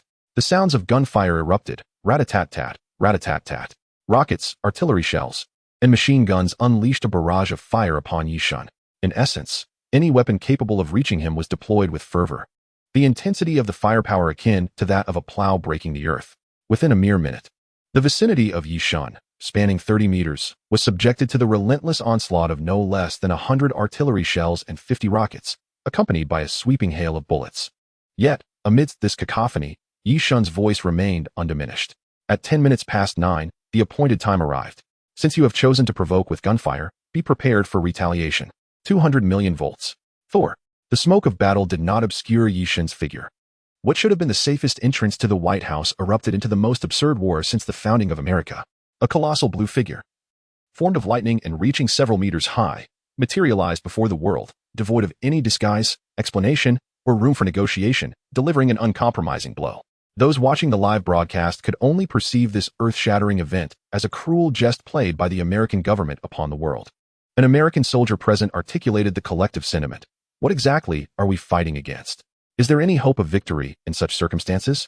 Observing the scene on television, Tony drained his glass of liquor and remarked nonchalantly, "This is precisely why I cannot assist. The chasm between us is not one of distance, but of class." At that moment, the entire world seemed to be suspended, muted, and immobilized, as if turned to stone, all eyes fixated on the screen in a daze. Yet Yi-shun was undeterred by their stupor. He raised his arm, pointing skyward, as a 5-meter-wide bolt of lightning descended, enveloping the president like a pillar of light, divine judgment. As the lightning dissipated, it coincided with the moment the president collapsed to the ground, charred and lifeless. In Washington, the minute hand of that damned clock finally moved past 2, advancing to the next position, simultaneously triggering a resurgence of activity across the globe. While those in front of their televisions may have still been processing the event, the online commentary erupted into chaos. My heavens, does a deity truly exist in this world? What grave transgression has the American government committed to invoke such a being? What have I experienced in the first half of my life? My God, why do I feel as though my previous existence, my former knowledge, my worldview has been shattered today? I simply wish to know if I could possess such power. It is undeniably magnificent. Amidst the fervent discussions, Yi-shun calmly addressed the American soldier before the White House, stating, "Well, my promise has been fulfilled. Now let us commence our war." Following the demise of the American president, Yi-shun finally relinquished his placid demeanor, donning a visage that was nothing short of ferocious. The scene appeared ominous, for those who navigate the shadows must inevitably reckon with their actions. Could Yi-shun truly dismiss the recent assault? As you may understand, our Yi-shun is hardly that magnanimous. Chapter 73. Slaughter? Is this what constitutes slaughter? The expression on Yi-shun's face began to shift following the president's demise. Though his current demeanor seemed even more terrifying than before, this palpable rage rendered him more human, in stark contrast to his prior indifference. Meanwhile, on the other side of the screen, Tony observed Yi-shun's relentless assault with growing concern. His brow furrowed as he addressed J.A.R.V.I.S. "Prepare the suit. We are heading to Washington." Mere minutes later, Tony soared from his villa, heading straight for the Capitol. The scene shifted back to the White House. In the wake of the president's brutal assassination, the atmosphere grew solemn among the assembled dignitaries. They understood that Yi-shun's declaration of war against the American military was no jest or mere threat. Indeed, Yi-shun did not disappoint. Without hesitation, he thrust his palm forward, summoning a colossal dragon of lightning that surged menacingly towards the helicopters. 60 million volts, Thunder Dragon. The Azure Beast showed no mercy. Embodying a harbinger of death, throughout history, lightning has symbolized annihilation. Confronted by the rapidly approaching lightning dragon, the armed helicopters stood helpless, likely unable to comprehend their imminent doom.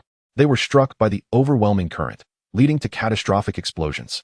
It remains unclear whether the casualties were due to the explosive force of the helicopters or the lethal electricity itself. In any case, none would survive this onslaught. This is the Marvel Universe, not an animated realm. The 60 million volts could pierce most insulating materials, and the accompanying heat was beyond the endurance of any ordinary human. Witnessing Yi-shun's decisive aggression, all present fell into a profound silence. This was not war, it was merciless slaughter. To the onlookers, Yi-shun was merely exterminating a group of defenseless American soldiers. The public's perception would be shaped solely by the aftermath, filtering out the complexities of the event. People tend to trust only what they see, offering mindless sympathy to the perceived victims of this conflict, neglecting to engage in a deeper discourse regarding right and wrong. Similar to the news that Yi-shun had encountered before his traversal, there was a report of an elderly man who fell mere meters in front of a vehicle, ultimately resulting in the driver compensating him with 300 yuan. Although this news appeared to be sensationalized, it is not difficult to comprehend that such an incident could indeed occur, and it is not an isolated case. The elderly and children belong to vulnerable groups. And for the majority, this single reason suffices. They are indifferent to the truth of the matter, caring only for what is immediately visible. Thus, the parties involved are compelled to provide compensation under the duress of public opinion and moral reproach. In the present moment, people do not consider whether the American military fired first. They merely perceive that the American military is at a disadvantage. Consequently, Yi-shun's actions are deemed erroneous in their eyes. Regrettably, their opinions bear little relevance to Yi-shun. Nevertheless, there will inevitably be individuals who emerge to restrain Yishin. After all, the president has just passed away, and this is a critical time to garner public support, should one manage to cultivate a favorable reputation at this juncture. The selection of the next president could indeed become uncertain. A military official, who had been standing not far from the president, promptly stepped forward, pointing an accusatory finger at Yishin. Yishin, cease your criminal actions immediately. They pose no threat to you. Why must you engage in such slaughter? This is not warfare. It is a massacre, a heinous and unspeakable slaughter. Observing the individual who had interjected and glancing at the now silent soldiers, Yishin swiftly reverted to his original form, fixating on the indignant, unidentified general. In a low voice, he declared, I have already stated that once you choose to open fire, you must be prepared for retaliation. Who decreed that you may shoot while I am forbidden from counterattacking? Name that individual, and I shall ensure he accompanies your president. Admittedly, at this moment, Yishin resembled a petulant individual, audaciously so. Yet, is there truly any fault in such conduct? There exists no decree mandating that one must remain low-key. Yishin's thoughts were rather straightforward. If my previous discreet demeanor led you to perceive me as easily bullied, then let me now demonstrate what it means to be formidable. Some individuals are obstinate. It is futile to subdue them through kindness. While repaying kindness with malice may be excessive, responding to malice with malice should pose no issue, right? Why spare them? If you are so powerful, why not show mercy? Their attacks have not inflicted harm upon you, so on what basis do you claim their lives? Cease this at once. We shall forgive you. The military official, however, remained relentless in his pursuit, exhibiting an unwavering determination to see Yishin subdued. Yet, the response to him did not come from Yishin's words, but rather from a beast forged of lightning, a 30-million-volt thunder creature. As the hue of the general transformed to mirror that of the president, Yishin disdainfully remarked, For a simpleton such as you, I shan't waste my breath. It baffles me how someone who cannot even discern friend from foe has managed to reach this position. Then he turned to the American soldiers who had lost their pillars of support. These soldiers had been stripped of their president, their generals, and now faced an unpredictable figure like Yishin. To be frank, they were utterly at a loss regarding their next steps. Once the first soldier discarded his weapon, it triggered a domino effect. One by one, the others followed suit, relinquishing their arms and raising their hands in surrender. Just as Yishin stepped forward, intent on continuing his pursuit of the key personnel, Tony finally arrived, descending from the sky to stand opposite Yishin. Before the others could erupt in cheers, welcoming their Iron Man to vanquish the evildoers, they heard Tony lift his mask and address Yishin. Yishin, this should suffice, don't you think? Stand down. The American president has already fallen by your hand. This outcome should be enough to satisfy your vengeance. I understand your motivations. But regardless of how justified your reasons may be, there must be limits. Chapter 74. Yishin's declaration of war. Yishin gazed at Tony standing before him, feeling a tumult of emotions within. After all, when he stood in opposition to the entirety of America, Tony had not been by his side to intervene, counsel, or assist. He had maintained a neutral stance. Yet, Yishin chose not to voice any complaints, for he did not dwell on such matters. After all, America was Tony's homeland. And had the roles been reversed, he too would likely have hesitated if a friend sought to obliterate China. In most instances, he would have sought to thwart them. However, Tony's non-interference at this moment brought Yishin a strange sense of satisfaction. Even in this life-or-death situation, where one could lose their life at any moment, though, for Tony, the loss of life might not be as severe, Yishin would not compel anyone to stand by his side. He cared not who chose to accompany him, for each individual harbored their own beliefs, deserving of respect. Yet, just as Yishin was on the cusp of winning this battle and fulfilling his promise, Tony's sudden appearance urging him to desist left him feeling isolated. It was as if he had lost everything, and the sting of betrayal pierced his soul, causing his previously tranquil emotions to surge once more. However, this emotional turmoil was not directed at Tony, but rather at the world itself. Yishin attributed all the faults of this situation to the world around him. Yishin took a resolute step forward, positioning himself face to face with Tony. At this moment, the surrounding crowd began to murmur, their whispers surprisingly loud. Did you hear that? Iron Man just called out Yishin's name. And it seems they know each other. Indeed, I witnessed it. Do you think Iron Man refrained from intervening to save the president because of their acquaintance? That seems unlikely. As a superhero, surely Iron Man can distinguish between personal feelings and the greater good. If Iron Man chose to back away simply due to his friendship with Yishin, I would lose all respect for him. What good can come from associating with someone so ruthless? I feel the same. All right, let us hold our tongues for a moment. It appears Yishin is about to speak. We shall soon discover the nature of their relationship. Though Tony could not hear these exchanges, Yishin was acutely aware of them. Noticing the defeated expressions juxtaposed with the unmistakable hostility in their gazes, Yishin clenched his jaw and, without uttering a word, unleashed a surge of electricity at Tony. The mask was not engaged, and thus Tony was immediately rendered unconscious. Thankfully, Yishin had shown restraint, only incapacitating him without inflicting further harm. He would likely awaken in a matter of minutes. After executing his plan, Yishin cast a disdainful glance at the fallen Tony and remarked, "Iron Man? Ha, what pretense? Am I even acquainted with you? Brother, you're hardly worth mentioning." In truth, Yishin's actions reflected a sense of loyalty. He recognized that his reputation was now irrevocably tarnished. With this in mind, he could not drag Tony down with him. Yishin was indifferent to his own infamy, but he understood the significance of reputation for a public figure like Tony. Despite any perceived disloyalty, Yishin had genuinely regarded Tony as a friend. Having incapacitated Tony, Yishin stepped over his fallen form and faced the helpless crowd once more. His voice cold and resolute. "I know that once this day concludes, I will become public enemy number one in America.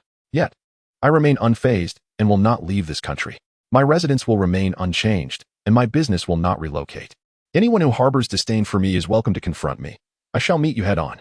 However, let me make one thing clear. Causing me trouble will not come without repercussions.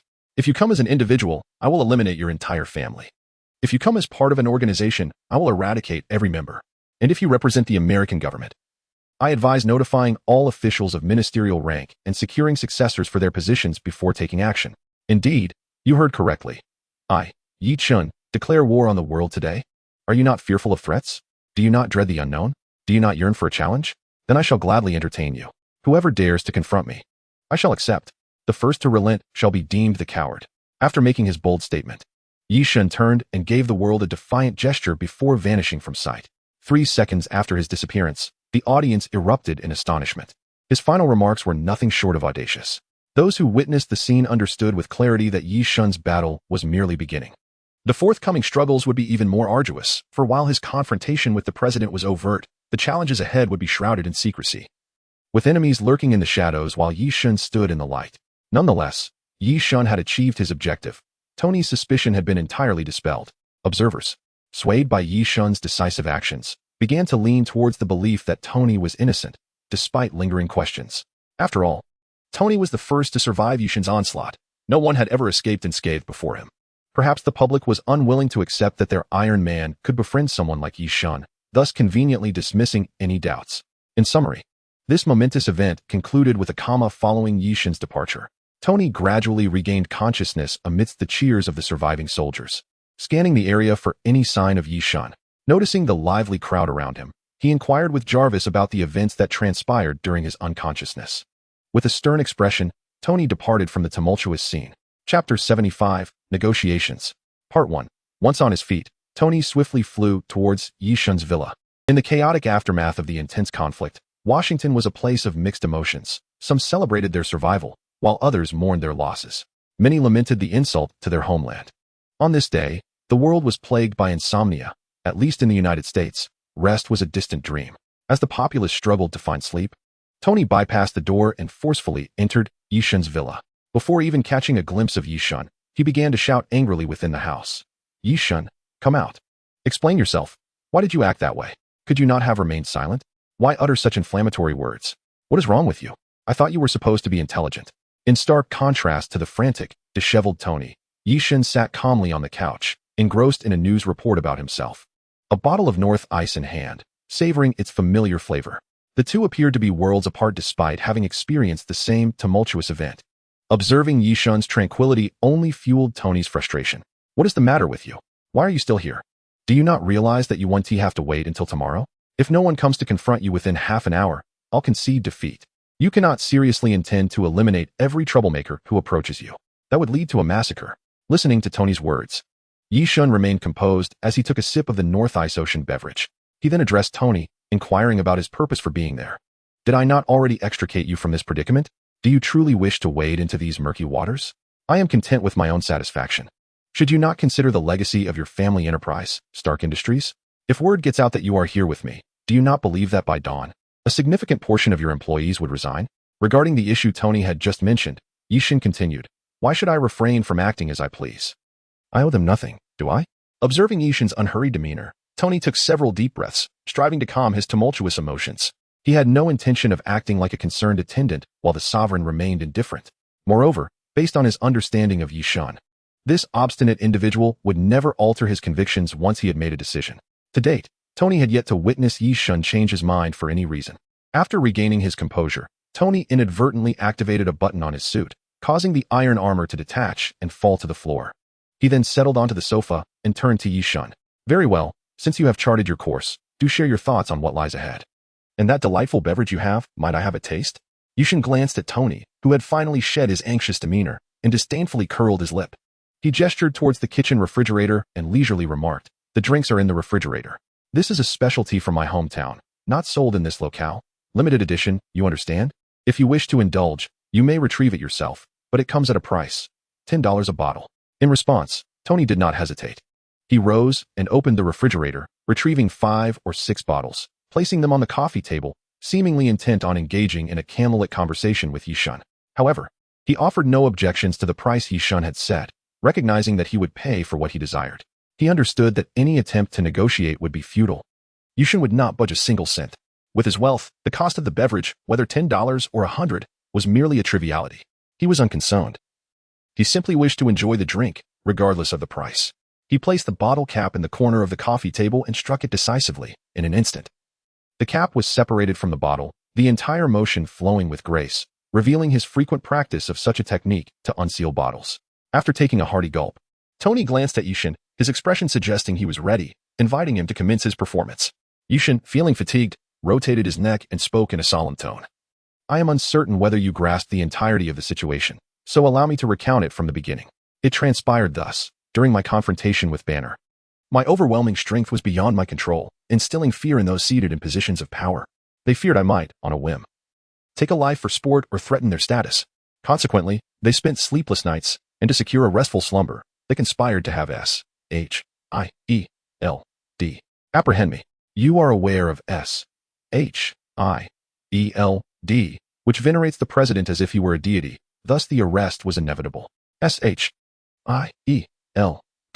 received their orders to act against me, and as you have seen, they did so without notifying me, plotting a scheme devoid of negotiation or retreat. However, as you know, they miscalculated my power, overestimating themselves while underestimating the situation. As a teacher, it is only fitting to demand what is rightfully mine, which necessitates a tuition fee. This leads to all that I have just enacted. As for the subsequent events, you have likely gleaned them from the news. That is the essence of it. Should there be any aspect I have not elucidated, feel free to inquire."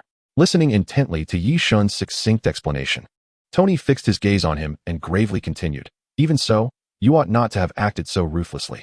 Surely, you must realize that the repercussions of your actions mean you will endure a prolonged period of unrest, even if you are unafraid of their covert machinations. Such behavior is undeniably vexing, is it not?" Yi Shun regarded Tony with mild surprise, uncertainly replying, "Tony, have you suddenly lost your wits? Or have I perhaps overestimated you previously? Can you truly not foresee such consequences? If I desire tranquility, I must act in this manner." Contemplating Yi Shun's words, Tony appeared to have an epiphany, gazing at him in astonishment. Yi Shun smiled faintly, not granting Tony the chance to respond, and calmly remarked, "It seems your intellect has not yet diminished. Perhaps in your earlier panic, I momentarily bewildered you, preventing you from grasping the situation immediately. Do you understand now? It is precisely as I have described." Observing the smile upon Yi Shun's face, Tony maintained a serious demeanor and asked, "Are you truly this confident? Are you so certain?" If a third party of lesser intellect were present, they might perceive Yi Shun's demeanor as somewhat frenzied. After all, such a riddle is no easy puzzle to decipher. How outrageous is this, to toy with someone else's intelligence? The situation, where one is left in suspense without understanding the underlying context, is indeed quite frustrating. Chapter 76, Negotiation. Part 2. Yi Shun took a sip of his drink and, using a tone of retort, inquired of Tony, "What? Do you believe I lack the confidence to warrant such assurance? Or do you possess a superior strategy? Pray tell, I am all ears." Tony, somewhat exasperated, patted his cheek and raised his gaze to Yi Shun, stating, "I have comprehended your thoughts. Indeed, your actions today may very well dissipate the troubles and prevent future complications. By instilling fear in those with malevolent intentions towards you, you render the world wary of you, to the extent that no one would dare to lay a hand on you, perceiving you as an insurmountable force. Consequently, your future troubles would dissipate. For people are not foolish.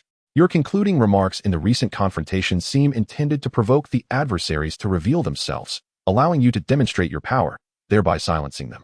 However, I must candidly express that your strategy is undeniably effective. Post-battle, no one dares to challenge you. Yet, have you contemplated a critical matter, Yishin? What if a being stronger and more formidable than you emerges in this world? What shall you do then? If someone were to devise a method to counteract you, what would your course of action be?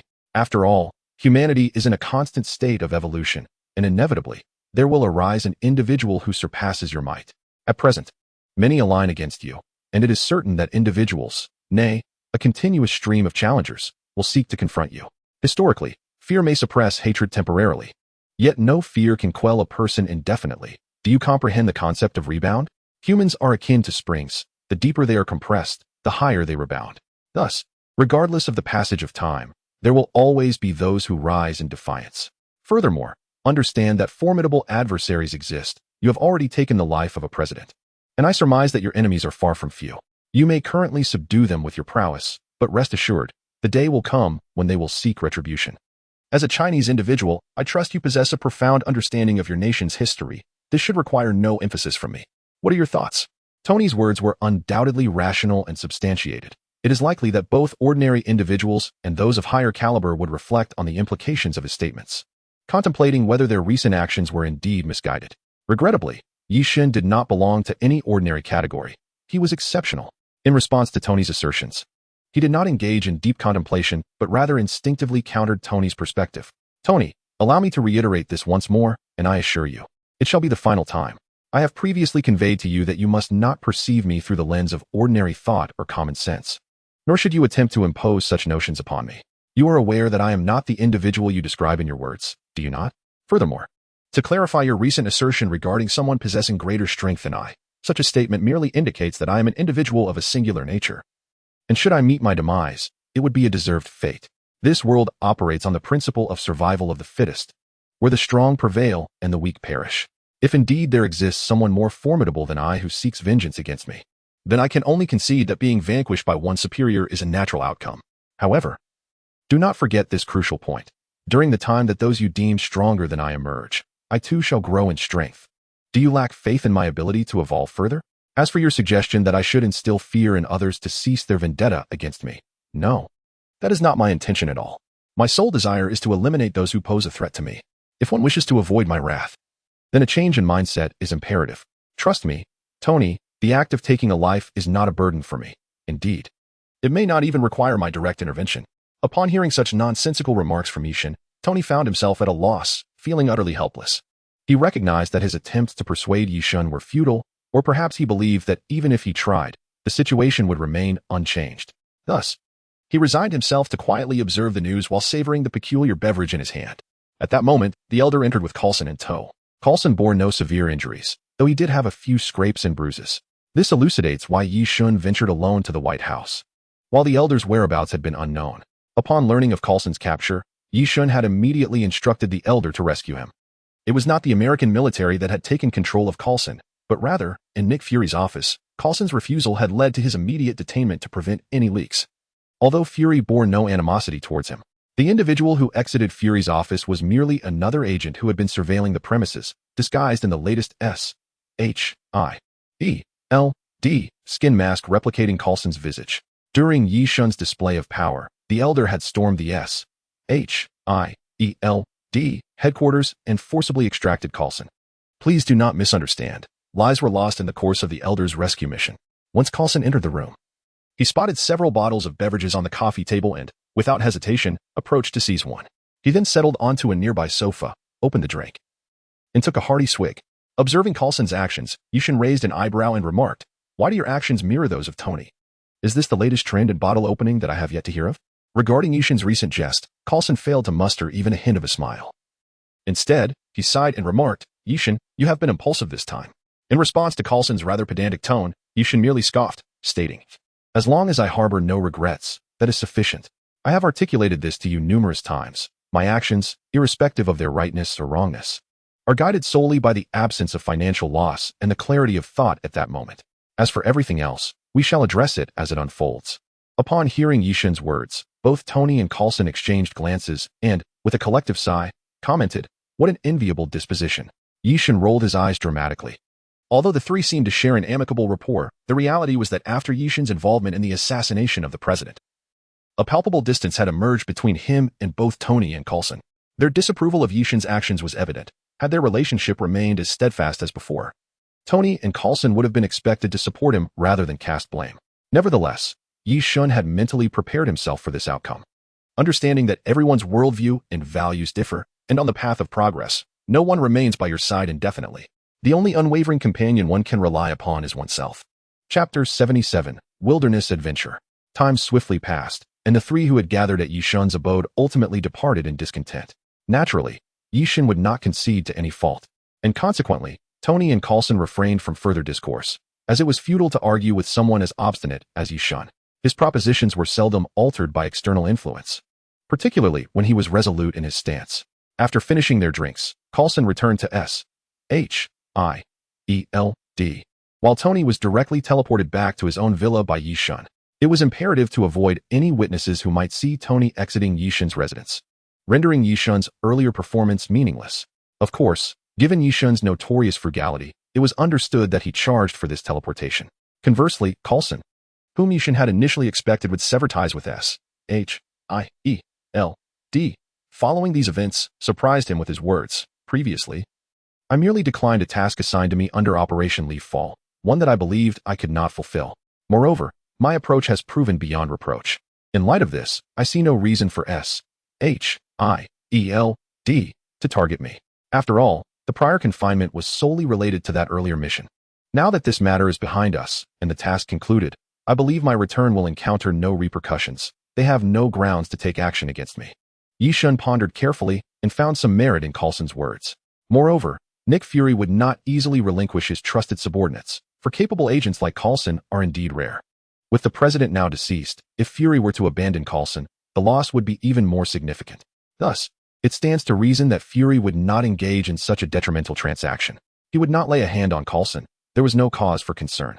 As time passed, the incident seemed to fade from collective memory, as if everyone had suddenly forgotten.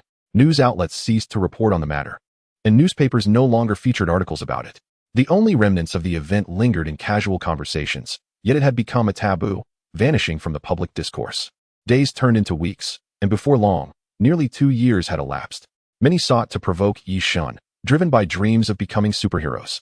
After a few superficial skirmishes, their confidence inflated. Most sought to challenge Yishun, hoping to achieve fame through a single confrontation. However, fortune did not favor them.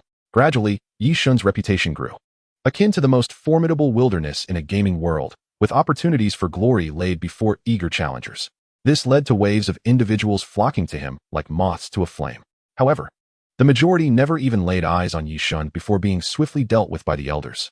To alleviate these incessant disturbances, Yishun procured 5 units of the Model 800, reminiscent of Schwarzenegger's Terminator, albeit with a different visage, along with one Model 1000, a fully liquid metal variant.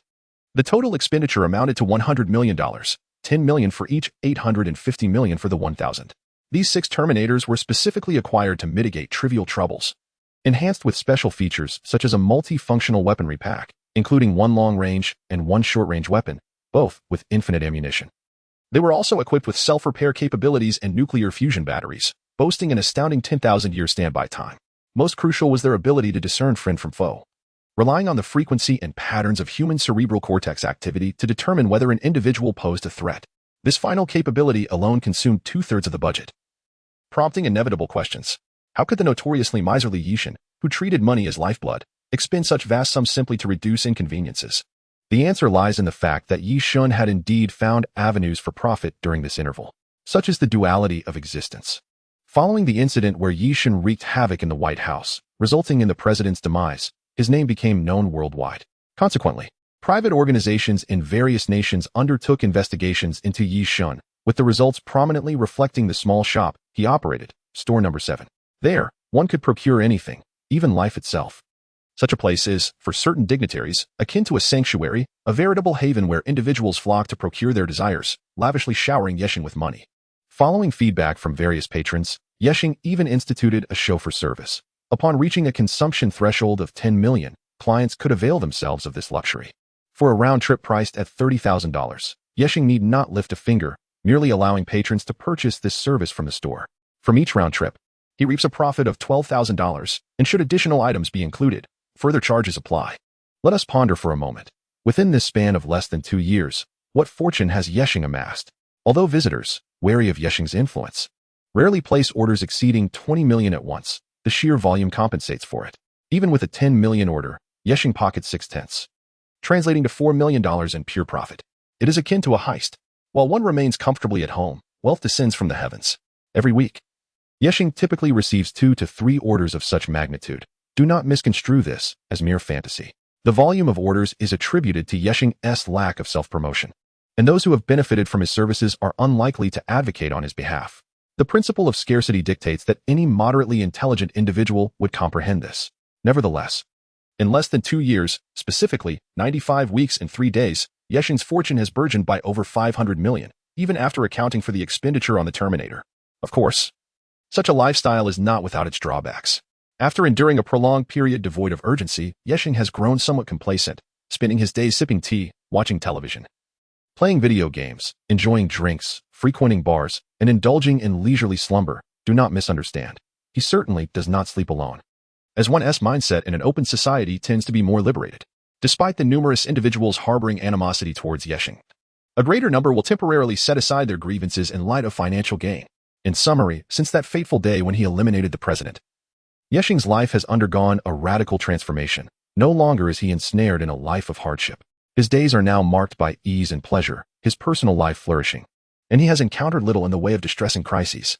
Were it not for the diminishing exchanges with friends, Yeshing would truly feel compelled to exclaim, "I love America." Chapter 78. A mission? May I join you? The blissful and carefree days have rendered Yeshing quite reluctant to depart from such comfort. After all, anyone living in such an indulgent environment would naturally grow to relish these days. However, this idyllic existence was abruptly interrupted by a phone call from Coulson. The conversation went thus: Yeshing, for the next week or two, I will be unable to visit you on weekends for our tea. I must embark on a distant mission. I shall return afterward. Another mission?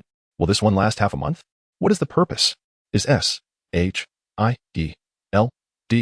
bullying us? Pray tell. Is Nick Fury deliberately employing you? That old codger. If you need assistance in dealing with him, I am more than willing to intervene on your behalf. Surely, his incessant demands stem from his animosity towards me. If you feel oppressed, do not hesitate to inform me. I shall take care of him. How ludicrous is this old director? It is entirely reasonable for Yi Shun to harbor such thoughts, as his current position is quite precarious. His previous relations with Nick Fury had soured significantly, causing his ties with S.H.I.E.L.D. to reach a frigid state. Thus, one cannot dismiss the possibility that Nick Fury is intentionally toying with Coulson. No, do not overthink it. It is merely a routine mission. Do you believe agents are perpetually idle? My position as an agent could be considered somewhat of an executive role, and it is entirely normal for me to be busy. Moreover, did you not once say that, despite the modest pay in our perilous profession, we are invariably occupied? Coulson joked lightly over the phone. Upon hearing this, Yushin chuckled softly before continuing. What mission? Where are you headed? Might you share some details? It has been quite a while since I ventured far from home.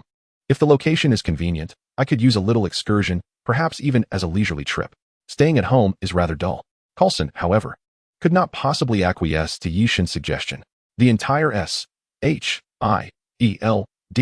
agency was on high alert, with at least half of its personnel keeping a watchful eye on Yishin, concerned that he might incite further chaos, given their previously strained relations. It would not be surprising if S.H.I.E.L.D. were to hang banners warning against Yishin. Perhaps it is best to refrain from such notions. You are aware of our stringent regulations. Even with our amicable rapport, we cannot divulge details regarding missions. If you wish to travel, with your current means, you could go anywhere. Feel free to wander at your leisure, but do not seek me out. I am indeed quite occupied. Alternatively, you might consider reaching out to Tony. He appears to be rather unoccupied lately, and he seemed somewhat despondent not long ago. I wonder if his spirits have improved. Upon hearing Coulson's words, Yishin mentally calculated the timeline. According to the film's chronology, the emergence of Thor was imminent. As for Coulson's mention of Tony, it pertained to the events in Iron Man 2, where Tony was gravely poisoned due to the palladium in his chest. Nevertheless, such a minor predicament was hardly a challenge for Yishin. Let it be clear, Yishin was not merely posturing. The proximity of the shrapnel to Tony's heart made him hesitant to undergo surgery, even with the life-saving serum at his disposal. After grappling with the situation for some time, he ultimately sought Yishin's assistance. In response to Tony's predicament, Yishin stated, the surgical fee is 2 million, with 0 risk and 0 liability. Naturally, there was no further discussion. Purchasing one's life for 2 million was an offer Tony could not refuse. Moreover, considering their previous transaction, 2 million was indeed a remarkably reasonable price. As for whether Tony subsequently developed a new arc reactor, that was no longer Yi Xun's concern. Thus, in response to the circumstances articulated by Coulson, Yi Xun harbored a certain understanding within himself. He feigned nonchalance and inquired of Coulson, "Well, since you find it inconvenient, let it be. As an agent addicted to missions, naturally, the task takes precedence. However, what do you think of traveling to Mexico? I've heard the women there are quite open, and there are an abundance of beauties. It seems like a delightful destination, doesn't it?" Upon hearing Yi Xun's words, Coulson hesitated momentarily before replying, "You may travel wherever you wish. Why consult me? Don't you think it would be more prudent to ask Tony about travel? He seems to have a better grasp of such matters than I do. Enough of this chatter. I must board the plane. Once I return from the mission, we shall engage in a game of Chinese chess and settle the score." Coulson genuinely enjoyed the Chinese chess that Yi Xun had taught him. He found the round pieces and the contrasting colors of red and green more suited to his taste than the stark black and white of international chess. "Very well. I understand. Stay safe. Hurry along now. I'm hanging up." The camaraderie between men often manifests in banter and jests. After Yi Xun finished speaking, Coulson promptly ended the call. Once on the plane, he pondered for a moment before ultimately pulling out his phone to dial Nick Fury. Director, it's Coulson. I need to discuss something regarding the mission. I suspect Yi Xun may be involved. I just spoke with him, and he mentioned he might be traveling to Mexico soon. Is this merely a coincidence? I thought it prudent to inform you." Nick Fury remained silent for a considerable time, seemingly contemplating Yi Xun's intentions or the potential implications hidden within Yi Xun's actions. Eventually, he responded to Coulson, "I see. Continue with your mission. This matter likely isn't coincidental. We cannot operate under the assumption of chance. Yi Xun is undoubtedly more enigmatic than we realize. He may possess insights regarding this mission that exceed our own, and it is certainly not as straightforward as it appears. However, we must adhere to the plan. Observe the developments as they unfold." Coulson concurred with Fury's assessment. Given his familiarity with Yi Xun, he understood the latter's inherent laziness. If given the option, Yi Xun would prefer to lounge at home rather than embark on a journey. In Yi Xun's words, what is the point of traveling? Aren't modern cities filled with towering skyscrapers? What is there to explore? This very reasoning fueled Coulson's skepticism regarding Yi Xun's intentions. Travel, as a guise, seemed far too implausible. Meanwhile, as Coulson boarded his flight to Mexico, Yi Xun had ostensibly prepared for the journey. However, let us not be deceived. What preparations could Yi Xun possibly make? His indolence was profound. In truth, he had packed nothing at all. At the entrance of his shop number 7, he affixed a leave of absence notice, briefly addressing the elder's concerns about watching over the place. The next moment, he found himself within the borders of Mexico. "What?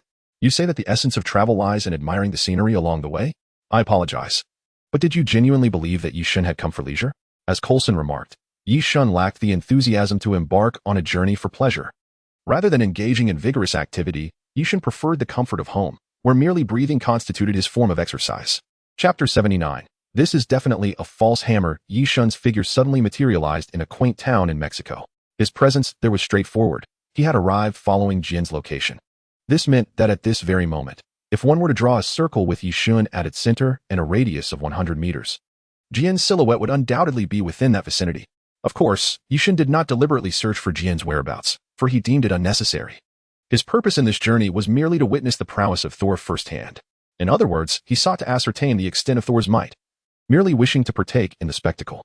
Naturally, since he was already present, he could not miss the opportunity to test whether he could lift Thor's hammer.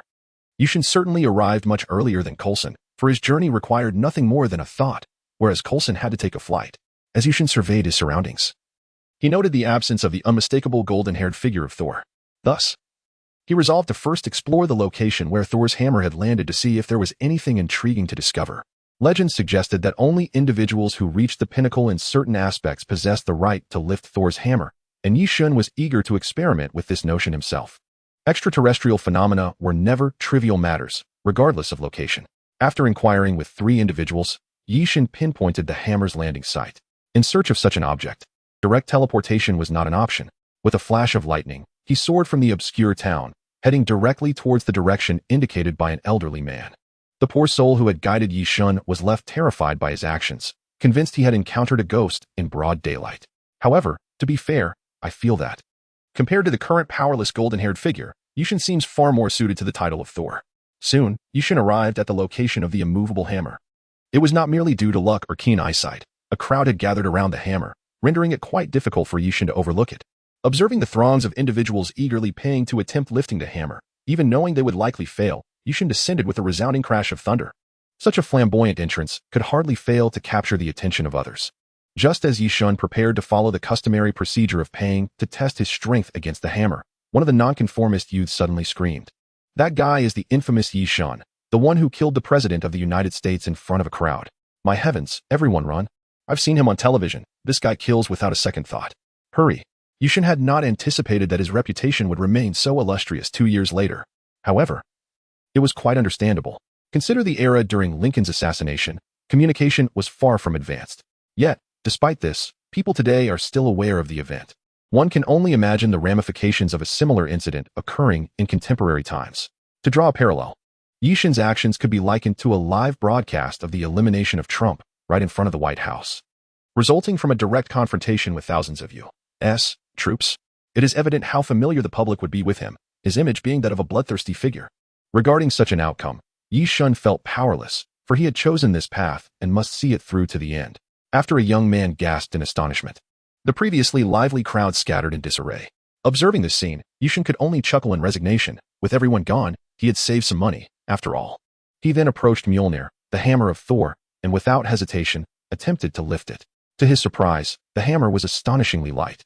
Yishan had prepared to exert a tremendous amount of effort, yet upon grasping it, the hammer felt as if it bore no weight at all. Had it not been for his remarkable agility, he might have struggled to even lift a pebble. Curiously, Yishan shook the hammer in his hand. Although he had lifted it, he felt no response from it. Logically, this hammer was supposed to possess electric capabilities, yet in his grasp, it resembled nothing more than an ordinary tool. If he had not witnessed the crowd struggling to lift it, he might have doubted its authenticity. What purpose could such a colossal object serve beyond driving nails? It echoed the lyrics, "What use is this iron hammer to me?" After examining it for quite some time, Yishan found nothing extraordinary. With a long sigh, he gazed longingly at Mjolnir and remarked, "Oh hammer, your utter lack of response suggests that perhaps we are fated to be strangers. I hope you may one day meet the one you await." With that, he intended to return the hammer to its original place, allowing it to await its destined wielder. At that moment, a familiar voice called out from behind him. "It seems we are indeed fated. We've just spoken on the phone, and here we meet again. It's almost unbelievable. So tell me, what have you discovered during your time here?" In response, Yishan casually tossed the hammer onto the ground and turned to Coulson with a shrug. "As you can see, this place contains only this hammer. It is the sole wonder here. If you wish to know its mystery, why not try lifting it yourself? I've explored this area thoroughly. My sightseeing is complete. Staying longer would serve no purpose, so I shall leave it to you." After Yishan finished speaking, he patted Coulson on the shoulder and nodded towards Mjolnir, as if encouraging him to give it a try, before vanishing without a trace. Coulson watched Yishan leave abruptly, unable to say another word, and couldn't he help but smile wryly. No matter how many times he witnessed it, he found Yishan's skill to be immensely perplexing and utterly unfathomable. Yet, despite his remarks about Yishan, he eventually followed his advice and attempted to lift the mighty hammer. The moment he grasped it and exerted force, Coulson's expression shifted to one of solemnity. He endeavored with all his strength to raise the hammer, but the outcome was as expected. It remained unyielding. Subsequently, Coulson retrieved his phone and made a call to Nick Fury. After a brief report, he received further instructions to remain in place and ensure the hammer's safety until the next directive was issued. Time swiftly passed, and before long, Yishan found himself meandering into a quaint little town, eager to settle his ravenous appetite. His hunger was unbearable, as his personal physical constitution required a substantial amount of energy, far greater than that of an ordinary individual. By chance, he stumbled upon a relatively large tavern at the town's entrance. As he aimlessly walked the streets, he fortuitously approached the establishment. The moment he arrived, a distinct sound pierced the air, a glass shattering within the restaurant. Yishan paused momentarily, a look of intrigue gracing his features. He then glanced towards the tavern's entrance, muttering to himself as he stepped inside. Having already observed Mjolnir, it was only fitting that he greet his Asgardian friend. For what better way to embody the hospitality of Earth than to extend a warm welcome? As he spoke, Yishan pushed open the tavern's door, his gaze falling upon the perplexed expression of the blonde individual, as well as the more intellectually captivating Jane, who was apologizing for their extraterrestrial companion's behavior. The instant Yishan appeared at the threshold, Thor instinctively turned his attention towards him, for such was the intuition of the strong. They possess an inexplicable awareness of formidable presences. At that moment, Thor recognized Yishan's extraordinary nature, captivated by his nonchalant smile and relaxed demeanor devoid of any sense of danger. If Yishan were not a powerful individual, he would surely come off as an innocent fool. Yet, Thor was convinced of the former, for a fool would not have so readily singled him out amongst the crowd. Confidently striding towards him, without hesitation, Yishin squeezed into the table occupied by Thor and Jane, naturally choosing to disregard the two others seated nearby.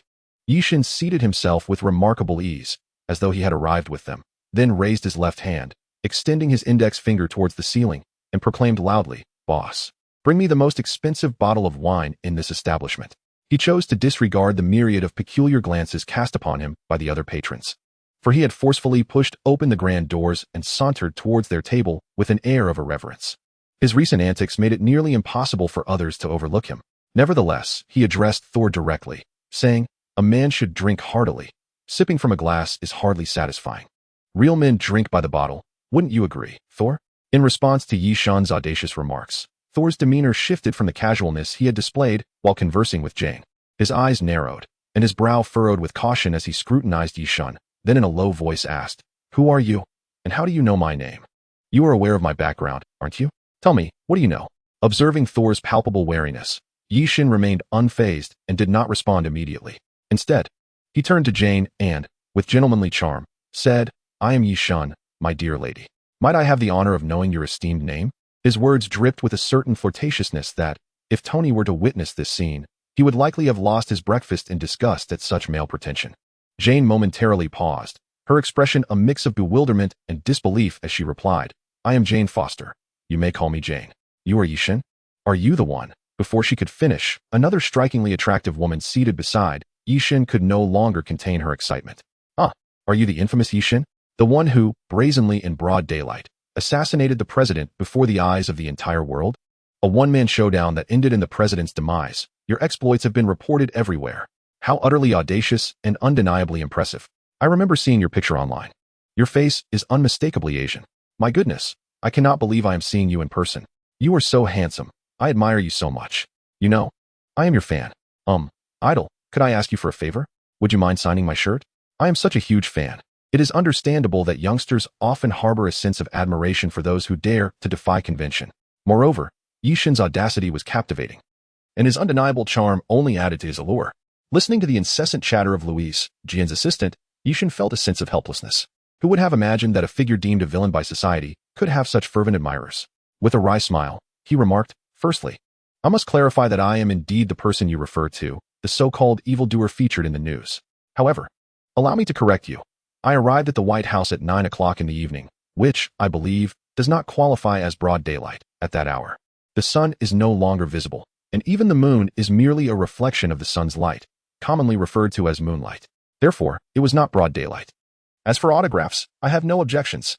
For those who do not harbor ill feelings towards me, I am more than willing to indulge their small wishes, provided it does not affect my finances." Observing his assistant gazing at him like an enamored fan, Jian helplessly rubbed his forehead and said, "Louise, please compose yourself and keep quiet. Don't frighten your idol." Jian felt a twinge of embarrassment at Louise's lack of composure. Upon hearing his words, Louise calmed down significantly, though Yishin could still see the sparkle of admiration in her eyes. The evidence of her infatuation was undeniable. At that moment, Thor, the god of thunder, who had been silently absorbing the information, turned to Jian with a hint of surprise and inquired, "Jian, is this fellow one of your gods? Why have I never heard of a deity known as the Mad God?" Noticing Thor's puzzled tone, Jian glanced at Yishan, who showed no signs of anger, and then chuckled softly as he explained, "No, he is not our god. The title Mad God is merely a moniker bestowed upon him by ordinary people like myself after learning of Yishan's past deeds. To put it simply, it's akin to a nickname. His previous actions were rather bold and reckless, so I trust you can understand." Thor, though somewhat naive, was not foolish. He grasped Jian's meaning. However, as the god of thunder, witnessing someone else referred to as a god, albeit with uncertain strength, stirred discomfort within him. More so, it stemmed from the fact that since Yishin's arrival, Jian had devoted most of his attention to him, leaving Thor feeling somewhat neglected. He then remarked with a hint of melancholy, "I see. From what I observe, he doesn't appear to possess any remarkable abilities. I wonder if he truly deserves the title of god." In response to Thor's words, Yishan, feeling slightly perplexed yet unwilling to concede, retorted, "What? You seem somewhat dissatisfied with the titles bestowed upon me, little blonde." Chapter 81. In my presence, you are nothing. Yishin furrowed his brow tightly, his gaze directed towards Thor. At this moment, he felt a sense of confusion, for he and Thor had never met before. Today marked their first encounter. it would be reasonable to assume that a typical individual might harbor some apprehension towards a stranger. Yet it seemed excessive for one to exhibit such profound hostility upon their initial meeting. Could it be that Yi Shun inherently possessed an air that warranted caution? Or was he, by nature, adversarial? Perhaps his striking appearance incited envy in others? As he pondered this, he was not merely reflecting but rather indulging in self-admiration, unconsciously stroking his chin. If Thor were to be privy to Yi Shun's thoughts at that moment, he would likely have spewed beer all over Yi Shun's face. For Thor had encountered shamelessness before, yet nothing could compare to this level of self-absorption. Yi Shun's narcissism was unparalleled. However, it seemed that Thor had yet to fully adjust his mindset, as he continued to harbor a sense of vigilance and perhaps even hostility. Consequently, he retorted to Yi Shun's words without restraint. "What's the matter, brother? Am I not entitled to find you displeasing? Just look at you, delicate and tender-skinned. Resembling a pretty boy or a roast chicken. You exude an air of fragility, as if you have never faced any significant challenges. They claim you are formidable? How formidable could you possibly be? They call you a god, but that is merely due to their lack of exposure, after all. Most people are rather mediocre and have never witnessed true greatness. If I still possess divine power, I would ensure you understand what a true god is. I am the one worthy of the title, and you, are undeserving." Thor's impassioned words rang out with fervor and volume that could hardly be contained. Yet, his unfiltered remarks echoed his genuine sentiments, unrefined as they were. He had not paused to consider the implications of his words, for his infatuation with Yi Shun bore a resemblance to those he deemed ignorant of the world. Moreover, let us speak candidly. Yi Shun was no longer the frail figure he once was. At this juncture, his physique mirrored that of Captain America, with height and weight comparable. As he had previously received the same serum as the captain, it was inconceivable that he would differ significantly. They were, in essence, products of the same mold, differing only in appearance and complexion, while their underlying capabilities were strikingly alike. Concerning Thor's assertions, Yi Shun remained unconvinced. He possessed a certain understanding of Thor's character. Within the Avengers, Yi Shun had always regarded the Hulk as potentially the most formidable, albeit hindered by his intellectual shortcomings, which often led to underperformance in missions, rendering him somewhat ineffective. Following him in strength, Yi Shun believed, came Thor, with Iron Man, Tony Stark, trailing thereafter. The rationale behind this hierarchy was straightforward. Thor's prowess stemmed entirely from his own abilities, independent of external aids. In stark contrast, Tony relied heavily on his armor. Should he be caught off guard, he would be no different from an ordinary individual, for his suit is fraught with limitations, especially concerning spatial constraints.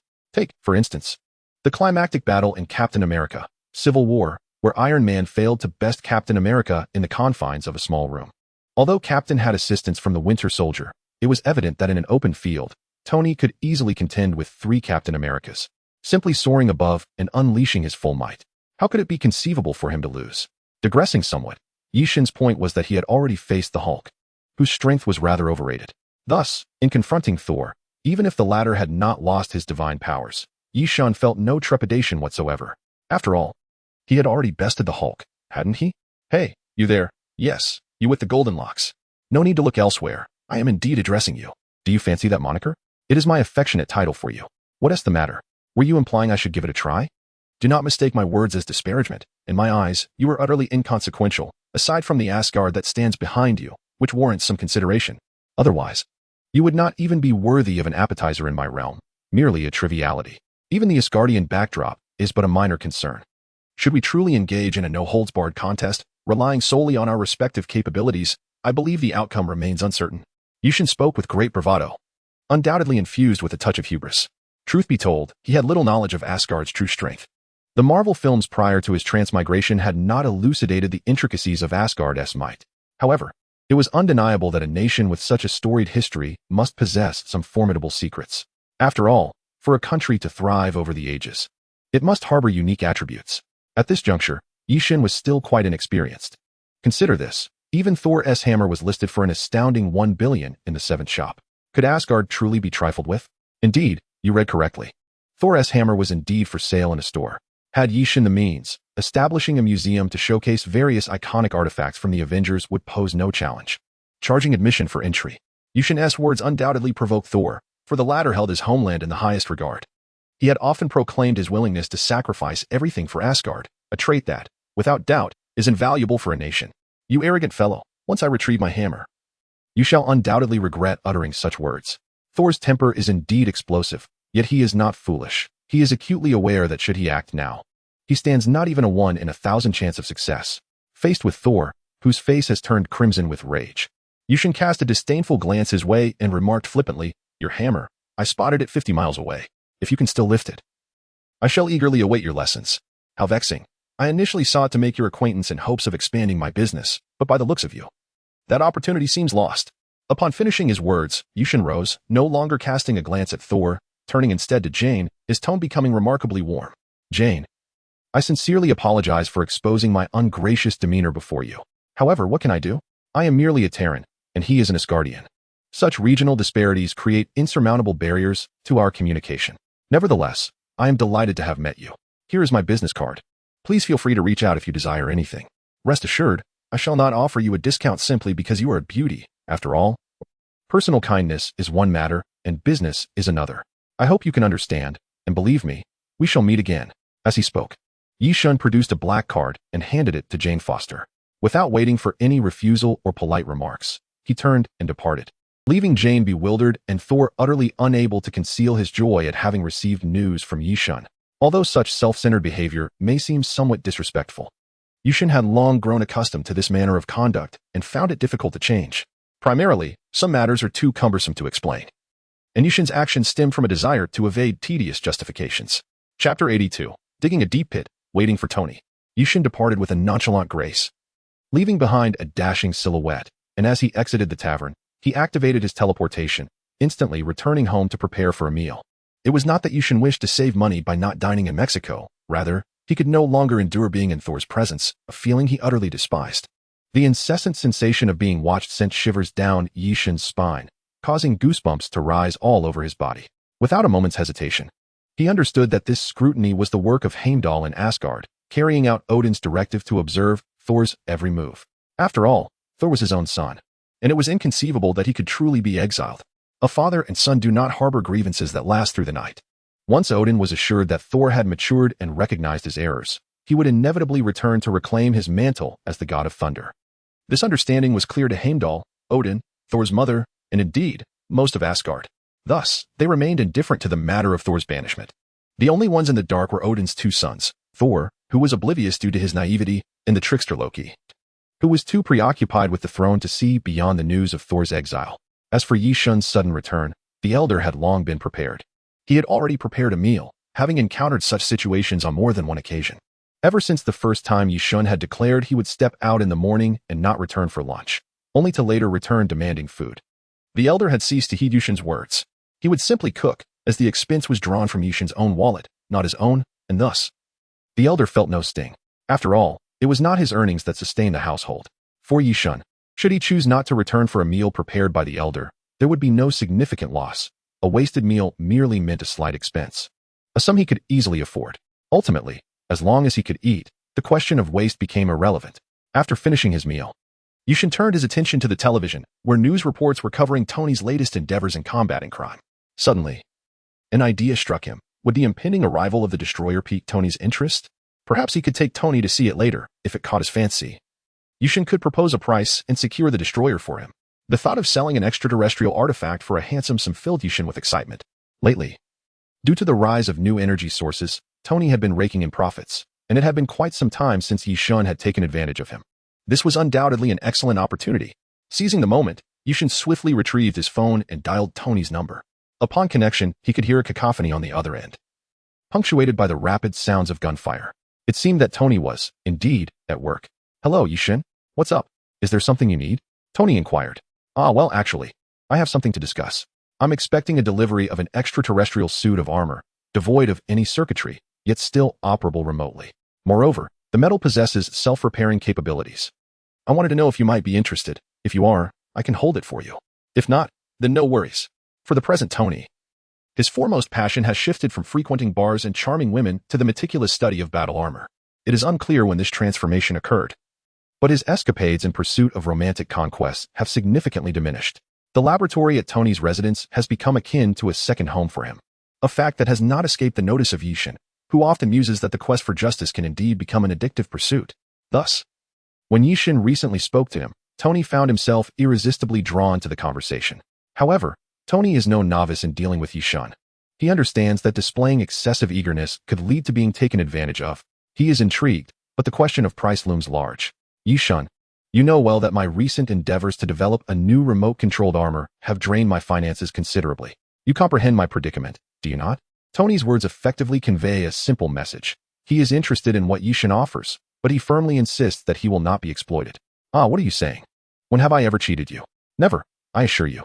Moreover, you are well aware of my principles. The price is fixed, neither a penny more nor a penny less. Is it not fair to settle matters clearly? All right, I concede that you have a point. When might I inspect the merchandise? Once you have examined the goods, we can negotiate the price. After all, if the quality is exceptional, the cost will naturally reflect that. Seeing Tony finally take the bait, Yi-shun casually inquired, when are you available? If possible, tomorrow would be the ideal time to view the merchandise, and I can even demonstrate its practical applications. Tony, unable to resist the prospect of what Yi-shun proposed, readily agreed. Although he did not vocalize his impatience, he was eager to acquire the armor Yi-shun had mentioned. He had been stymied for some time on a critical issue regarding the development of remotely controlled iron armor, while other challenges were manageable. The matter of signal transmission proved particularly vexing. Relying on mobile signal transmission often resulted in interruptions, while wired connections seemed to undermine the essence of his research. Consequently, Tony readily accepted Yi-shun's proposal. Very well, you can come to fetch me at your convenience. Rest assured, I shall cover the transportation costs.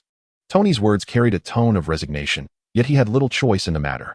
This was not the first time he had utilized Yi-shun's teleportation service. And in fact, it was not exclusive to him. During times of urgent meetings, Tony would often reach out to Yi-shun for a swift ride. However, despite having availed himself of this service numerous times, Tony had never received a discount from Yi-shun, let alone a waiver of fees. Such notions were utterly absurd. Hence, whenever the topic arose, Tony instinctively reminded Yi-shun that he would be paying. After exchanging pleasantries with Tony, Yi-shun promptly ended the call, then patiently awaited the anticipated call for assistance from Coulson. It wasn't that Yi-shun was overly confident. Rather, it was evident that when confronted with such formidable extraterrestrial beings, S.H.I.E.L.D. had no recourse but to seek help from either him or Tony. This is easily comprehensible, akin to enduring hunger when one lacks money. But once one has access to lending applications like FinKyle or Ant Financial, would one still allow oneself to suffer hunger? Naturally not. The scenario for S.H.I.E.L.D. was similar. In times of desperation, they could only endure. However, with someone as expedient and capable as Yi-shun available for assistance, how could they possibly overlook such a valuable asset?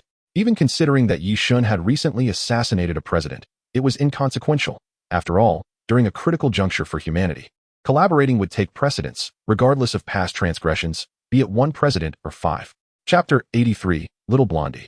We meet again. The unfolding events transpired precisely as Yi-shun had initially envisioned, progressing methodically. The following day, just as the first rays of sunlight pierced the horizon, Yi-shun's phone rang. Without even glancing at it, he was certain it was that fellow Coulson on the other end. Yet, according to Yi-shun's calculations, the destroyer was not expected to arrive on Earth until noon or the afternoon. It was rather early for such an occurrence, considering Loki also needed his rest. Nevertheless, it mattered not. Adhering to the usual protocol, Yi-shun groggily answered the call. Hello, Coulson. What do you need? Yi-shun, are you still sleeping? What is going on? I just wanted to check if you've left yet. Are you still in Mexico? If so, come by my place. I have some issues I need help with. Come on, just say you want me to come over. What does it matter if I'm in Mexico or at home? It's absurd. Yi-shun had no intention of indulging Coulson's roundabout inquiries. He cut straight through to the heart of the matter. Having just awakened, he preferred directness over circumlocution. However, Coulson, being an agent, naturally favored veiled implications and hidden agendas. This was part of the essential training for an operative. Unfazed by the awkwardness of exposing Coulson's true intentions, Yi-shun was indifferent to how Coulson might feel at that moment. After all, Coulson was no alluring beauty, and Yi-shun had little interest in his concerns. Oh, just tell me if you can come over. I have some urgent matters. Upon hearing Coulson's plea, Yi-shun ceased his playful banter, slowly rising from his soft bed. All right, I understand. I'll get ready and head over shortly. From your tone, it doesn't seem to be a life or death situation, so just wait a bit. Upon hearing Yi-shun's promise, Coulson felt a sense of relief. However, he had already inquired about Yi-shun's whereabouts with Nick Fury. Ever since Coulson arrived at this peculiar hammer, strange occurrences had been relentless. The mere existence of a hammer that could not be lifted was already unsettling. But then a man claiming to be the hammer's master unexpectedly appeared beside it. Although this man, with his striking blonde hair, did not attempt to lift the hammer, his displayed skills in close combat were enough to deter anyone from approaching. After all, he had once possessed divine attributes. Through ongoing dialogue, Coulson learned from this burly blonde that his presence here was directed by Yi Shun. This revelation caused Coulson to feel a pang of anxiety. If Yi Shun's involvement was not in question, then the situation would still be manageable. However, with Yi Shun now intertwined in the matter, Coulson had to adopt a more cautious approach. Initially, he had considered Thor merely an ordinary man with an overdeveloped physique, presumed to be mentally unstable. Yet, upon discovering that it was Yi Shun who guided this individual, it became imperative to investigate this matter thoroughly. Coulson believed Yi Shun would not engage in frivolous antics with someone deemed unfit. Thus, with a furrowed brow, Coulson realized that things were far more complicated than he had anticipated. Consequently, he promptly reported the situation to Nick Fury. Fury concluded that since Yi Shun had already become somewhat involved, there was no need to keep things hidden. They should bring him into the open and lay all thoughts on the table, ensuring they would not be caught off guard by any unforeseen circumstances. The extent of Yi Shun's knowledge on the matter was of no concern. Regardless of what he knew, it was undoubtedly more than they did. Therefore, Coulson was instructed to contact him and seek his assistance, with the understanding that if he demanded payment, they would not entertain such a notion. Nick Fury's analysis was astute and generous, likely stemming from S.H.I.E.L.D's current mindset of having nothing to lose. After all, they were in the dark about everything. How much worse could the situation become? Of course, Fury was unaware that this affair involved extraterrestrial elements. Had he known, his outlook might have been considerably less optimistic. Thus, it was under these circumstances that Coulson found himself calling Yi Shun. Yi Shun acted swiftly. After a brief morning routine and breakfast, he made his way to Tony's residence, waking the slumbering Tony. Without waiting for Tony to prepare, Yi Shun took him directly to meet Coulson. Coulson sat at a table, facing Thor, who, although restrained, wore a sorrowful expression. It appeared that he had already learned of his father's passing from Loki. However, Thor's grief had no bearing on Yi Shun, especially since the news was fabricated. As Yi Shun suddenly appeared before him with Tony, Coulson felt a profound connection between Yi Shun and the unfolding events. Nevertheless, he maintained a cheerful demeanor, addressing Yi Shun with a teasing smile. "What brings you here with Tony? Planning to play some cards? I must inform you, I hardly have the time." Yi Shun merely smiled, unfazed by Coulson's jest, and whimsically replied, "Not at all. I merely thought Tony was growing bored at home. So I brought him out to broaden his horizons. Otherwise, he might suffocate from the monotony." At that moment, Tony, somewhat perplexed, interjected, "What do you mean by broaden horizons? Aren't we here to check out new gear? I hardly need you to show me the world." Disregarding Tony's blunt remark, Yi Shun turned to Thor, exclaiming, "Ah, if it isn't the golden-haired warrior. I knew we would cross paths again. Yet, why do you appear so disheveled today? Just yesterday, you were brimming with confidence."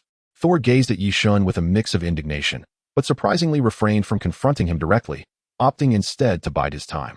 Observing this, Yi Shun narrowed his eyes slightly, contemplating the rapid growth of Thor's character. A mere day apart, and he had learned the virtue of patience. Growth indeed manifests in intriguing ways. Naturally, since Thor chose to overlook Yi Shun's provocation, Yi Shun saw no reason to press the matter further. Their relationship was merely one of mutual annoyance, far from the threshold of enmity. Chapter 84. "Tony, do you see that? That is me."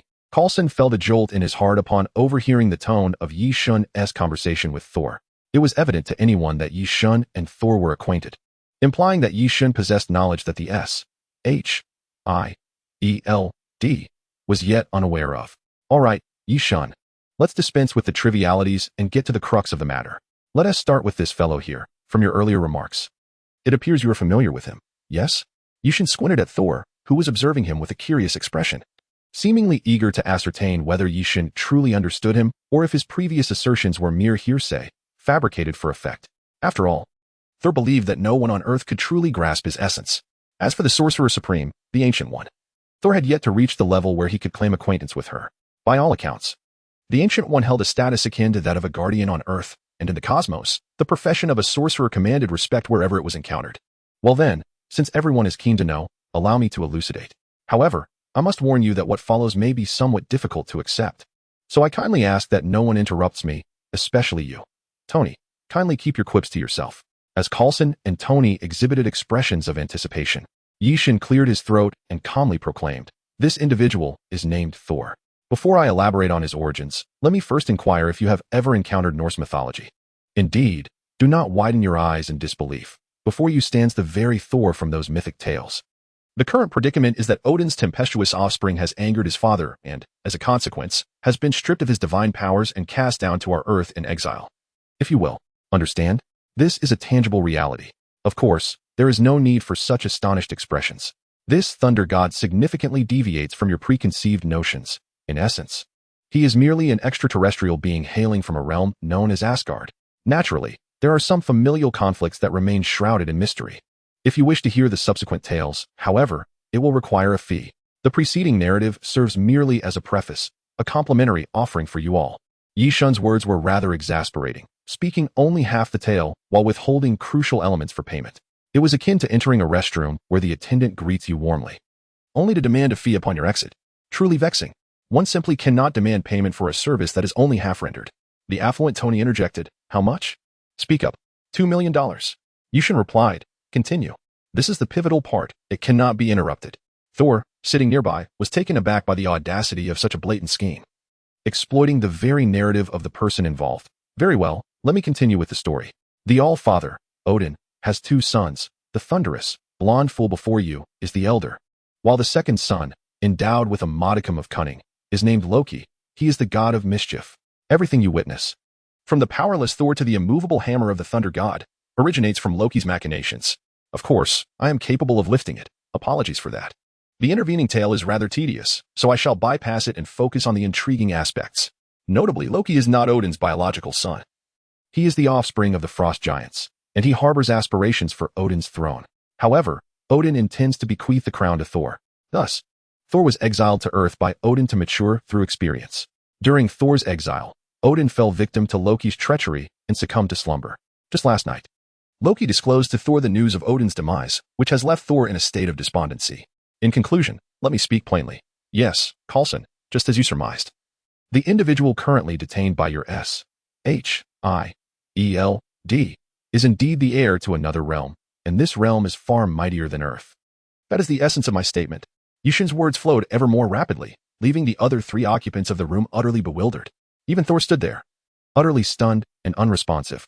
The words just uttered by Yi Shun could undoubtedly be classified as Asgardian secrets, knowledge that even the majority of Asgardians were oblivious to. Only a select few were privy to the truth, and even Thor, the very party involved, remained unaware of this secret. Just imagine the astonishment evoked by Yi Shun's revelations. How could it be? How could you possibly know such things? Even I am not acquainted with the details to such an extent. This is our confidential information. Who are you? How could Midgard possibly harbor someone like you? I have never heard of such a person before. Yi Shun regarded Thor with a look of disdain and remarked, "Thor, do not presume that you possess a comprehensive understanding of this world. Regrettably, what you perceive is merely the tip of the iceberg. This world is profoundly mysterious, and your knowledge is woefully scant. What hubris is this? Restrain your arrogance, for you have no grounds for such pride." As for Coulson and Tony, they had long since been rendered speechless. Tony had merely come to inspect the goods, while Coulson had believed he was undertaking a routine mission. Who could have anticipated that such a colossal situation would unfold? Most critically, if Yi Shun's claim was true, that he had ordered the imprisonment of a royal heir from another planet, then the stakes had escalated to the level of interplanetary diplomatic crisis. Coulson's actions could potentially incite war between worlds. In such a scenario, Coulson would bear the burden of humanity's guilt. How could he not feel heartbroken and distressed? Just as Coulson was about to explain, a tremendous crash echoed in the room, startling all four individuals. At the sound of this inexplicable noise, Yi Shun's eyes gleamed with excitement as he seized Tony's arm, urging him to flee outside, closely followed by Coulson and Thor. Now that Coulson was aware of Thor's identity, he certainly would not keep him bound. While the situation might not be salvageable, it was still worth a try. After all, one could only hope for a miracle in desperate times. Once outside the camp, Yi Shun pointed to the unexpectedly appeared metallic giant and exclaimed to Tony, "Tony, do you see that? That is the armor I intend to sell you. Let me tell you, this is the legendary battle armor of King Odin. Are you not thrilled? Forget about 100 billion. For just 20 billion, you can take Odin's armor home. Are you not tempted? Act now." Thor, who had just emerged alongside Yi Shun, turned a ghastly shade of green upon hearing Yi Shun's words directed at Tony. Chapter 85. Yi Shun's battle against the destroyer. Upon hearing Yi Shun's utterly unreserved remarks about selling the armor, Thor was instantly incensed. He shouted at Yi Shun, "Hey, mind your words. It seems you are aware that this is my father's armor. I trust you are also familiar with Heimdall's abilities. Since the destroyer has appeared, Heimdall is undoubtedly observing everything before him. Do not overstep. Do you truly consider yourself a savior? You are not that formidable. Curb your arrogance." In response to Thor's outburst of patriotism and filial piety, Yi Shun exhibited a composed demeanor, calmly addressing him.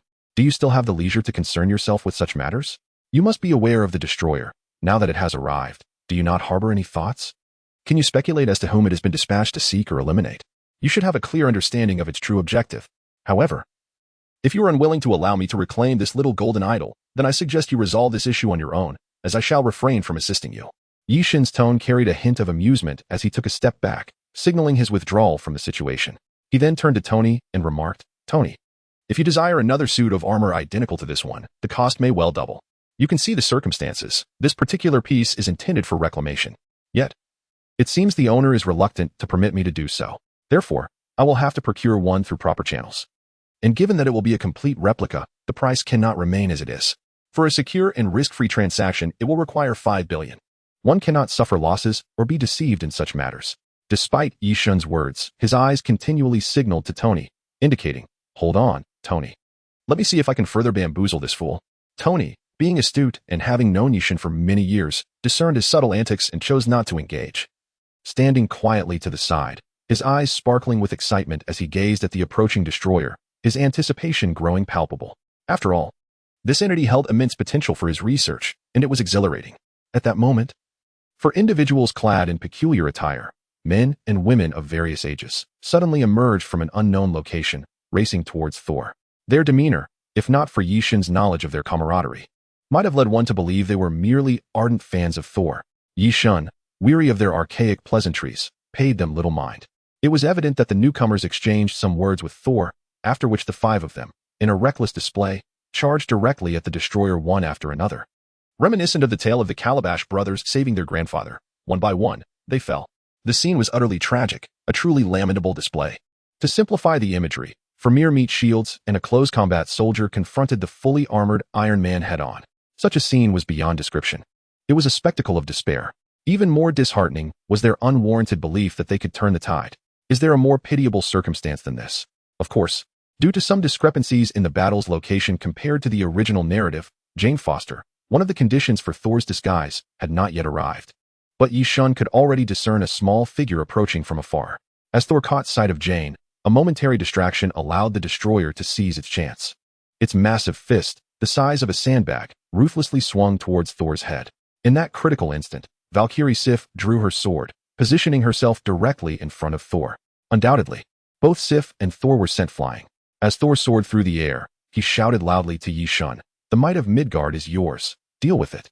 This brief proclamation was followed by Thor crashing to the ground, pinned beneath Sif, and it was clear that he had lost consciousness. Had he remained awake, the god of thunder would have had no chance of prevailing. Upon hearing Thor's words, Yi Shun grinned menacingly.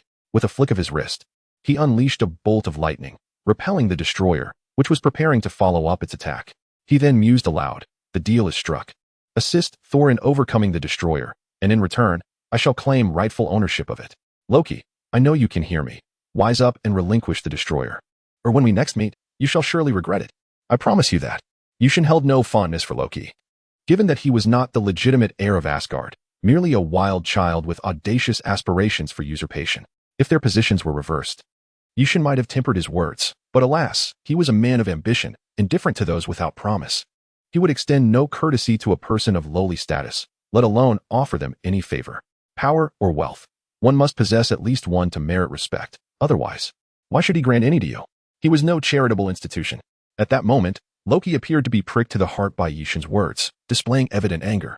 Simultaneously, the destroyer unleashed a laser beam of a much greater intensity than before, targeting Yi Shun. Although Yi Shun was uncertain if his elemental form could withstand such energy damage, he had no desire to test it.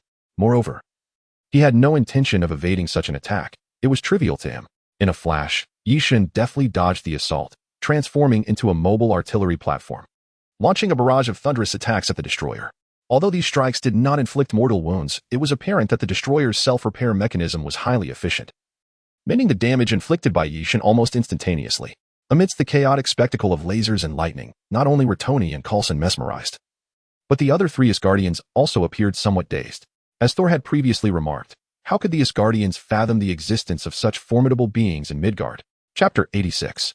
The death of Yi Shun. At this moment, Yi Shun is mercilessly tormenting the destroyer. Indeed, he is bullying the destroyer. And this spectacle resembles a father disciplining his disobedient son, as if one had opened the door to a household. The destroyer possesses formidable attacking power and combat prowess, for it is an extraterrestrial being from a civilization of considerable strength. It is evident that as a warrior, the destroyer is exceptionally formidable. From its coloration, one can discern the extraordinary potency of its energy beam. A mere encounter with it would likely result in either death or severe injury. In Yishun's perspective, such an attack belongs to the realm of energy assaults, and even with his elemental transformation granted by the Thunder Fruit, he cannot entirely absorb such a formidable strike. Yet, in terms of speed, the destroyer is utterly unable to keep pace with Yishun, making it futile to even consider landing a blow on him. Moreover, the destroyer is currently being remotely controlled by Loki, which pales in comparison to the responsiveness of direct control. Even if the signal from Asgard were optimal, the vast distance separating them, across planets, would inevitably induce some delay, which is entirely understandable. It is akin to playing a video game. There is always a slight lag in audio due to the need for network transmission. Thus, the minor delay experienced by the destroyer should be considered quite normal. Meanwhile, Yishun grows ever more invigorated in his assault, while Loki, far away in Asgard, descends into a deepening despondency and frustration. Were it not for Yishun's impressive display of strength, which instills a sense of apprehension in Loki, he would have already resolved to confront Yishun directly on Earth for a decisive battle. How can one be so bullied? At the very least, allow me the chance to strike once. Why does this fellow evade so swiftly? My expectations are not high. Just one hit would suffice to restore my sense of hope and victory. How can one retain any spirit in such circumstances? At this moment, Yishun remains oblivious to Loki's inner turmoil. Otherwise, he would undoubtedly respond with a sharp reprimand, accompanied by a fervent lecture. You wretched child. After all these years, you've grown into this physique, yet you squander your potential. If I do not awaken you from this delusion, I would be ashamed to call myself your father. You little rascal, where is your ambition? Subsequently, Odin, incensed by the beating, resolves to confront Yishun to determine the outcome of their conflict. However, these musings occur in an alternate parallel universe and bear no relevance to our current narrative, rendering them trivial. Now, let us return to our present reality and observe the scene. Loki himself has begun to acknowledge the futility of his situation and considers retreat. Yet he finds himself at a loss for alternatives. Heimdall has been immobilized by Yishun's freezing power, and even if he wished to reclaim the destroyer, he is utterly incapable of doing so. Thus, Loki can only grit his teeth and endure, for he is, after all, the instigator of this conflict. He cannot afford to flee in disgrace before an audience. It resembled a scene where a lion, previously roaring defiantly just a moment ago, becomes weary and seeks to retreat after receiving a mere blow. Should it show signs of submission, it risks being captured and confined to a zoo as a spectacle for spectators. Loki, however, harbored no desire to lose the destroyer, especially since Yishun gazed longingly at this coveted armor, intent on profiting from it, displaying a remarkable lack of shame. Meanwhile, Yishun's drawn-out tussle was exceedingly irksome, akin to boiling a frog in gradually warming water. He had mastered the art of a single trick that allowed him to dominate the battlefield. From the onset of the battle until its conclusion, he circled the destroyer, launching surprise attacks with each strike akin to a 1,000,000-volt lightning bolt. There was no need for more powerful skills, as they still required a 1 to 2 second cooldown. Thus, if one were to encapsulate Yishun's combat strategy in a single word, it would be sly. Perhaps due to his inherent nature, he relished in taunting his opponent, especially as the destroyer's reactions grew sluggish. By the time it registered his movements, Yishun had already relocated, reminiscent of a matador evading a bull, striking swiftly and then darting away, akin to guerrilla warfare. Yishun reveled in this tactic, which undeniably proved to be the most effective, with results that were strikingly apparent. Just as Loki, who controlled the destroyer, began to feel despair at Yishun's relentless assault, the weather abruptly shifted, the sky darkened ominously, and the hammer, which had been quietly resting in the sand pit, seemed to be stirred by the wind, moving steadily toward Thor as if seeking its rightful owner. What a loyal hammer it was! As the environmental changes dawned upon him, Yishun's smile faded slightly, murmuring to himself, "So, in the final moments of this conflict, the god of thunder returns, does he? Truly, it is the inevitable course of events." At that very moment, Loki seized upon Yishun's distraction, launching a decisive strike. A bright orange beam of light surged forth, striking Yishun squarely in the chest. This misfortune was, in part, Yishun's own doing. Perhaps he had grown too accustomed to a life of ease, causing him to forget the combat instincts he had honed amidst the chaos of battle. He even seemed to have learned to feign ignorance, an alarming lapse in focus. By the time Yishun regained his senses, he could already smell the scent of his skin singeing beneath the beam. A hint of barbecue, perhaps? The destroyer's strike was swift, and its retreat equally rapid. The onlookers witnessed Yishun's misfortune, and Thor, acting decisively, unleashed a mighty blow that sent the destroyer soaring far away. Yishun, too, fell slowly to the ground after the attack subsided, with a searing, gaping hole through his chest, an eye-catching testament to his injury.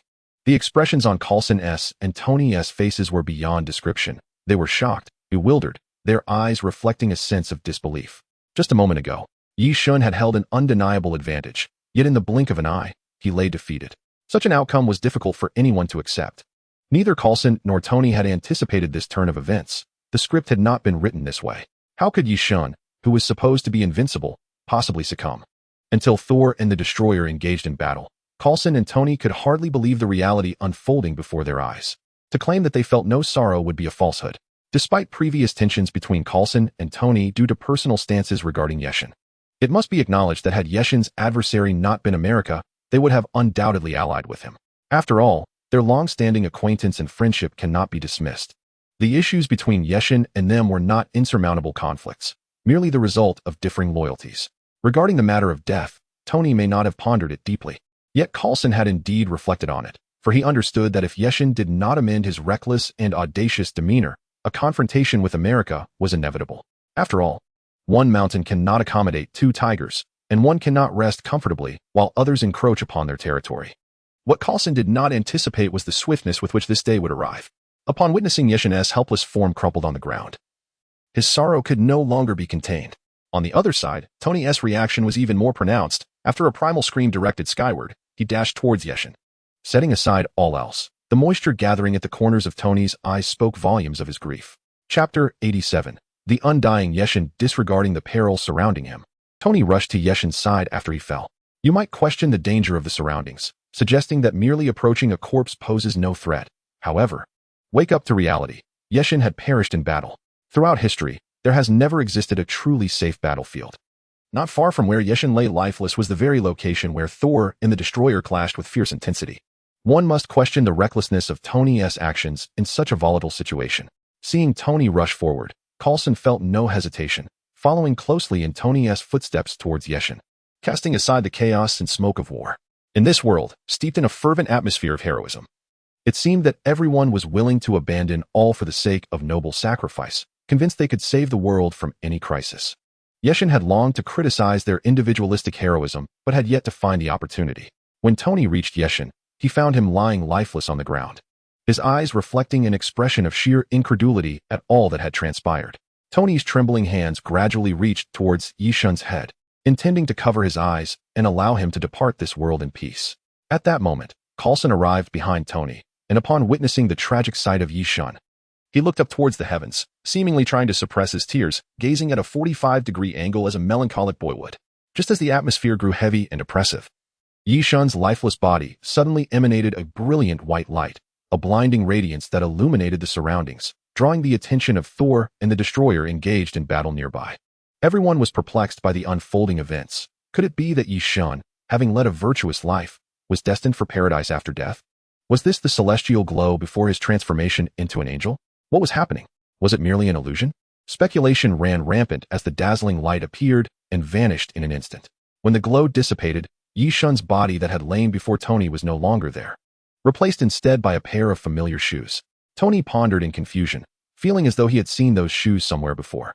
At that moment, Coulson's excited exclamation rang out behind Tony. Yishin, I knew you weren't the kind to perish so easily. Good souls may not live long, but mischief makers like you surely will live a century. Besides, with all your tricks up your sleeve, how could you possibly die so effortlessly? Haha. Upon hearing this, Tony immediately turned to the owner of the shoes and found Yishin, wearing a mischievous expression and regarding him with a knowing gaze. Tony hastily wiped the corners of his eyes and awkwardly shifted the topic. It's good to see you. I always knew you weren't the kind of person to be taken down so easily. If you had perished like that, it would have been quite embarrassing for me, especially since I haven't even devised the anti-Yishin armor yet. You can't just vanish like that. Yishin, observing the concerned expressions of Coulson and Tony, felt a slight surge of emotion, though it was merely a fleeting sentiment. Nevertheless, he did not alter his usual demeanor, responding with an air of disdain. Do you doubt my capabilities?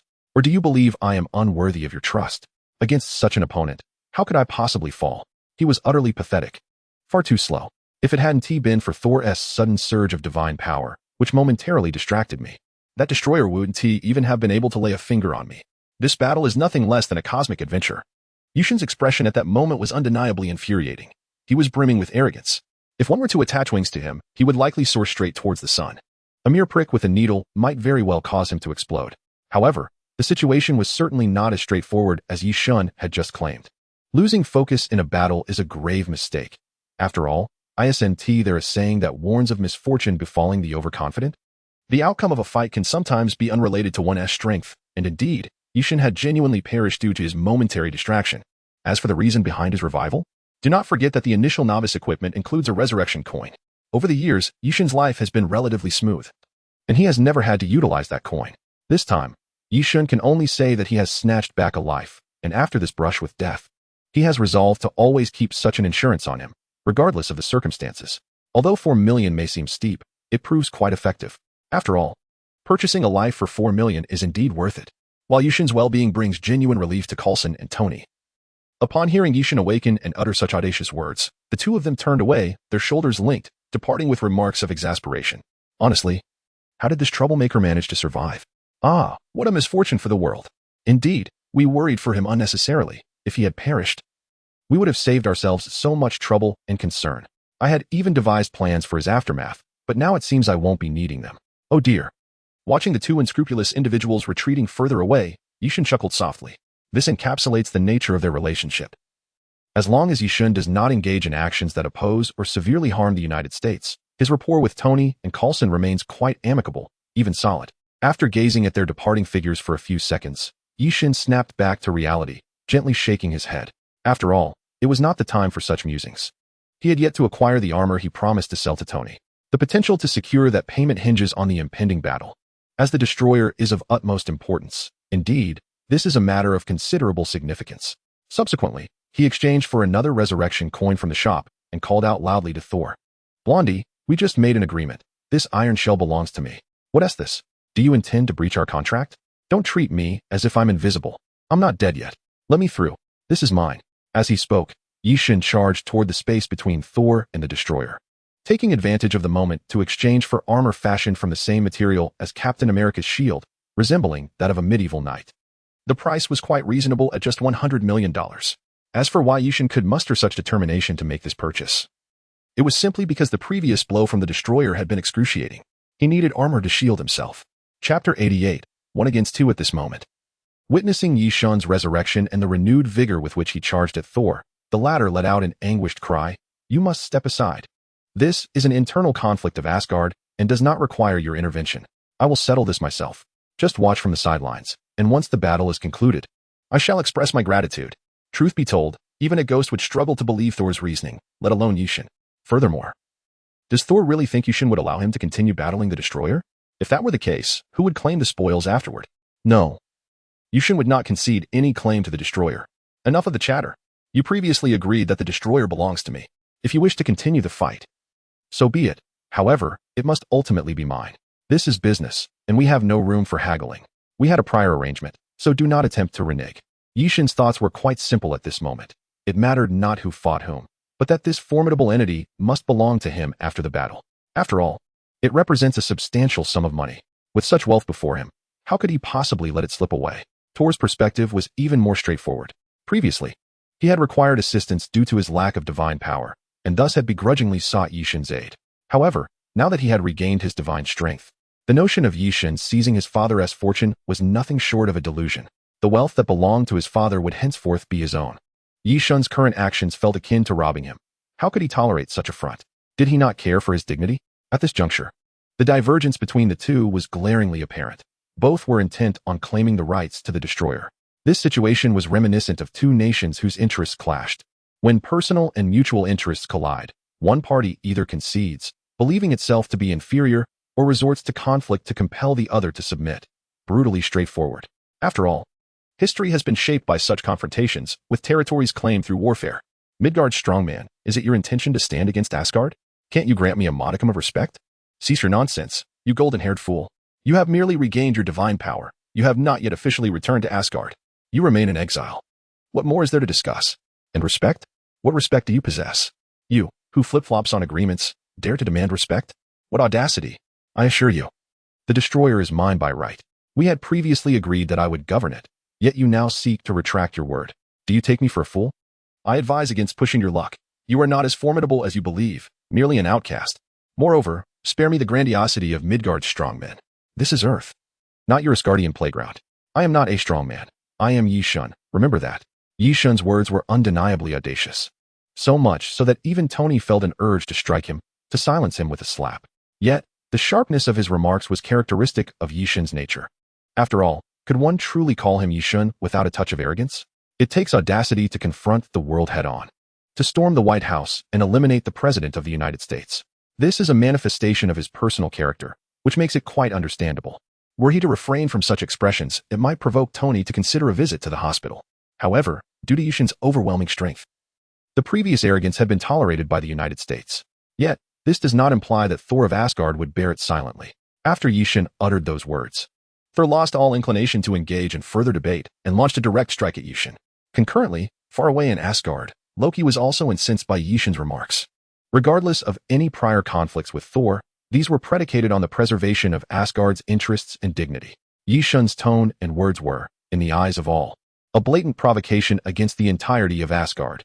This situation is akin to facing a formidable enemy, whether it be fraternal discord or the struggle for the throne. Such matters must be set aside in favor of unity against external threats. Both Loki and Thor are acutely aware of this. At this critical juncture, as princes of Asgard, they could not allow Yi Shun to escape without consequence, for what would become of their dignity and duty? They would not permit such an event to transpire. Thus, the battlefield underwent a swift transformation. The previously engaged Thor and the Destroyer simultaneously abandoned their conflict to join forces against Yi Shun. This is a simple principle, yet few grasp its significance. One may be ambitious or deceitful, but when national dignity is insulted, friends are bullied, and family is persecuted, one must rise as a warrior. This is not merely about glory, it is about duty.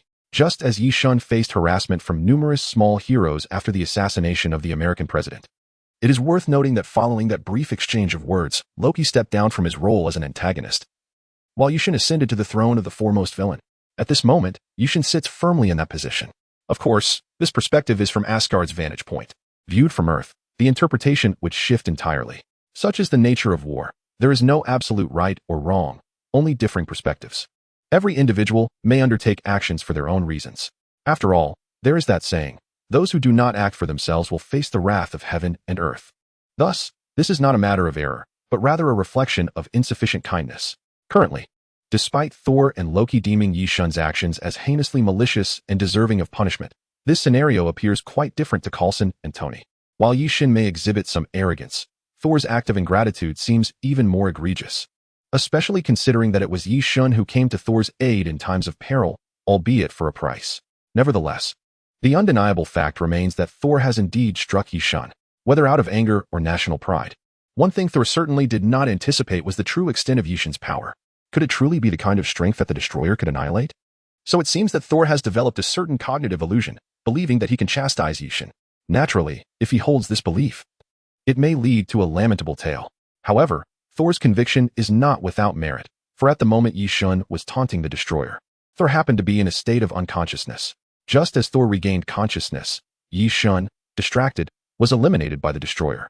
This unfortunate coincidence may have led Thor to the delusion that Yi Shun was merely an ordinary opponent, unworthy of significant concern. Yet, Loki had long been aware of Yi Shun's formidable prowess. Thus, when Thor engaged in battle with Yi Shun, Loki promptly rushed to assist him, not out of a desire for Yi Shun's demise, but rather out of fear that Thor might falter too swiftly, thereby losing the Destroyer altogether. Chapter 89.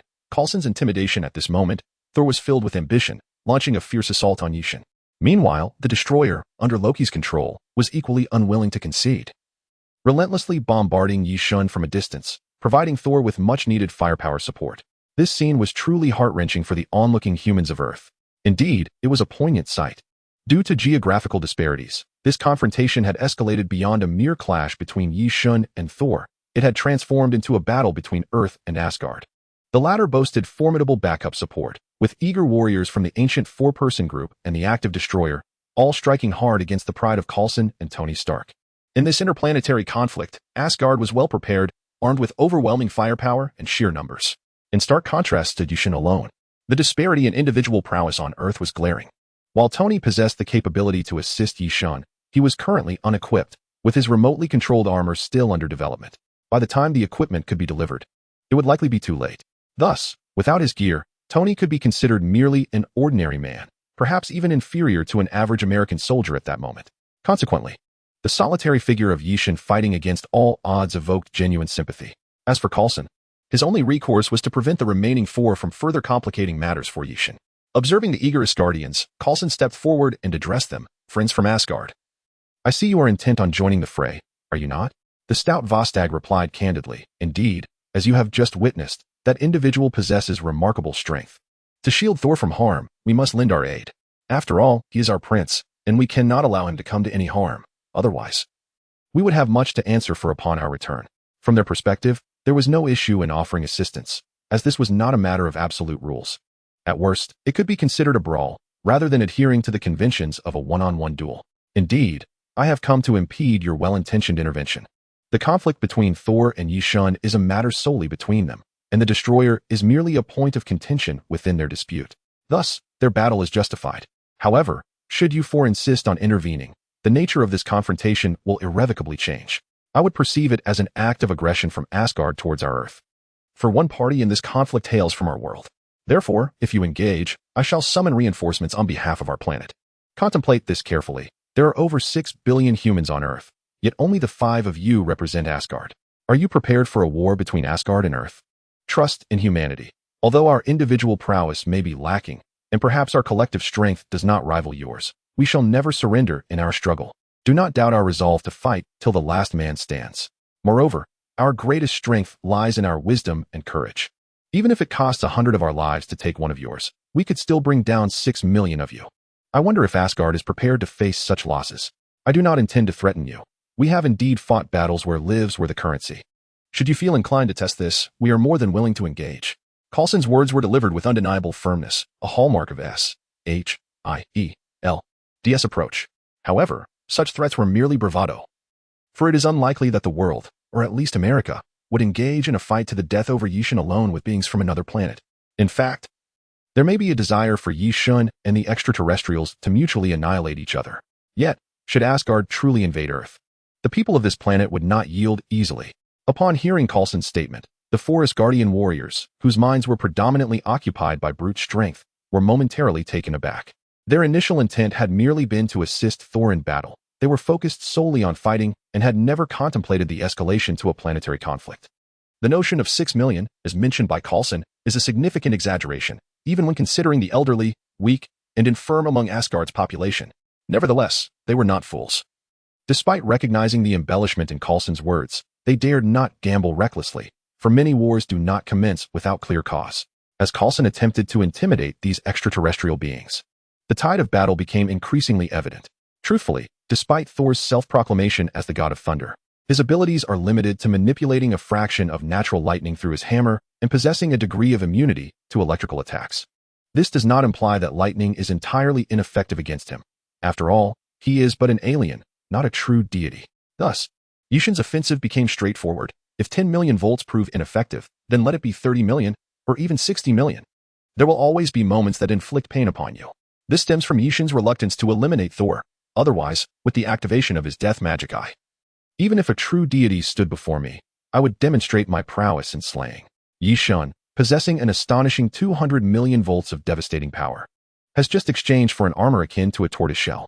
In the film Avengers, Age of Ultron, there is a scene where Thor strikes Captain America's shield with his hammer, which clearly demonstrates that Thor's hammer lacks the capability to breach the defenses of the shield. While Captain America's shield may exhibit certain structural flaws, it cannot be denied that the material itself plays a significant role as well. Regarding the laser from the destroyer, such an energy attack could indeed penetrate Yishun's defenses if sustained over time. However, it is regrettable that Yishun would never stand idly by to endure such assault, unless he were mad. One lesson suffices. Yishun has no desire to face death a second time. After all, 400,000 is no trifling sum for a miser like him. Moreover, the pain inflicted is rather considerable. It is simply not worth the risk. Thus, from the very outset of the battle, the outcome was already glaringly apparent. Despite Thor's side comprising 2 individuals, they were consistently overwhelmed by Yishun. Had it not been for Loki's intermittent support, Thor might have already faced defeat. Presently, Yishun was eager to expedite matters, as both parties were endowed with superpowers. and prolonging the conflict in such a manner would likely yield no resolution even after a day and night of combat. Therefore, Yishan finally began to unleash his full force. Chapter 90. A victory for all of humanity. Yishan, observing the flustered Thor in retreat, squinted his eyes and unleashed a 30 million-volt lightning beast with nonchalance. Coldly, he declared, I have lost interest in prolonging this encounter. Since you have chosen to breach the agreement, I see no reason to extend you any courtesy. If you wish to play, then I shall oblige. Prepare for your demise. After delivering this chilling proclamation to Thor, he called out to Tony in the distance. Tony, I cannot offer you the complete destroyer, so I shall lower the price by half. Would you accept a flawed destroyer for 1 billion? In truth, Yishan's proposition was somewhat excessive, as he did not specify the nature of the flaw. After all, being split in two is also a form of imperfection, as is being reduced to dust. Regardless of the deficiency, it should not merely warrant a 50% price reduction, for this is not an antique sale where some imperfections are deemed acceptable. However, from a different perspective, this is an artifact from another planet, belonging to a ruler of a realm potentially more powerful than Earth itself, where its value transcends mere monetary measures. Thus, even with Yishan's half price, it was entirely acceptable to Tony. Additionally, having just ignited Tony's sense of national pride, and feeling somewhat guilty, upon hearing Yishan's words, he could only respond with forgiveness. After all, it is merely money, although there may be opportunities to earn again. This moment presents a splendid chance for Yishan's support, one that should not be missed. Yishan, there is no need for you to reduce the price. It is merely 2 billion, a sum I can afford. Just ensure that the materials of that large iron container are reserved for me. Regardless of how you choose to divide it, consider it as my investment in a duel with you, with the iron container serving as a memento of our battle. Go forth. Assist me in vanquishing him. Upon hearing Tony's words, a devilish smile graced Yishan's lips, his gaze turning dangerously towards the destroyer. His tone chilling as he remarked, in that case, I shall not hold back. This battle must reach its conclusion. The mystic eyes of death perception activate. The black pupils of his eyes transformed into a starry hue with his whispered incantation, the depth of his gaze seemingly capable of consuming one's very soul. Delicate red streaks appeared sporadically on Thor and the destroyer, visible only to Yishan. To others, it merely seemed that Yishan's aura had shifted. Prior to speaking, he exuded sheer combat fervor, but after his declaration, a peculiar and ominous energy enveloped him, compelling those around him to retreat. In simpler terms, while Yishan previously exhibited only fighting spirit, now the aura surrounding him radiated an overwhelming intent to kill. The Yama was temporarily returned to the storehouse, and 2 seemingly sharp tang swords swiftly materialized in Yishan's hands. Do not be perplexed. These are merely ordinary tang swords, devoid of any special attributes. For Yishan, such swords are consumables, with 98 more of the same style stored away. The reason for amassing 100 remains known only to Yishan, perhaps a quirk of obsession. These tang swords were specifically prepared for the mystic eyes of death perception, as the nature of the ability does not require exceptional blade quality. Modern military-grade standards suffice. Affordable and effective, they are easily replaceable. After unsheathing the twin blades, Yishan slightly bent his body, forming an arc, and a cold glint flashed in his eyes as he uttered, Starburst Airflow Slash. With the utterance of his words, Yishan's form vanished from sight, causing Thor to tense up in response. The reason was simple, fear. However, Yishan's target was not him, but the destroyer. Though Thor and Yishan were adversaries at this moment, Yishan understood that Thor's true nature was not malevolent, and more importantly, his father was still alive. In an instant, Yishan transformed into a bolt of lightning, reappearing behind the destroyer, and delivered the first strike, thereafter becoming a blur around the destroyer. Indeed, Yishan embodies a profound laziness, lacking even the energy to devise a proper name, instead appropriating the skill of Kirito from Sword Art Online. Yet, the essence of his ability diverges entirely, for Kirito's skill is a systematized technique, characterized by a uniformity in each attack. In contrast, Yishan wields the ability of the mystic eyes of death perception, enabling him to strike at the death lines of his adversaries with an unpredictable finesse. His attacks are dictated by the location of these death lines. Wherever they manifest, that is where he aims his strikes. The sole similarity lies in the fact that both skills execute 16 slashes. The rationale behind Yishan's 16 strikes is rooted in his neural sensitivity, which, at this juncture, allows him to deliver a maximum of 16 slashes within a second, occasionally requiring slightly more time, but never exceeding 2 seconds. However, such a skill, even for Yishan, comes at a significant cost. His physical attributes are commendable, yet the endeavor is primarily taxing on his mental faculties. Even for Yishan, executing 16 purpose-driven slashes at such high velocity is far from effortless. Up until now, he has seldom succeeded in landing all 16 strikes on the death line. A few invariably miss their mark. After all, this is not a game skill, and such precision is improbable. Moreover, the death lines on each opponent are not always located in the same places. Nevertheless, when confronting a weapon as formidable as the Destroyer, there exists no weak point. Yishan managed to successfully strike 3 death lines, while the remaining 13 were slightly off target. Yet this was sufficient. His 3 strikes, one at the waist, one at the knee, and one at the neck, rendered the Destroyer into 4 segments. This unmistakably signifies that the Destroyer has lost its capacity for movement, and the severed portion shall not regenerate. The scene left not only Thor in a state of shock but also Coulson, who had been engaged in light-hearted banter with the Asgardian quartet, fell silent, captivated by the unfolding spectacle. As for Tony, he clutched his chest with a twinge of heartache, having unconsciously come to regard the Destroyer as his own possession. Hence his reaction. Thor, in disbelief, turned to Yushin and inquired, "How is this possible? How did you accomplish this?" Yushin, however, was not inclined to offer an explanation, responding instead with a taunt. "Do you wish to continue? If so, I wouldn't mind dividing your hammer into pieces as well. If you doubt me, we can certainly test that." In truth, Yushin was not eager to prolong the confrontation with Thor, not out of fear of Odin's retribution, but rather out of concern that if it continued, he might be unable to restrain himself from eliminating Thor altogether. Such an act would drastically alter the narrative trajectory of the world, a prospect that troubled Yishan. Regardless of Thor's desires to persist in the battle, Yishan's victory was undeniably evident. One had been slain, while the other was under threat. If this did not constitute a victory, then what could possibly be deemed as such? Cole's expression was somewhat animated, which is hardly surprising, for Yi Chun had defeated the Prince of Asgard. This victory was not solely Yi Chen's, it belonged to the entirety of Earth. It signified that Earth was not entirely devoid of resistance against extraterrestrial invasions. At the very least, Yi Chun had the capacity to vanquish them, even to slay them. Earth still had Yi Chun. Chapter 91, Tony withdraws. Yi Chun did not acknowledge Thor's recent remarks. Instead, his eyes brimmed with a dangerous intensity as he fixed his gaze upon Thor, or more precisely, upon Thor's hammer. With his direct gaze, Yi Chun perceived the threads of death enveloping the hammer. Though scarce and delicate, there were indeed 2 or 3 visible strands. Observing Thor's silence, Yi Chun's actions were straightforward. He casually discarded the dulled Tang Dao he wielded after cleaving the Destroyer, only for 2 brand new Tang Dao to materialize in his hands. "Come now, since you wish to toy with this scoundrel, as an actor, I cannot refuse, can I? Regardless of the circumstances, I must acquiesce to your whims. Wouldn't you agree? Very well, I shall grant you 10 final seconds. Afterward, I shall cleave your precious hammer into at least 2 pieces. Do not fault me for not warning you. You must take my words seriously, for I am not jesting. I shall begin my count. 1, 2, 3.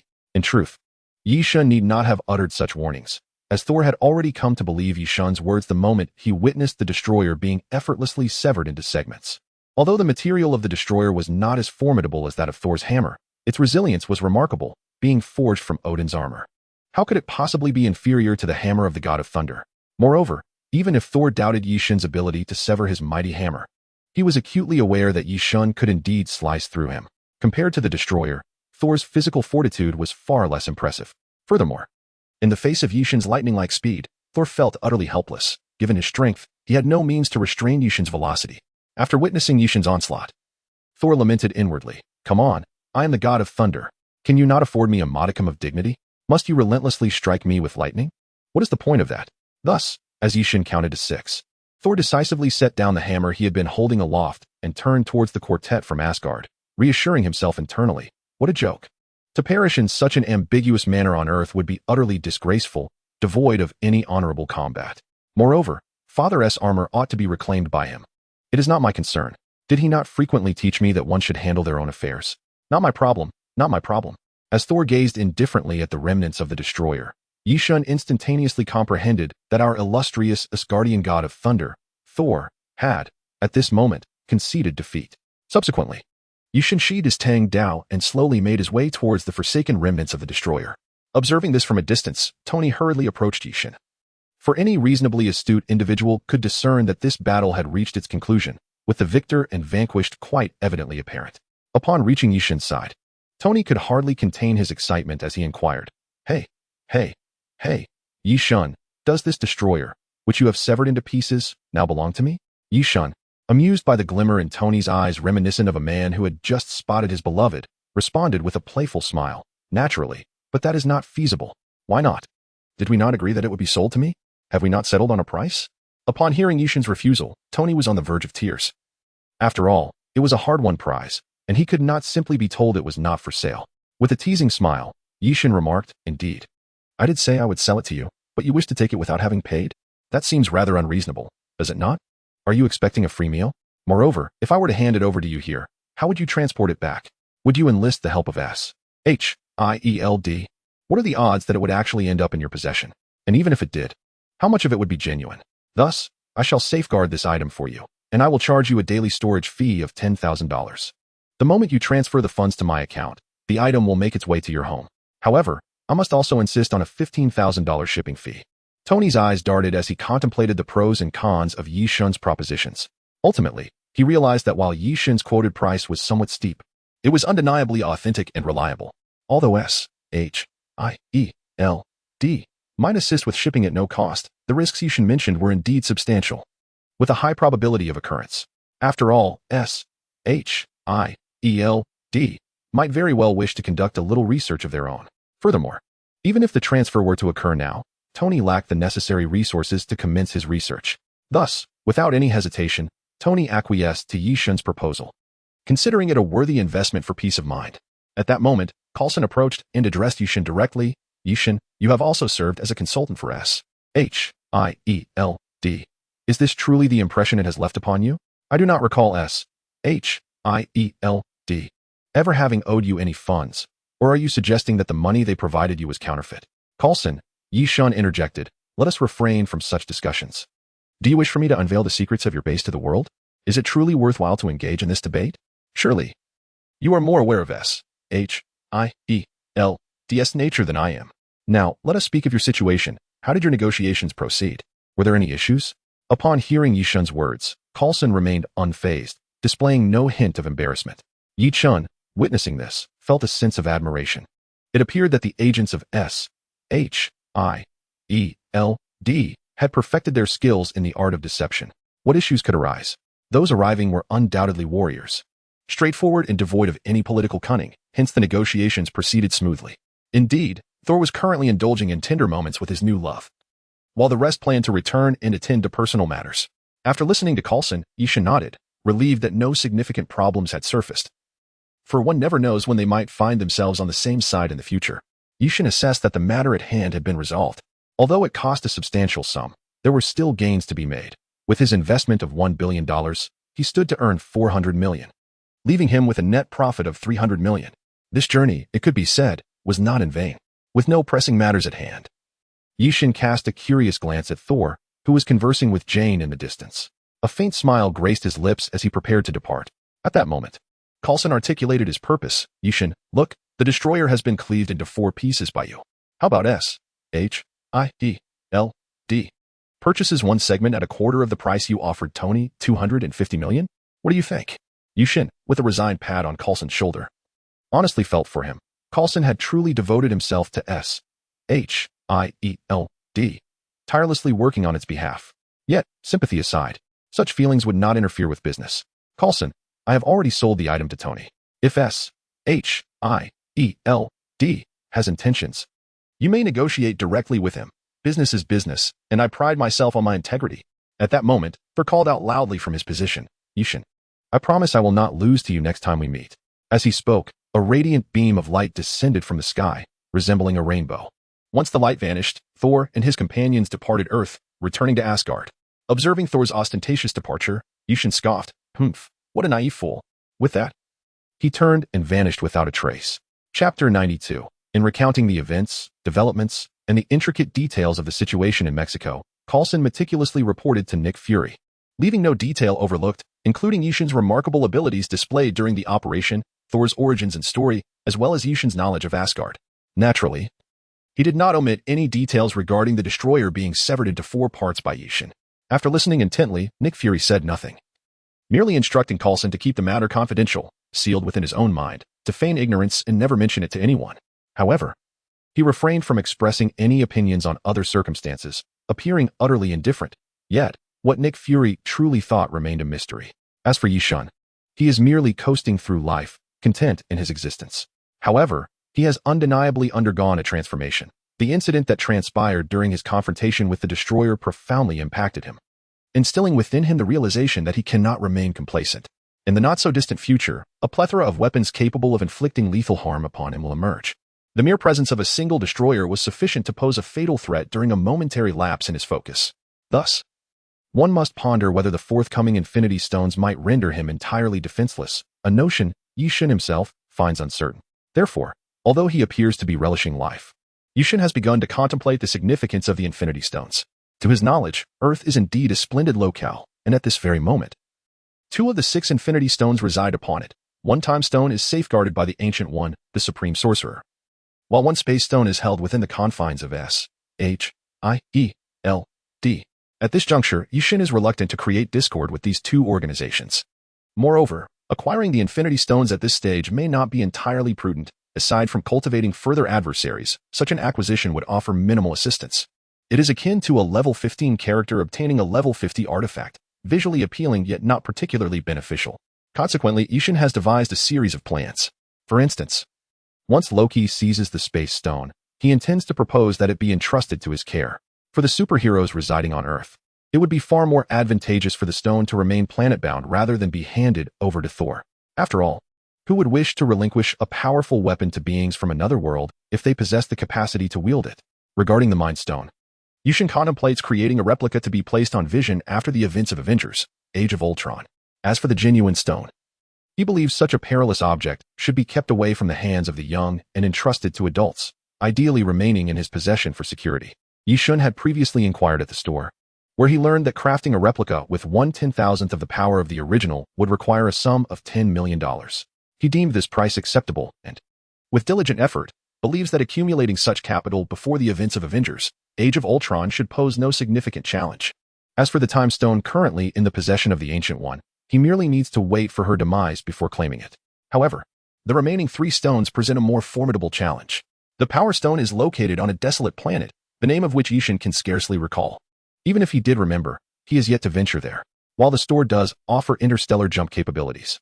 The cost is exorbitant, $1 million per jump within the solar system and $10 million for the galaxy. As for journeys beyond the galaxy, the store does not provide a fixed price. It varies based on location. This is not merely transportation, it is an extravagant expenditure. And even if one were to spend recklessly, such funds do not deplete at that rate. The pricing in stores has become exceedingly inequitable, leaving Yi-Shun feeling like a beleaguered employee, subjected to relentless exploitation. As for the ether, it is somewhat manageable, given that it is set to appear on Earth during Thor: The Dark World. However, the real challenge lies in how to seize the gem in plain sight. The moment Yi-Shun makes a move, his endeavor to collect the gems will be laid bare before the public, thereby granting Thanos a premature victory, as he would lose his villainous status to Yi-Shun. Yi-Shun envisions himself as a formidable antagonist, plotting to assassinate presidents, overthrow obliterators, and procure gems. Nevertheless, he is reluctant to confront this group of protagonists, who are blessed with extraordinary luck and wield seemingly insurmountable advantages. These individuals continuously radiate an aura of heroism. Observe the Marvel Universe. Whether in comics or films, none of the adversaries of the Avengers meet a favorable end. To claim that Yi-Shun is unafraid would indeed be a grand exaggeration. As for the ether, it presents its own challenges, while the final and most enigmatic gem, the Soul Stone, remains utterly elusive to Yi-Shun. He is aware of the origins and appearances of the aforementioned 5 stones. Yet the Soul Stone has never manifested within his knowledge. Some suggest that an Easter egg in Thor: The Dark World alludes to it, but the information provided is scant. Others speculate that the Soul Stone resides within Heimdall's eyes. Yet, how could Yi-Shun ever acquire it? Would he dare to extract Heimdall's eye? Odin would certainly oppose such a notion, who would willingly allow their eyeball to be plucked out. In summary, ever since that fateful battle in Mexico where he met his demise, Yi-Shun has undergone profound contemplation. He is no longer the naive, straightforward individual he once was. He has matured significantly, as if he had aged a lifetime in that single moment of death. This does not imply that he has turned into a grim and brooding figure, detached from joy or romance, consumed solely by thoughts of power and oblivious to the world around him. Yi-Shun firmly believes that such a life, if realized, would lack any enjoyment. A life devoid of pleasure would hold no meaning for him. Thus, striving for greatness is acceptable, and pondering over matters is commendable. However, the notion of relinquishing enjoyment is utterly preposterous. Unless the world were to end, though even in such an event, Yi-Shun would likely resist that fate. In this manner, Yi-Shun continues to contemplate, strategize, and accumulate wealth, meandering into the year 2012, A remarkable year prophesied to herald the end of the world. Little does he know whether such prophecies exist in this universe. Chapter 93. Greetings, beautiful. It is a pleasure to make your acquaintance. Time swiftly passes, and before one realizes, the Spring Festival of 2012 has arrived. Unlike previous years when Yi-shun would remain cooped up at home, this year he has matured and conceived a bold idea. He wishes to formally introduce himself to his goddess. Although he has secretly observed Sky on numerous occasions and even discreetly aided her in the past, he has never encountered her face to face, let alone engaged in any form of communication. However, this year is different. After years of silent growth, Yi-shun believes he has no rivals on Earth and can take responsibility for his own safety, ensuring that his presence or closeness will not expose Sky to any dangers he cannot prevent. Thus, Yi-shun resolves to formally meet Sky, beginning this endeavor during the Spring Festival. Additionally, he hopes to provide Sky with a glimpse into another facet of the world, as it is a path she must inevitably traverse. By acquiring some understanding in advance, perhaps she will be less reactive when faced with unforeseen circumstances. What brings Yi-shun comfort is that, perhaps due to the assistance he previously offered or his attentive regard, Sky has yet to encounter her despicable boyfriend. Although she remains a member of the Tide organization, unlike in the original narrative, Yi-shun's support and the notes he left have led Sky to perceive him as distinct from ordinary individuals. Consequently, she seems to have developed a different perspective, making her indifferent to her ordinary and contemptible boyfriend, thus avoiding any entanglements with him. At this moment, Sky finds herself in an inconspicuous part of Los Angeles. Although the monthly allowance Yi-shun provides is modest, it sufficiently covers her living expenses. Her daily routine consists of searching for information about her origins and her parents on her computer, all while remaining vigilant and prepared to flee. For her methods of inquiry may not be entirely lawful. Each day is monotonously the same until January 22, 2012, a day that Sky will never forget. For it marks the beginning of all change. That man casually walked into her life on this day. As usual, Sky stepped outside her home and made her way to a CAF 10 kilometers away to use the internet. If all went as expected, she planned to spend the day there, enjoying food, drinks, and connectivity, feeling no need for anything beyond that, provided her actions remained undiscovered. As she sipped her customary cappuccino, on her second refill, a handsome Asian face appeared across from her. Sky swore that in America, Asian faces were not in short supply. Yet she had never encountered a visage as handsome and captivating as his. How to articulate that feeling? Perhaps it was not merely his features that drew her in, but rather his aura. He exuded an undeniable confidence and warmth that radiated from his exterior. There was also an inexplicable sense of familiarity, as if she had seen him somewhere before. Indeed, this striking gentleman was none other than Yi-shun, who had finally mustered the courage to approach the female lead. Hello, beautiful. I imagine there's no one sitting across from you, right? May I join you at this table? Upon hearing his words, Sky glanced around in shock. The CAF, hardly half full, had Yi-shun proposing to share a table with her. What must Sky have thought? Upon hearing Yi-shun's remark, she instantly mused. I would wager that if this man has no ulterior motives, I shall live stream myself eating excrement. After years of surveillance and counter-surveillance, it was no wonder Sky could roam freely outside of prison. A healthy skepticism towards strangers was a vital trait. I'm sorry, sir, but unfortunately, this seat is taken. I'm expecting a friend, Sky replied. Yi-shun anticipated her reaction, understanding that a girl who had lived independently for so long would naturally possess a degree of wariness. Ah, that is truly unfortunate. However, I shall wait here until your friend arrives, and once he does, I shall take my leave. Would that be acceptable? Sky found herself somewhat exasperated by Yi-shun's tenacious demeanor. Though his attire might not be formally sophisticated, it was certainly striking. The watch adorning his left wrist hinted that he was no ordinary individual. Yet, how could he be so audacious? While she felt a twinge of surprise, she found herself at a loss. After all, he spoke courteously, and to deny him would seem rather impolite. After a silent nod of acquiescence, Sky chose to ignore Yi-shun and resumed her focus on the keyboard. Meanwhile, Yi-shun, with an air of calm, allowed his expensive coffee to grow cold. Yet he did not take a second sip. Instead, he regarded Sky with an appreciative gaze, prompting jealousy from the other women nearby. Half an hour later, having disregarded the third wave of flirtatious advances from the more ostentatious women, Sky could no longer tolerate Yi-shun's incessant scrutiny. What is the deal with this guy? Is he even normal? Even if he harbors other intentions, he needn't be so blatant about it. Staring without a hint of response to those who approach. Can't he be a bit more discreet? At least pretend to be natural. At this moment, Sky could only lament her misfortune for encountering a lunatic. She no longer regarded Yi-shun as a government official, for true representatives of the government would never exhibit such unprofessional behavior. Yi-shun's demeanor resembled that of a frivolous scion, aimlessly pursuing fleeting attractions. After tidying up her belongings, Sky chose not to acknowledge Yi Shun and turned away, heading directly to her next destination. 20 minutes later, Sky arrived at another fast food establishment, akin to a KFC, to continue her noble endeavor of research. After sipping a glass of lemon tea, her spirits seemed to brighten considerably. However, the world has a way of defying one's wishes. A mere 10 minutes after taking her seat, that irksome voice echoed once more. Oh, what a coincidence. Hello, beautiful. Your friend stood you up, didn't he? It seems your table is vacant. May we share it? Sky took a deep breath and glanced up at Yi Shun, who stood beside her table. Suddenly, his face became utterly unappealing, even somewhat irritating. With a hint of sarcasm, she retorted, if I say this seat is taken, would you still sit down? The straightforward Yi Shun, with a blinding smile, replied, of course, I would still sit. Upon hearing his infuriating words, Sky gritted her teeth and exclaimed, then why ask? Just sit down already. All right, thank you. Please disregard me and continue with what you were doing. Has anyone ever told you that you look truly beautiful when you're serious? Of course, you're even more lovely when you smile.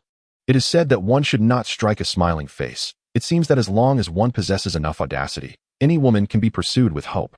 Yi Shun, at this moment, was keenly aware of such ancestral wisdom. However, our ancestors would likely retort, you little rascal, I want to take the blame for this. Chapter 94. Beauty. Shall we date? Observing Yi Shun's utter disregard for her expression, as he audaciously took a seat, Sky's brows knitted tightly in exasperation, her face a mask of disdain, clearly indicating her contempt for him. Yet, Yi Shun remained unfazed and boldly extended a finger to gently press between her brows, saying with a grin, at such a young age, you shouldn't frown too much. It will age you quickly and lead to wrinkles. Sky was momentarily taken aback by Yi Shun's audacious gesture. By all accounts, such an act bordered on intrusion. The safe distance between strangers is typically 45 centimeters.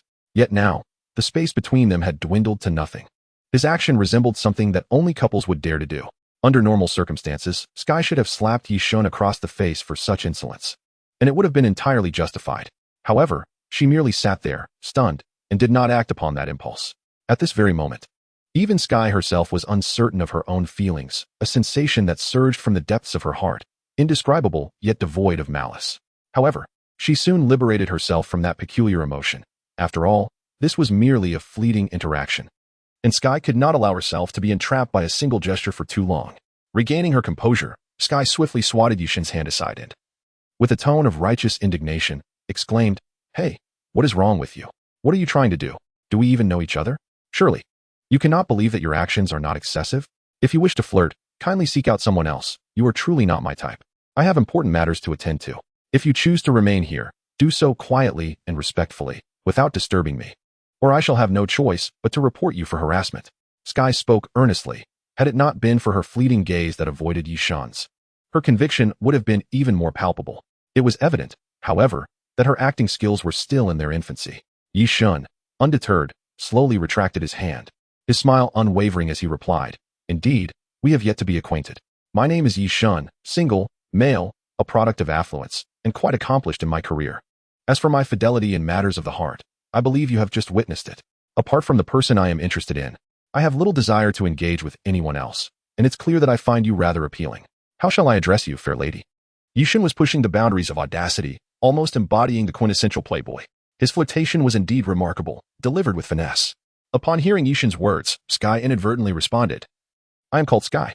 Immediately after, she realized her reply was somewhat misplaced. Why had she engaged with Yi Shun? Wasn't he this merely encouraging his inappropriate behavior? She swiftly altered her tone, stating firmly, Oh, I could not care less what your name is or who you are. But could you please grasp the essence of what I am saying? I did not mean to suggest that we should get acquainted. What I am implying is that you should tone it down. If I were not averse to conflict, I would have dealt with you already. My message is simple. I comprehend your intentions, and I am well aware of what you seek. I have encountered many wealthy scions like you, but let me reiterate. I harbor no interest in you whatsoever. Even if I were somewhat intrigued, I lack the time and energy to indulge in such matters. I am not like those other girls you have encountered. I am not foolish or naive. I am acutely aware of the world's perils, and I understand its darker facets, so you cannot deceive me. If you believe I am akin to those girls, you are gravely mistaken. I have conveyed my thoughts. If you comprehend them, kindly take your leave. Go charm those who are willing to be deceived by you. I genuinely have pressing matters to attend to and no time for idle banter. Yi Shun observed the peculiar expression on Sky's face, sensing an inexplicable impression as if he had been wronged by the world. It was not merely a matter of reason, but, upon deeper reflection, Yishun comprehended the profound solitude that must accompany a life lived in isolation. Only those who have navigated every experience on their own could exhibit such resilience. At the tender age of 20, Sky was in the prime of his youth, a period where most individuals from typical families would be preoccupied with thoughts of where to play, with whom, and what to enjoy, rather than grappling with existential questions about identity, parental connections, or the need to flee upon discovery. This was the result of Yishun's assistance. Without his monthly financial support of $2,000, Sky would likely be burdened with concerns about today's meals and where he would sleep that night. A pang of compassion surged within Yishun, for he recognized that there were many children like Sky in the world, some even facing far graver circumstances. Yet, Yishun thought, am I not entitled to feel for him simply because of my affection? What do the struggles of others have to do with me? Naturally, such sentiments remained unspoken. Gradually, Yishun's smile faded, his expression turning serious as he addressed Sky. Sky, I do not know who introduced you to the darker facets of this world, nor do I understand who has left you with unfavorable impressions. However, I must assert that I am not a deceiver.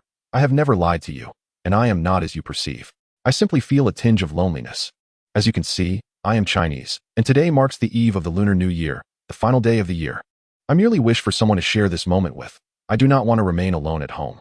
Yishun spoke with utmost sincerity, devoid of any indication of departing. Upon hearing his words, Sky experienced a surge of empathy, realizing that Yishun, too, was alone, and there were indeed similarities between them. So, what does it mean that you sit before me? Sky's tone softened considerably, losing its previous sharpness. Yishun revealed no pretense, having just asserted his honesty to Sky. To lie now would be a contradiction to his own words. This is my fault. I should have said so from the beginning, but I was somewhat shy. This is my first attempt at initiating a conversation, and to be honest, I still feel a bit anxious. According to what I've read online, I should say something like beautiful lady, right? That seems appropriate, doesn't it? Yet, I sense that phrase carries some ambiguity. I merely wish to spend a livelier New Year's Eve with you. It is important to note that Yishun was not being deceitful. He was simply articulating the truth in a different tone and manner. At most, one could say he was feigning innocence to alleviate any awkwardness stemming from his words. Chapter 95. The Sudden Appearance of a Troublemaker. Stark Sky listened intently to Yishun's words. After Yishun finished speaking, Kai's gaze remained fixed on him, his expression serious and his demeanor utterly still, as if his mind had momentarily ceased to function. This left Yishun feeling a bit uneasy, his heart racing as he reflected on whether he had perhaps overstepped the bounds of jest. After what felt like an eternity, when Yishun was on the verge of apologizing, Sky suddenly burst into laughter, reminiscent of glaciers melting and flowers blooming. While this may not have appeared as beautiful to others, to Yishun, Sky at that moment was breathtakingly exquisite, devoid of any hint of exaggeration. See, now you understand how unpleasant it is to be stared at like that, don't you? But honestly, your act lacks authenticity. The contrast is far too stark. Even if you're not a playboy, you are undoubtedly seasoned in matters of the heart, and you certainly don't strike me as someone so innocent. Sky's expression was one of playful triumph, yet he effortlessly diffused Yishun's awkwardness. After all, Sky did not seem offended by Yishun's remarks. Huh, you caught me. But truth be told, this is my first time initiating a conversation. Usually, it's others who approach me. Sky shot Yishun a playful glare, suddenly realizing that while Yishun's approach might be formulaic, his emotional intelligence was rather lacking. Who discusses such matters while flirting? Is he truly afraid that the other person might discover his past? Yet, this very naivety made Yishun somewhat endearing to Sky. If I were to agree to your invitation, where do you intend to take me tonight? To your home, or perhaps somewhere else? For reasons unknown. Sky found herself intrigued by the prospect of teasing Yishun. Indeed, you read that correctly, she wished to engage in a bit of playful banter with him. Perhaps the monotony of daily life had left her somewhat weary, and someone like Yishun, who appeared pleasant and possessed a hint of charm, was a rare find. Upon hearing Sky's words, Yishun did not pause to contemplate the veracity of her statement, but instead his eyes lit up, and he spoke rapidly. My home is in New York. If you wish to visit, I can take you there. Of course, if you prefer to remain in Los Angeles, I can find a place where you can indulge yourself freely. One must not remain tense all the time, otherwise, like a rubber band, it will inevitably snap. Regular relaxation is essential. A balance between work and leisure is the key to maximizing one's potential. Yishun's tone seemed to unconsciously accelerate, yet his articulation remained clear. Sky, upon hearing this, found Yishun increasingly intriguing, convinced that he could be quite entertaining. Were you always like this? Bringing girls home so casually? No, certainly not. Aside from my friends, no one has ever crossed my threshold. You are the first exception, and I hope we are not merely to remain friends. However, I would truly appreciate it if you could visit my home. To be honest, my abode is quite commendable. although it might not appear particularly spacious. Its interior is both cozy and compact, and it serves as my sanctuary, the sole place where I can reminisce about the past. Setting that aside, I find myself rather exhilarated. I suspect you might not fully comprehend this feeling. It is akin to the sensation one experiences when a long-admired goddess unexpectedly agrees to dine with you. But let us first discuss your preference. Will you be heading to New York or remaining in Los Angeles? Yi Shun, in his excitement, became somewhat incoherent. You might think his reaction is exaggerated, who transforms so dramatically upon encountering a woman. Yet, if one were to place themselves in Yi Shun's shoes, envisioning the goddess of their dreams, his behavior would likely be more understandable. Originally intending to tease Yi Shun, Sky, upon witnessing his overwhelming elation, as though a long-held wish had finally been fulfilled, felt a twinge of reluctance to hurt him. He feared the expression on Yi Shun's face might vanish. And even he could not fathom why he felt an inexplicable urge to protect that expression. Today, Sky had already engaged in too many irrational actions. Yet he found this sensation to be delightful, as if he had forged a friendship in this vast world. As for New York, I would prefer not to stray too far. If it suits you, let us remain in Los Angeles. Consider it an act of benevolence on my part, allowing you to celebrate whatever festivity you have in mind. Of course, the dinner will be on you. Given that you are Chinese, I shall insist on savoring authentic Chinese cuisine. Upon hearing Sky's words, Yi Shun exhibited no hesitation. He leapt to his feet, exuberantly exclaiming, and boldly declared to everyone within the burger establishment, "Ladies and gentlemen, today's meal is on me. Feel free to take your leftovers home. We shall tally the cost based on the ingredients of this establishment, until we run out." The cheers grew louder, since Yi Shun was in such high spirits. It would be remiss not to acknowledge him. However, those unaware of the context might mistakenly believe that Sky had agreed to marry Yi Shun. At that moment, a teasing voice emerged from the entrance of the burger joint. "Yi Shun, you arrive in Los Angeles and do not even bother to greet me? If I hadn't suddenly craved a burger, would you have chosen to ignore me completely?" Upon recognizing the speaker, the entire establishment fell silent, only to erupt moments later into even more fervent cheers. It was Iron Man. "Mr. Stark, I am a physics engineer, and I aspire to work for your company. May I request your signature? Just on my shirt, if you please." The newcomer was none other than Tony Stark, the illustrious Iron Man, often referred to as a disruptor in the industry. His popularity was palpable, especially in Los Angeles, his territory. A lack of such acclaim would indeed be concerning. Upon encountering Tony, Yi Shun offered a slight smile, as if the timing were fortuitous. He had matters to attend to shortly. Now, he had a lead on where to find Sky, and Yi Shun was well aware that Los Angeles was Tony's domain. "Tony, please arrange a villa for me. I have guests for dinner tonight." Tony's smile faltered at this request. Yi Shun's sudden display of concern had caught him off guard. There had been no prelude, no warning, and certainly no means of preparation. This was quintessentially Yi Shun, leaving one unfazed yet intrigued. However, sitting across from Yi Shun, Sky was taken aback upon seeing Tony. While he had considered Yi Shun's extraordinary background, he had not anticipated the depth of Yi Shun's relationship with the renowned Iron Man. Nevertheless, Sky, who prided himself on his independence and self-reliance, would not alter his demeanor based on Yi Shun's status. Such was his steadfast character. Chapter 96. Has Yi Shun found love? Tony had undoubtedly heard every word Yi Shun uttered. Yet, how could he refuse? Should he reveal that he lacked a villa, or bluntly inform Yi Shun that he would not lend one? That was out of the question. If Yi Shun desired a villa, a multitude would eagerly line up to accommodate him. After all, in this era, what is the most elusive achievement? It is neither attaining the presidency nor amassing wealth. It is cultivating a relationship with Yi Shun. Many engage in business with him, yet none have ever set foot in Yi Shun's villa. This signifies that their connections are merely transactional. Yi Shun does not regard them as friends. Such relationships are easily replicated. Anyone can seize the benefits Yi Shun offers, provided they possess the means to transact. Yet, wealthy individuals are not a rarity. Thus, it becomes evident that countless individuals aspire to foster a relationship with Yi Shun, and Tony could not possibly refuse such a straightforward request for a villa.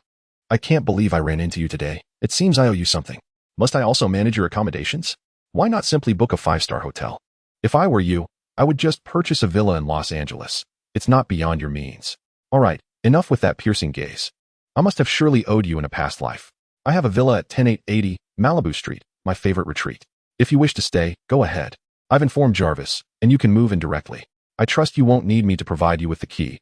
You have your ways, don't you?" "Indeed. I can manage that. As long as your Jarvis doesn't interfere, I should be fine. By the way, what brings you here? Hurry up with your business and leave. We can reconvene in a couple of days. You know it's the Chinese New Year, and as a Chinese person, I must honor my roots. Thus, I've taken a week off. How about we explore Las Vegas in a couple of days? I could show you how to win some money." As Yishan spoke, he cast a significant glance at Tony, conveying a clear message. You need to leave at once and cease to be a distraction. I am genuinely occupied. Tony, observing the hint of tension on Yishan's face, couldn't help but smirk, for he had never witnessed such a spectacle before. The usually composed proprietor of the small shop appeared so flustered. Even during battles against Asgard, he had never displayed such unease. However, Tony feigned ignorance to Yishan's unspoken plea, casually approaching the table where Yishan and Sky sat. With a gentlemanly demeanor, he bowed slightly to Sky.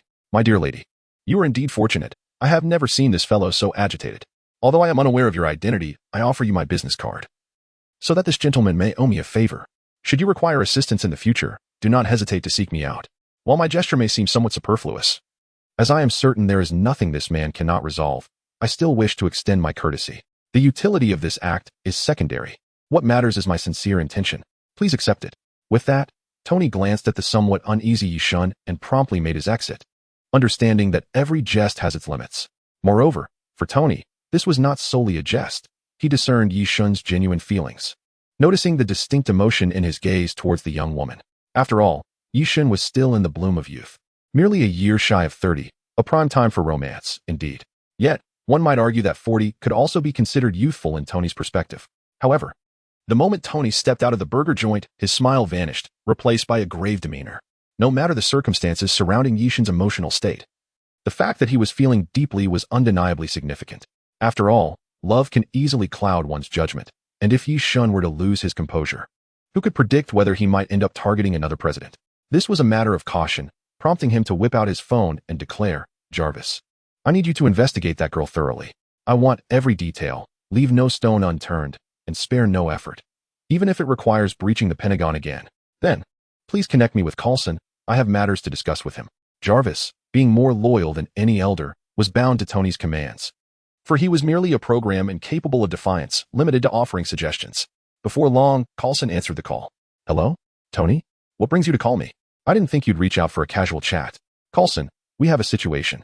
I just discovered that Yishan might be falling in love. Pardon? Could you repeat that? I said, Yishan might be entering a romantic relationship. The matter cannot be elucidated over the phone. You should come to Los Angeles for a face-to-face discussion. Soon, this information was relayed by Coulson to his superior, Nick Fury, the director of S.H.I.E.L.D.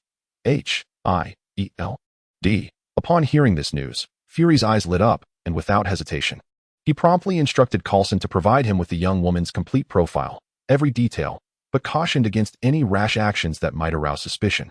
In that single hour, as Tony exited the hamburger joint, the seismic news reverberated through S.H.I.E.L.D.,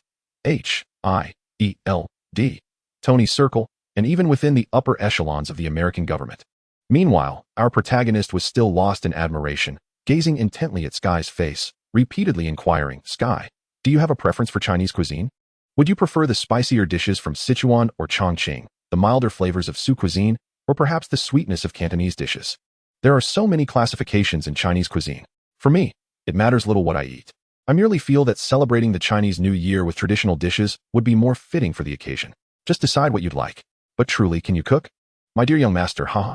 As Sky continued her search for information regarding her parents, she responded to Yishan's questions, unaware that in just their second meeting, and not long before when she had harbored some disdain for him, she now appeared to be quite familiar with him. It was as if they were old acquaintances. Upon reflection, such a transformation was indeed remarkable. Yishan noticed a fleeting moment of despondency cross Sky's face as she perused a piece of disappointing news. Stirring a pang of sympathy within him, he gently reassured her, Sky, regardless of what you are searching for, do not become too fixated on a single thread. Sometimes, stepping back and broadening your perspective reveals that what you seek has been right beside you all along. Your lemon tea is finished. Would you consider trying Chinese green tea? It possesses a calming effect. Sky glanced at Yishan, smiled, and nodded in agreement, then immersed herself once more into the sea of data.